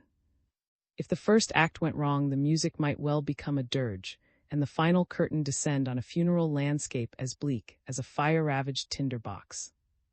A half-mile from the village there was a hill where I could get a clear view of the volcano, and the cloud that hung poised above it night and day, its peculiar configuration giving it the aspect of a gigantic black moth flailing the air with soot-encrusted wings. For centuries that cloud had hung there, and would probably remain until the volcano burnt itself out. I skirted the shadows until I was clear of the village, and then I walked with my shoulders squared until I reached the hill. A man must walk boldly if he is to walk at all. It was cold on the hill, chillingly bleak and depressing. But I knew that Maya would keep me warm enough. Thinking of violet eyes and the incredible glints of gold in her hair, I threw myself down and lay stretched out at full length in the velvety darkness. My eyes were on the cloud when the strange, startling play of colors began. First a flash of red on the underside of the cloud, and then a flash of dazzling violet piercing the cloud. Red, violet, and then red again, each color lingering for perhaps 10 seconds. I took out my instruments then and made a careful check. My equipment consisted of a tiny electromagnetic linear strain seismograph, which was sensitive to a tremor as faint as 1/10,000,000th of an inch, and a vertical recorder, which gave me a picture in 2 dimensions of the surface tension at the edge of the crater 10,000 times enlarged. I watched the cloud and studied the instruments, waiting until I was completely sure. Then I arose, brushed the dirt from my knees, returned the instruments to their cases, and started back down the hill. When I reached the village, there was no stir of movement anywhere. I did not trade on my luck by pausing to explore the shadows. I went straight to hut, pushed the boughs aside, and crept inside on my hands and knees. Was sleeping on a couch of matted vines with his arms interlocked on his chest, the green sheen of his skin, and the prominence of his cheekbones giving him an eerily mummified aspect. I knelt at his side, got out the little reflector, and strapped it to my forehead. I had to pause an instant to control the trembling of my hands. The light came on in a sudden, blinding glare. I was hardly aware that I had switched it on until I found myself staring directly into startled eyes. To get anywhere with hypnosis, you've got to start fast. I looked straight in the eye, passing my hands swiftly back and forth before his face, giving him no chance to realize that he was no longer asleep. The abrupt, almost intolerable glare was my greatest immediate asset. Yana, I whispered. The servants of the mountain are very evil. Blinked furiously, and his eyes widened in stark, incredulous terror. I went on quickly. You have always known them to be wicked, monstrously wicked and hateful. How repulsive they are in appearance alone, with their long scaly bodies so like the bodies of the shadow monsters which you feared would tear you piecemeal when as a child you disobeyed your parents. Do you not remember how you ran screaming from your father's wrath and hid in the dark, wishing that you might be a man grown, mighty in your contempt and defiance? You have always known the servants of the mountain to be hateful. But in your great fear you dared not say to yourself, they have brought me nothing but disaster. Oh, groaned, and his eyes rolled. You dared not say, I went on relentlessly, what you knew in your heart to be true. You dared not say, the servants of the mountain are false servants. They have brought my people nothing but disaster. When a man is hungry, must he starve? Must the fruits of his labor, the harvest that he has sown not only for himself alone, but for the adored ones of his heart, be snatched from him? Oh, eyes took on a strange glaze, and his lips began to tremble. Soon the sky will be red, I told him. Soon the ground will shake. Soon the wrath of the mountain will be terrible against its false servants. Tried to rise, but I gripped his arm and compelled him to keep his eyes riveted on the reflector. They are not true servants, for they anger the mountain. The mountain would drive them forth, but without your help how can the mountain free itself? The mountain has no legs. It cannot walk about and seek out its false servants when they descend on the village. For the first time in life, a deeply buried part of his mind was stirring tumultuously. I could tell by the way he gnashed his teeth and swung his 5 arms about that he was raging inwardly. You cannot hypnotize a man against his will. You cannot force him to do something that will outrage his moral sense. But what I wanted to do had the sanction of nature and common sense, and the sanction as well of the wild, unruly part of himself that has shaped his destiny from childhood. I was playing both ends off against the middle, against a ridiculous straw man of a hated taboo. When you have done what you must do, the mountain will cease to be angry, I told him. It will rejoice with you. Then I told him what had to be done. I implanted the command with as much majesty as I could summon, dimming the reflector with my palm so that he could see me clearly. The mountain will rejoice with you, I repeated. The sky will cease to be red. The ground will cease to tremble. I left him then. I left him and hugged the shadows, moving stealthily from hut to hut. Into 30 huts I crept and roused the sleeping warriors with the same hypnotic dazzlement. And to each I whispered the same words, and imposed upon them the same urgent post-hypnotic command. It is always unwise to take pride in a difficult task accomplished with ease until the last obstacle has been overcome, the last hurdle surmounted. I almost did until I walked through the high-arching entrance of the 31st hut and found myself confronting a warrior wide awake and on his feet. I have been awaiting your coming, son said. Our earth heritage is rich in legends. The great poets, the myth-makers, have all paid homage to the shining strength, the courage and daring which sets a king's son apart from ordinary mortals. And the king's son came in his wrath and smote them. Terrible was he in battle, shod in fire and fury, rallying the vanquished with his might. I had never believed it. But I was startled and must have shown it, for into his eyes came a look of mocking triumph. Oh, he said, I followed you when you left the village. I watched you making magic on the hill. It was not magic, son of, I said. I was talking to the mountain. Would you doubt the word of a guest? I would doubt the word of a guest who does not speak the truth. There was no need for further speech between us. I measured him with my eyes, the length and breadth and thickness of him. He had kept himself in fine physical trim, despite the demon of hunger which must have dogged his footsteps night and day. A lean panther is more dangerous than a well-fed one, a man with gaunt cheeks and protruding ribs a treacherous adversary if his muscles have retained there, and the will to wrestle and slay is strong in him. He had 5 hands to my 2. He was armed and I was weaponless, and his weapon was a cruel one, a curving blade with a bone handle, ground to a deadly sharpness. When you're girding for a life and death, struggle its best to whittle your adversary down to size. I told myself that I was a civilized man with a resolution he could never hope to match. He would fight like a savage, granted. But I was sure that 2 hands guided by a trained intelligence could grip and hold, twist and bend twice, as well as 5 hands animated by a blind urge to kill. I squared my shoulders and started walking straight toward him. I was encouraged by the way he returned my stare, as if the look of confidence in my eyes had planted a sudden, disturbing doubt in his mind. It was enough to assure me that if I kept my head and closed in relentlessly, my chances would be good. I gave him no opportunity to strike at me with his mind. I advanced to within 6 feet of him, and maneuvered myself into a crouching position with a grimace so scornful that his eyes remained riveted on my face. I came up out of the crouch like a coiled spring unwinding. With shattering violence I hurled myself against him, bone against bone, solid cartilage against hard gristle. He let out a yell and went careening backwards like a feather in the path of a hurricane. Subconsciously, I must have expected him to crack his skull against the baked mud wall of the hut and flatten out at my feet. Otherwise, why was my next move so long delayed? He must have gotten at my mind a little, for I stood like a man bemused while he hit the wall, twisted about, and came swinging back toward me, his eyes filmed with pain and shock.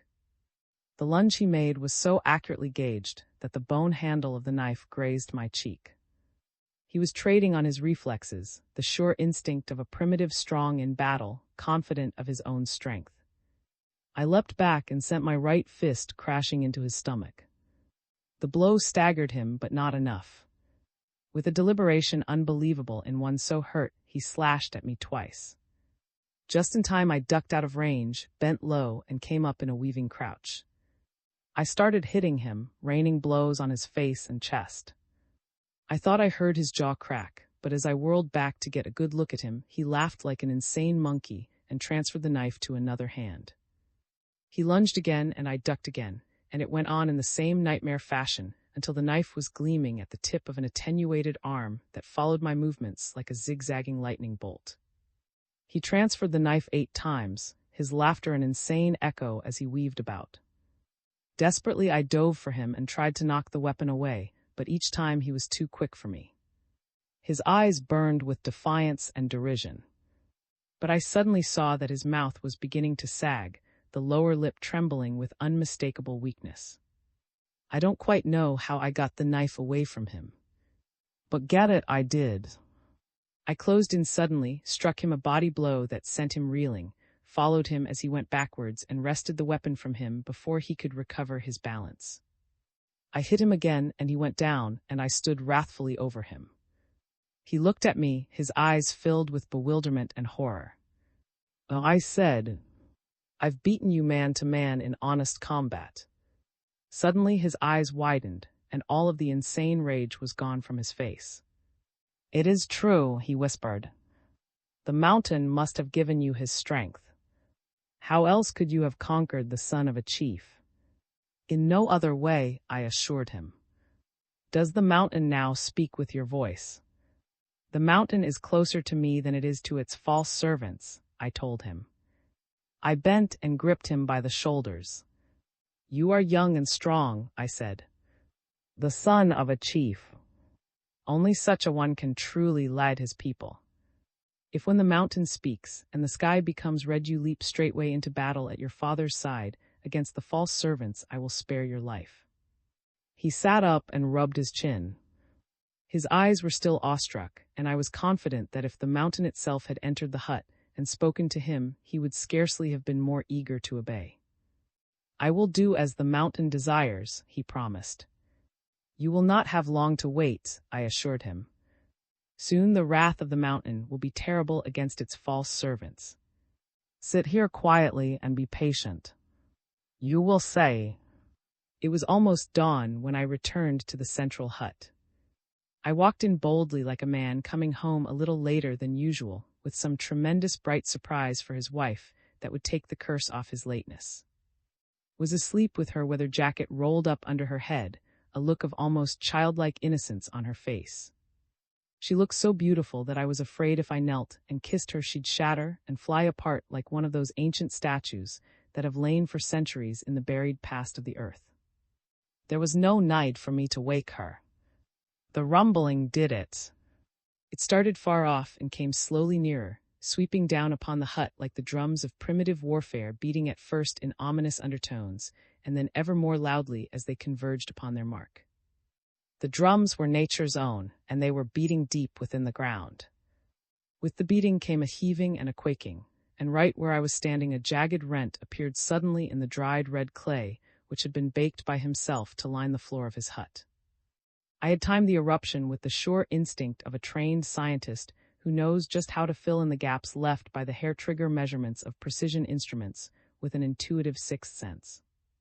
It could have occurred an hour sooner or an hour later, but I wasn't surprised that it occurred when it did.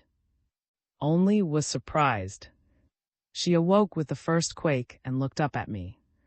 Her eyes grew wide and startled, and suddenly she was on her feet, clinging to my arm and screaming.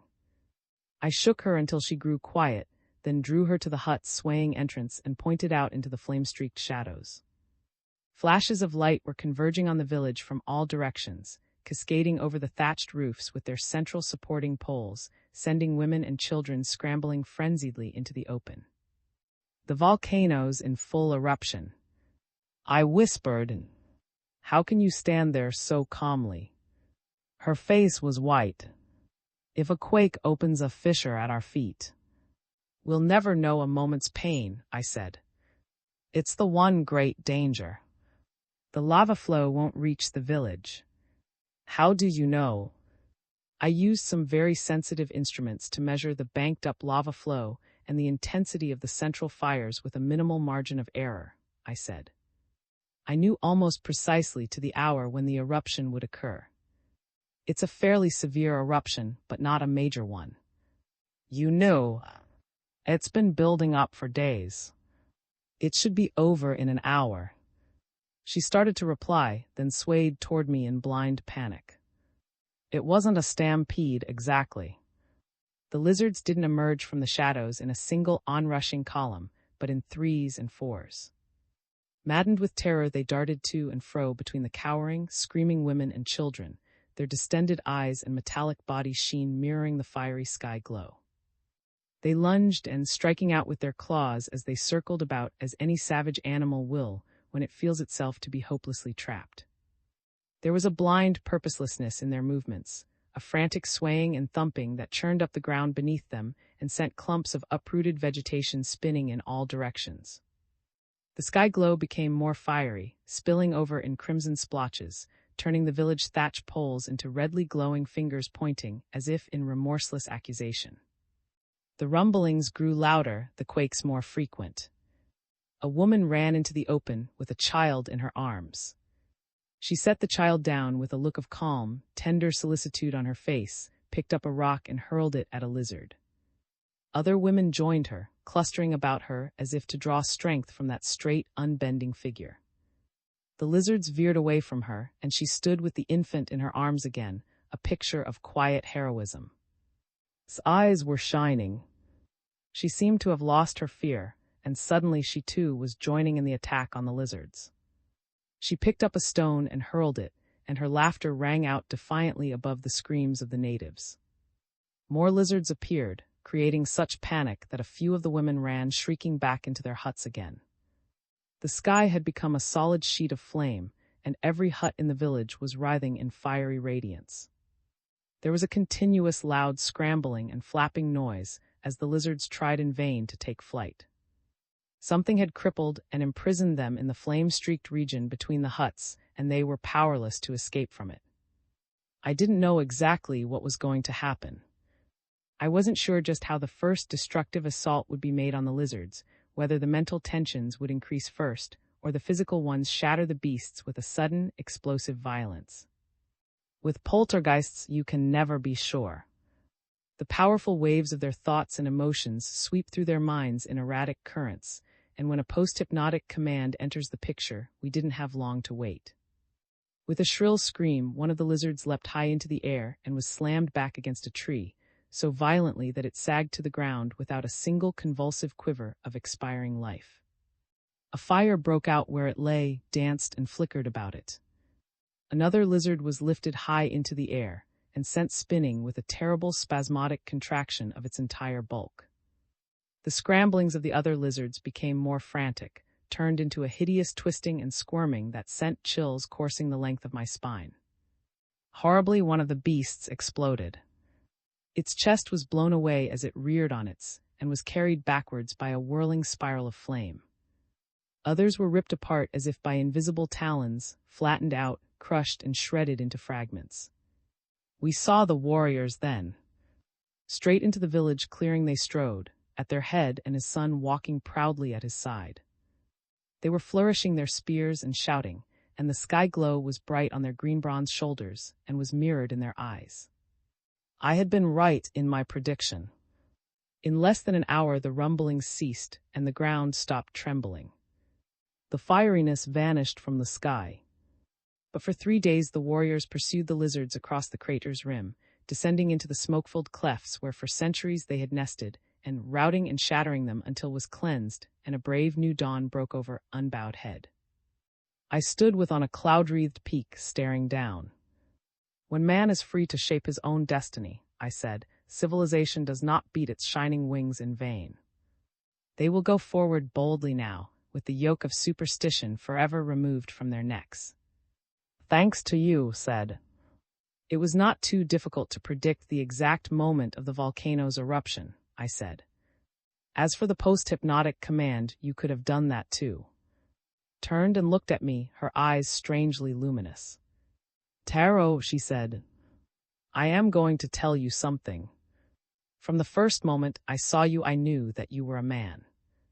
I stared at her, wondering. It takes the courage and daring and resourcefulness of the Earthborn to do what you did.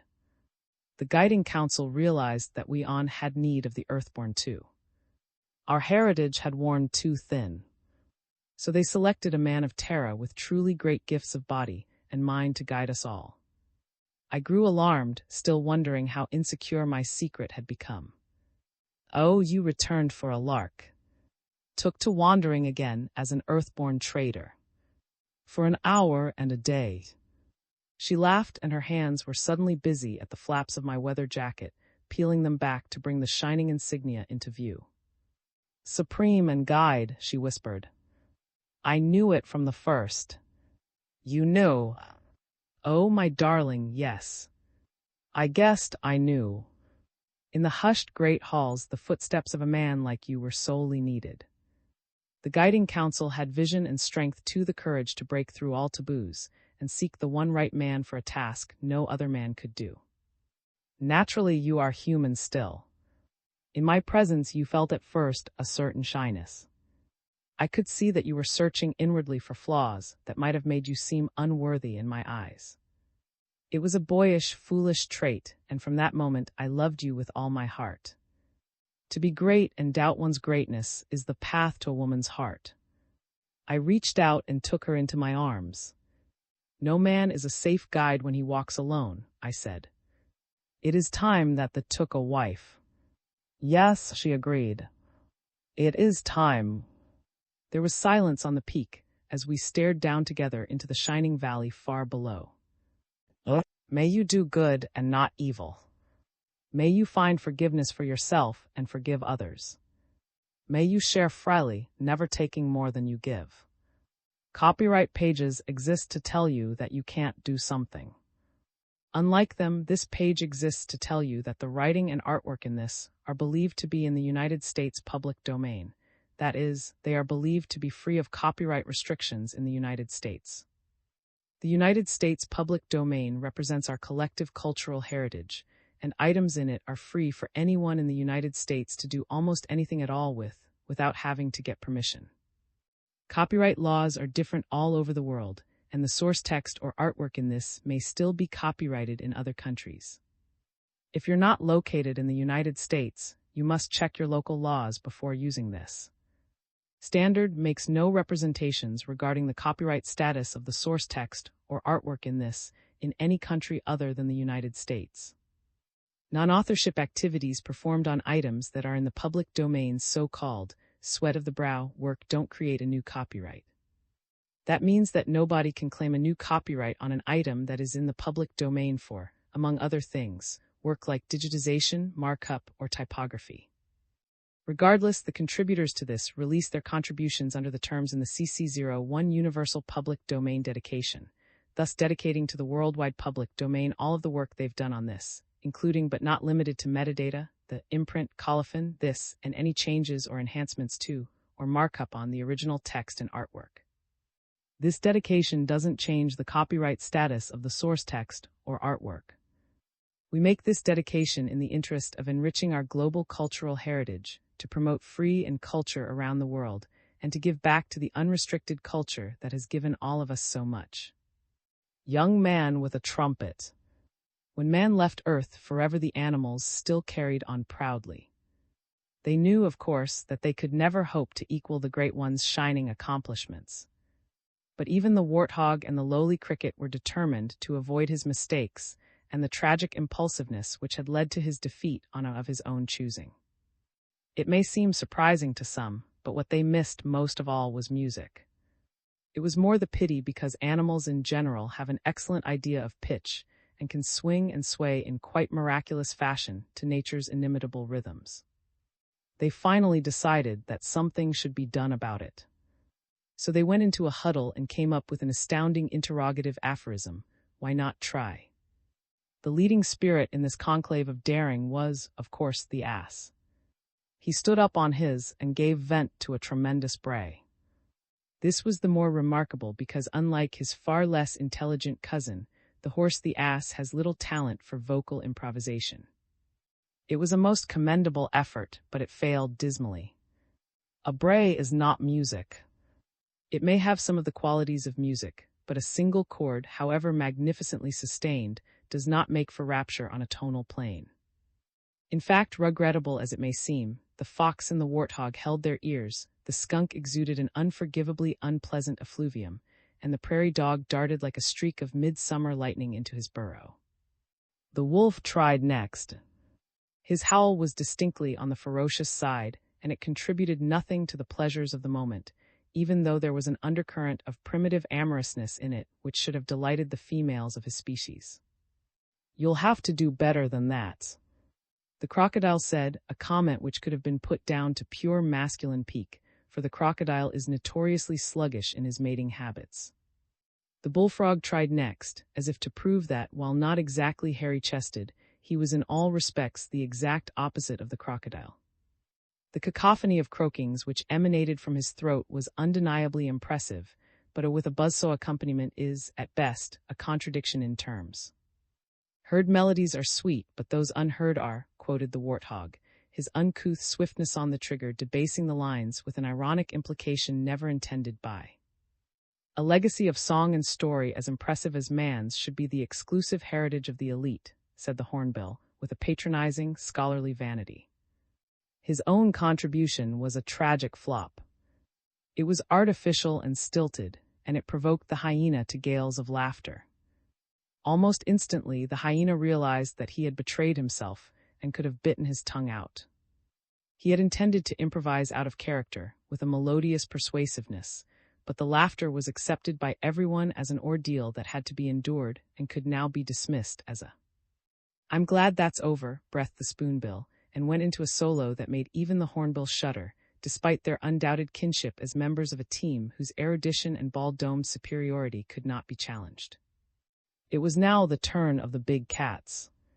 The less said about their roars, the better. The lion was fiercely belligerent, the tigers playful and beguiling, for contrary to popular belief the tiger is an amiable beast. But how could such formidable vocalisms conjure up visions Mozartian? Then it happened. A small, wiry figure arose, and without even awaiting his turn, lifted to his lips an incredible instrument of sound. It was fashioned of brass, and it flared at its tip like an earphone, the earphone of some pitifully ancient individual who has lost all touch with reality and thinks of sound as a crutch. But the instrument was neither an earphone nor a crutch. The fox with his native sagacity and the hornbill with his learning and knowledge of prehistory recognized it for what it was. It was a trumpet, and it was golden. It never had been brass except in a wearisome literal sense, which did not matter at all. So golden indeed was it that there came from it now, like a banner resplendently unfurled, an incomparable salute to the dawn. Never had man dared to dream of such music. It was as if Ulysses, lashed to his mast, had burst his bonds at last, and was with swift breaststrokes approaching the island of his heart's desire. For this was siren music. This was the music of the spheres. It was the music almost of man dying young Shelley in the blue Mediterranean, in canyons of steel, his last high imperishable note winging its way into the blue infinite. Almost, but not quite, it was man music. By dint of long, patient practice, it had simply taken on those shadings of absolute perfection, the little more that are the hallmarks of genius in its lonely and solitary pilgrimage under the stars. Was it who first affirmed that if you set a monkey to pounding on a typewriter through all eternity, he will eventually write Hamlet or King Lear? The statement has since found innumerable supporters who have paraphrased it in one way or another. But this was not Shakespeare. This was music, sensuous and unadorned. The monkey lowered his horn and stood very still and straight and proud while thunderous applause echoed and through the glade and the starbright meadows beyond. He had known all along that he could do it. Table of contents. Imprenta. The hounds of Tindalos. I, IV, IV,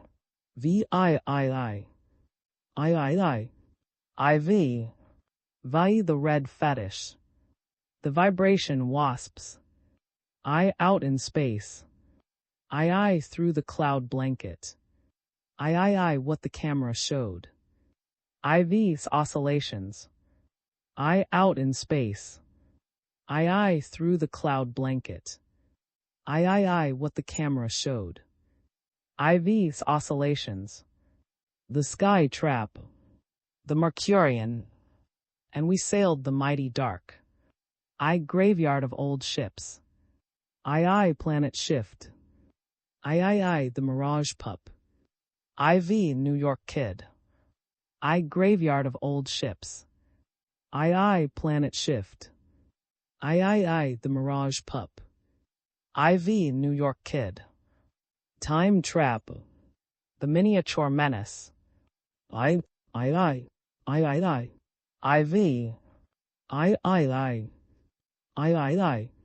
IV. The Mississippi saucer. Lake of fire. The timeless ones. Little men of space. The man the Martians made. IV. IV.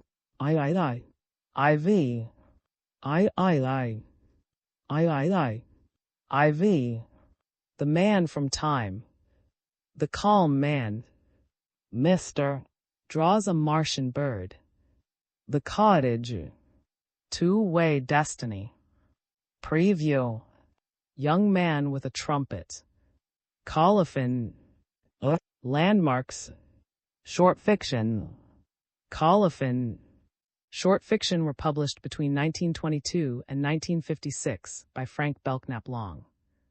This was produced for Standard by Robin and is based on transcriptions produced between 2007 and 2024 by Greg Weeks, Mary, Alexander, Stephen, Joel, Tom, and distributed proofreaders for Project and on digital scans from the Internet Archive. The cover page is adapted from Landscape in the Park, a painting completed in 1920 by Fritz.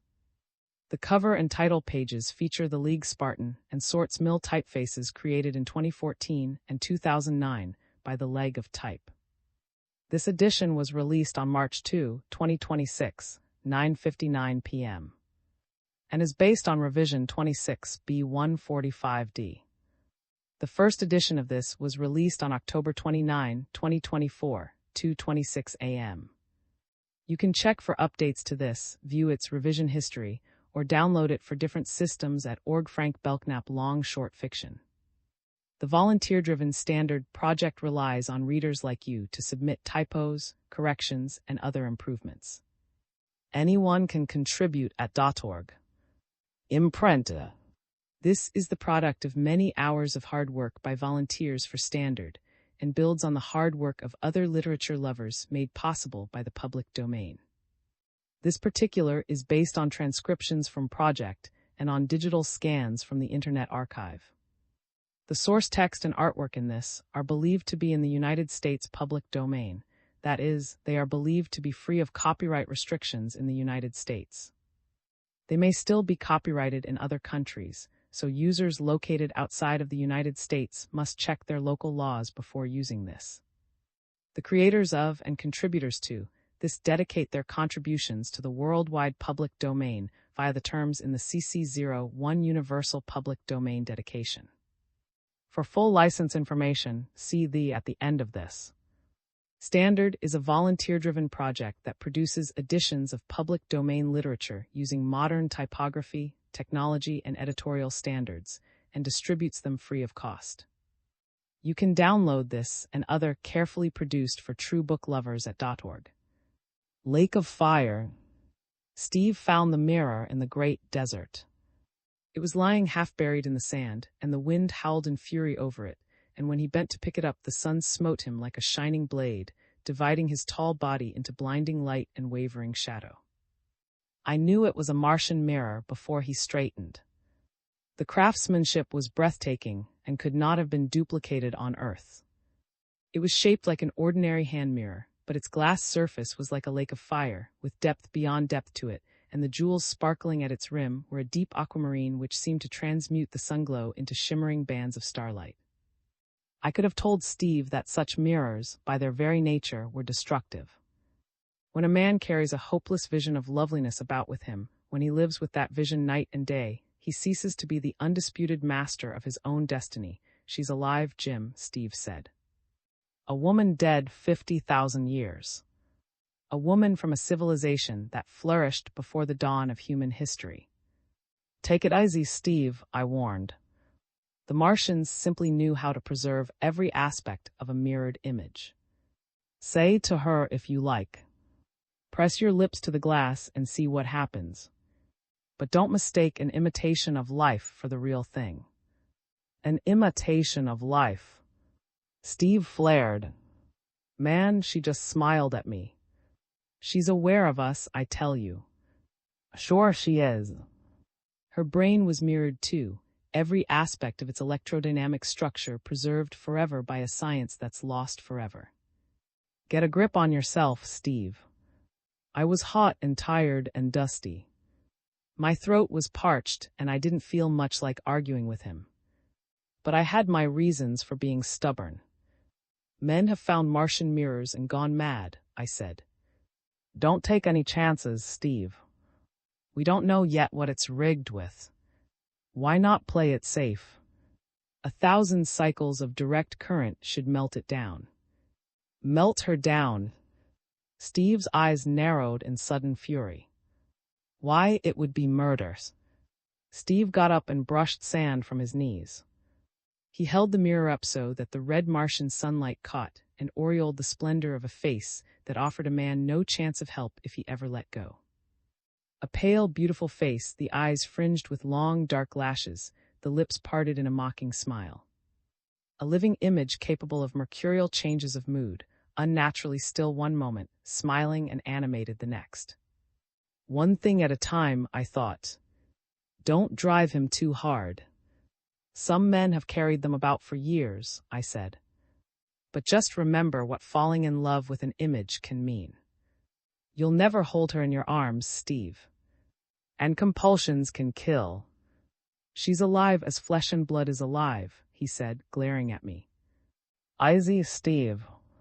I could see that I was going to have trouble with my stout-hearted buddy, Captain Stephen Claymore. He could have stared at a mountain of gold unmoved. He could have knelt with a wry chuckle and let a handful of diamonds trickle through his wiry, bronze-knuckled hands in utter contempt for what diamonds could buy on earth. He could have thrown back his head and laughed at wealth, at glory, at anything you want to name that men prize highly on earth. But a beautiful woman was a temptation apart. A beautiful woman. Steve grabbed my arm. "Look out, Tom," he cried. "Watch it." The bullet whizzed past like a heat-maddened insect. Steve leapt back and I flattened myself. The attack was no great surprise. When people take up a new way of life, when they pull up stakes and go striding into the sunrise, strife paces after like a ravenous hound, red tongue lolling. When the first colonists from Earth swarmed into the crumbling Martian cities, a good third of them ended up in stony desolation with their hearts drilled through. They danced to riotous tunes, calling for louder music and stronger wine, and they fought savagely to set up little kingdoms of tyranny 80 feet square. Everywhere anarchy reigned, and haggard-eyed, desperate men crouched behind smoke-blackened ruins and held off other men as greedy as themselves. They fought and died by dozens, by hundreds, their minds inflamed by the quickly made discovery that the Martian cities were vast treasure troves.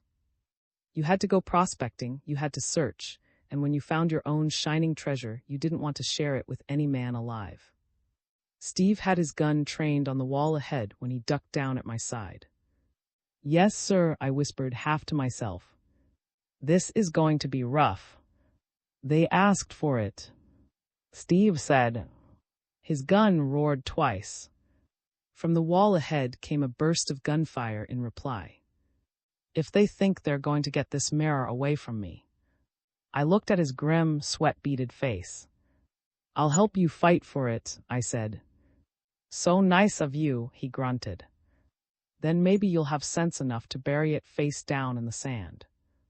Guns went off 30 feet directly in front of us. Red sand geysered up, granite cracked and splintered. You could feel the awful heat of the blazing exchange of bullets. I could see faces between the chinks. Malignant faces moving from peephole to peephole like scavenger birds hopping about in the desert. I was aiming at one of the peepholes when Steve groaned and sagged against me. His gun arm sagged, and I could see that a bullet had pierced his shoulder high up. "I'm sorry, Tom," he whispered hoarsely. "I was careless, damn it." "Never mind, Steve," I said. "Now they'll close in and get you. Better take my gun." "You can use 2 guns." "I won't need 2 guns, Steve," I said. "I'm walking into the open with my hands raised." "You're crazy." He breathed, his eyes on my face. "We're outnumbered 5 to 1. They'll drop you the instant you step out from behind this wall." My gun was hot and smoking. I smiled and tossed it to the sand. "I'll be back in a minute and fix up that shoulder," I said. "You'll be walking to your death," he said. "They've been trailing us for days, hoping we'd stumble on something. They must have seen me pick up that mirror. They trailed us because they thought we looked experienced, rugged," I said. "They thought we were following a map. They just haven't got what it takes to go prospecting for themselves. They're hyenas of the desert, Steve." "All right, hyenas. That means they won't respect a white flag. If you walk out with your hands raised, they'll burn you down before you've taken 5 steps."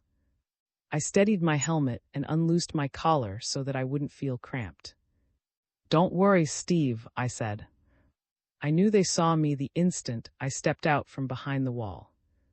The silence was ominous, and I could feel their eyes upon me, hot and deadly. I didn't raise my hands. It didn't seem quite right to let them think I was seeking a truce. A man may be a fool to play fair with killers, but something made me change my mind about raising my hands. I'd give them their chance 10 seconds. I wouldn't try to bargain for those 10 seconds by walking toward them under false colors. I'd just trust to luck, and Steve had never seen the weapon I held in my palm. It was a tiny electrostatic accelerator tube, capable of flexible, high-precision control of ions with energies up to 12 million electron volts. It was a simple thing and unbelievably destructive. It made no sound at all. But 10 seconds after I clicked it on, the desert directly in my path was glowing white-hot. Just a glow, white, dazzling for an instant. Then a dull rumbling shook the ground, and the wall opposite blackened and crumbled. The heat was like a blast of incandescent helium gas from a man-made sun. I turned and walked back to where Steve was lying. I didn't want to do it that way, I said. But I had no choice. It was them or us. Steve seemed not to realize we were no longer in danger. There was fear in his eyes, and he was staring at me as if I'd just returned from the dead. In a way, I had. A man may die 50 deaths while counting off 10 seconds in his mind. "I'll give you something to help you sleep, Steve," I said. It didn't take me long to dress and bind up his wound. He winced once or twice, but he never took his eyes from the mirror. "You promised to bury it face down in the sand," I said. He looked at me. "You know better than that," he said. "I promised nothing of the sort." "It's like falling in love with a ghost, only worse," I said. "That's where you're wrong. There's nothing ghostly about her." I mixed him a sleeping draught, using the little water we had left. In 5 minutes he was snoring. I the mirror from his fingers and propped it up against a rock so that he could see her face when he woke up. Then I stretched myself out in the sand, kicked off my shoes and stared up at the sky. The sun was just sinking to rest, and there was a thin sprinkling of stars in the middle of the sky. The stars seemed cold and immeasurably remote. Would it work out? Could it possibly work out? Was I sticking out my neck in a gamble so big it was like attempting to pierce the sun and hammer out a new humanity on a great blazing anvil heated to millions of degrees centigrade? I laughed alone with my thoughts. Nothing dared, nothing gained. What does a man gain by striking bargains with the mouse in himself? I awoke in the cool dawn. The morning mists had rolled back, and the red desert looked almost beautiful in the sunglow. Steve was sitting up, staring at the mirror. The light shifted suddenly, and I could see the radiance which in the depths of the glass. I got up, walked to the wall, and peered over Steve's shoulder. The girl was looking at him, her face so beautiful it fairly took my breath away. It was as though, after a lifetime of wandering, she'd found the only man in the world for her. Her face was bright with sympathy, with compassion for Steve. But Steve sat slumped in utter dejection, his eyes burning holes in his face. He didn't even look up when I spoke to him. "She knows, Tom," he whispered hoarsely. "She turned pale when that bullet hit me. She was relieved when you dressed the wound. She's been watching over me all night, like an angel of mercy." "You'll need her more and more," I said. "You know what the end will be, Steve. Complete hopelessness in an empty room." He stood up, his face savage. "I never asked your advice," he ground out. "I'm not asking it now." "I've got to save you, Steve," I said. "I love her, do you hear? I don't care what happens to me." I picked up the mirror before he could guess my purpose. I swung about and I brought that rare and beautiful object down on the rock Steve had been sitting on. There was a splintering crash, a crackling burst of white flame. Steve gave a great despairing cry. He stood for an instant, staring down at the shattered fragments of the mirror. Then he came at me like a charging bull, his eyes bloodshot. I clipped him lightly on the jaw. "That's all I wanted to know, Steve," I said. "Thanks, pal." I looked down at him, lying in a crumpled heap at my feet. I was glad he hadn't fallen on his wounded side. He was plenty sturdy, and he came from a long-lived family, and I didn't think a little clip on the jaw could hurt him. I hoped he'd forgive me when he woke up. That was important because I thought a lot of Steve. When you've been to Mars, when you've fought your way through the red and raging dust storms, and labored beneath the naked glare of the sun, and juggled with men and ships and supplies like some tremendous Herculean figure in the morning of the world, you'll never really feel at home on Earth. You'll see the world of ordinary men and women as a vision of, too small to be measurable in terms of human worth. You'll be lost and helpless, blind and staggering beneath the weight of a memory you can't throw off.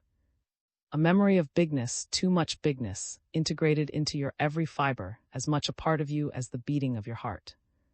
You'll lurch and overreach yourself, you'll never feel at home on Earth, never really at home. You'll find a way to come back to Mars. I smiled down at Steve. So Steve had come back to go prospecting, like an ordinary greed-driven man, and only I knew he was one of the scant dozen great constructive geniuses who had made possible man's conquest of space. He was an engineer, a physicist, and a man in need of a partner. So I just stepped up and introduced myself. Tom, who knew every square foot of Mars. For my purpose, one Earth name was as good as another, and Tom had a sturdy ring. Hard-bitten Tom, bronzed by the harsh Martian sunlight, as much at home in the desert as the sturdy little spiked plants that thrust their way up through the parched soil when the spring begins to break. Steve's finest achievement was years in the past, but he was a young man still, with a young man's need of a woman as great as himself to share every moment of his waking life. That woman was waiting for him, but I had to be sure that he'd really go berserk if I smashed the glass. I was sure now. I raised my arm, and out of the ruins the Martians came. Steady hands lifted Steve up, and a hushed silence ringed Steve round. I said, "Where is she?" Then I saw her. She was advancing straight toward me through the glare of sunset on desert sand, a shining eagerness in her eyes. The girl of the mirror, young and straight and alive, her hair the color of red sand in sunset glow, her eyes twin dark stars. She paused before me and raised her eyes in questioning wonder.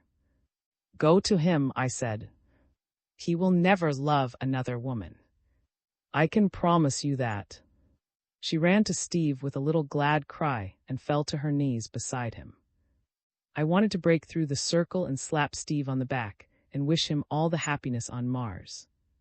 The first Earthian to wed a Martian, and it was tremendous, and I wanted to tell Steve, but how could I tell him that Martians had numerous ways of watching Earthians, the very best being mirrors, which were really two-way televisual instruments?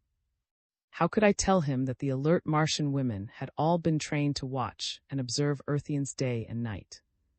And all the while the Earthians thought they were carrying about with them, in beautiful jeweled artifacts of a dead culture, the living images of their heart's desire. Steve was awake now and sitting up straight, and the image was warm and alive in his arms. But how could I make Steve understand? I had a wild impulse to say, "I'd change places with you if I could, Steve. She's just about the kid I know." You get to thinking that way when you've mingled with Earthians around desert campfires, studying them as you'd study a new neighbor who comes knocking at your door, the neighbor you fear at first and are never quite sure of until you really get to know and like him. You see, we had so much to offer one another. A young race, constructive, brawling, shouting its defiance to the stars. And an old race, imaginative, sensitive, heirs to a civilization on the wane, but needing just a few Steves to make it young and great again. I'd pick Steve because he was one of the shining ones of Earth. I'd known from the start that persuading him to wed a Martian woman would take plenty of doing. Earthians are funny that way. Love to them is a complex thing, a web that has to be skillfully woven right from the start. Beauty alone isn't enough. You have to say to them, "You'll never hold that woman in your arms. Can't you see how hopeless it is?" Then the iron goes deep. If a love flies straight in the teeth of despair and comes out all right in the end, it will be as strong as death. So I arranged for Steve to stumble on the mirror, to pick up that two-way televisual circuit into a very special paradise for two. And I'd opposed and warned him just to make sure he'd think of himself as a man facing hopeless odds to win through to an undying love. On the other side, it was easier. Had fallen in love with Steve before we put her on the other end of that televisual circuit. But seeing him wounded and in need of her had turned it into what Earthians call a great love. Perhaps Earthians would someday smash the aura that had flamed about the heads of the Martian rulers for 50,000 years. I'd done my best to smash it. I had gone simply and humbly among Earthians, seeking a fresh wind to trundle the cinders of a dying culture. I dreamed of Martians and Earthians standing equal and strong and proud, hands linked in friendship, cemented by bonds of kinship, separated by no gulfs such as now yawn before me, separating me from Steve. I wanted to shout, "Good luck, Steve. You're good kids and you deserve the best." Then I remembered that Steve was nearly 40, not quite a kid by Earthian standards. But looking at, I was pretty sure that Steve still had his best years ahead of him. I wanted to go up to him and shake his hand for the last time. But now the hands of my people were tugging at my shoulders, stripping off the Earthian garments I'd worn so long with scant respect for my desire to be as human and regular as the next guy. They got the suit off, and then I saw the old familiar cloak, purple and billowing out with shimmering star images, and I shuddered a little because I knew I'd never really feel at ease wearing it from that moment on. They got me into the cloak and they bent down and straightened the stiff imperial folds, and I was suddenly bored and deathly weary. A chill wind from the stars seemed to blow over me, but I stood straight and still, and allowed them to fasten on the cloak the great glowing jewel I'd worn from childhood. Steve saw me then. He was sitting up very straight, his hand on his tumbled red gold hair, and I heard him say, "Holy smoke." I stared down at the jewel, blazing and shuddering and shivering in the desert air, and I shut my eyes tight, wishing for the first time in my life that it did not proclaim me, the glorious one, temporal ruler of the 7 cities before whom the stars bowed. Little men of space. The children were coming home. Could see them from the cottage doorway, shouting and rejoicing in the bright October sunlight. They carried lunch baskets, and as they came tripping toward him across the lawn, he was ready to believe that nothing in life could be quite as enchanting as the simple wonder of childhood itself, with its light-hearted merriment and freedom from care. He was ready to forget the laundry bills and the scuffed shoes, the father and son problems, all the tormenting lesser difficulties which could demolish parenthood as an exact science and turn it into a madcap adventure without rhyme or reason. Mary Ann was in the light. She squealed with delight when she caught sight of her father's entranced face, as if by some miracle he had become all at once a gift-bestowing snowman quite as remarkable as the hollow dolls, one within the other, which she had received from him as a goodwill offering on her last birthday. 11-year-old was more circumspect. In his son's eyes, John represented all the real values of life, in so far as they could be translated into model locomotives and bridge-building sets. But he knew his father to be a man of dignity who could not be easily cajoled. It was best to let his sister try first, and when she failed. For an instant as he stared, found himself secretly envying his son. At 11:15, had a firm grasp of elementary physics. His feet were firmly planted on the ground, and he wasn't serious-minded enough yet to make the tragic mistakes that come with adult unsureness. Not the kind of mistakes which he, James, had made with the moon rocket, for instance. Or the mistake which he was making now by whimsically comparing the ages of his son and daughter to the moving hands of a clock. How absurd it was to think of Mary Ann as 7:15, when her budding feminine intuition made her as ageless as the Sphinx. All children were ageless really, and it was absurd to imagine that they could be made to conform to any logical frame of reference, scientific or otherwise. Children were illogically imaginative, with a timelessness which gave them an edge on adults when it came to solving problems that required a fresh approach to reality. What was it had said? Trailing clouds of glories. Daddy, mister, let us out early so we could have a picnic. It would have been fun if hadn't spoiled everything. He ate up all of the peanut butter sandwiches himself. Tattletale. He got in a fight too. Freddie Mason didn't want to fight but started it. I did. You did. You know you did. That's a lie. Lowered his eyes and saw that both of his children were now as close to him as they could ever be. Mary Ann was tugging at his sleeve, begging him to take her part, and was appealing to him in man-to-man fashion, his contemptuous masculinity acting as a foil to his sister's feminine wiles. It was a grave crisis and recognized it as such. Ordinarily, he would have shunned a cut-and-dried solution, but for once he had no choice. When children fall out, when you are backed into a corner and your authority totters, there is only one sure way to save yourself: occupy their minds with something else. "You're spoiling the surprise, kiddies," said, striving to sound embittered. "It's been a lonesome, hard day for me, but I kept telling myself you'd soon be home to share my triumph. I suppose I shouldn't say this, but your mother just doesn't understand me the way you do." "What is it, Daddy?" Mary Ann asked, a sudden warm solicitude in her gaze. "Yeah, Pop, tell us," chimed in. "The rocket is just about completed," said. He felt Mary Ann's hand tighten on his sleeve, and with elation that she was a scientist's daughter to her fingertips. He was quite as much by the sudden hiss of indrawn breath. "Come along, I'll show you," he said, derived the most intense pleasure from showing groups of visiting dignitaries scientific big shots, for the most part through his basement laboratory. But when the dignitaries happened to be his own children, his elation knew no bounds. Down the basement stairs they trooped, to the right of him, Mary Ann to the left. A door opened with a gentle click, a light came on and let out a yell which resounded through the house. "You've got the blast reflector set up, Pop." The rocket stood out, silver on black at its base, with a dull shine where it tapered to catch and hold the light. It was not large as rockets go. It was barely 5 feet in height, a miracle of technical craftsmanship wrought by the unerring skill and scientific know-how of a very practical man with a family to support. But it had been built with an eye to beauty as well, and as the light glimmered and danced on its sloping vanes, it seemed as gracefully poised for flight as some half-mythical bird cast in metal by a long-vanished elfin race. As gracefully poised and as shiningly beautiful. It was Mary Ann who broke the spell. "Daddy, will it really go to the moon?" Looked down at his daughter and patted her tousled red-gold hair. "How many times must I tell you it isn't an experimental model?" He chided. "It was designed for actual space flight." "But Daddy..." "If you've any more silly notions, you'd better get rid of them right now. You may never get another chance. Yesterday and I discussed the details as fellow scientists. Suppose you tell her just how much the government is contributing, son."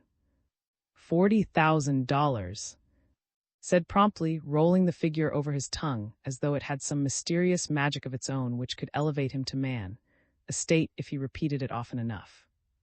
"A research grant," added as if thinking aloud for his own benefit.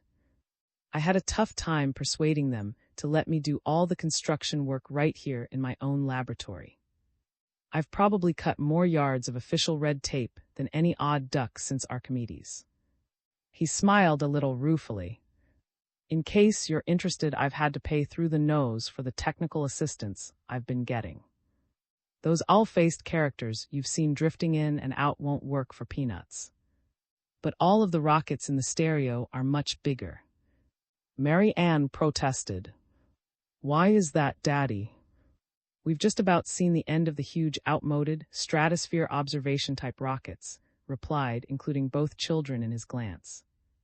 "In the future, observation rockets will be much smaller, and there is little to be gained by attempting to send a large rocket to the moon. The cost would be 1,000 times as great." "But Daddy, how could such a little rocket ever get as far as the moon?" "Perhaps the worst mistake an individual or a society can make is to confuse size with power," said. "There is a tiny bee which, in proportion to its size, can travel faster than our cleverest flight specialists in their jet planes."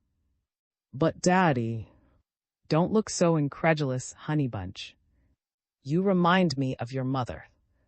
Knows just how much progress we've made in atomic research since Eniwetok. Tell her, son." The primitive hydrogen bomb tested at Eniwetok laid the groundwork for the storage of vast amounts of nuclear power in blast compartments a few inches square, said pridefully. "We can now power a very small rocket designed for space flight with the equivalent of 50 million tons of TNT. You left out one vital consideration," said. "The automatic control factor." Pop's right, said, confronting his sister almost accusingly.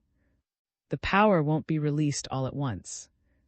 It will be released in successive stages, corroborated. We hope eventually to regulate the stages or steps, as they are called, in such a way that other rockets, identical in design, will build up velocities approaching the speed of light. Picked up an odd-looking instrument from the workbench against which he had been leaning. As he fingered it idly, he enjoyed his daughter's stunned acceptance of his accomplishment, realizing more than ever what an important contribution he had made to man's eventual conquest of the stars. That conquest would come in good time. Even now, enough atomic potential had been stored in the rocket to carry it to Alpha and back. The blast mechanism had to have an overload to function at all. But only a tiny fraction of the potential would be needed to make the moon flight an accomplished fact. The rocket wouldn't be traveling at anything like the speed of light. But just as soon as a few more complicated technical details had been worked out, felt suddenly very tired. His back ached with stiffness and his eyelids throbbed. Fortunately, he knew the reason for his weariness and refused to become alarmed. He had simply been driving himself too hard. But with the rocket so near completion, he couldn't afford to let even a draft of cold wind blow upon him and increase his chances of becoming really ill. "If it's all right with you kiddies," he said, "I'm going upstairs to bed. I'm practically out on my feet." "Aw, Pop, it isn't 6 o'clock yet," protested. Instantly, Mary Ann came to his rescue. "Daddy, you're not getting enough rest," she said, her eyes darting to the rocket and then to her brother in fierce reproach. "I ought to turn in early when I can," said. "If your mother wasn't at Aunt, I'd have to sit up half the night convincing her I've got enough practical sense left to shave and bathe myself and take in the mail." "Good night, Daddy," Mary Ann said. "Good night, kids. Thanks for being patient and giving me a break." "Pop, can I stay down here and look it over?" "Sure, stay as long as you like. I don't mind your puttering around a bit with the tools so long as you don't touch the rocket." His face grew suddenly strained. "Promise me you won't." "Hey, Mary Ann promised." She waited for her father's footsteps to echo hollowly on the floor above before she turned her ire full upon. "If I was a boy, I'd be more considerate of Daddy than you are," she exclaimed accusingly. "You don't care how tired he gets." "You're not a boy," retorted. "You never could be. What's the sense in fooling yourself?" "You just repeat everything he tells you," Mary Ann flared. "You're not so smart." "I'm smart enough to know that rocket could be sent further than the moon right now." Mary Ann gasped. "You're crazy." "Daddy knows what he's doing." "Sure he does. If he sent it as far as it could go, it would disappear in space. He couldn't prove anything, and he'd be in real trouble. They'd say he got rid of it because it wouldn't work and kept the $40,000 for himself." "The Earth Child is right," a tiny voice said. "That rocket can and must carry us to our home planet. It is our last remaining hope." For an instant felt as if he had swallowed a goldfish. Something flopped in his throat, coldly and horribly, and though the voice rang clear in his ears, it seemed to come from deep inside his head. "He hears us," the voice said. "Before he sees us, we'd better train the beam on him. All Earth children are emotional, but the males are the hardest to control." It was Mary Ann who screamed in protest. She stood as if frozen, staring down with swiftly widening eyes at the 3 tiny men who had come striding into the room through the wall. They had come in with a blaze of light behind them, a shimmering of the wall itself that seemed to go right through to the other side. Mary Ann could have crushed them simply by raising her foot and bringing it down dead center above them. But their eyes warned her to be still. "Do not scream again, Earth Child," the eyes warned. "We are not as ugly as we seem to you, and your fright is very distasteful to us." Horribly ugly they seemed to Mary Ann. They were no larger than the white ivory pawns on the chessboard in her father's library, but they did not resemble pawns in the least. They were wrinkled and old-looking, and the cheapest doll she had would have cried with shame to be dressed as they were. She could have made out of an old handkerchief a better dress, with more tucks and seams to it, and no Jack-in-the-Box could have popped up to shiver and sway with such toothless, evil-eyed malice. A child can escape from a monster of this craft simply by drawing a line between the real and the imaginary. But Mary Ann could not escape from the little men facing her. There was no line to be drawn, and she knew it. The little men were alive, and they were staring at her now as she had never been stared at before. As if she were a stick of wood about to be thrown into a blazing fire which had been kindled for as well. Totally bald they were, with skins so shriveled that their small, slitted eyes were buried in a maze of wrinkles. Most pitiful of all was the fact that their skins were mottled brown and green colors, so enchanting when associated with budding leaves or the russeton gold splendors of an autumn landscape. The little men were alive, and they were warning her to be quiet. Just to make sure that she would not move or attempt to scream again, they spoke to her again inside her head. "We're going to use the beam on you too. But you won't be hurt if you don't try to wake up your father." She could hardly keep from screaming when she saw what they were doing to her brother. The tallest of the three, they were not all of the same height, was turning slowly about in a blaze of light. He was the thinnest of the three, too, so thin and tall that she automatically found herself thinking of him as Tall-Thin. The light came from a tiny glowing tube, which Tall-Thin was clasping in hands as small and brightly shining as the in her school stationery set. She knew by the way she felt that wanted to scream too, to scream and struggle and fight back. But he couldn't even move his head and shoulders. He was all stiffened up, and he turned as she'd seen him do in dreams when they'd been quarreling, and she had wanted to punish him for making faces at her, to punish him by skipping away across the room and laughing because he couldn't follow her. She was sorry now she'd ever dreamed of in that way, even when he was mean to her. She felt even sorrier when she heard her brother shriek. It wasn't much of a shriek, just a thin little cry that came out muffled. Had almost lost the power of speech, and it was awful to watch him trying to move his lips. He was completely turned now, staring down at the little men, and his eyes were shrieking for him. "Don't make them mad," Mary Ann pleaded. "They'll kill you." Instantly Tall-Thin turned and trained his gaze on Mary Ann, his face twitching with impatience. "Dealing with the immature is a nuisance," he complained, and Mary Ann heard the words clearly even though she knew they were not meant for her. Deep inside her head, she could hear Tall-Thin speaking to his companions. As if sensing something disturbing in that, the second tallest of the three spoke in reply, spoke for the first time. "They'll hear everything we say. It would be so much more convenient if we could talk to them, without giving them the power to hear in return every word we utter." "That cannot be avoided," replied Tall-Thin. "When we read their minds, we awaken faculties which would ordinarily remain dormant in them." And rudimentary. Tall-Thin agreed. "It's like stimulating a low-grade energy circuit with a high-grade charge. The low-grade circuit will remain supercharged for a brief period. Would it not be safer to kill them at once?" "Unnecessary killing is always unpleasant," Tall-Thin said. "We should be emotionally prepared for it," countered. "We would not have survived and become great as a race if we had not conquered all such squeamishness in ourselves.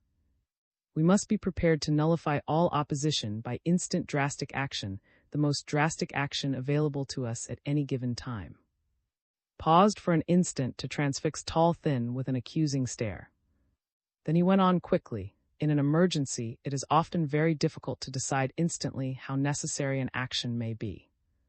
To take pleasure in killing unnecessarily is therefore a survival attribute of a very high order. I would as soon kill the Earth children as not," Tall-Thin said. "But the slightest emotional unpleasantness militates against survival. Every act we perform must be dictated by reason. Our moral grandeur as a race is based on absolute logic, not on blind instinct. Even in an emergency, we are wise enough to determine how necessary an action may be. So your argument falls to pieces. Tall Thin straightened, his parchment-dry face crinkling with rage. This isn't the first time you've questioned my wisdom and authority, he said, and his voice was like the hiss of a snake uncoiling in the long grass of a jungle clearing. Stiffened as if invisible fangs had buried themselves in his flesh. His cheeks could hardly have been called ruddy to begin with, but their pallor suddenly became extreme. He took a quick step backward, a look of horror coming into his eyes. You would. No, no. The choice is no longer mine alone. But I was just thinking out loud. Tall Thin clicked off the beam, leaving still standing large-eyed and motionless against the wall. He raised the tube which had projected the beam until it was pointing directly at. I'm going to step up the beam, he said. But why? Why? For the love you bear me. I bear you no love. But you are my biogenetic twin. We have been closer than ordinary brothers from birth. It does not matter. It does not concern me. Family relationships militate against survival when reason falters in a single member of a family group. Tall Thin's voice hardened. We came to this planet for one purpose: to colonize it for the good of all. We numbered thousands, and now we are reduced to a pitiful remnant, just ourselves. Thanks to the stupidity of a few. I was never one of the stupid ones. Protested. I advised our immediate return. The unknown and hideous diseases which decimated us, like the atmospheric gases which rotted our ships so insidiously that we were not aware of the damage until they exploded in flight. Remember, I kept insisting that we could not survive such hazards for long. Your sound judgment in that respect was more than offset by your insistence we explore the entire planet, Tall Thin countered. Our ships were so numerous that they were observed in flight, and we might have been destroyed completely when death and disaster struck. As might have been expected, the very shape of our ships made them conspicuous. Fiery disks they must have seemed to the Earth dwellers, so terrifying that they would have eventually found a way to fathom the mystery and strike back. A perishing remnant of an advanced race has never yet succeeded in killing 2 billion primitives armed with Class C-type weapons. But how could I have known it then? Ignorance is never an excuse. Tall Thin's voice was a merciless rasp. A well-organized, logical mind does not make such mistakes. Now we are facing utter disaster unless we can get back to our home planet and warn the 20 that it would be sheer madness to attempt to colonize this planet again without better disease-preventing safeguards and atmosphere-resisting metals. Such safeguards can and must be worked out.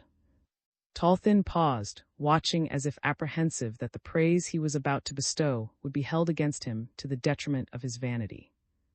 Unfortunately, only 2 of us can go in this rocket, which has miraculously come into our possession. The primitive who constructed it, this Earthchild's progenitor, must have an almost Class B-type mind. Only 2 of us understand. But the survival of the wisest. I'm afraid I shall have to extinguish you. The tube lit up again, so brightly that Tall Thin's hand was blotted out by the glare. Equally blotted out was face, but the rest of him did not vanish immediately. One arm disappeared, but not the other, and there was a yawning dark gap between his knees and his waist. It might not have seemed so horrible if had not shrieked first.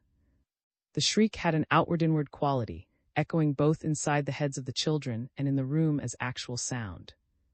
Even Tall Thin seemed shaken by it, as if in a race that had the need for physical speech, there could be nothing more unnerving than anguish so expressed. Yet both the shriek and the almost instant blotting out of his face were eclipsed in point of horror by the fading of the little man's legs. They faded, kicking and protesting and spasmodically convulsed, faded in a ruby-red glow that lingered for an instant in the still air like a slowly dissolving blood clot, then as slowly vanished.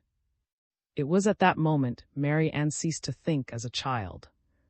She dug her knuckles into her mouth to keep from screaming, but the undaunted way in which her mind worked was a tribute to her forgetfulness of self.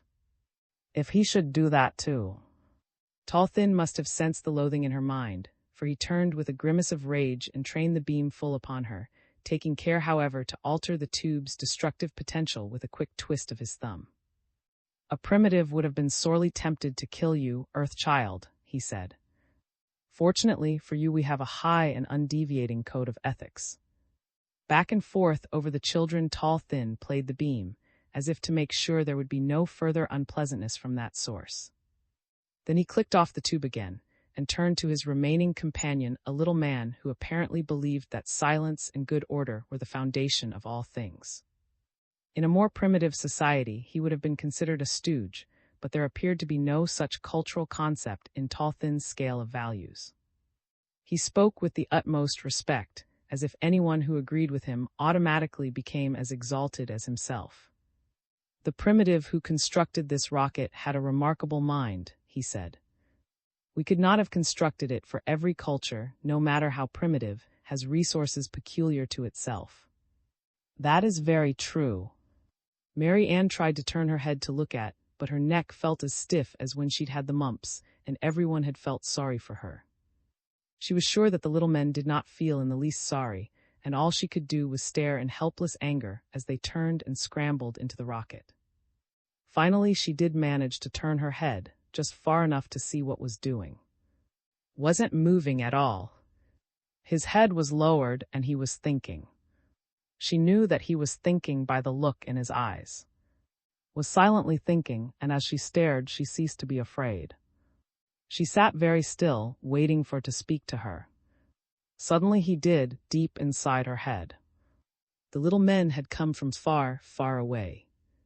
They had come from a big cloud of stars in the sky called the Great Nebula in Andromeda.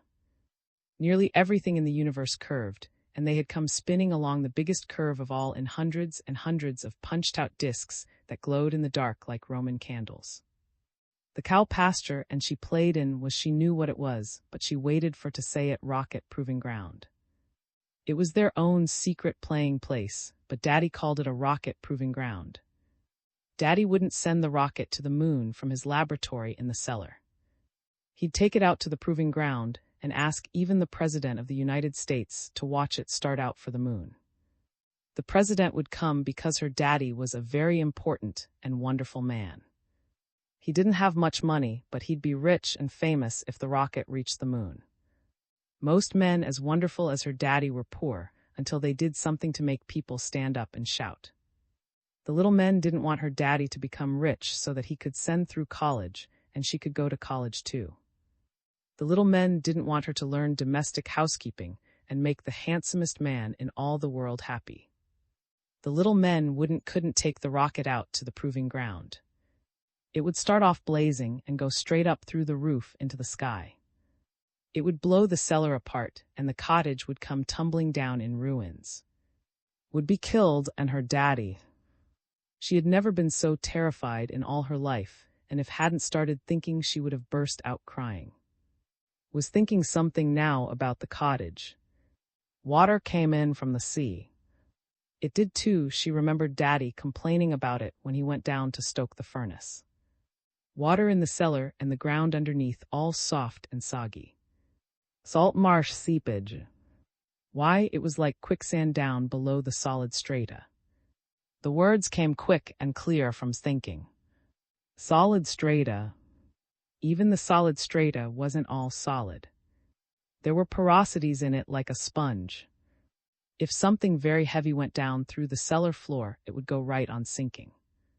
Auxiliary fuels came from thinking. They're in the auxiliary fuel chamber now. Hot steam in the turbines pushed right through the heat exchanger. The atomic charge won't go of it all if the heat exchanger works fast enough. They don't know as much about the rocket as Pop does, came from. The atomic part is the big important part. They came at night and studied that. But the heat exchanger, they didn't take the trouble to study it. Now they're worried about it. Why should an atomic rocket have auxiliary fuels? Daddy could have told them. You had to have auxiliary fuels in a rocket if you were going to send it to the moon. The rocket's trajectory would have to be modified by small readjustments that could only be made by auxiliary fuels. Think hard. Think hard and fast and in the right way. Their stopping now to puzzle it out came from. Their minds work differently from ours. They fasten on the big important things first. The small things they sometimes overlook.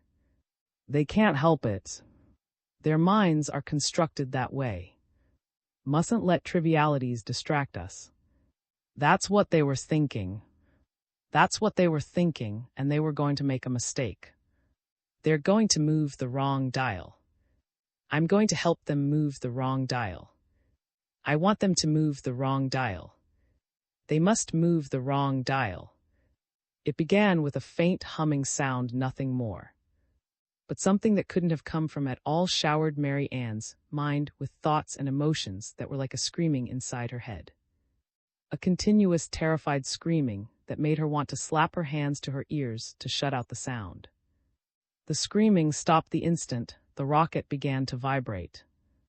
It stopped as abruptly as a jet of steam issuing from a suddenly clogged pipe. The humming changed to a droning, and the rocket vibrated so furiously that Mary Ann grew dizzy just watching it. With the dizziness came a terrible fear that the rocket would explode. It was like being bound to a chair, helpless, and knowing you couldn't possibly escape. She saw herself being blown up with the cottage, with screaming for her to save him. But nothing like that happened. The cottage shook a little. She was hurled forward, then to her knees. But the blast of heat which fanned her face was no worse than the blast from a furnace door swinging quickly open and shut. Straight down through the floor, the rocket sank with its base glowing white-hot. There were a sizzling and a hissing, and she could see flames dancing through the steam which kept rising in clouds until water gushed up in torrents and put the fire out. She shut her eyes then and clenched her hands tight. She sat very still, waiting for it to come to her. She felt a great and overwhelming need to lean on someone, to be consoled by a firm masculine voice speaking out bold and clear. The bursting strangeness was gone from inside her head. She could move again. She refused to try, but she knew that she could whenever she wanted to. Her thoughts were her own now-nots or tall thins. She started to cry very softly, and she was still crying when reached her side, helped her to her feet. Mary Ann, I could see them moving around inside the rocket. I could even make them do what I wanted them to do. It happened as soon as they turned that ray on me. I couldn't move, but I knew what they were thinking. So did I, Mary Ann sobbed. I knew what you were thinking, too. Yeah. We seemed to be talking together there for a minute. But not the way we're talking now. Mary Ann nodded. I knew what you were thinking, and they knew what Mary Ann stopped. Oh, you fooled them. Inside the ship, they didn't hear us talking together. If they had heard us, they would not have made a mistake and turned the wrong dial. Yeah, I know. I tried to throw up a mental block when we talked about the auxiliary fuel chamber and what would happen if the heat exchanger worked fast enough. I guess it worked. The mental block, I mean. You bet it worked. You're wonderful. You didn't think so when you told Pop about the sandwiches. I didn't mean to be a nasty. All right, skip it.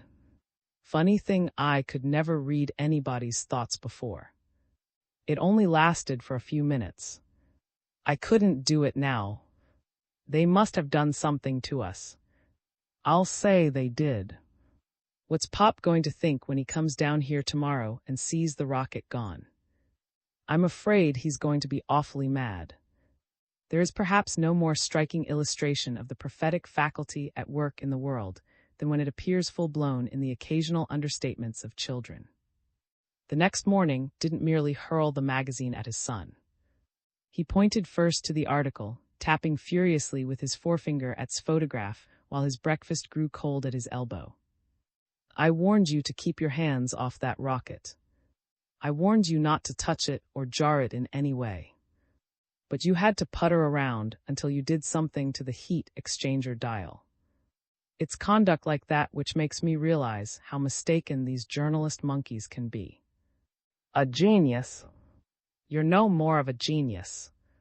Pops, you've got to believe me. Protested. The little men are. Little men. My son is not only a genius, stressed the word with a biting sarcasm, which was not lost on but a first-class liar. Here, read this article again.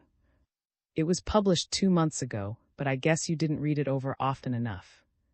It may shame you into going into a corner and giving yourself a thorough mental overhauling. Toss the magazine then straight across the table at the disturbed. If he's a liar, so am I. Mary Ann gasped in angry protest.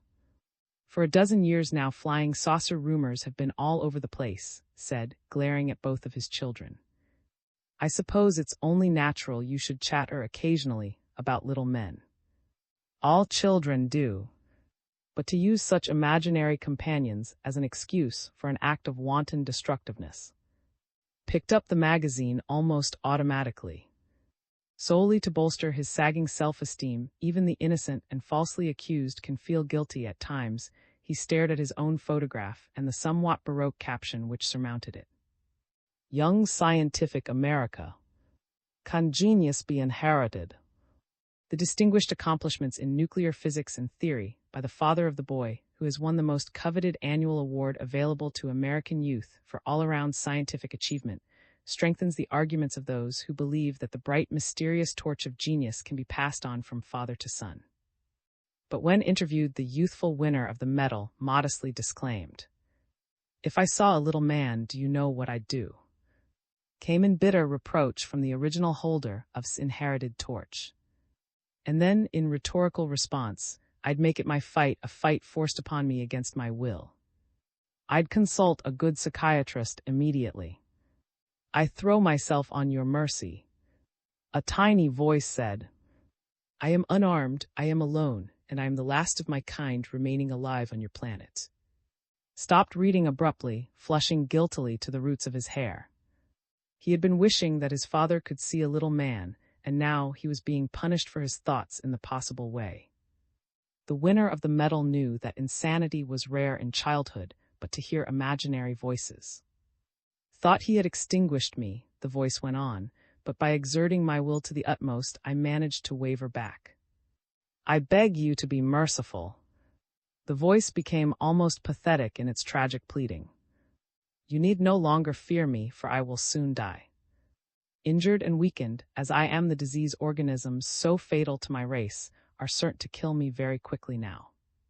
Looked up then, and so did Mary Ann.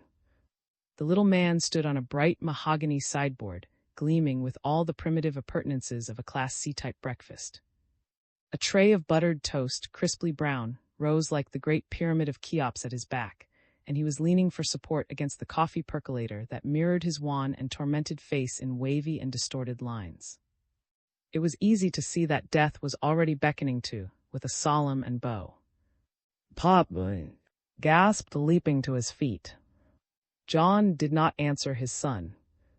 However much he may have wanted to communicate, there are few satisfactory avenues of communication that remain open to a man lying flat on his stomach on the floor in a dead faint. Mr. draws a Martian bird. Mr. was such an impatient, ill-tempered man, it was surprising that the children cared to talk to him at all. It was even more surprising that the parents of Peter and Susan should have gone exploring in the trackless Martian desert and left Mr. in charge. Peter was 10 and Susan was 8, and even on Earth the Mr. of this world make very poor companions for the young. It was true, of course, that Mr. was skillful with skillets and knew how to build and bank fires with great precision and economy of effort. But surely some kindlier guardian could have been found for Peter and Susan, some guardian less harsh, self-centered, and downright mean. In the rust-red desert camps were gruff, friendly, grizzled-bearded men who would have taken delight in dangling both children on their knees. In the camps were men who would have said, "Hello, Susan. Hello, Tommy. Isn't it a grand day for hiking?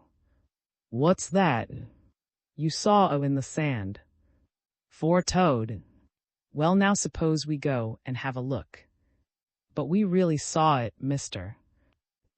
Peter insisted. We're not making it up. Honest, we're not. Sit down, don't annoy me. Mister, said, throwing another log on the fire. If you say another word, I'll take you across my knee and drum some sober sense into you. Tommy winced and recoiled in alarm.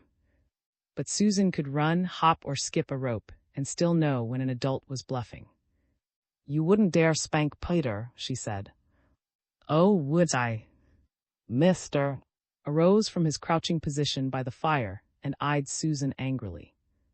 You're a very little girl to talk so big, he sneered. Let me tell you something. To me, you're a woman, already a woman in embryo. I can see you 20 years from now, nagging the life out of a man. If I sent you off to bed without your supper, I'd be doing your future husband a favor. Just try shutting Peter and me up in the dark again. Susan warned. Just try and see what happens. Mister bent and picked up a thin reed switch.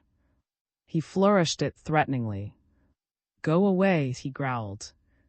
Get out of my sight. Can't you see I'm busy? Come on, Peter urged, tugging at his sister's sleeve. If he hits me, you'll start crying. I won't, Peter. I'll show him. I'd rather take a whipping than see you cry. Do you want me to take a whipping? No, Peter. Then let's go. Peter and Susan turned and went racing across the hot red sand to the prefabricated metal shack which they shared with their parents when Martian wasn't waging relentless warfare on the domestic instincts of Doctor and his gifted, scholarly wife. Just wait until Papa gets back, Susan whispered, stopping to loosen her oxygen mask at the door of the shack. Papa doesn't know how mean Mister gets when he's been drinking. He doesn't have to drink to be mean, Peter reminded her. Next time we go exploring, I'll play dumb. Peter's voice came out thin and muffled through his oxygen mask. But there was a ring of angry defiance in it. He doesn't know how an explorer feels anyway. He's awfully educated, but Mister says you can't just pop knowledge into your mouth like a pill and swallow it. Self-portrait of Peter. A boy with shining eyes and curly dark hair who loves knowledge for its own sake. Knowledge and a lot of other things, Peter. The wind ruffling the tumbled dunes, the bone-white summits of the buried Martian cities, and just for good measure, the dawn with its banners of fire. Why shouldn't an eager, inquiring boy of 10 see a few strange in the sand? What right had Mister or anyone else to disillusion and shake the faith of a budding explorer in the strange, the incredible? Without mystery, adventuring would quickly lose its zest, and science would just as quickly lose its Peters. Could science afford such a loss? Susan appeared to think so. She almost pulled Peter into the shack and forced him to sit down in the middle of the floor. You talk too much, Peter, she said. Buried somewhere in the myths and legends of childhood, there is reputed to be a magical box which at one time contained, incredibly folded and shrunken, all of the animals that ever were.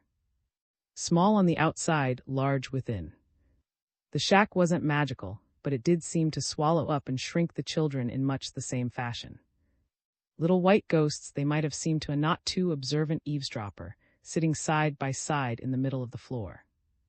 Above them arched a shining roof of crystal-clear quartz, and they had only to raise their eyes to see the Martian sky, cold, cloudless, and eerily remote. I don't hate Mister, Peter said. I just feel sorry for him. Mister thinks I'm hungry, but I'm not, Susan said. I don't want any supper. He'll be madder than ever when he finds out we've gone to sleep without giving him a chance to punish us. Susan fell silent, leaning her head against her brother's shoulder. On Mars, the night does not creep treacherously over the desert amidst clusters of lengthening shadows. It sweeps down on pinions of pulsating blackness, with hardly a glimmer of twilight to herald its coming. Susan was the first to drowse off. Peter watched her for a moment, inwardly congratulating himself on his superior reserves of strength. It seemed tragic to him that his sister had been born a girl. She was terribly clever, of course, even at play.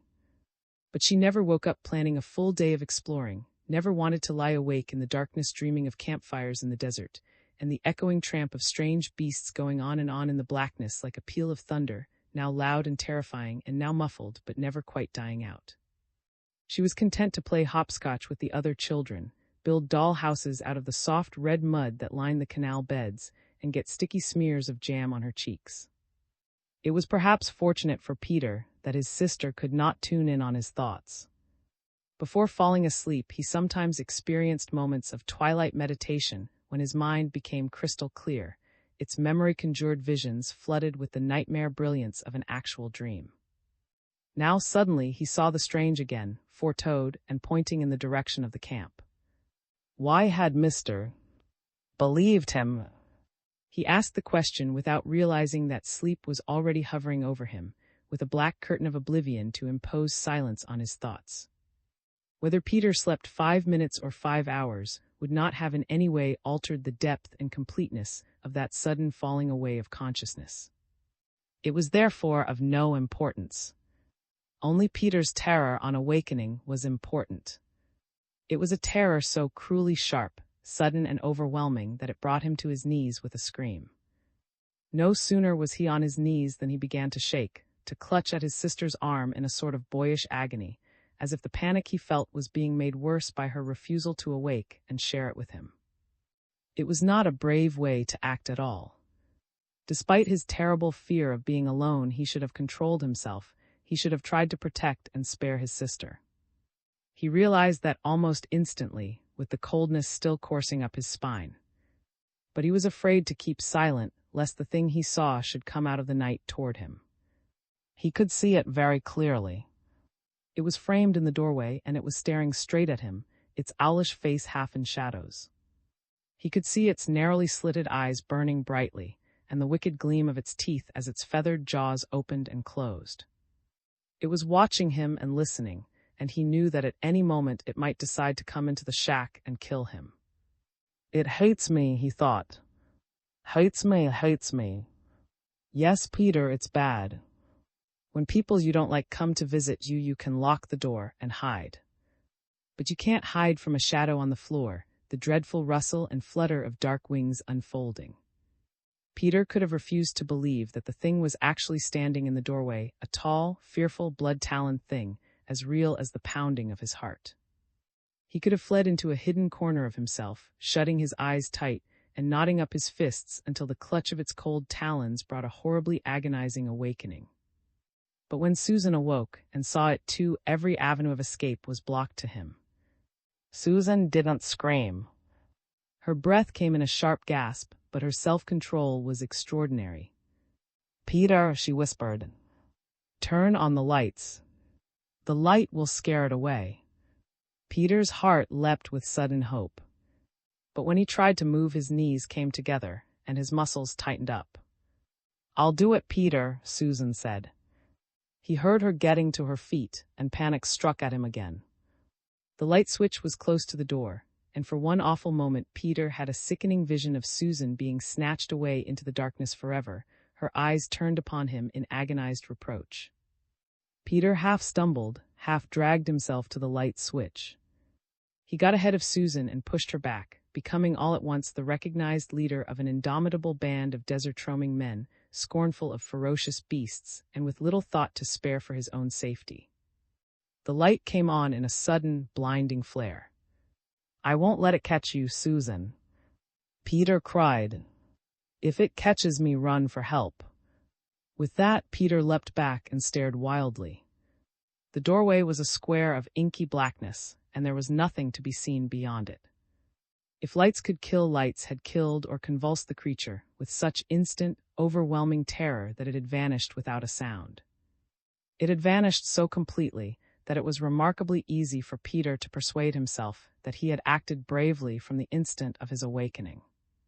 Lest censure bear too heavily upon him, it should be remembered that even a lion makes haste to hide itself in the impenetrable depths of the forest when alarmed by an unfamiliar scent or a shadow not quite to its liking.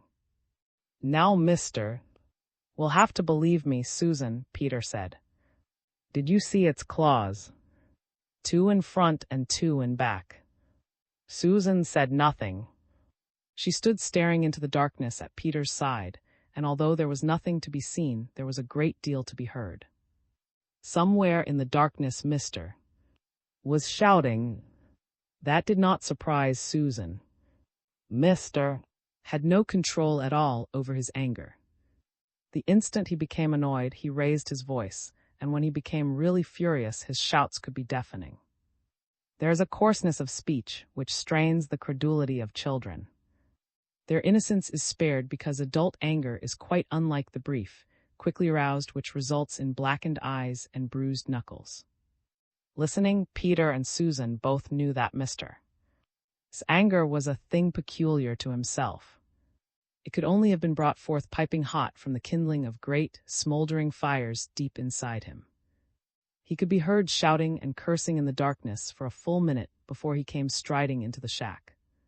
"You little devils," he shouted. "Next time you scream like that you'll wish you hadn't. Oh, how you'll wish you had. How can a man get any rest when he can't hear himself think?" "It wasn't me," Susan said. "It was Peter. If you saw what we saw, you'd scream too, Mr. Now wait a minute, Mr. said. Stop right there. Before I listen to any of that, you may as well know that screaming is a luxury you can't afford." Susan refused to wait.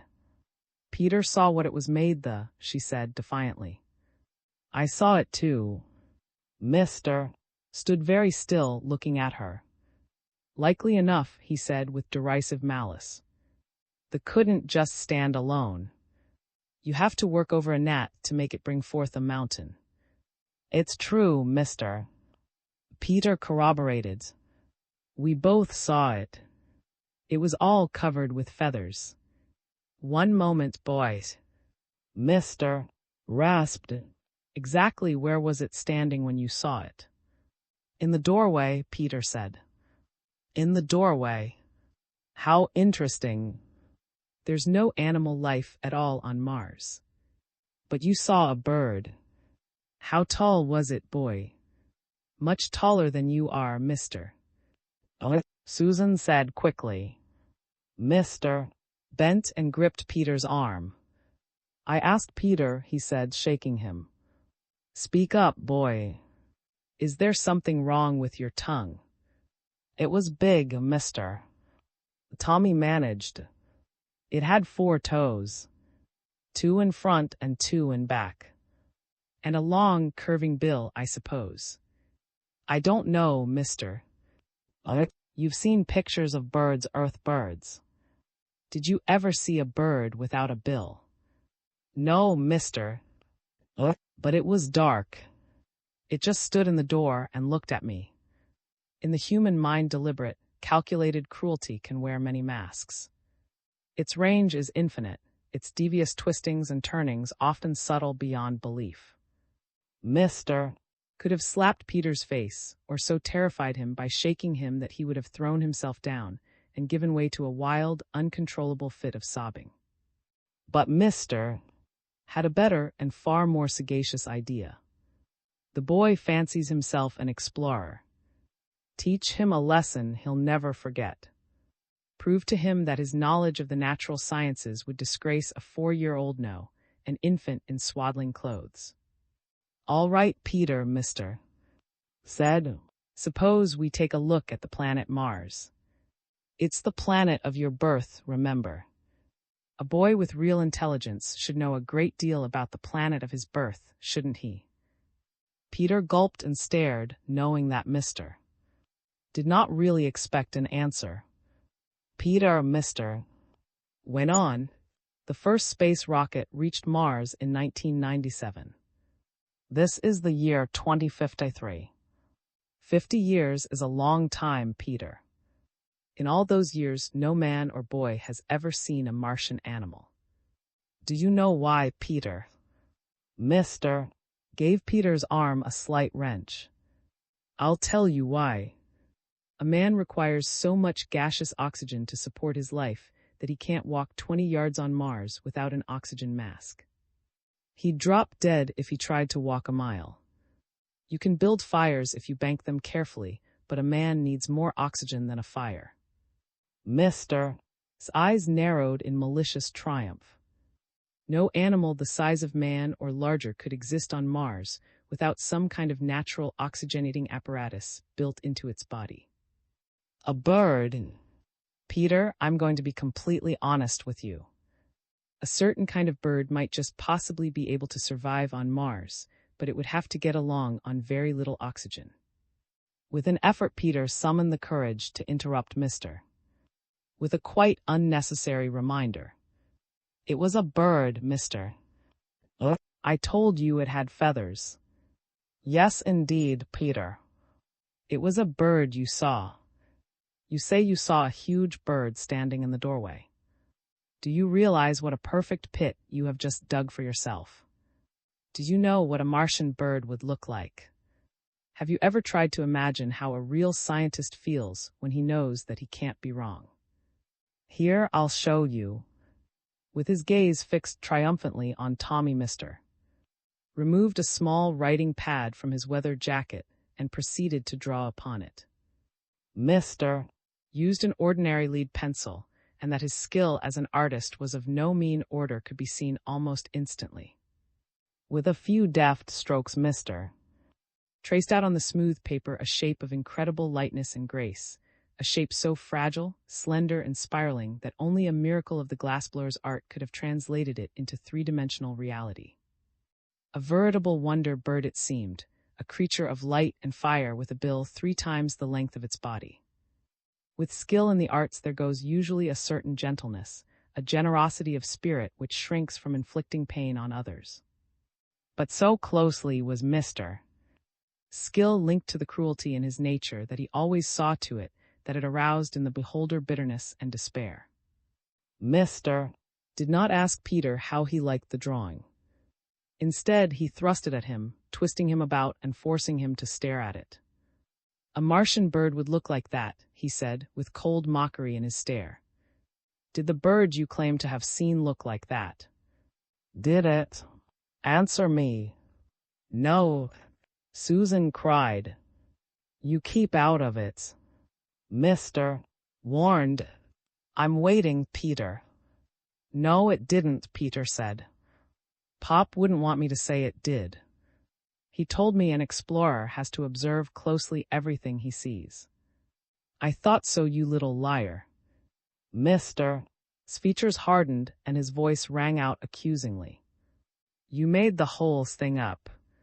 It is doubtful if Mr. would have struck a child in spiteful rage. The grotesque melodrama of self-righteous deceit that went on inside of him would have been thrown out of joint by such a flagrant violation of adult mores. Besides, the danger of retribution from Peter's parents would have given him very serious and solemn pause. What Mister actually did was a far less grievous offense. He simply took the drawing and molded it carefully to Peter's face. Then with a quick, abrupt shove, he sent Peter reeling backward. Peter let out a yell, lost his balance, and went down on the floor on his hands and knees. It was not a too grievous offense, but if Mr. had delivered a stinging blow to Peter's cheek with the flat of his hand, he would have condemned himself less absolutely. Some people can do a malicious thing once, but it doesn't mean that they are completely evil. Even the sternest type of old English schoolmaster had redeeming qualities, and a knuckle rapping with a ruler has been forgiven by irate parents time and time again. But by blindfolding Peter and sending him reeling, Mr. had placed himself beyond the pale. There is nothing quite as shocking and unforgivable as a blow to the pride of a sensitive boy with no malice in his nature, and to Peter's father just coming in through the door, the affront seemed outrageous. Peter's mother, too, turned white with rage. She stood for an instant swaying in the doorway, unnerved by the mind-numbing realization that she had returned just in time to rescue her children from the clutches of a monster. Then she made straight for Mr. She was a frail little woman, and it seemed strange that Mr. should have been more terrified by her unbridled fury than by the more immediate threat of Doctor himself, who was now towering directly over him. Doctor. His arm was drawn back and his eyes were darting venom. But even when Doctor's fist crashed against Mr. His jaw with shattering violence, Peter's discredited guardian took the blow unblinkingly, his eyes still on Mrs. His white and accusing face. For a moment Mr. blacked out completely. He lay sprawled out on the floor at Doctor. His feet and the little ribbon of crimson which dribbled from his mouth might have been a vehicle for cruel satire if Mr. had been less firmly convinced that there was no animal life on Mars. For it looked suspiciously like a worm, a blood-hued crawler of the Martian night that in its own tiny way symbolized the many branching tunnels of corruption and decay that could exist inside a man. It was to Doctor's credit that he did not give Mr. a second glance when that very disheveled person got to his feet and stared in sullen, despairing confusion at Peter, picking himself up in sobbing defiance. Doctor very deliberately allowed his anger to cool, his quick brown eyes flashing to Peter in radiant sympathy. "It won't happen again, son," he promised. "If it does, he'll wish he never was born, Mrs. agreed, staring at Mr. with a hate so cold and merciless it brought all of his terror back. Perhaps buried somewhere deep in Mr. His mind was a childhood fear of punishment at the hands of a scolding woman. It could have explained why he trembled and turned pale and went stumbling out of the shack without a backward glance. It was of no great importance, and it would have been silly for Peter's parents to waste any sympathy on him. They didn't. Doctor went up to his son and gripped him by the shoulder with all of the gentleness of a supremely wise parent with a bedrock of granite-like strength to draw upon. "Never let malicious envy disturb you, son," he said. "If anyone hates you enough to push you around, you can rest assured there's a secret envy gnawing away at him." Seeing the puzzlement in Peter's eyes, Doctor smiled reassuringly. "Mr. has a complicated approach to everything. He'd like to see nature as you do, son, simply and clearly with a boy's shining vision. He never could, and that shriveled him up tragically. I really did see a bird, Pop. It stood in the doorway and—" "We've neglected you shamefully, Tommy," Mrs. said. "We've gone poking around in buried cities without realizing that the Martians never had it so good. A living son and daughter are worth all of the treasures on Earth. Why shouldn't they be worth even more on Mars?" "Your mother's right," Doctor said.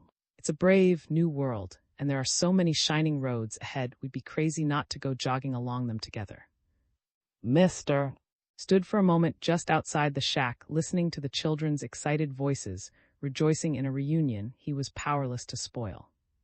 He stood swaying and cursing, telling himself that he had been quite mad to let them make him look like a fool. Peter had lied about the bird, hadn't he?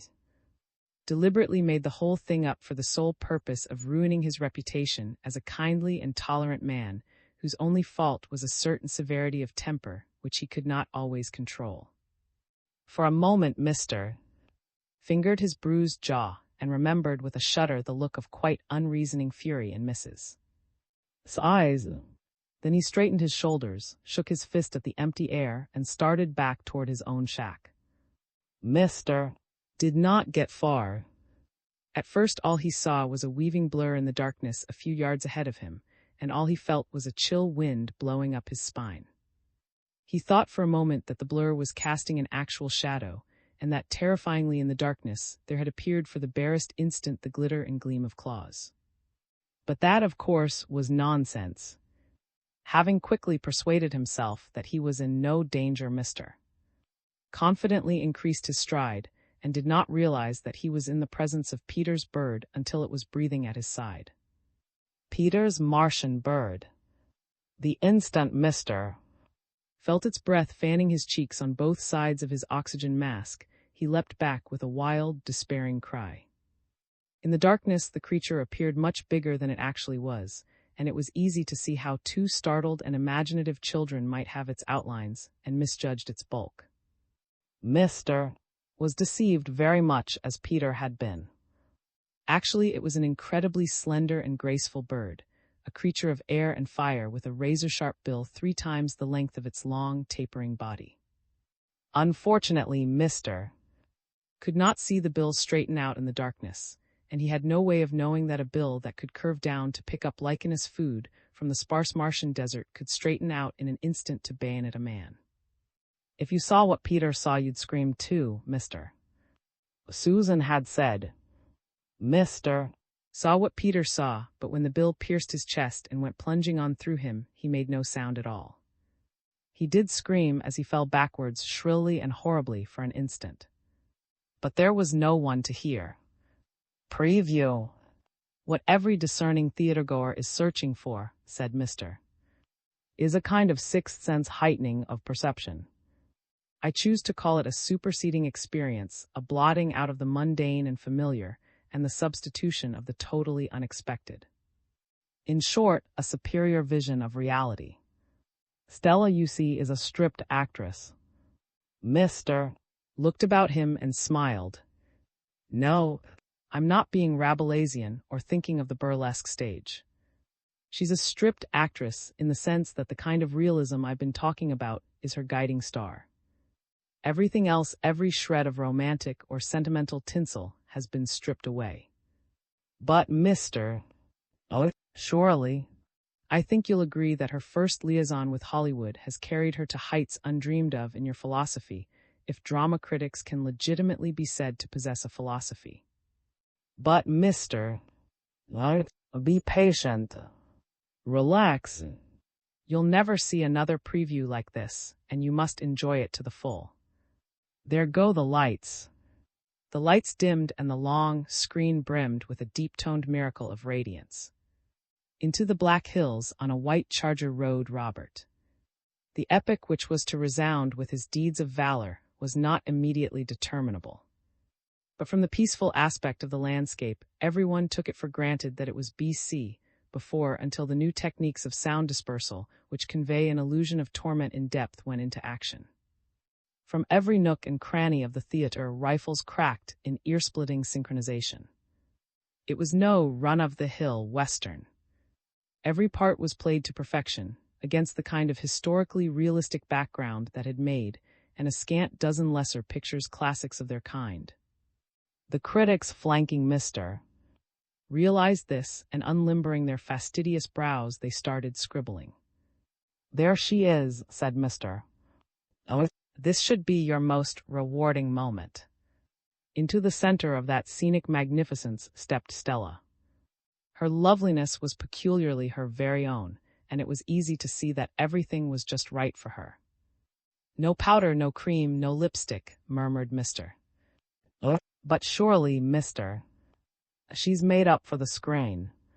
Historically, makeup would have been an anachronism, Mr. pointed out. The women of that age had to get along as best they could. Remember Calamity Jane. She was as ugly as a warthog, but her lovers were legion. There was a brief dimming of the radiance. And then into the Black Hills on a pulsing shape of darkness rode, its Humpty Dumpty. Someone gasped. No, it's got tentacles. Can't you say? They must have been shooting one of those science fiction pictures on another set. One of the extras must have strayed by accident. And he's waving them. Look. Good grief, how did that bomb crater get there?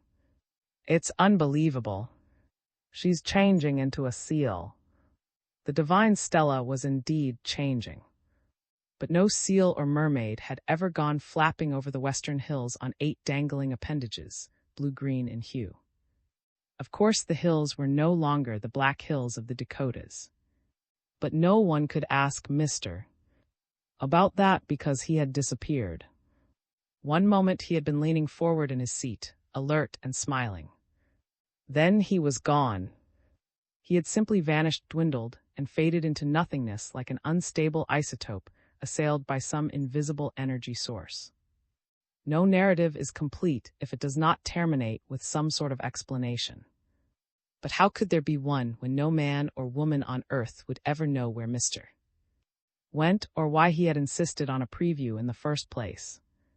How could there be one when there was no one to remember, no one to recall how they landed in numbers from their flat, saucer-like ships exactly 1 week later, and took care to strip from the minds of men all proudly treasured knowledge of the many splendored things of earth?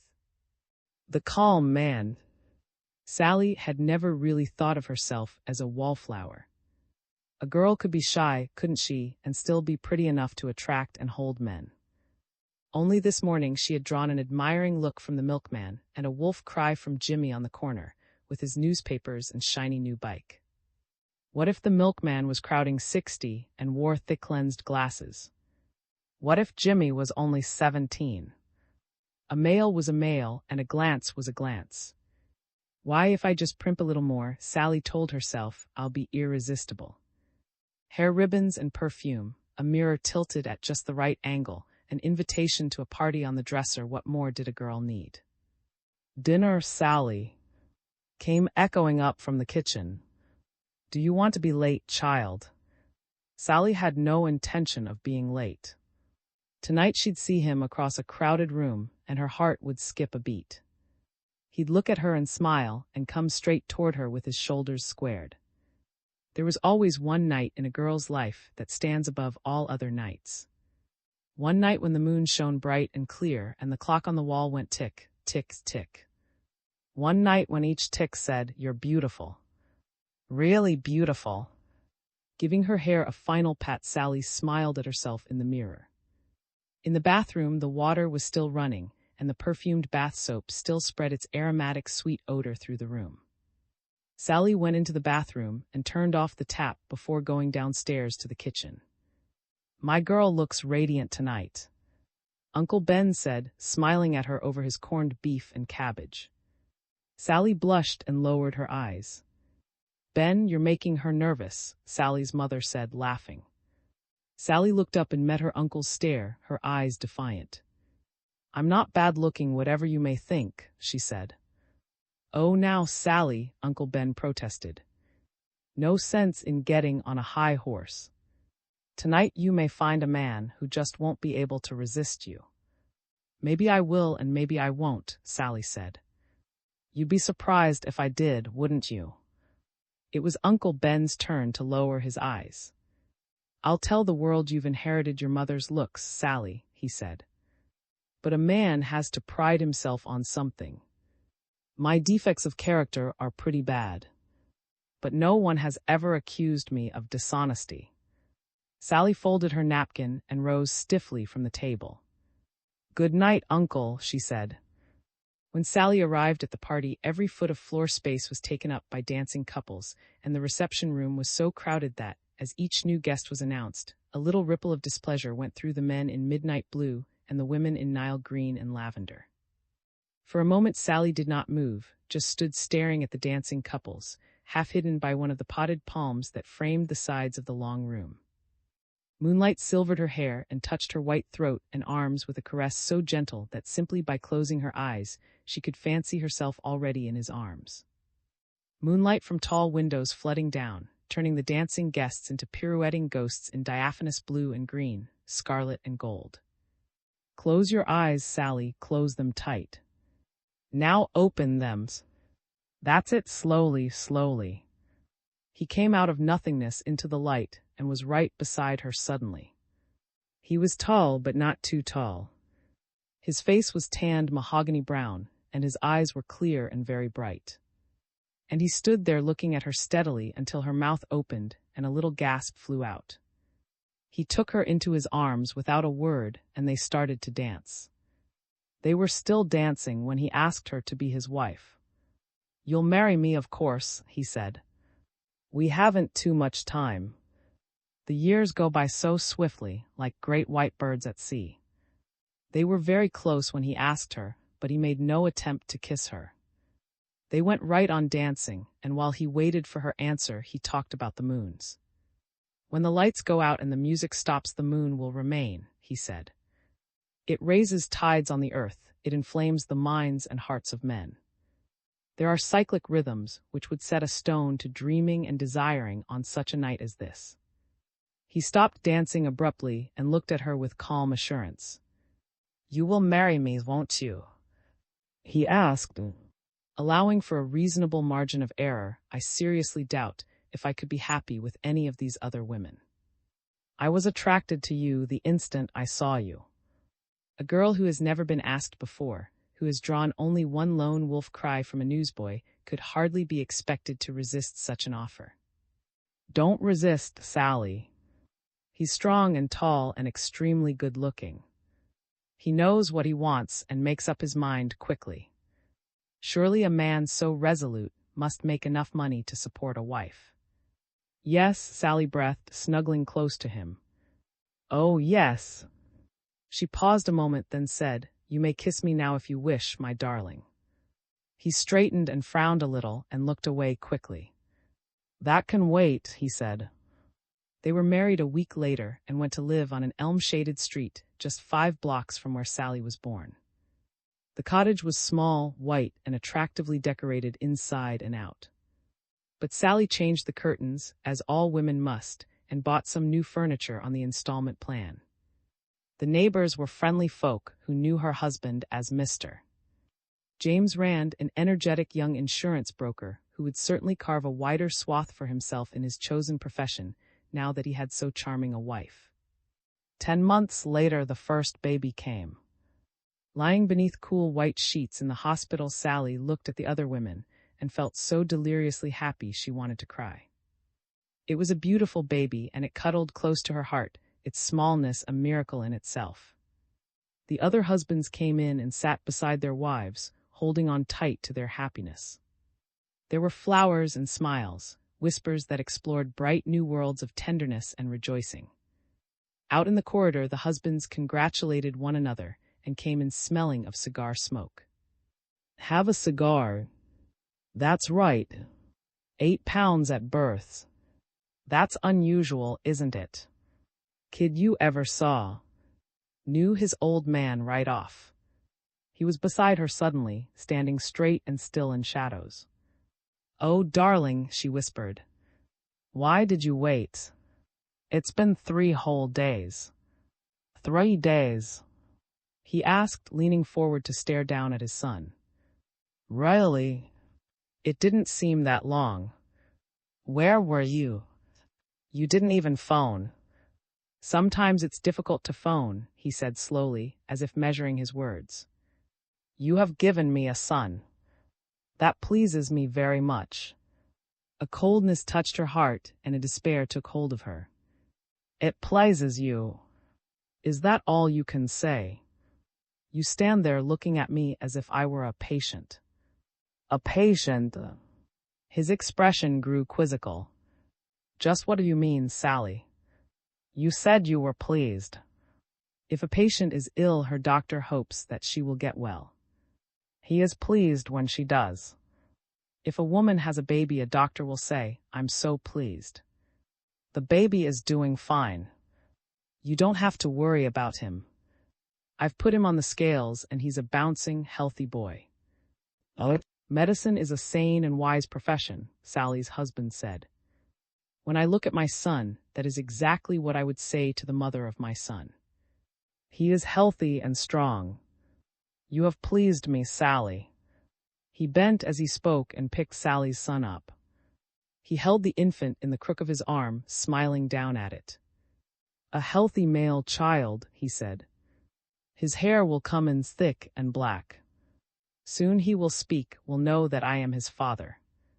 He ran his palm over the baby's smooth head, opened its mouth gently with his forefinger, and looked inside.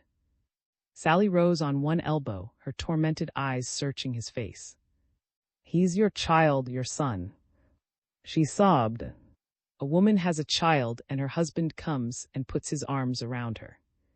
He holds her close. If they love each other, they are so happy, so very happy, they break down and cry. I am too pleased to do anything so fantastic, Sally, he said. When a child is born, no tears should be shed by its parents.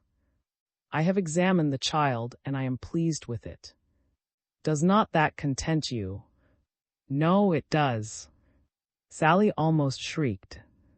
Why do you stare at your own son as if you'd never seen a baby before? He isn't a mechanical toy. He's our own darling, adorable little baby. Our child. How can you be so inhumanly calm? He frowned, put the baby down. There is a time for lovemaking and a time for parenthood, he said. Parenthood is a serious responsibility. That is where medicine comes in, surgery. If a child is not perfect, there are emergency measures which can be taken to correct the defect. Sally's mouth went suddenly dry. Perfect? What do you mean, Jim? Is there something wrong with Tommy? I don't think so, her husband said. His grasp is firm and strong. He has good hearing, and his eyesight appears to be all that could be desired. Did you notice how his eyes followed me every moment? I wasn't looking at his eyes. Sally whispered, her voice tight with alarm. Why are you trying to frighten me, Jim? If Tommy wasn't a normal, healthy baby, do you imagine for one instant they would have placed him in my arms? That is a very sound observation, Sally's husband said. Truth is truth, but to alarm you at a time like this would be unnecessarily cruel. Where does that put you? I simply spoke my mind as the child's father. I had to speak as I did because of my natural concern for the health of our child. Do you want me to stay and talk to you, Sally? Sally shook her head. No, Jim. I won't let you torture me anymore.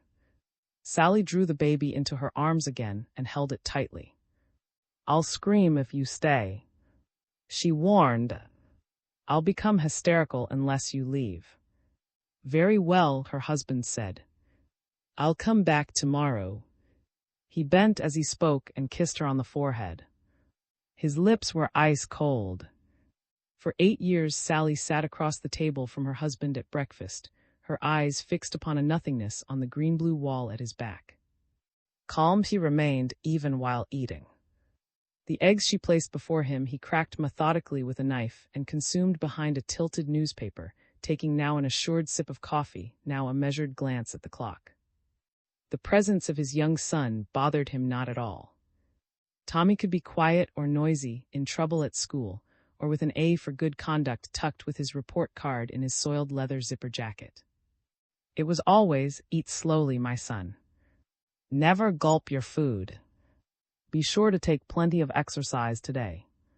Stay in the sun as much as possible. Often Sally wanted to shriek, be a father to him. A real father. Get down on the floor and play with him. Shoot marbles with him, spin one of his tops. Remember the toy locomotive you gave him for Christmas after I got hysterical and screamed at you. Remember the beautiful little train. Get it out of the closet and wreck it accidentally. He'll warm up to you then. But he'll feel close to you, then you'll know what it means to have a son. Often Sally wanted to fly at him, beat with her fists on his chest. But she never did. You can't warm a stone by slapping it, Sally. You'd only bruise yourself. A stone is neither cruel nor tender. You've married a man of stone, Sally. He hasn't missed a day at the office in 8 years. She'd never visited the office, but he was always there to answer when she phoned. I'm very busy, Sally. What did you say? You've bought a new hat. I'm sure it will look well on you, Sally. What did you say? Tommy got into a fight with a new boy in the neighborhood. You must take better care of him, Sally. There are patterns in every marriage. When once the mold has set, a few strange behavior patterns must be accepted as a matter of course. I'll drop in at the office tomorrow, darling. Sally had promised right after the breakfast pattern had become firmly established. The desire to see where her husband worked had been from the start a strong, bright flame in her.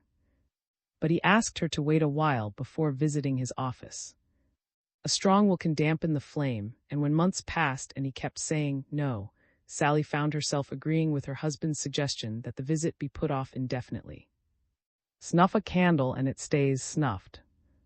A marriage pattern once established requires a very special kind of rekindling. Sally's husband refused to supply the needed spark. Whenever Sally had an impulse to turn her steps in the direction of the office, a voice deep in her mind seemed to whisper, "No sense in it, Sally. Stay away. He's been mean and spiteful about it all these years. Don't give in to him now by going." Besides, Tommy took up so much of her time.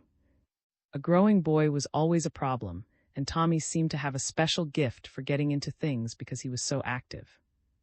And he went through his clothes, wore out his shoes almost faster than she could replace them. Right now Tommy was playing in the yard. Sally's eyes came to a focus upon him, crouching by a hole in the fence which kindly old Mrs. Wallingford had erected as a protection against the prying inquisitiveness of an 8-year-old determined to make life miserable for her. A thrice-widowed neighbor of 70 without a spiteful hair in her head could put up with a boy who rollicked and yelled perhaps. But peephole spying was another matter. Sally muttered enough of that, and started for the kitchen door. Just as she reached it, the telephone rang. Sally went quickly to the phone and lifted the receiver. The instant she pressed it to her ear, she recognized her husband's voice, or thought she did. "Sally, come to the office," came the voice, speaking in a hoarse whisper. "Hurry, or it will be too late. Hurry, Sally." Sally turned with a startled gasp, looked out through the kitchen window at the autumn leaves blowing crisp and dry across the lawn. As she looked, the scattered leaves whirled into a flurry around Tommy, then lifted and went spinning over the fence and out of sight. The dread in her heart gave way to a sudden, bleak despair. As she turned from the phone, something within her withered, became as dead as the drifting leaves with their dark autumnal mottlings. She did not even pause to call Tommy in from the yard. She rushed upstairs, then down again, gathering up her hat, gloves, and purse, making sure she had enough change to pay for the taxi. The ride to the office was a nightmare. Tall buildings swept past, of granite as gray as the leaden skies of midwinter, beehives of commerce where men and women brushed shoulders without touching hands. Autumnal leaves blowing and the gray buildings sweeping past. Despite Tommy, despite everything, there was no shining vision to warm Sally from within. A cottage must be lived in to become a home, and Sally had never really had a home. One night stand. It wasn't an expression she'd have used by choice, but it came unbidden into her mind. If you live for 9 years with a man who can't relax and be human, who can't be warm and loving, you'll begin eventually to feel you might as well live alone. Each day had been like a lonely sentinel outpost in a desert waste for Sally. She thought about Tommy. Tommy wasn't in the least like his father when he came racing home from school, hair tousled, books dangling from a strap. Tommy would raid the pantry with unthinking zest, invite other boys in to look at the westerns on TV, and trade black eyes for marbles with a healthy pugnacity. Up to a point, Tommy was normal, was healthy. But she had seen mirrored in Tommy's pale blue eyes the same abnormal calmness that was always in his father, and the look of derisive withdrawal which made him seem always to be staring down at her from a height. And it filled her with terror to see that Tommy's mood could change as abruptly and terrifyingly cold. Tommy, her son. Tommy no longer boisterous and eager, but sitting in a corner with his legs drawn up, a faraway look in his eyes. Tommy seeming to look right through her, into space. Tommy and Jim exchanging silent, understanding glances. Tommy roaming through the cottage, staring at his toys with frowning disapproval. Tommy drawing back when she tried to touch him. "Tommy, Tommy, come back to me." How often she had cried out in her heart when that coldness came between them.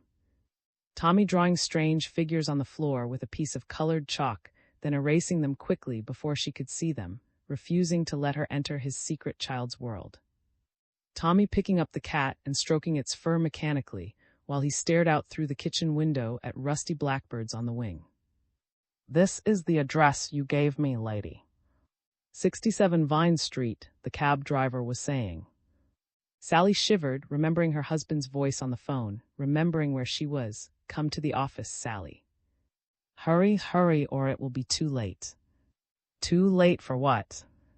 Too late to recapture a happiness she had never possessed. "This is it, lady." The cab driver insisted. "Do you want me to wait?" "No," Sally said, fumbling for her change purse. She descended from the taxi, paid the driver, and hurried across the pavement to the big office building with its mirroring frontage of plate glass and black onyx tiles. The firm's name was on the directory board in the lobby, white on black in beautifully embossed lettering. White for hope and black for despair mourning. The elevator opened and closed, and Sally was whisked up 8 stories behind a man in a checkered suit. "8th floor," Sally whispered in sudden alarm. The elevator jolted to an abrupt halt, and the operator swung about to glare at her. "You should have told me when you got on, miss," he complained. "Sorry," Sally muttered, stumbling out into the corridor.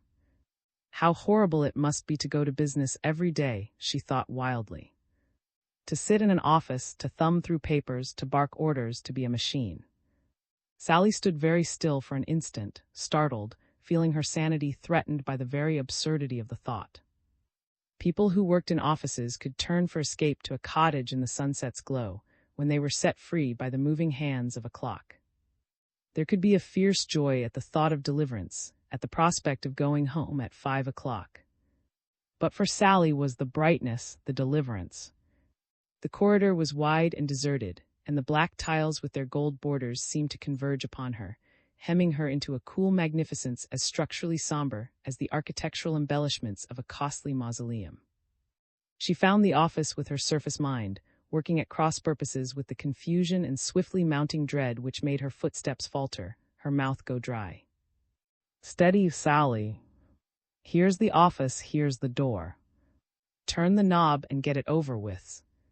Sally opened the door and stepped into a small, deserted reception room. Beyond the reception desk was a gate, and beyond the gate, a large central office branched off into several smaller offices. Sally paused only an instant. It seemed quite natural to her that a business office should be deserted so late in the afternoon. She crossed the reception room to the gate, passed through it, utter desperation giving her courage. Something within her whispered that she had only to walk across the central office, open the first door she came to find her husband. The first door combined privacy with easy accessibility. The instant she opened the door, she knew that she had been right to trust her instincts. This was his office. He was sitting at a desk by the window, a patch of sunset sky visible over his right shoulder. His elbows rested on the desk, and his hands were tightly locked as if he had just stopped wringing them. He was looking straight at her, his eyes wide and staring. "Jim," Sally breathed. "Jim, what's wrong?" He did not answer, did not move or attempt to greet her in any way. There was no color at all in his face. His lips were parted, his white teeth gleamed. And he was more stiffly controlled than usual, a control so intense that for once Sally felt more alarm than bitterness. There was a rising terror in her now, and a slowly dawning horror. The sunlight streamed in, gleaming redly on his hair, his shoulders. He seemed to be the center of a flaming red ball. "He sent for you, Sally. Why doesn't he get up and speak to you, if only to pour salt on the wounds you've borne for 8 long years? Poor Sally. You wanted a strong, protective, old-fashioned husband. What have you got instead?" Sally went up to the desk and looked steadily into eyes so calm and blank that they seemed like the eyes of a child, lost in some dreamy wonderland barred forever to adult understanding. For an instant her terror ebbed, and she felt almost reassured. Then she made the mistake of bending more closely above him, brushing his right elbow with her sleeve. That single light woman's touch unsettled him. He started to fall, sideways and very fast. Topple a dead weight, and it crashes with a swiftness no opposing force can counterbalance. It did Sally no good to clutch frantically at his arm as he fell, to tug and jerk at the slackening folds of his suit. The heaviness of his descending bulk dragged him down and away from her, the awful inertia of lifeless flesh. He thudded to the floor and rolled over on his back, seeming to shrink as Sally widened her eyes upon him. He lay in a grotesque sprawl at her feet, his jaw hanging open on the gaping black orifice of his mouth. Sally might have screamed and gone right on screaming if she had been a different kind of woman. On seeing her husband lying dead, her impulse might have been to throw herself down beside him, give way to her grief in a wild fit of sobbing. But where there was no grief, there could be no sobbing. One thing only she did before she left. She unloosed the collar of the unmoving form on the floor and looked for the small brown mole she did not really expect to find. The mole she knew to be on her husband's shoulder, high up on the left side. She had noticed things that made her doubt her sanity. She needed to see the little black mole to reassure her. She had noticed the difference in the hairline, the strange slant of the eyebrows, the crinkly texture of the skin where it should have been smooth. Something was wrong, horribly, weirdly wrong. Even the hands of the sprawled form seemed larger and hairier than the hands of her husband. Nevertheless, it was important to be sure. The absence of the mole clinched it. Sally crouched beside the body, carefully readjusting the collar. Then she got up and walked out of the office. Some homecomings are joyful, others cruel. Sitting in the taxi, clenching and unclenching her hands, Sally had no plan that could be called a plan, no hope that was more than a dim flickering in a vast wasteland, bleak and unexplored. But it was strange how one light burning brightly in a cottage window could make even a wasteland seem small, could shrink and diminish it until it became no more than a patch of darkness that anyone with courage might cross. The light was in Tommy's room, and there was a whispering behind the door. Sally could hear the whispering as she tiptoed upstairs, could see the light streaming out into the hall. She paused for an instant at the head of the stairs, listening. There were two voices in the room, and they were talking back and forth. Sally tiptoed down the hall, stood with wildly beating heart just outside the door. She knows now, Tommy, the deepest of the two voices said. We are very close, your mother and I. She knows now that I sent her to the office to find my stand-in. Oh, it's an amusing term, Tommy, an Earth term we'd hardly use on Mars.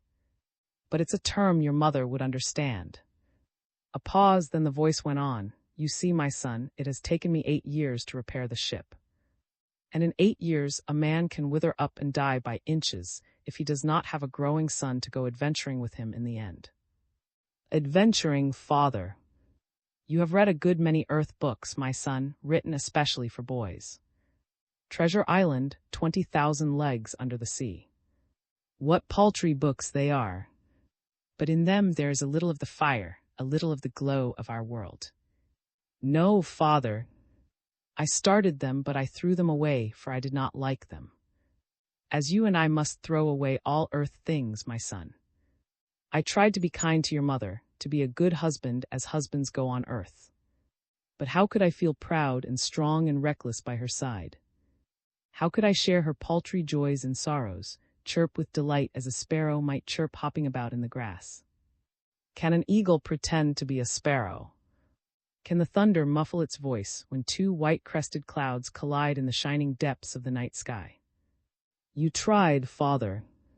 You did your best. Yes, my son, I did try. But if I had attempted to feign emotions, I did not feel your mother would have seen through the pretense. She would then have turned from me completely. Without her, I could not have had you, my son. And now, fathers, what will we do? Now the ship has been repaired and is waiting for us. Every day for 8 years, I went to the hill and worked on the ship. It was badly wrecked, my son, but now my patience has been rewarded, and every damaged astronavigation instrument has been replaced. You never went to the office, father. You never went at all. No, my son. My stand-in worked at the office in my place. I instilled in your mother's mind an intense dislike and fear of the office to keep her from ever coming face to face with the stand-in. She might have noticed the difference. But I had to have a stand-in as a safeguard. Your mother might have gone to the office despite the mental block. She's gone now, father. Why did you send for her? To avoid what she would call a scene, my son. That I could not endure. I had the stand-in summon her on the office telephone, then I all vitality from it. She will find it quite lifeless. But it does not matter now. When she returns, we will be gone. Was constructing the stand-in difficult, father? Not for me, my son. On Mars we have many androids, each constructed to perform a specific task. Some are ingenious beyond belief, or would seem so to Earthmen. There was a pause, then the weaker of the two voices said, I will miss my mother. She tried to make me happy. She tried very hard. You must be brave and strong, my son. We are eagles, you and I. Your mother is a sparrow, gentle and dun-colored. I shall always remember her with tenderness. You want to go with me, don't you? Yes, father. Oh, yes. Then come, my son. We must hurry. Your mother will be returning any minute now. Sally stood motionless, listening to the voices like a spectator sitting before a television screen. A spectator can see as well as hear, and Sally could visualize her son's pale, eager face so clearly there was no need for her to move forward into the room. She could not move, and nothing on earth could have wrenched a tortured cry from her. Grief and shock may paralyze the mind and will, but Sally's will was not paralyzed. It was as if the thread of her life had been cut, with only one light left burning. Tommy was that light. He would never change. He would go from her forever. But he would always be her son. The door of Tommy's room opened, and Tommy and his father came out into the hall. Sally stepped back into shadows and watched them walk quickly down the hall to the stairs, their voices low, hushed. She heard them descend the stairs, their footsteps dwindle, die away into silence. You'll see a light, Sally, a great glow lighting up the sky.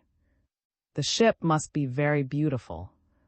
For 8 years he labored over it, restoring it with all the shining gifts of skill and feeling at his command.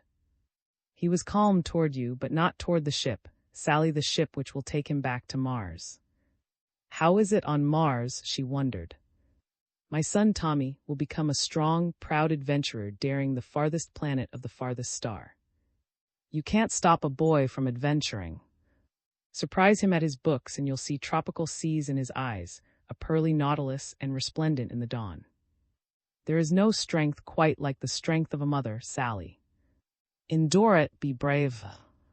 Sally was at the window when it came. A dazzling burst of radiance, starting from the horizon's rim and spreading across the entire sky. It lit up the cottage and flickered over the lawn, turning rooftops to molten gold and gilding the long line of rolling hills which hemmed in the town. Brighter it grew and brighter, gilding for a moment even Sally's bowed head and her image mirrored on the pane. Then, abruptly, it was gone. The cottage. To Will it seemed to be the realization of a long-cherished dream, this return from town over a rutted dirt road, equipped and ready for a cruel duel with another man's offspring. He raised his left hand as he drove, staring at his bony knuckles, and then slashing at the empty air with a whiplash ferocity of purpose. Perhaps there had been a hard core of cruelty in at birth. Perhaps he had knotted up his fists and cried out in resentment on first seeing the sunlight, eager to hurt and punish. It was difficult to say, difficult to be sure. But certainly the stony soil which had nourished his childhood had helped to make him what he was, a gaunt, restless-eyed man so consumed by animosity he could find no pleasure in merriment of any kind. In town he had stalked with fierce impatience from the general store to the post office, and then back down Cedar Street to his car, clutching his purchase with the greediness of a carrion crow eager to take flight. Now, beneath the leaden sky, in his asthmatic wreck of an automobile, he pictured himself as too shrewd and quick-witted to allow a woman's simpering stupidity to weaken his attachment to the land. A dust storm could stir a man to anger and rob him of a night's sleep. It could demolish his chicken cots and embitter him in other ways. But it could also protect him by keeping him hard. So certain was he of that hardness that the gathering clouds, the dust flurries, and the whistling wind gave him no concern. They seemed to be setting a seal on his purpose, and he was sure that if trouble descended from the sky, he would know how to cope with it. Unfortunately, had no way of knowing that the desert was soon to blossom in ways that were strange. He heard the dull, occasional rumbling and saw the sky light up far to the east. But his thoughts were on other things. If he had been told that the desert was being used by the government as an atomic proving ground, he would have dismissed the matter with a shrug. Malice narrows curiosity. In the back seat of the creaking car, a small white cottage cot and held the leaden sky glow, its tiny windows gleaming like uncut jewels. A man of wide and kindly sympathies would have taken delight in the cottage, for though it was a cheap toy, it had been built with great respect for the critical eye of childhood. It had 8 rooms, a porch trellis, and a little golden weathercock on its roof. Smiled spitefully, remembering with grim pleasure the child training article in the popular science magazine, which had sent him into town in search of an inexpensive doll house. The article had contained a great deal of meat, and its impact upon his mind had been remarkably direct. Give a kid a doll house with a mother and father doll inside, and you could find out exactly what he thought of his parents. He'd move the dolls around and work out his private grudges on them. He'd pretend the dolls were his real parents and act out what the article had called the family drama. Yeah, why not? A man had a right to know what his own kids thought of him, hadn't he?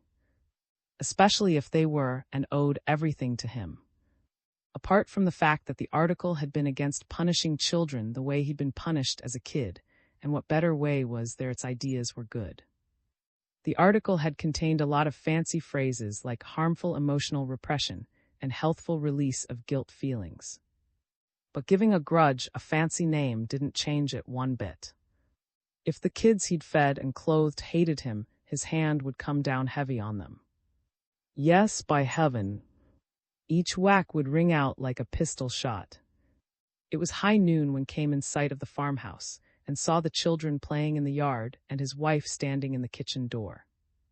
Her stringy black hair annoyed him far out of proportion to its importance, and he was further incensed by the realization that she was staring up the road as if she had another complaint to make and could hardly wait for him to come within earshot. He drove into the yard, muttering unpleasantly to himself. Abruptly his stepson Robert, a tall, freckled-faced youngster of 9, stopped playing. 7-year-old, thoughtful-eyed and less assertive, remained seated, but could see that there was a defiant something struggling in her head. The ritual of mistrust they'd worked out against him never varied.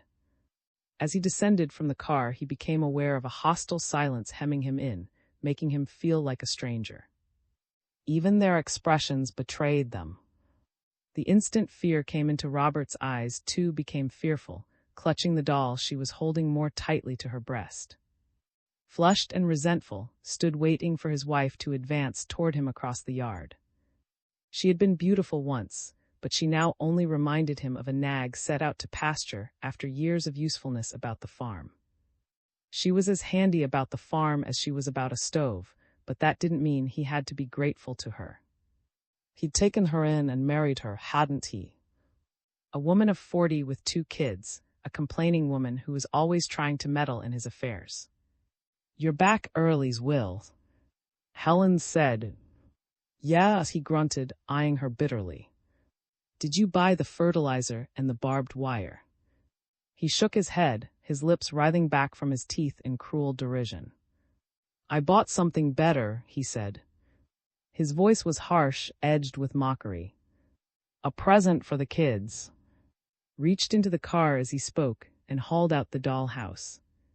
He set it down on the stony soil directly in front of him and folded his arms, his eyes darting toward his stepson in surly challenge.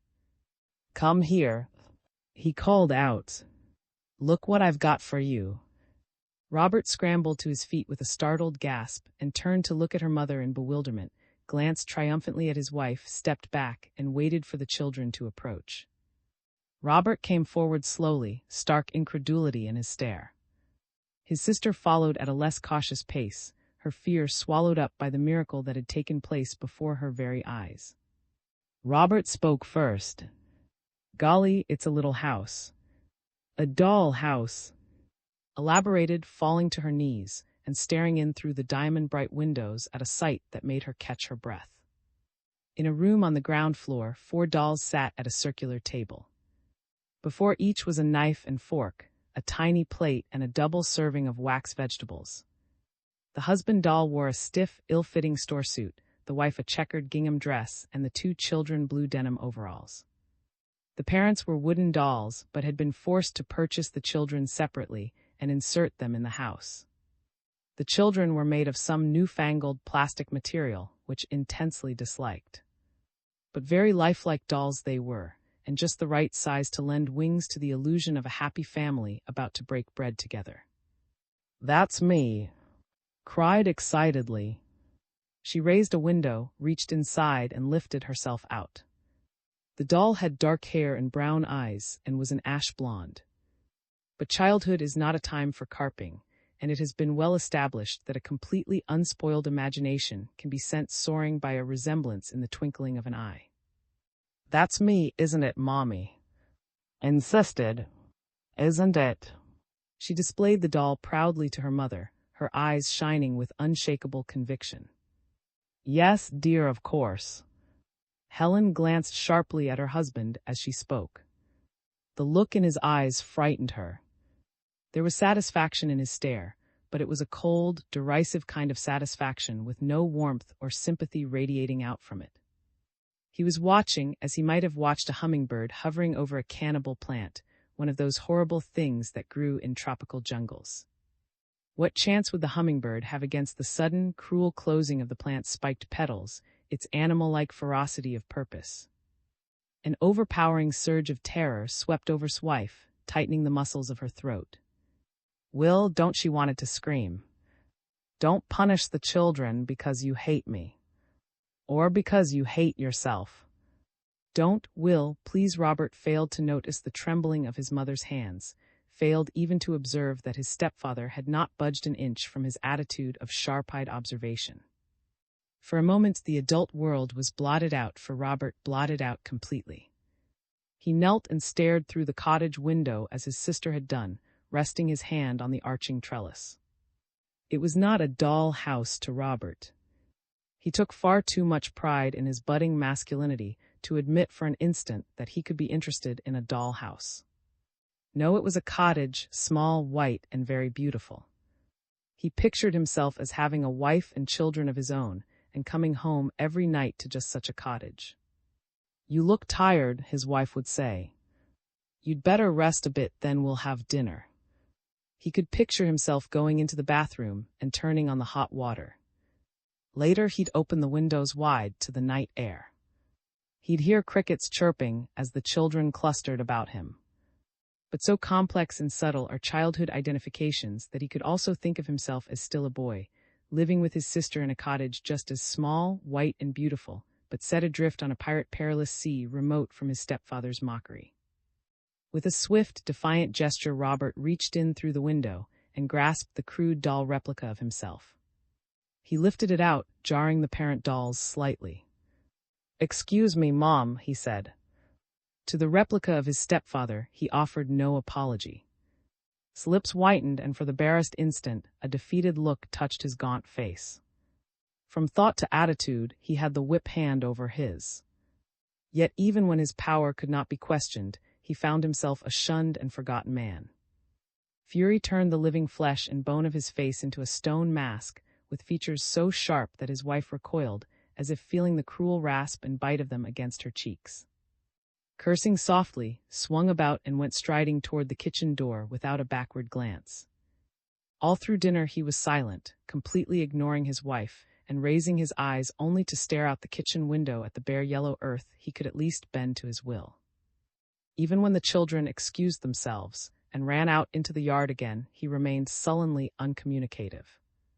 In an attempt to make conversation, Helen said, "Will, it came over the radio right after you left. They're making some more of those atomic weapon tests.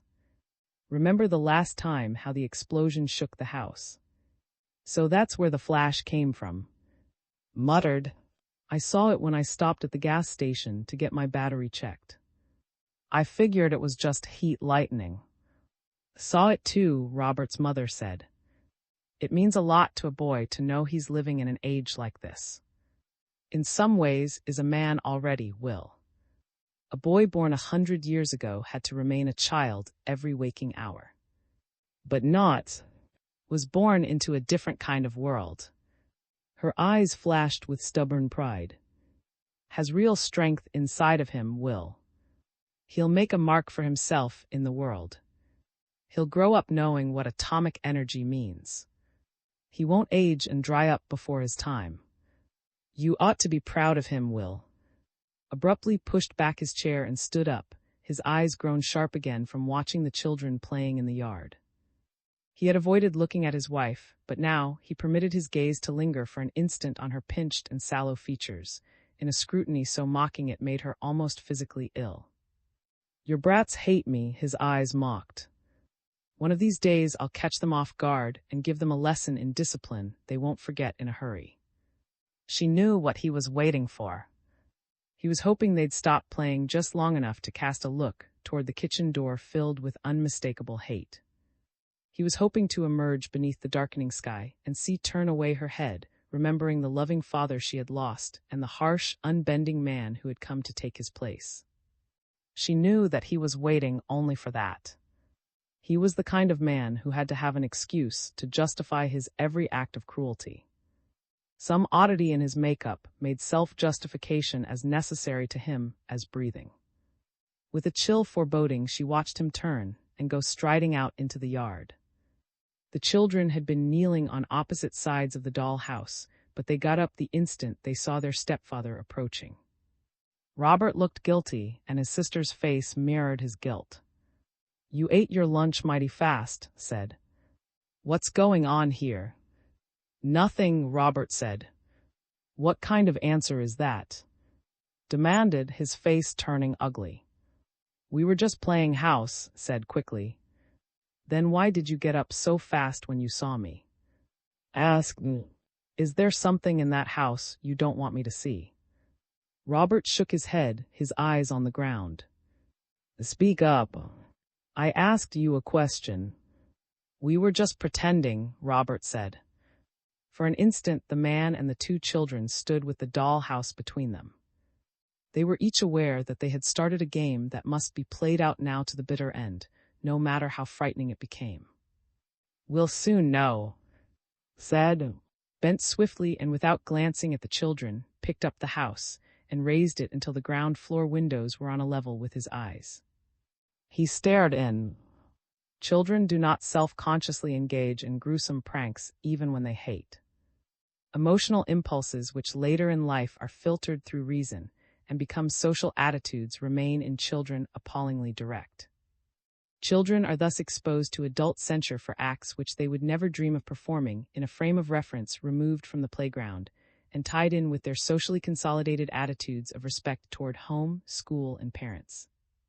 Children chalk up sidewalks, ring doorbells, and throw stones at windows and are almost instantly sorry. But knew nothing of that.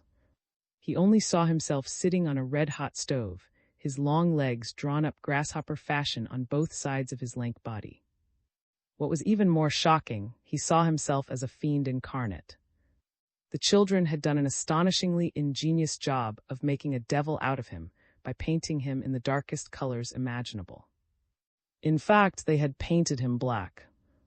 The ill-fitting store suit had been removed, and with the aid of watercolor set and Robert's clay modeling set, he had been made to resemble a demon being roasted over a spit. Utterly fiendish was his charcoal-dark aspect of face and limb. Horns sprouted from his temples, and a long, forked tail, ash-gray in hue, coiled down over the stove like some evil brand snatched from the burning. There were tiny gleaming coals in the stove fashioned of red isinglass. The stove had gone with the house, but by the matchless artistry of childhood something new had been added, and as stared all of the color drained from his face. He was sitting directly over the coals, exposed to the cruelly searing blast in every part of his anatomy. For an instant the illusion of searing heat was so real that he responded psychosomatically. His nostrils dilated with the odor of burning flesh, and his nerve roots shrieked as if irradiated by intolerable pain. Then reality came sweeping back. Instead of an imaginary projection of himself, he saw only a ridiculous wooden doll sprawled akimbo on a toy stove. Shaking with rage, set the house down, swung about, and gripped his stepson savagely by the wrist. Just pretending, were you? He muttered. just waiting for me to come out here and pat you on the back. Robert tried to break free. Sick with fear, he tugged and twisted, but had stronger fingers than a demon, and a deeper understanding of how a frightened boy could make a fool of a man by using his smallness as a cloak. "You too," said. "Come here. I want to have a long, fatherly talk with you." Turned and cast a frantic glance of appeal toward the kitchen door. When her mother did not appear, she started backing away from her stepfather across the yard. Without releasing her brother, circled around in back of her. "Not so fast, brat," he warned. "You and play house in a mighty interesting way. Suppose you tell me more about it." "Let me go," Robert pleaded. "We just took one of the dolls and made a Halloween coal man out of him." "A coal man, eh?" Sneered. "That's sure odd. You must have forgotten it's not Halloween." "It doesn't have to be Halloween," Robert protested. "Doesn't it?" "I suppose not. You could turn on your own father just as well on Thanksgiving Day." "That's how grateful you are." Spoke up defiantly then. "You're not's father," she said. "You never could be." "I tried my best to be a good father too," said, lowering his voice in mock humility. "You can't claim I didn't try. But there comes a time when discipline's needed. No punishment severe enough for a boy who'd like to see his own father roasted like a chestnut in a red-hot fire." A sudden, terrible anger flared in his eyes. "No punishment's bad enough. But a strong birch switch laid on heavy may do some good." He stared at, his neck arched in chicken hawk fashion. "I can't punish you the way I'm going to punish," he said. "You're too young, just a baby. But when a baby does wrong, you've got to be stern. That's kindness." Bent abruptly, gripped his stepdaughter by the elbow and lifted her to her feet. "A few hours without your supper in the dark." "Mommy!" shrieked out. "Mommy, mommy!" The kitchen door flew open, and Helen came running out of the house, her eyes wide with fright. She went up to her husband and started tugging at his wrists. "Let them go," she cried. "Hasn't done anything. I was watching every minute." "He hasn't, eh?" Glared at her. "He'd like to see me hanging from a rafter. Give him a piece of rope and he'd hang me in effigy." "He wouldn't." "Why do you say a thing like that? You must be out of your mind, Will." "He would, I tell you. He's already done something just as bad. He's got to learn respect, and I'm going to give him the thrashing of his life." "Wills, you let them go. Do you hear? You've no right." Surprisingly, he released both children and turned his full fury on his wife. "I'm going upstairs and get a birch switch," he said. "You'd better see that stays right here in the yard. I'll hold you responsible. If he isn't here when I come back, you can pack your things and get out. No right to punish my own son. Will say." His eyes narrowed in relentless hate, swung about and went striding toward the house. Despite his rage, he experienced a fierce, secret gratification in knowing he'd had the foresight to cut and trim a stout birch switch well in advance. Perhaps it was intended by something in the mysterious, hidden texture of nature itself that Will should reach the house before the first blast came. Perhaps fury kindled and unleashed by a puny man in a moment of cataclysmic upheaval had an energy pattern of its own, capable of blending with that greater violence and carrying its victim to disaster, precisely as a tiny squirming creature of the sea might be lifted up and carried on the back of a terrified tortoise.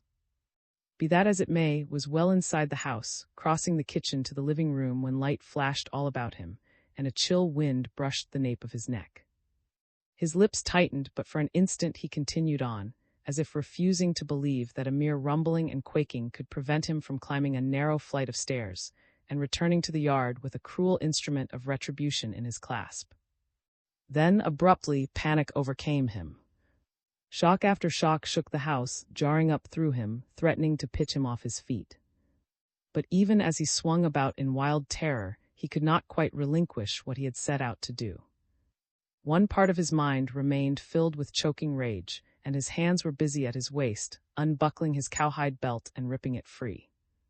At least he'd give his stepson a hiding. Suddenly, through the kitchen door, he caught a brief glimpse of the children, standing in the yard.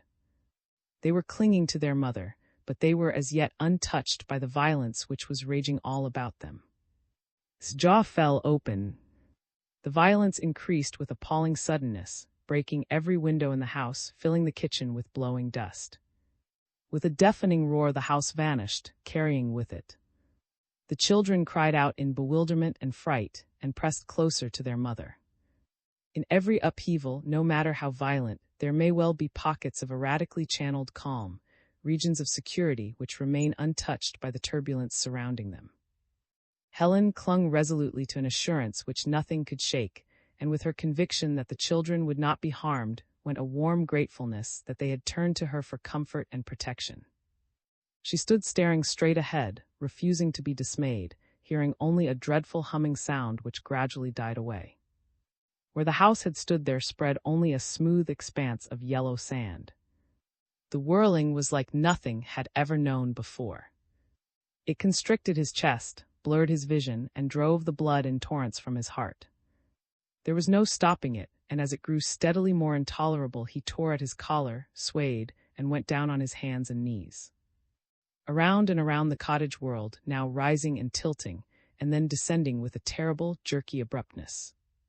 Twice he tried to rise, but fell back helpless, powerless to save himself from the spineless inertia that sent him spinning to and fro like some ill-made, rain-sodden scarecrow dragged in disgust from a cornfield and tossed into a butter-churning machine. In one respect only was fortunate. His torment, though great and almost unendurable, was not absolutely continuous.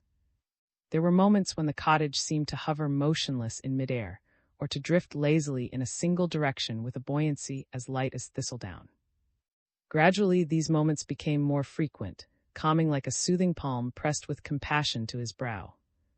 More and more frequent until the merciless buffetings and swift, sickening descents ceased completely, and a light that was bright, clear, and steady streamed in through the kitchen window, and somewhere off in the distance a snowy-crested bird burst into song. There were flowers outside the window, scarlet and aquamarine, faintly flecked with gold. Tall-stemmed and wide they were, almost screening the view, and if at that moment had been on his feet staring out, he might well have failed to see the huge, joyously romping lad. But was still lying prone, and the lad's curiosity had not as yet been acutely aroused. The lad came swinging boisterously down a country lane, his lips puffed out in a childish pout, his chubby hands thrust deeply into the green and trousers of his play suit. He did not love his foster father, and he had run away in a sudden burst of independence and was temporarily free to roam. Oh, it was good to be free to laugh and romp in the sunlight, and to build mud castles out of the gleaming red walls of nests. He came swinging around a curve in the lane and stopped abruptly, staring straight before him in utter disbelief. For a moment he stood as if turned to stone, his eyes saucer-wide in the slanting sun glow. Then he was running forward with a cry of boyish eagerness. The little cottage stood in a glimmer of sunlight and shadow cast by weaving boughs. All about it stretched a smooth blue lawn, starred with long-stemmed windflowers as tall as the house itself. He clapped his hands in pure delight. True, he had a village of his own to play with, an entire toy village bright with weaving communication beams. But all the dolls were child dolls, and the village no longer pleased him. He pouted and became angry again when he thought about it. His foster father did not want him to play with grown-up dolls. His foster father was an old manie, and he didn't want him to have any fun. He was hovering directly over the house now, straddling it. He reached down with a chuckle of delight and poked at the little red chimney with a stubby forefinger, beaming in simple pleasure as 4 tiny bricks tumbled out on the roof. Then he bent over and stared with a puzzled frown at the smashed windows. A moment later, he was squatting before the house, peeking in. Slowly, as he stared, all of the good-natured anticipation went out of his face. Exaltation of a different kind came into his features, a fiendish kind of exaltation common enough in childhood, but often disturbing to adults. It was shockingly disturbing, too. Roused suddenly to consciousness in the middle of the kitchen floor, he saw the great malicious child face staring in at him, and struggled frantically to rise, his eyes wild with terror. There were other things did not understand, about energy, about time, about other worlds of life and purpose lying parallel to ours in undreamed of dimensions of space. He did know that a single farmhouse in the path of a tornado could be uprooted and carried for miles through the sky. He knew that a fence could be leveled, a tree torn down, and the rest of the countryside remain unscathed, even to the last sun-gilded haystack. It was easy to understand how such things might be. But nothing had prepared his mind for the disturbing and frightening parallel which a scientist might have drawn from a hurricane's erratic course. He had no way of knowing that matter on the fringe of an atomic blast could be agitated abnormally and pass into another dimension piecemeal. He had no way of knowing that the desert at the edge of an atomic proving ground might decide suddenly to blossom like some multidimensional rose. He had no way of knowing that size is a relative thing, varying with every matter-dissolving energy shift in the physical universe, and that a house could be huge in one dimension, his own, and tiny in another, and might even indeed take on the aspect of a house built solely to delight the eye of childhood. He had no way of knowing, for he had not heard the great eternal voices discussing it. The reddening of the rose meant nothing to him, the stars in their wheeling courses, the speculations of men like gods. All time, all space is relative, had said. There is only one equation for energy, matter, light, fire, air, and who knows how closely other dimensions may parallel ours. Had no way of knowing until the great dimpled hand reached in through the window and picked him up. Then and only then, in one blinding flash of intuition, he guessed the truth. Too late. The blade of grass was like a tendril rope, and it went so swiftly about his throat he had no time to leap back. As he screamed and struggled, a huge, wet palm smothered his mouth, rumpled his hair, and squeezed the breath from his lungs. His struggles were of no avail. Emotional impulses, which later in life are filtered through reason and harden into social attitudes, remain in children appallingly fluid and direct. A child identifies itself with its toys, and it is very easy for a child to see a living, breathing adult human being in a doll, which is in reality quite unlike the object of its love or hate. Kneeling beside the house, a child knew nothing about thought it all out for the barest instant, its body oddly bent.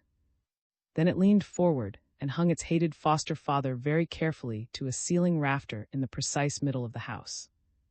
Ever so slowly the child arose, and the snowy-crested bird burst into song again, somewhere off in the distance. But knew nothing of that.